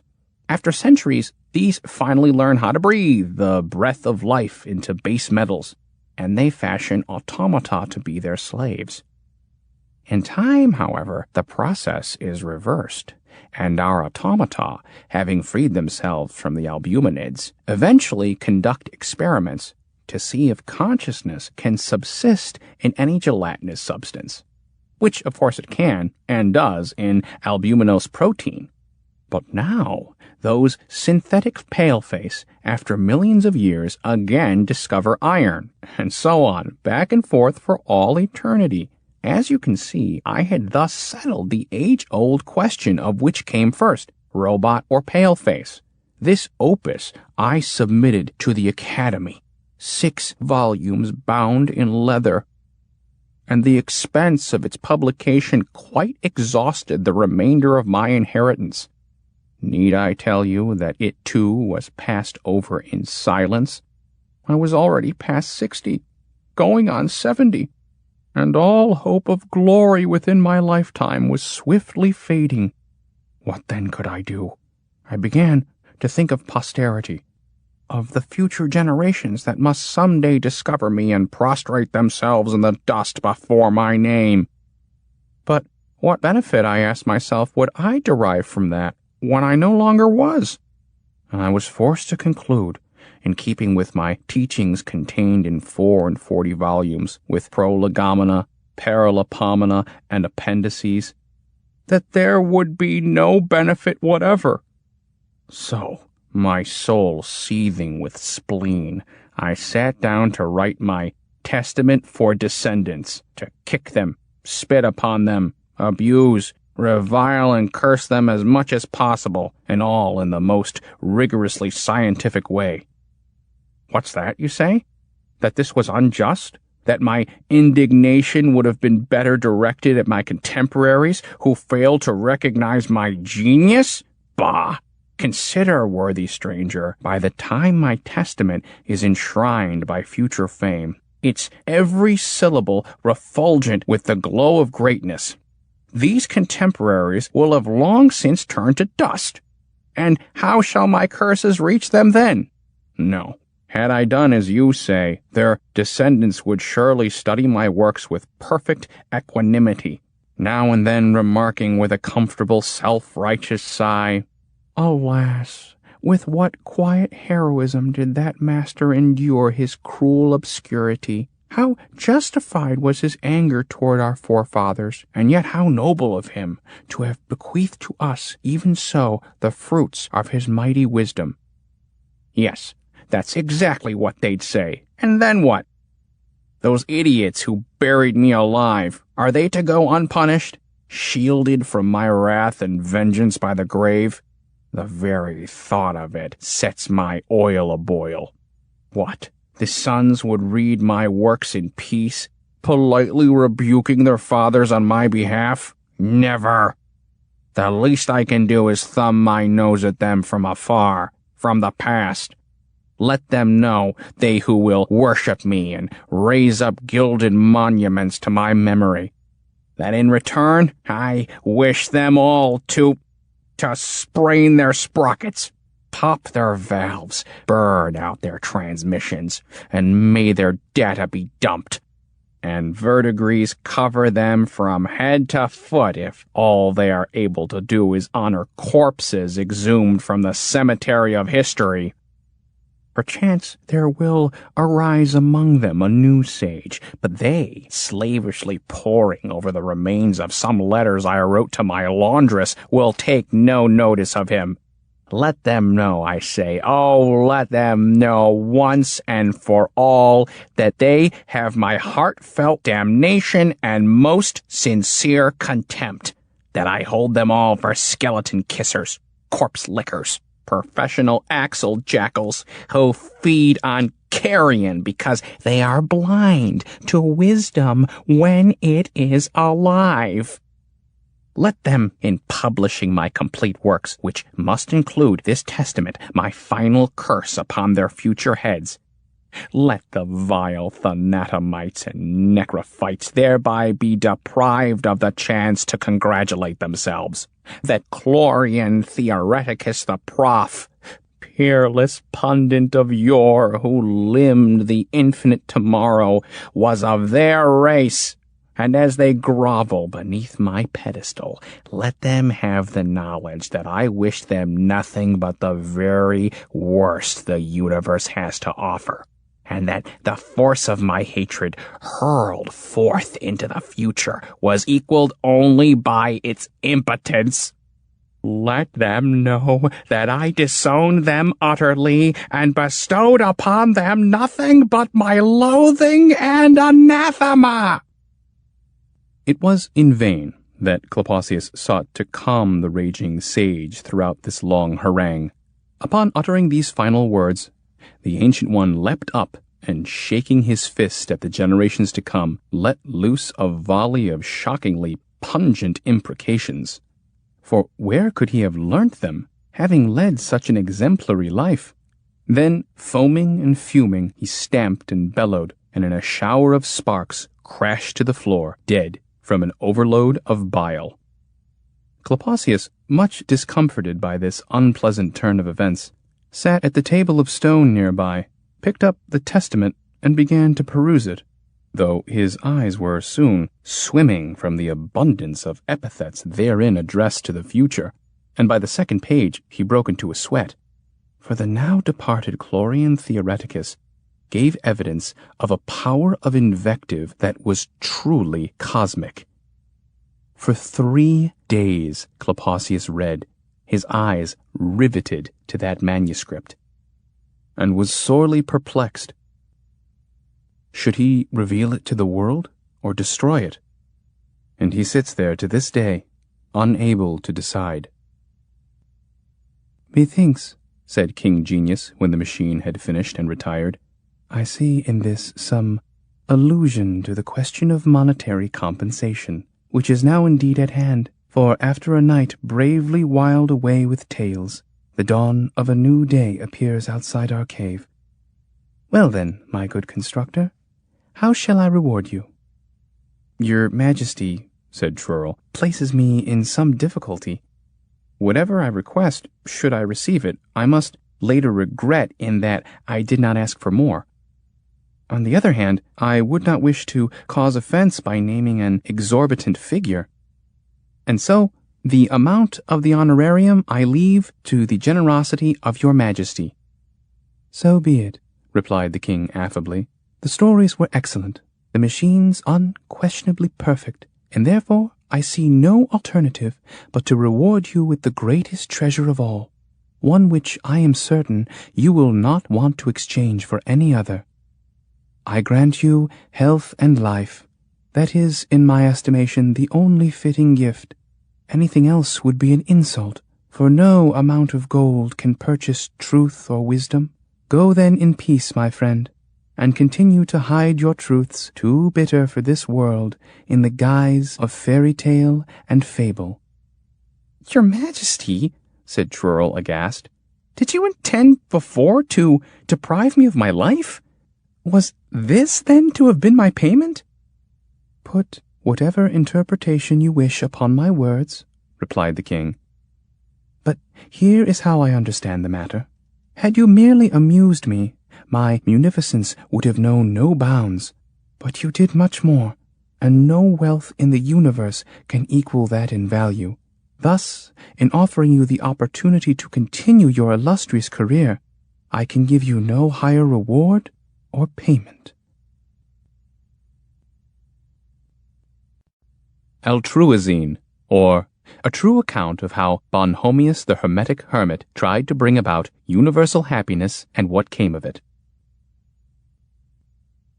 One bright summer day, as Trurl the constructor was pruning the cyberberry bush in his backyard, he spied a robot mendicant coming down the road, all tattered and torn, a most woeful and piteous sight to behold. Its limbs were held together by sections of old stovepipe fastened with string. Its head was a pot so full of holes you could hear its thoughts whir and sputter inside, throwing off sparks, and its makeshift neck was a rusty nail. And in its open belly were vacuum tubes that smoked and rattled so badly it had to hold them in place with its free hand. The other was needed to tighten the screws that kept coming loose. Just as it hobbled past the gate to Trurl's residence, it blew 4 fuses at once, and straightway began, spewing a foul cloud of burning insulators, to fall apart right before the constructor's eyes. Trurl, full of compassion, took a screwdriver and a roll of electric tape and hastened to offer what aid he could to the poor wayfarer, who swooned repeatedly with a great grinding of gears due to a total asynchronization. At last, Trurl managed to restore it to its senses, such as they were, then helped it inside, sat it down in a comfortable chair, and gave it a battery to recharge itself. And while the poor thing did so with trembling urgency, he asked it, unable to contain his curiosity any longer, what had brought it to this sorry pass. "Oh, kind and noble sir," replied the strange robot, its armatures still a-quiver, "my name is Bonhomius, and I am, or rather was, a hermetic hermit. For I have lived 60 years and 7 in a cave, where I passed the time solely in pious meditation, until one morning it dawned on me that to spend a life in solitude was wrong. For truly did all my exceedingly profound thoughts and strivings of the spirit ever keep one rivet from falling? And is it not written that the first duty is to help thy neighbor, and not to tend thine own salvation? For yea and verily—" Fine, interrupted Trurl. I think I more or less understand your state of mind that morning. What happened then? "So I hied myself to Futura, where I chanced to meet a certain distinguished constructor, one Klapaucius."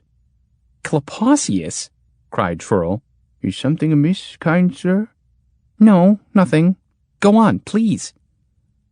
"I did not recognize him at first. He was indeed a great lord, and had an automatic carriage that he not only rode upon, but was able to converse with, much as I converse with you now.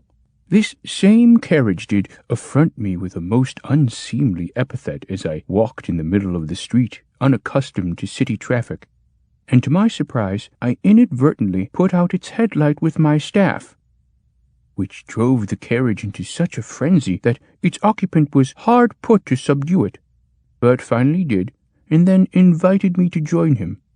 I told him who I was, and why I had abandoned my cave, and that, forsooth, I knew not what to do next, whereupon he praised my decision, and introduced himself in turn, speaking at great length of his work and many achievements. He told me at last the whole moving story of that famous sage, pundit, and philosophist, Chlorian Theoreticus the Prof., at whose lamentable end he had had the privilege to be present. From all that he said of the collected works of the greatest of robots, the part about HPLDs did intrigue me the most. Perchance, kind sir, you have heard of them? Certainly, they are the only beings in the universe who have reached the highest possible level of development. Indeed, you are well informed, most kind and noble sir. Now, while I sat at the side of this worthy Klapaucius in his carriage, which continued to hurl the foulest insults at whatever was imprudent enough to cross its path, the thought suddenly came to me that these beings, developed as much as possible, would surely know what one should do when one, such as myself, felt the call to help his fellow robot. So I questioned Klapaucius closely concerning this, and asked him if he knew where the HPLDs lived, and how to find them. His only reply was a wry smile and a shake of the head. I dared not press the matter further, but later, when we had halted at an inn, the carriage had by this time grown so hoarse that it lost its voice entirely. Thus Klapaucius was obliged to wait until the following day, and were sitting over a jug of mulled electrolyte, which quickly put my gracious host in a better humor. And as we watched the thermocouples dance to the spirited tunes of a high-frequency band, he took me into his confidence and proceeded to tell me, "Oh, but perhaps you grow weary of my tale." Not at all, protested Trurl. I'm all ears, I assure you. "My good Bonhomius," Klapaucius addressed me in that inn as the dancers worked themselves into a positive heat, "know that I took very much to heart the history of the unfortunate Chlorian, and resolved to set out immediately and find those perfectly developed beings whose existence he had so conclusively proven on purely logical and theoretical grounds. The main difficulty of the undertaking, as I saw it, lay in the circumstance that nearly every cosmic race considered itself to be perfectly developed. Obviously, I would get nowhere by merely asking around, nor did a trial-and-error method of search promise much, for the universe contained, as I calculated, close to 14 centigigaheptatrillion civilizations capable of reason. With such odds, one could hardly expect to simply happen on the correct address. So I deliberated, read up on the problem, went methodically through several libraries, pored over all sorts of ancient tomes, until one day I found the answer in the work of a certain Cadaverus Malignus, a scholar who had apparently arrived at exactly the same conclusion as the Prof, only 300,000 years earlier, and who was completely forgotten afterwards, which shows once more that there's nothing new under this or any other sun. Cadaverus even met an end similar to that of our own Chlorian. But I digress. It was precisely from these yellowed and crumbling pages that I learned how to seek the HPLDs. Malignus maintained that one must examine star clusters for some impossible astrophysical phenomenon, and that would surely be the place. A rather obscure clue, to be sure, but then aren't they all? Without further ado, I stocked my ship with the necessary provisions, took off, and, after numerous adventures we need not go into here, finally spotted in a great swarm of stars one that differed from all the rest, since it was a perfect cube. Now, that was quite a shock. Every schoolboy knows stars have to be spherical, and any sort of stellar angularities, let alone rectangularities, are not only highly irregular, but entirely out of the question. I drew near the star and immediately saw that its planet was also cubiform, and equipped moreover with castellated corner cleats and crenellated coins. Farther out revolved another planet, which appeared to be quite normal. A look through the telescope, however, revealed hordes of robots locked in mortal combat, a sight which hardly invited closer scrutiny. So I got the square planet back in my finder and increased the resolution to full power. Imagine my surprise and joy when I looked in the eyepiece and beheld a monogram engraved on one of the planet's mile-long coins, a monogram consisting of 4 letters embellished with swirls and curlicues. HPLD. Great goss, I cried. This must be the place. But though I circled around again and again until I was quite dizzy, there was not a living soul to be seen anywhere on the planet's sandy surface. Only when I dropped to an altitude of 6 miles was I able to make out a group of dots, which proved to be, upon higher magnification, the inhabitants of this most unusual heavenly body. There were 100 or so of them lying about in the sand, and so motionless. I thought for a moment they might all be dead, but then I saw 1 or 2 scratch themselves, and this clear sign of life encouraged me to land. In my excitement, I didn't wait for the rocket to cool after its descent through the planet's atmosphere, but jumped out at once and shouted, "Excuse me, is this by any chance the highest possible level of development?" No answer. In fact, they paid no attention to me at all. Somewhat taken aback by this show of utter indifference, I looked around. The plain shimmered beneath the square sun.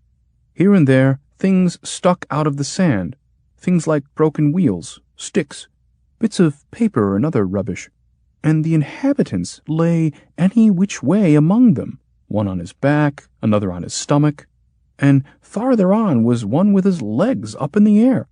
I walked around the nearest and examined him. He wasn't a robot, but on the other hand, neither was he a man, nor any sapient protonoid of the glutinous albuminous variety.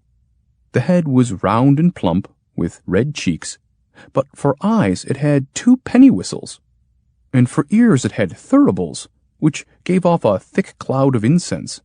He was dressed in orchid pantaloons, a dark blue stripe down either side and appliqued with dirty scraps of closely written paper, and he wore high heels. In one hand he held a mandolin made entirely of frosted gingerbread, a few bites already missing from the neck. He was snoring peacefully.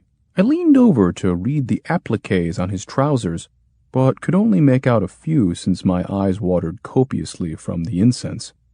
The inscriptions were most curious. For example, Number 7 diamond, net weight 700 CWT. Number 8 thespian confectionery, sobs when chewed.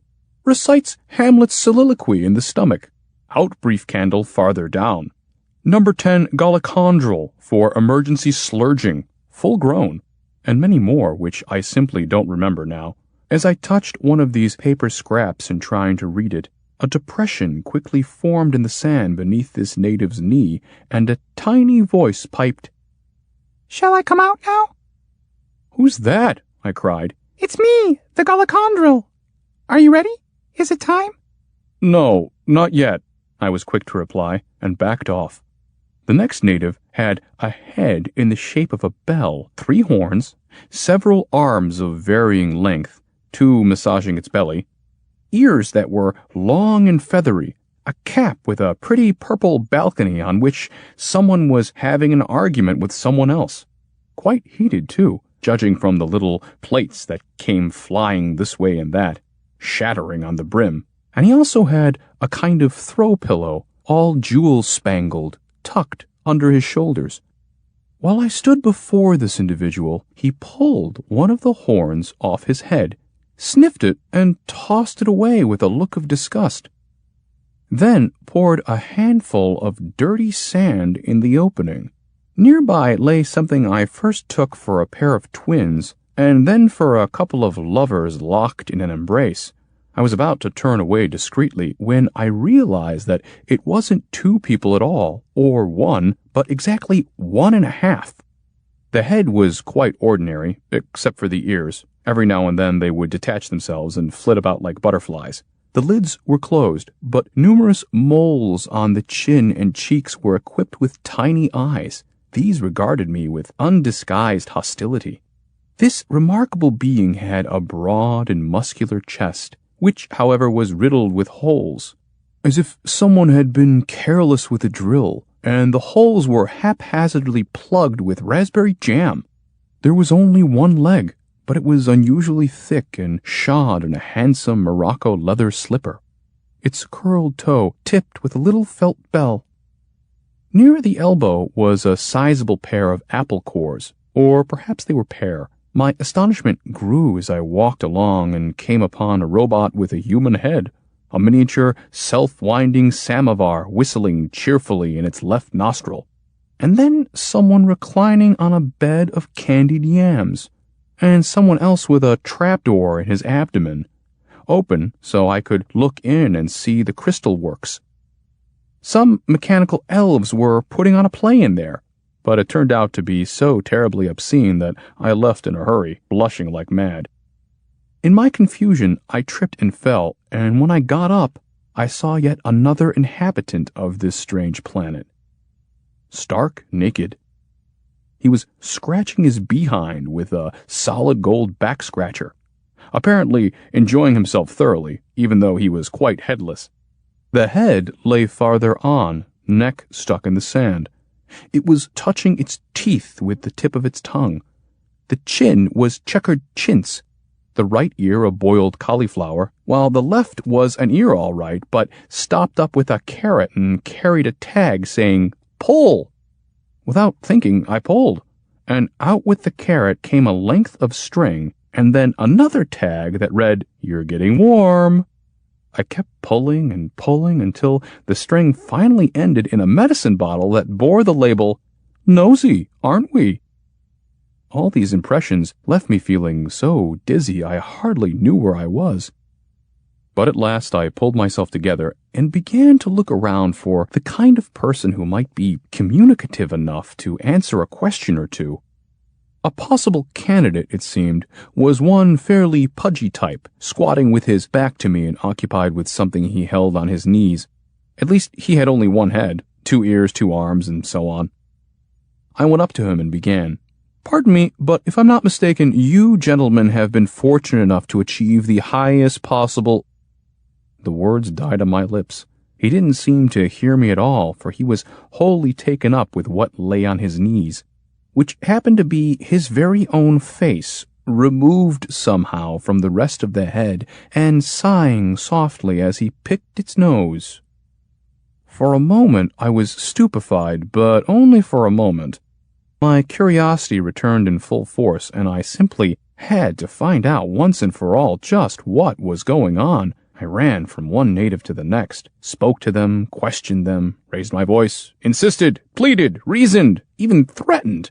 All to no avail. In my exasperation, I grabbed the nose-picker's arm and was horrified to find that it came off in my hand, though that didn't bother him in the least. He only poked about in the sand and pulled out another exactly like the first, except for the orange plaid fingernails, blew on it a little, then affixed it to the shoulder stump. Curious, I bent over to examine the first arm, but dropped it hastily when it snapped its fingers in my face. By now, the sun was setting, already 2 corners below the horizon. The air grew cool, and the inhabitants of HPLD began to settle down for the night, scratching, yawning, gargling, one shaking out an emerald quilt, another methodically taking off his nose, ears, and legs and carefully putting them in a row at his side. I stumbled out in the dark for a while, then gave it up with a sigh and lay down to sleep too, making myself as comfortable as possible in the sand. I looked up at the starry sky and tried to think what to do next. Indeed, I said to myself, by all indications, this is the very planet both Cadaverus Malignus and Chlorian Theoreticus the Prof spoke of, home of the most advanced civilization in the entire universe. A civilization of a few hundred individuals who, being neither people nor robots, lie around on jeweled cushions all day in a dirty, littered desert and do nothing but scratch themselves and pick their noses. No, there has to be some terrible secret behind all of this, and I shall not rest till I've uncovered it. Then I thought, a terrible secret it must be indeed, to account for not only a square sun and planet, but lecherous elves inside bodies and insulting messages in ears. I always thought that if I, a simple robot, could spend my time in study and the pursuit of knowledge, think of the kind of intellectual ferment that went on among those more highly developed. No, the most highly developed. Yet these, whatever they do, they certainly don't spend their time in edifying conversation. They don't even care to answer a few questions. I'll have to force them. But how? Perhaps if I pester them enough, get under their skin, so to speak, make such a nuisance of myself that they'll agree to anything, just to get rid of me. Of course, there is some risk involved. They might get angry, and without a doubt, they could destroy me as easily as swatting a fly. But no, I cannot believe they'd resort to such brutal measures, and anyway, I simply must find out. Well, here goes. And I jumped up in the darkness and started to scream at the top of my lungs, did somersaults and cartwheels, hopped around and kicked sand in their eyes, danced and sang until I was hoarse, did a few sit-ups and deep knee bends, then hurled myself among them like a mad dog. They turned their backs to me and held up their cushions and quilts for protection. And then, in the middle of my 100th cartwheel, a voice said inside my head, "And what would your good friend Trurl think if he could see you now? See how you pass your time on the planet that has achieved the highest possible level of development, home of the most advanced civilization in the entire universe." But I ignored the hint and continued to stomp and howl, encouraged by what they were whispering to one another. "Psst, what do you want? You hear that? How can I help but hear it? He practically kicked my head in. You could get another. But I can't sleep." "What?" "I said I can't sleep." "He's curious," whispered a third. "He's awfully curious. This is really too much. We'll have to do something." "Like what?" "I don't know. Change his personality?" "No, that's unethical. Just listen to him howl." "Wait, I have an idea." They whispered something while I kept jumping around, raising an unholy racket, concentrating my efforts especially in the area where I heard them talking. Then, just as I was doing a handstand on someone's abdomen, everything went black. And next thing I knew, I was back on my ship and out in space. My limbs ached from all that exercise, but I could hardly move them anyway, for I was sitting in a pile of trombones, jars of green marmalade, teddy bears, platinum glockenspiels, ducats and doubloons, golden earmuffs, bracelets and brooches glittering so bright they hurt my eyes. When finally I crawled out from under all these valuables and dragged myself to a window, I saw that the constellations were entirely different. Not a trace of anything remotely resembling a square sun. A few quick calculations revealed that I would have to travel 6,000 years at top velocity to get back to the HPLDs. They had disposed of me indeed. And going back would achieve nothing, that was clear. They would merely send me packing again with that instantaneous hyperspatial telekinesis of theirs, or whatever it was. And so, my good Bonhomius, I decided to tackle the problem in an altogether different way. And with these words, most kind and noble sir, did the distinguished constructor Klapaucius finish his tale. Surely that's not all he said, cried Trurl. Nay, he said a great deal more, O benefactor of mine, and therein lies my misfortune, replied the robot with considerable perturbation. When I asked him what he had then decided to do, he leaned over and said, The problem did seem insoluble at first, but I've found a way. You say you lived as a hermetic hermit and are but a simple, unschooled robot, so I'll not trouble you with explanations that touch the arcane art of cybernetic generation. To put it simply, then, all we have to do is construct a digital device, a computer capable of producing an informational model of absolutely anything in existence. Properly programmed, it will provide us with an exact simulation of the highest possible level of development, which we can then question and thereby obtain the ultimate answers. But how does one build such a device? I asked. And how can you be sure, O illustrious Klapaucius, that it won't respond by sending us packing in much the same instamatic, hyperstitial, and so forth manner the original HPLDs employed? As you say, on your worthy person. Leave that to me, he said. Rest assured, I shall learn the great mystery of the HPLDs, good Bonhomius, and you shall find the optimal way in which to put your natural abhorrence of evil into action. You can imagine, kind sir, the great joy that filled me upon hearing these words, and the eagerness with which I assisted Klapaucius in the execution of his plan. As it turned out, this device was none other than the famed Nostotron, conceived by Chlorian Theoreticus the Prof, just before his lamentable demise. Klapaucius, however, was not satisfied with the name, and now and then tried to think up others to christen it. The Omniac, the Pansophoscope, APOC for All-Purpose Ontolog Computer, or the Mahatmatic 500, to mention a few. In exactly 1 year and 6 days, this mighty machine was completed, and so enormous was it, we had to house it in Flafundria, the hollowed-out moon of the Flists. And truly, an ant had been no more lost aboard an ocean liner than we in the bowels of this binary behemoth, among its endless coils and cables, eschatological toggles and transformers, those hagio-pneumatic rectifiers and temptational resistors. I confess my wire hair stood on end, and my laminated alternator skipped a beat when my distinguished mentors sat me down before the central control console and left me face to face with this awesome, towering thing. The flashing lights that played across its panels were like the very stars in the firmament. Everywhere were signs that read, "Danger! Highly ineffable!" and potentiometers. Their dials, spinning wildly, showed logic and semantic fields building up to unheard-of levels of intensity.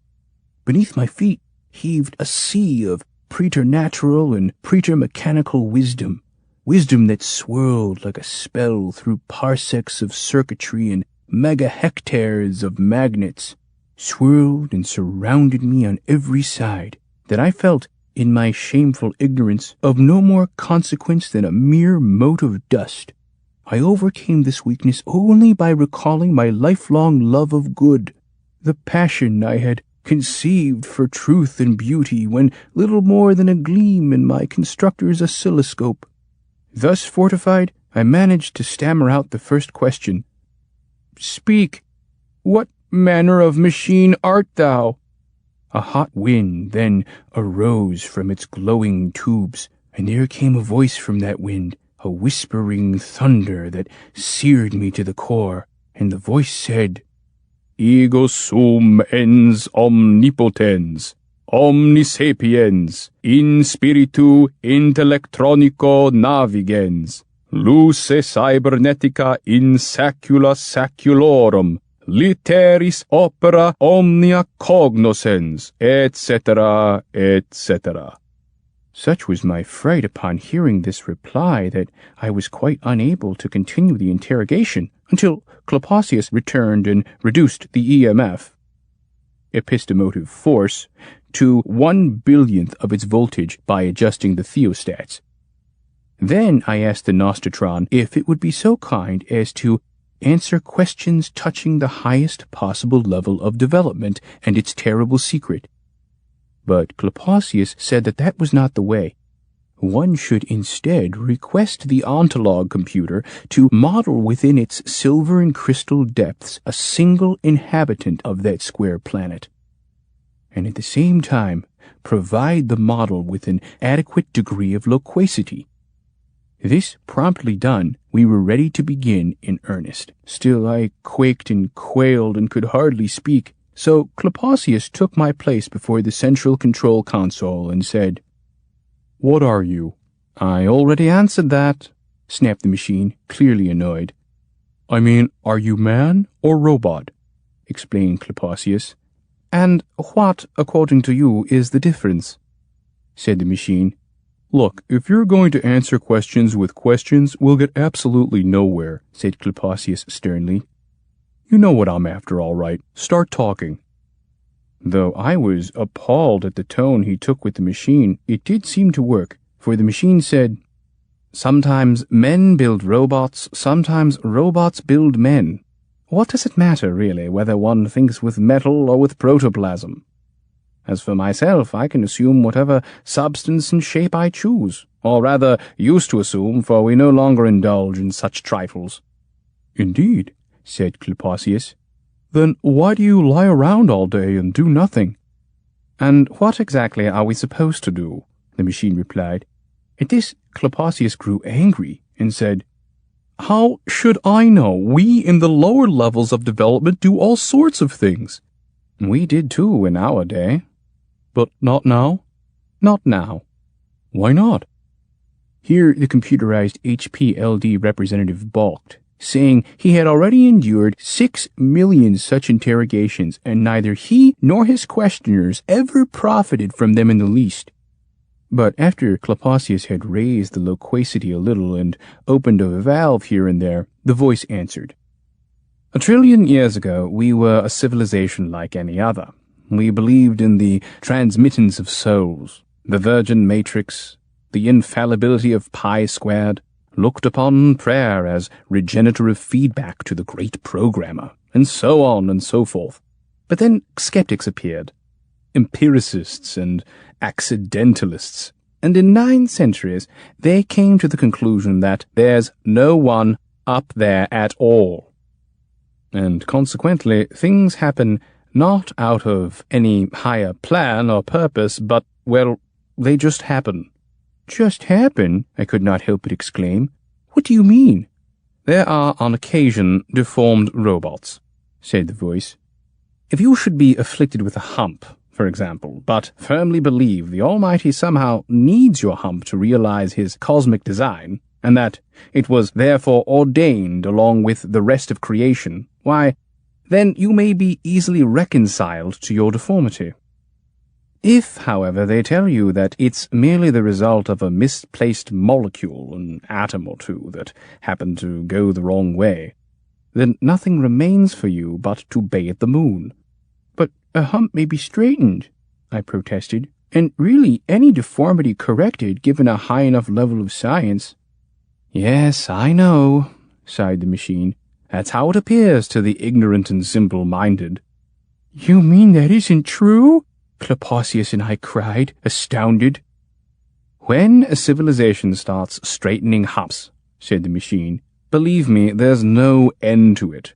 You straighten humps, then you repair and amplify the mind, make suns rectilinear, give planets legs, fabricate fates and fortunes of all kinds. Oh, it begins innocently enough, like discovering fire by rubbing 2 sticks together. But eventually it leads to the construction of omniacs, diaphacs, hyperboreans, and ultimathaloriums. The desert on our planet is in reality no desert, but a giganostotron. In other words, a good 10 to the 9th times more powerful than this primitive device of yours. Our ancestors created it for the simple reason that anything else would have been too easy for them. In their megalomania, they thought to make the very sand beneath their feet intelligent. Quite pointless, for there is absolutely no way to improve upon perfection. Can you understand that, O ye of little development? Yes, of course, said Klapaucius, while I quaked and quailed. Yet why, instead of at least engaging in some stimulating activity, do you sprawl in that ingenious sand and only scratch yourselves from time to time? Omnipotence is most omnipotent when one does nothing, answered the machine. You climb to reach the summit, but once there, discover that all roads lead down. We are, after all, sensible folk. Why should we want to do anything? Our ancestors, true, turned our sun into a cube and made a box of our planet, arranging its mountains in a monogram, but that was only to test their nostotron. They could have just as easily assembled the stars in a checkerboard, extinguished half the heavens and lit up the other half, constructed beings peopled with lesser beings, giants whose thoughts would be the intricate dance of a million pygmies. And they could have redesigned the galaxies, revised the laws of time and space. But tell me, what sense would there have been to any of this? Would the universe be a better place if stars were triangular or comets went around on wheels? That's ridiculous, Klapaucius shouted, highly indignant, while I quaked and quailed all the more. If you are truly gods, your duty is clear. Immediately banish all the misery and misfortune that oppresses other sentient beings. You could at least begin with your poor neighbors. I've seen with my own eyes how they batter one another. But no, you'd rather lie around all day and pick your noses and insult honest travelers in search of knowledge with your indecent elves and abdomens and messages and ears. Really, you have no sense of humor, said the machine. But enough of that. If I understand you correctly, you wish us to bestow happiness upon everyone. Well, we devoted over 15 millennia to that project alone. That is, eudaimonic tectonics, of which there are basically two schools. The sudden and revolutionary, and the slow and evolutionary. Evolutionary eudaimonic tectonics consists essentially in not lifting a finger to help, confident that every civilization will eventually muddle through on its own. Revolutionary solutions, on the other hand, boil down to either the carrot or the stick. The stick, or bestowing happiness by force, is found to produce from 1 to 800 times more grief than no interference whatever. As for the carrot, the results, believe it or not, are exactly the same. And that whether you use an ultra-deeffect, hyper-nostotron, or even an infernal machine and Gehenerator. You've heard, perhaps, of the Crab Nebula? Certainly, said Klapaucius. It's the remnants of a supernova that exploded long ago. Supernova, he says, muttered the voice. No, my well-wishing friend, there was a planet there, a fairly civilized planet as planets go, flowing with the usual quantity of blood, sweat, and tears. Well, one morning we dropped 800 million transistorized universal wish-granters on that planet. But we're no more than a light week out on our way home when suddenly it blew up, and the bits and pieces are flying apart to this day. The very same thing happened with the planet of the Hominates. Care to hear of that? No, don't bother, replied a morose Klapaucius. But I refuse to believe it's impossible, with a little ingenuity, to make others happy. Believe what you like. We tried it 64,513 times. The hair on every one of my heads stands on end when I think of the results. Oh, we spared no pains for the good of our fellow creature. We devised a special telescanner for observing dreams. Though, of course, you realize that if, say, a religious war were raging on some planet and each side dreamt only of massacring the other, it would hardly be to our purpose to make such dreams come true. We had to bestow happiness then without violating any higher laws. The problem was further complicated by the fact that most cosmic civilizations long for things in the depths of their souls they would never openly admit to. Now what do? Help them achieve the ends to which the little decency they have prompts them? Or instead fulfill their innermost desires? Take, for example, the Dementians and Amentians. The Dementians, in their medieval piety, burnt at the stake all those consorting with the devil, females especially. And they did this because, first, they envied them their unholy delights, and secondly, they found that administering torture in the form of justice could be a positive pleasure. The Amentians, on the other hand, worshipped nothing but their bodies, which they stimulated by means of machines, though in moderation, and this actively constituted their chief amusement.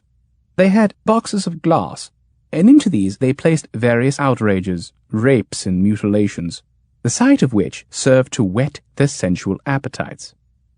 On this planet we dropped a multitude of devices designed to satisfy all desires in such a way that no one needed to be harmed. That is, each device created a separate artificial reality for each individual. Within 6 weeks, both Dementians and Amentians had perished to a man from surfeit of joy, groaning in ecstasy as they passed away. Is that the sort of ingenuity you had in mind, O undeveloped one? Either you're a complete idiot or a monster, cried Klapaucius, while I gulped and blinked. How dare you boast of such foul deeds? I do not boast of them, but confess them, the voice calmly said.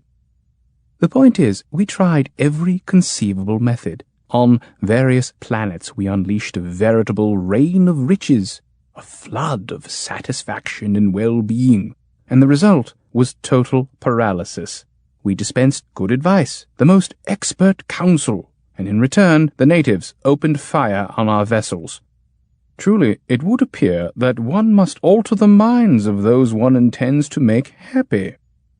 I suppose you can do that too, grumbled Klapaucius. But of course we can. Take our neighbors, for example, the ones who inhabit a quasi-terran, or if you prefer, geomorphic planet. I speak of the anthropods.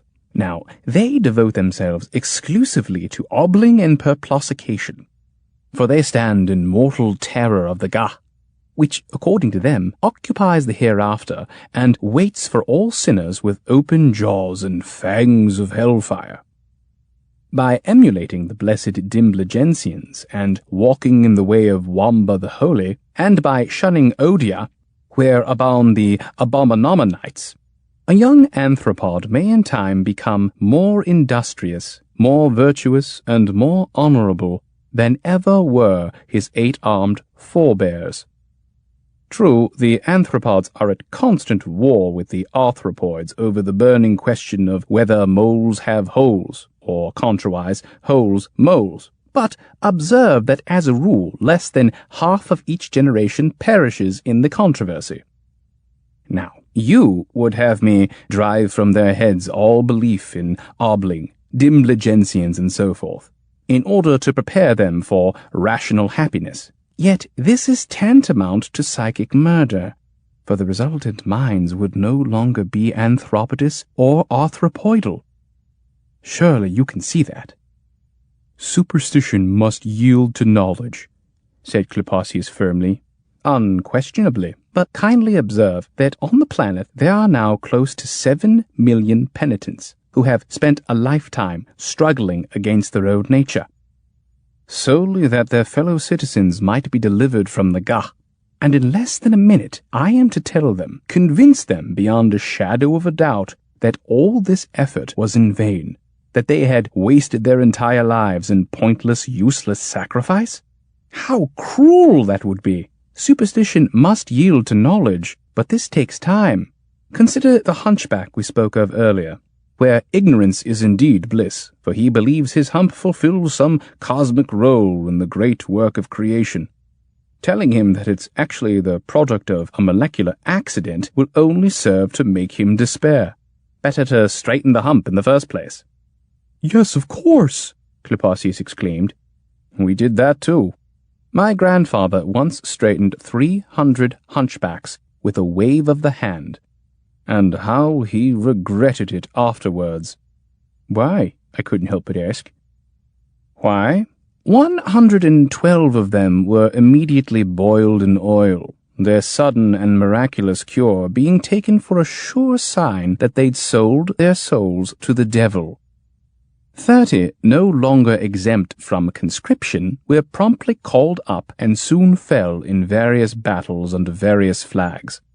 17 straightway succumbed to the shock of their good fortune, and the remainder, since my esteemed grandfather saw fit to further bless them with great beauty of form, wasted away through an overindulgence in erotic activity.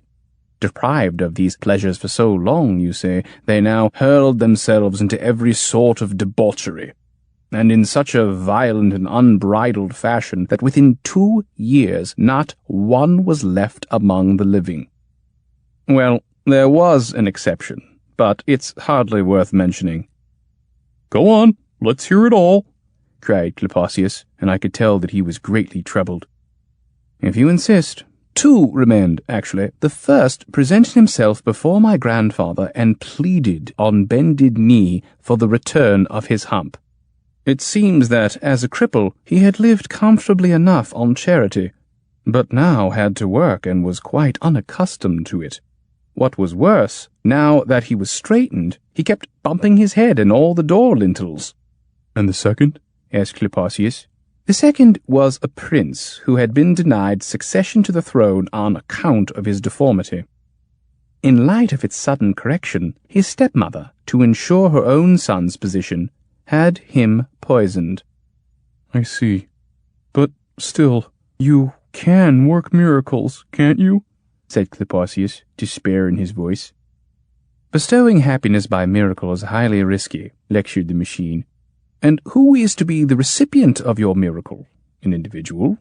But too much beauty undermines the marriage vows, too much knowledge leads to isolation, and too much wealth produces madness. No, I say, 1,000 times no.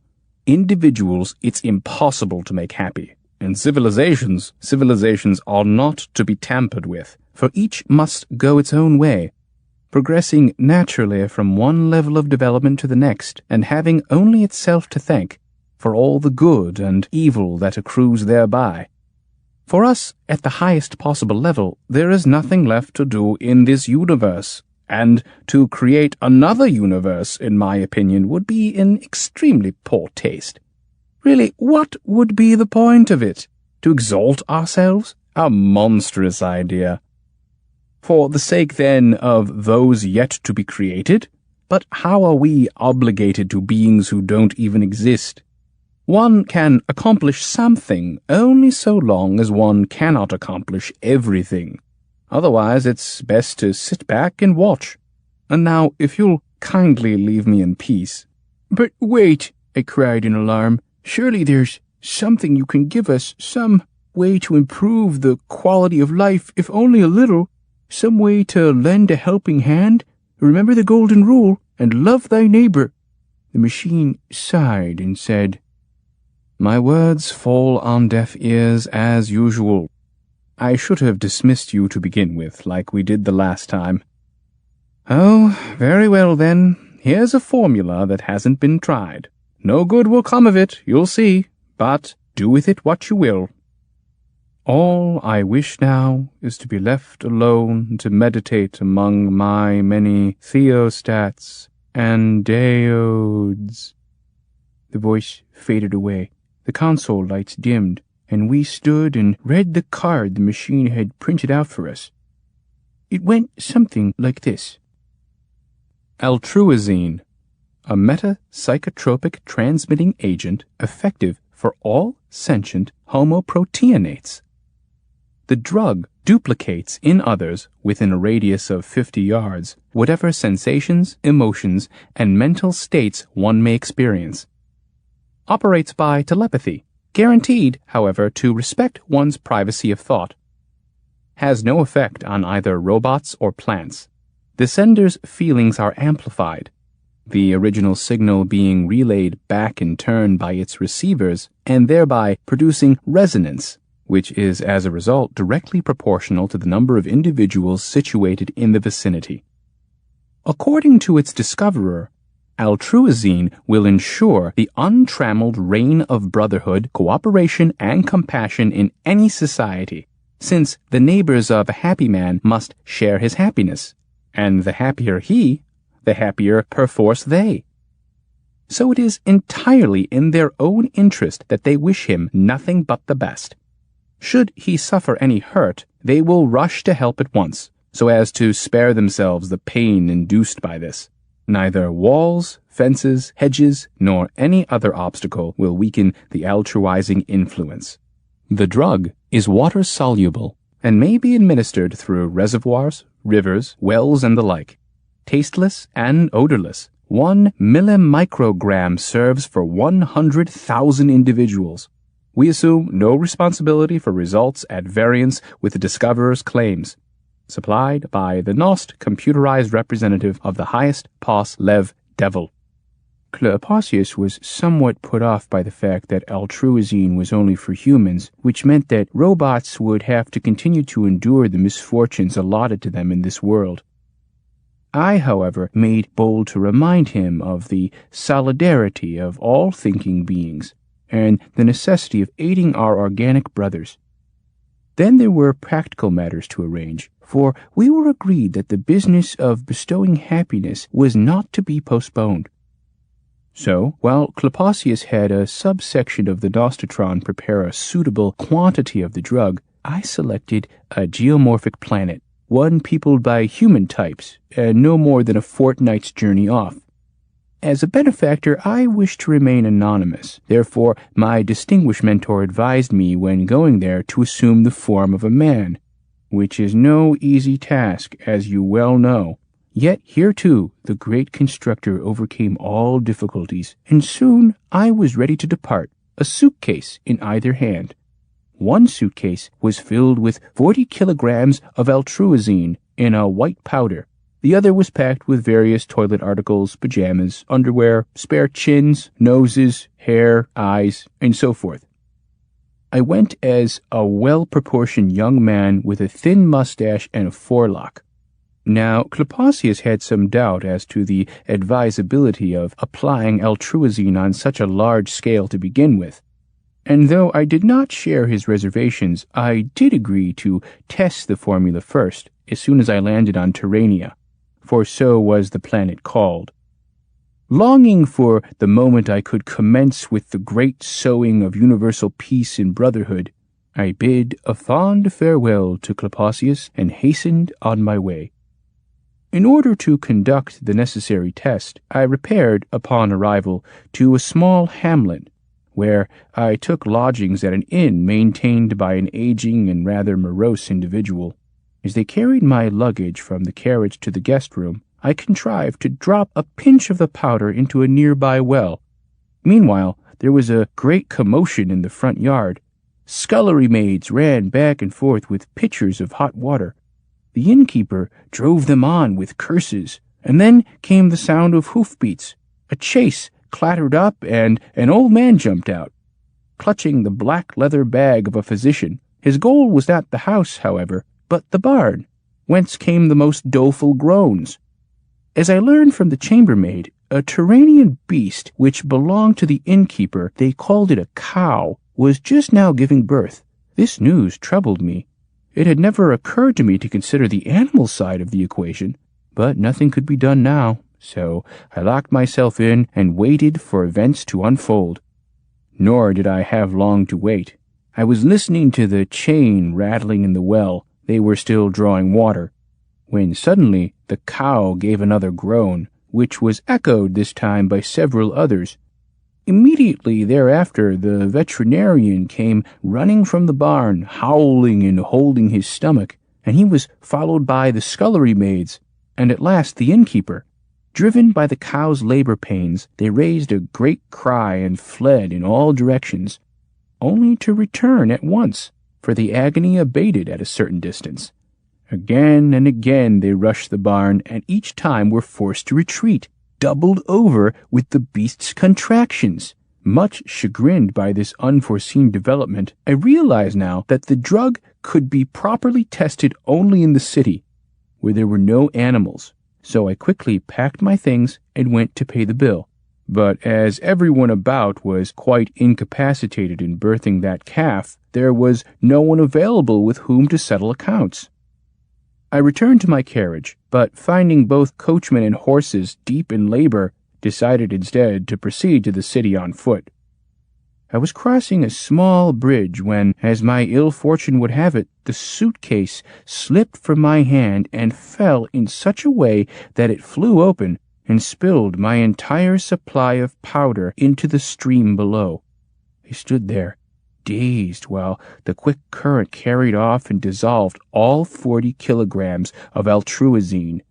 But nothing could be done now. The die was cast, inasmuch as this stream happened to supply the entire city up ahead with drinking water. It was evening by the time I reached the city. The lights were lit, the streets were full of noise and people. I found a small hotel, a place to stay and observe the first signs of the drug taking effect, though as yet there seemed to be none. Weary after the day's peregrination, I made straight for bed, but was awakened in the middle of the night by the most horrible screams. I threw off the covers and jumped up. My room was bright from the flames that were consuming the building opposite. Running out into the street, I stumbled over a corpse which was not yet cold. Nearby, 6 thugs held down an old man, and, while he cried for help, yanked one tooth after another from his mouth with a pair of pliers, until a unanimous shout of triumph announced that finally they had succeeded in pulling the right one, the rotten root of which had been driving them wild due to the metapsychotropic transmission. Leaving the toothless old man half dead in the gutter, they walked off, greatly relieved. Yet it was not this that had roused me from my slumber.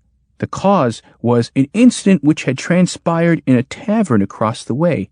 It seems some drunken weightlifter had punched his comrade in the face and, experiencing the blow forthwith, became enraged and set upon him in earnest.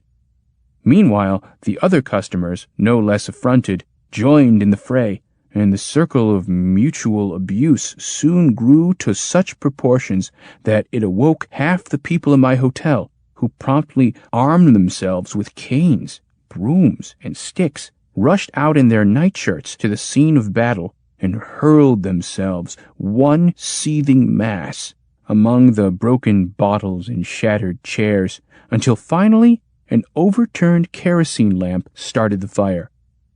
Deafened by the wail of fire engines, as well as the wail of the maimed and wounded, I hurried away, and after a block or two found myself in a gathering, that is, a crowd milling about a little white house with rose bushes. As it happened, a bride and groom were spending their wedding night within. People pushed and pulled. There were military men in the crowd, men of the cloth, even high school students. Those nearest the house shoved their heads through the windows. Others clambered up on their shoulders and shouted, "Well, what are you waiting for? Enough of that dawdling, get on with it," and so on. An elderly gentleman, too feeble to elbow others aside, tearfully pleaded to be let through, as he was unable to feel anything at such a distance, advanced age having weakened his mental faculties. His pleas, however, were ignored. Some of the crowd were lost in a transport of delight. Some groaned with pleasure, while others blew voluptuous bubbles through their noses. At first, the relatives of the newlyweds tried to fend off this band of intruders, but they themselves were soon caught up in the general flood of concupiscence and joined the scurrilous chorus, cheering the young couple on.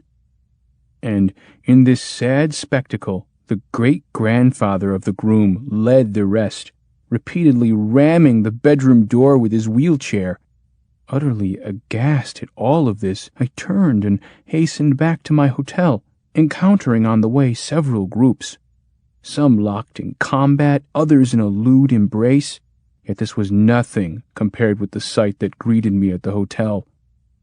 People were jumping out of windows in their underwear, more often than not breaking their legs in the process. A few even crawled up on the roof, while the owner, his wife, Chambermaids and porters ran back and forth inside, wild with fear, howling, hiding in closets or under beds, all because a cat was chasing a mouse in the cellar.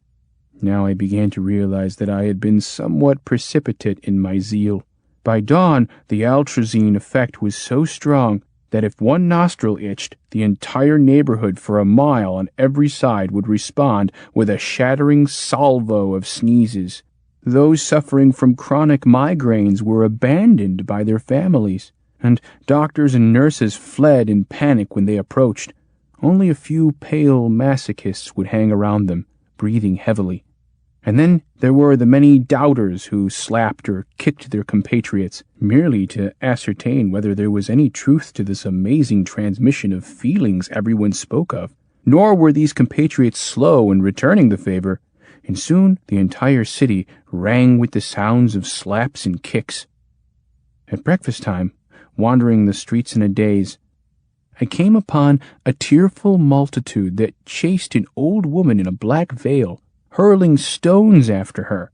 It so happened that this was the widow of one much-esteemed cobbler who had passed away the day before and was to be buried that morning. The poor woman's inconsolable grief had so exasperated her neighbors, and the neighbors' neighbors, that, quite unable to comfort her in any way, they were driving her from the town. This woeful sight lay heavy on my heart, and again I returned to my hotel, only to find it now in flames. It seems the cook had burnt her finger in the soup, whereupon her pain caused a certain captain, who was at that very moment cleaning his blunderbuss on the top floor, to pull the trigger, inadvertently slaying his wife and 4 children on the spot. Everyone remaining in the hotel now shared the captain's despair. One compassionate individual, wishing to put an end to the general suffering, doused everyone he could find with kerosene and set them all on fire. I ran from the conflagration like one possessed, searching frantically for at least one man who might be considered in any way whatever to have been rendered happy, but met only stragglers of the crowd returning from that wedding night. They were discussing it, the scoundrels. Apparently the newlyweds' performance had fallen short of their expectations. Meanwhile, each of these former vicarious grooms carried a club and drove off any sufferer who dared to cross his path.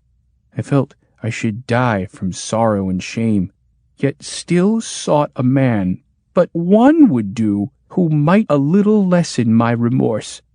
Questioning various persons on the street, I at last obtained the address of a prominent philosopher, a true champion of brotherhood and universal tolerance, and eagerly proceeded to that place, confident I should find his dwelling surrounded by great numbers of the populace. But alas, only a few cats purred softly at the door, basking in the aura of goodwill the wise man did so abundantly exude. Several dogs, however, sat at a distance and waited for them, salivating. A cripple rushed past, crying, "They've opened the rabbitry!" How that could be of benefit to him, I preferred not to guess. As I stood there, 2 men approached. One looked me straight in the eye as he swung and smote the other full force in the nose. I stared in amazement, neither grabbing my own nose nor shouting with pain, since as a robot I could not feel the blow, and that proved my undoing. For these were secret police, and they had employed this ruse precisely to unmask me. Handcuffed and hauled off to jail, I confessed everything, trusting that they would take into consideration my good intentions, though half the city now lay in ashes.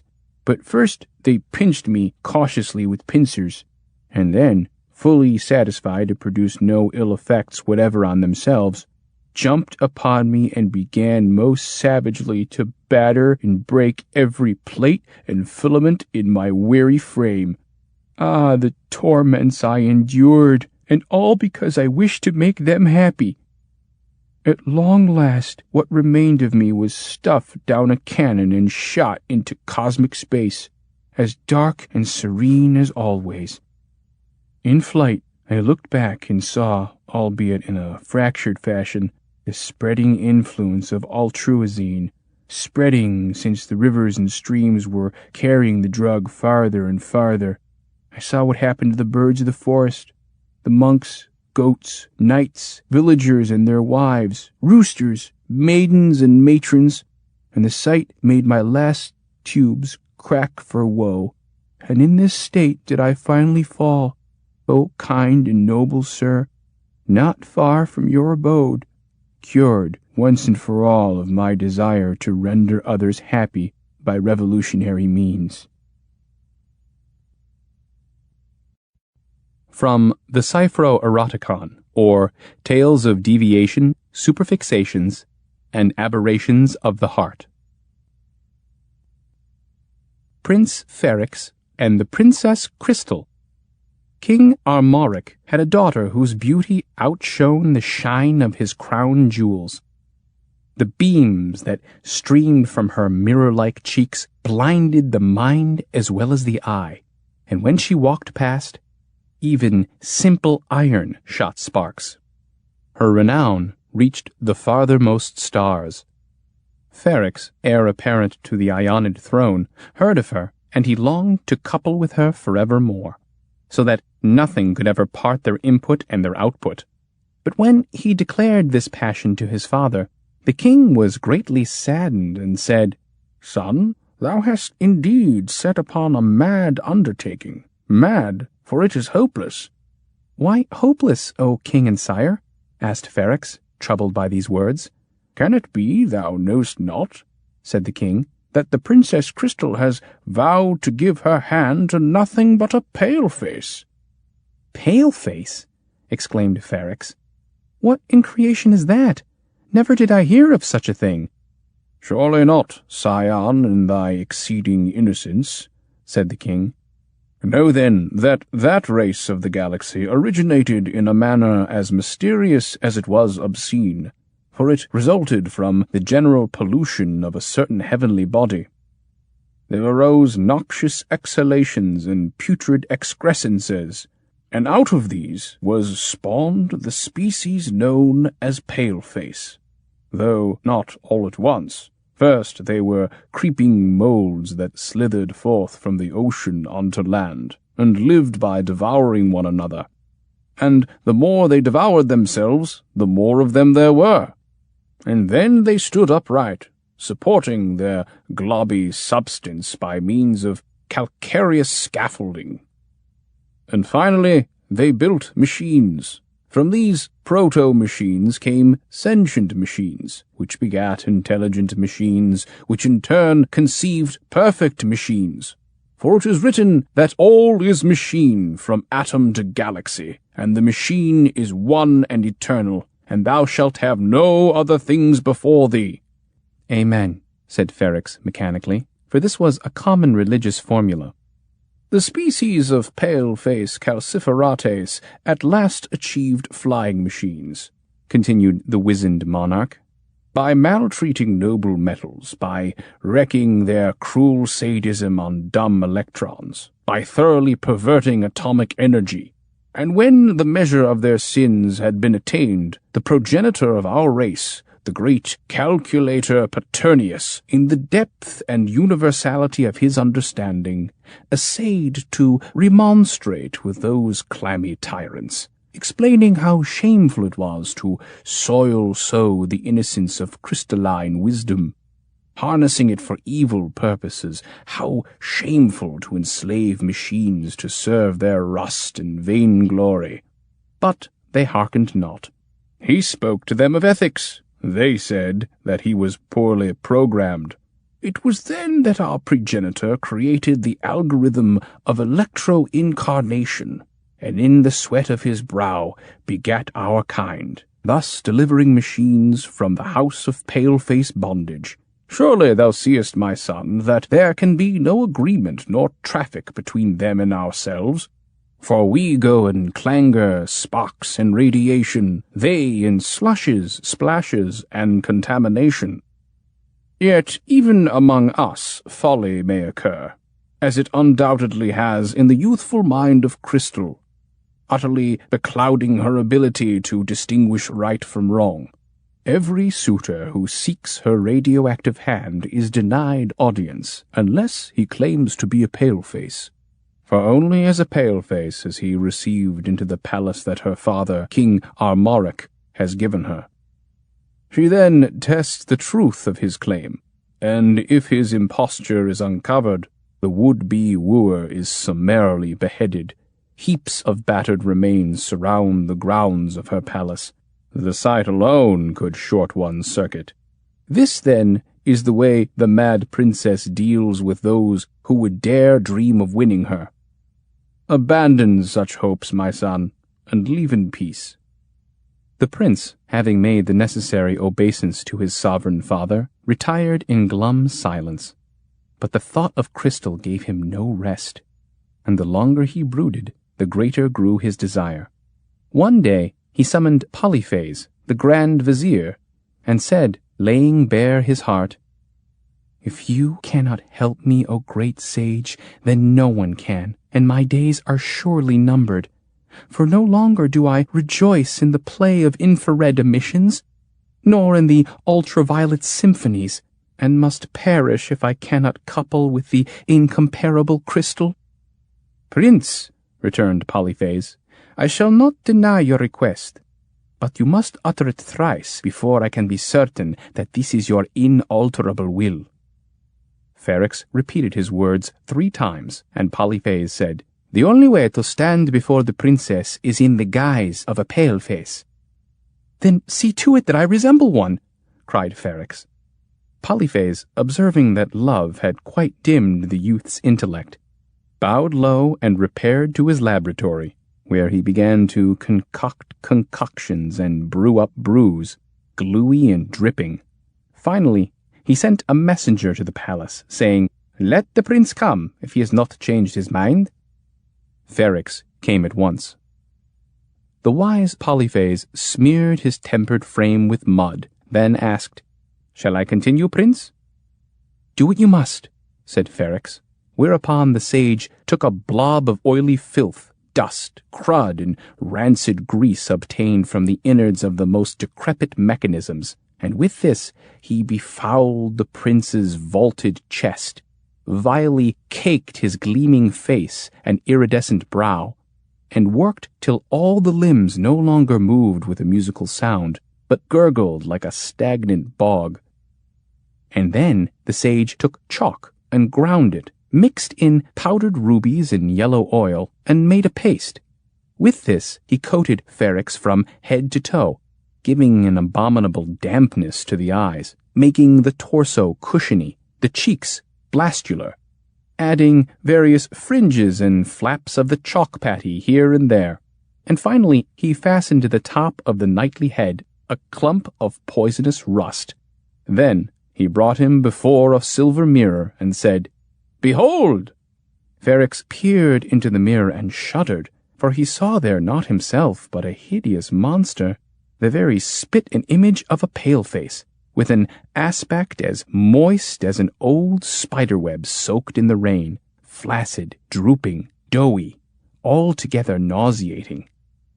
He turned, and his body shook like coagulated auger, whereupon he exclaimed, trembling with disgust, "What, Polyphase, have you taken leave of your senses? Get this abomination off me at once, both the dark layer underneath and the pallid layer on top, and remove the loathsome growth with which you have marred the bell-like beauty of my head. For the princess will abhor me forever, seeing me in such a disgraceful form." "You are mistaken, my prince," said Polyphase. "It is precisely this upon which her madness hinges, that ugliness is beauty, and beauty ugly. Only in this array can you hope to see crystal." "In that case, so be it," said Ferrex. The sage then mixed cinnabar with mercury and filled 4 bladders with it, hiding them beneath the prince's cloak. Next he took bellows, full of the corrupted air from an ancient dungeon, and buried them in the prince's chest. Then he poured waters, contaminated and clear, into tiny glass tubes, placing 2 in the armpits, 2 up the sleeves, and 2 by the eyes. At last he said, "Listen, and remember all that I tell you, otherwise you are lost. The princess will put tests to you to determine the truth of your words. If she proffers a naked sword and commands you to grasp the blade, you must secretly squeeze the cinnabar bladder, so that the red flows out onto the edge.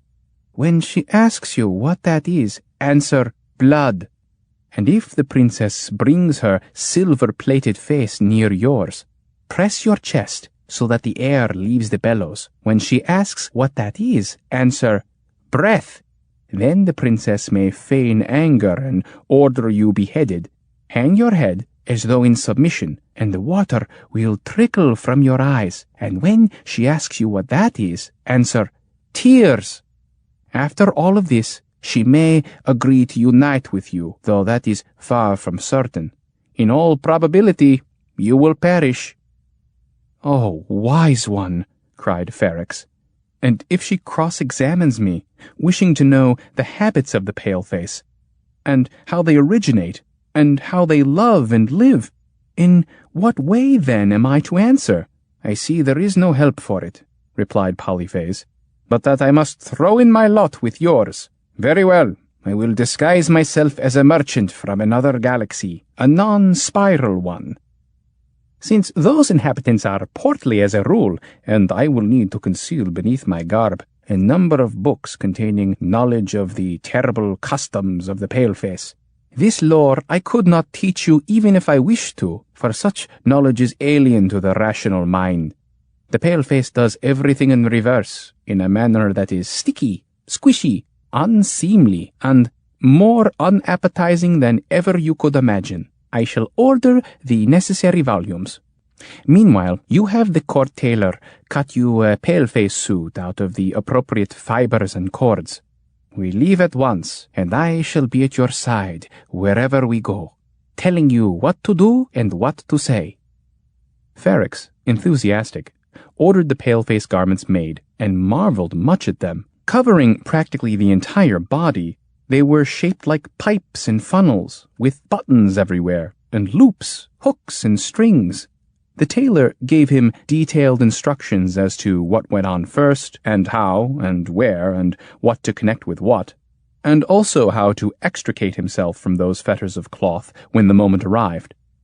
Polyphase, meanwhile, donned the vestments of a merchant, concealing within its folds thick scholarly tomes on paleface practices, then ordered an iron cage, locked Ferrex inside it, and together they took off in the royal spaceship. When they reached the borders of Armaric's kingdom, Polyphase proceeded to the village square and announced in a mighty voice that he had brought a young paleface from distant lands and would sell it to the highest bidder. The servants of the princess carried this news to her, and she said, after some deliberation, "A hoax, doubtless. But no one can deceive me, for no one knows as much as I about palefaces. Have the merchant come to the palace and show us his wares." When they brought the merchant before her, Crystal saw a worthy old man and a cage. In the cage sat the paleface, its face indeed pale, the color of chalk and pyrite, with eyes like a wet fungus, and limbs like moldy mire. Ferrex, in turn, gazed upon the princess, the face that seemed to clank and ring, eyes that sparkled and arced like summer lightning, and the delirium of his heart increased tenfold. "It does look like a paleface," thought the princess, but said instead, "You must have indeed labored, old one, covering this scarecrow with mud and calcareous dust in order to trick me. Know, however, that I am conversant with the mysteries of that powerful and pale race, and as soon as I expose your imposture, both you and this pretender shall be beheaded." The sage replied, "Oh, Princess Crystal, that which you see encaged here is as true a paleface as paleface can be true. I obtained it for 5,000 hectares of nuclear material from an intergalactic pirate, and humbly beseech you to accept it as a gift from one who has no other desire but to please your majesty."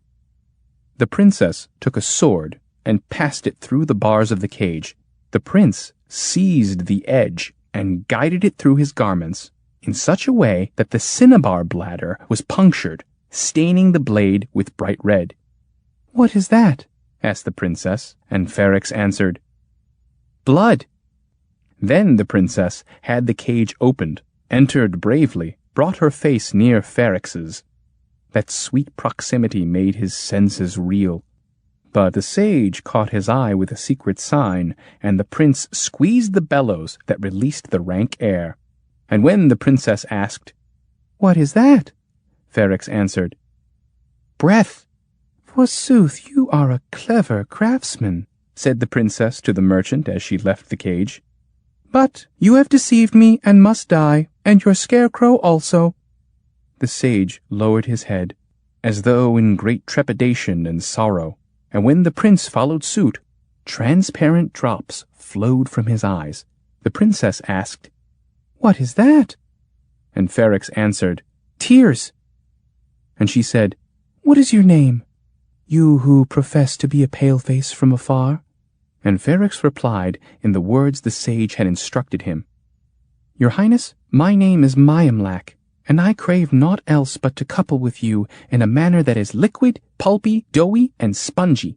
In accordance with the customs of my people, I purposefully permitted myself to be captured by the pirate, and requested him to sell me to this portly trader, as I knew the latter was headed for your kingdom, and I am exceedingly grateful to his laminated person for conveying me hither, for I am as full of love for you as a swamp is full of scum."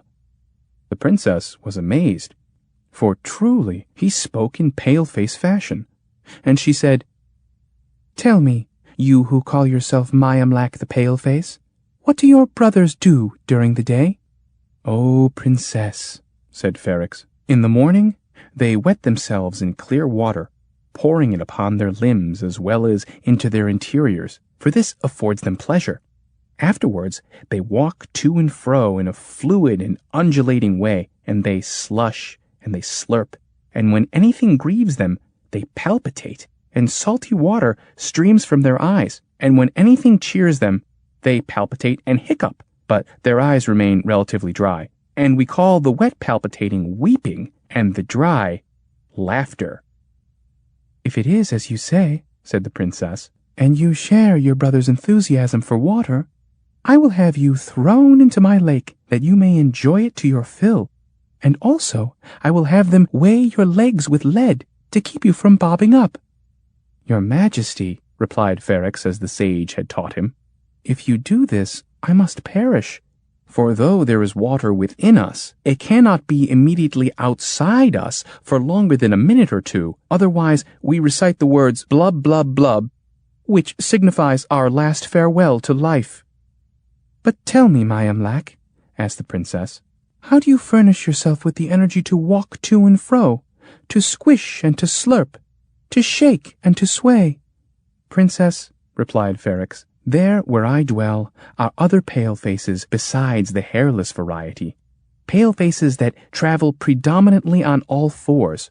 These we perforate until they expire, and we steam and bake their remains, and chop and slice, and after which we incorporate their corporeality into our own. We know 376 distinct methods of murdering, 28,597 distinct methods of preparing the corpses, and the stuffing of those bodies into our bodies through an aperture called the mouth provides us with no end of enjoyment. Indeed, the art of the preparation of corpses is more esteemed among us than astronautics, and is termed gastronautics or gastronomy, which, however, has nothing to do with astronomy." "Does this then mean that you play at being cemeteries, making of yourselves the very coffins that hold your four-legged brethren?" This question was dangerously loaded, but Ferrex, instructed by the sage, answered thus, "It is no game, your highness, but rather a necessity, for life lives on life. But we have made of this necessity a great art." "Well then, tell me, Mayamlak the Paleface, how do you build your progeny?" asked the princess. "In faith, we do not build them at all," said Ferrex. but program them statistically according to Markov's formula for stochastic probability, emotional evolutional, albeit distributional. And we do this involuntarily and coincidentally, while thinking of a variety of things that have nothing whatever to do with programming, whether statistical, alinear, or algorithmical. And the programming itself takes place autonomously, automatically, and wholly autoerotically.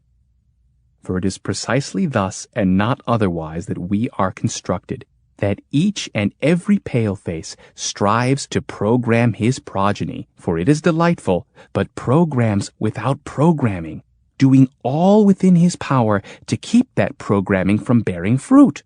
Strange, said the princess, whose erudition in this area was less extensive than that of the wise Polyphase. But how exactly is this done? Oh, princess, replied Ferrex, we possess suitable apparatuses constructed on the principle of regenerative feedback coupling. Though of course all this is in water, these apparatuses present a veritable miracle of technology, yet even the greatest idiot can use them. But to describe the precise procedure of their operation, I would have to lecture at considerable length, since the matter is most complex. Still, it is strange when you consider that we never invented these methods, but rather they, so to speak, invented themselves. Even so, they are perfectly functional, and we have nothing against them. Verily, exclaimed Crystal, you are a paleface. That which you say, it's as if it made sense, though it doesn't really, not in the least. For how can one be a cemetery without being a cemetery, or program progeny yet not program it at all? Yes, you are indeed a paleface, Mayamlac, and therefore, should you desire it, I shall couple with you in a closed-circuit matrimonial coupling, and you shall ascend the throne with me, provided you pass one last test. And what is that? Asked Ferrex. You must, began the princess.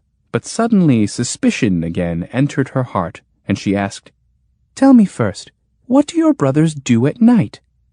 At night they lie here and there, with bent arms and twisted legs, and air goes into them and comes out of them, raising in the process a noise not unlike the sharpening of a rusty saw. Well then, here is the test. Give me your hand, commanded the princess.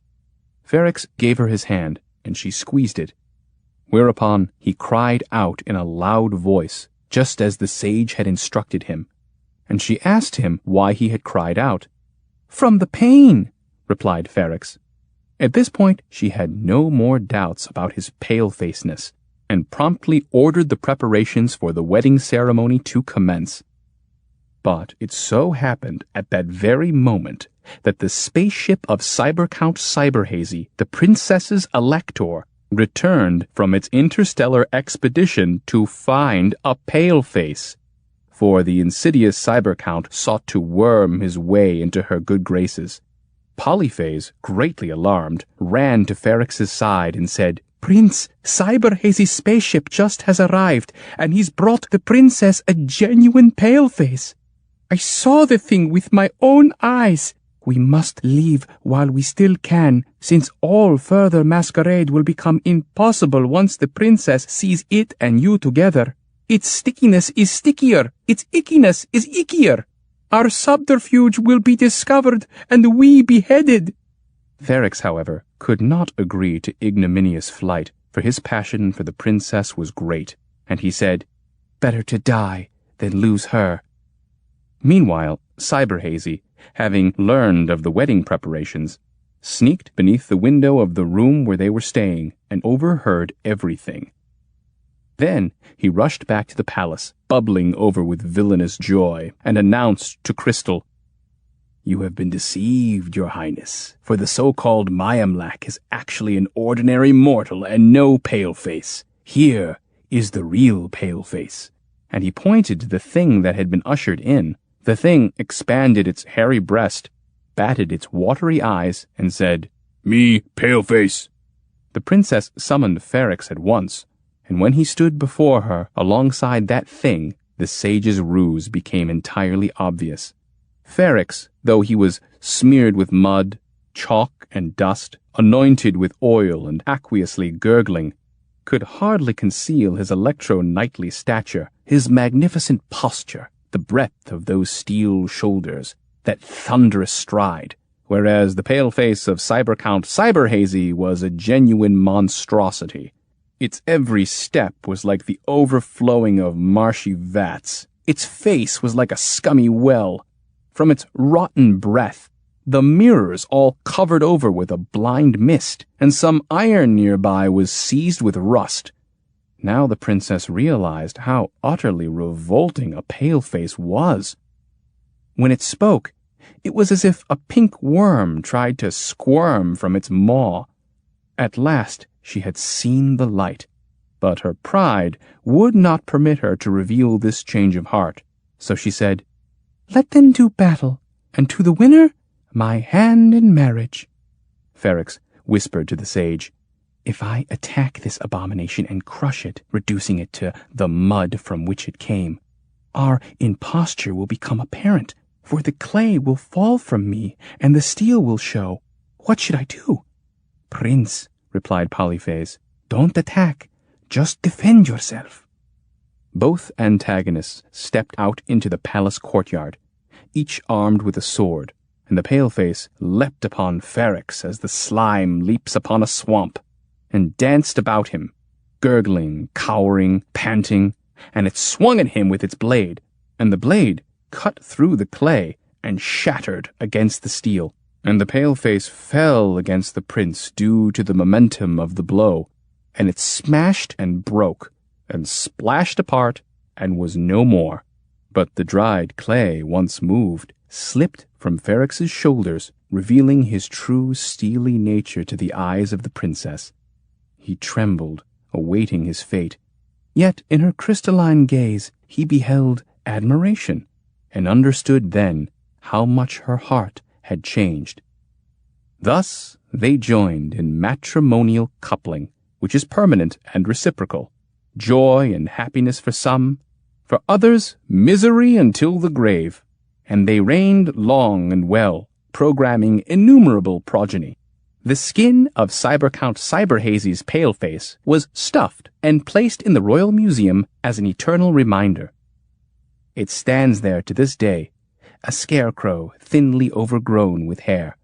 Many pretenders to wisdom say that this is all a trick, and make-believe and nothing more, that there's no such thing as pale-face cemeteries, doughy-nosed and gummy-eyed, and never was. Well, perhaps it was just another empty invention. There are certainly fables enough in this world, and yet, even if the story isn't true, it does have a grain of sense and instruction to it, and it's entertaining as well. So, it's worth the telling. This has been an Audible Frontiers production of The Cyberiad, Fables for the Cybernetic Age. Written by Stanislaw Lem. Narrated by Scott Aiello. Producer Mike Charzik.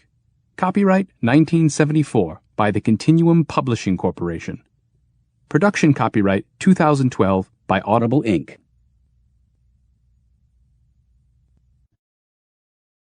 Audible hopes you have enjoyed this program.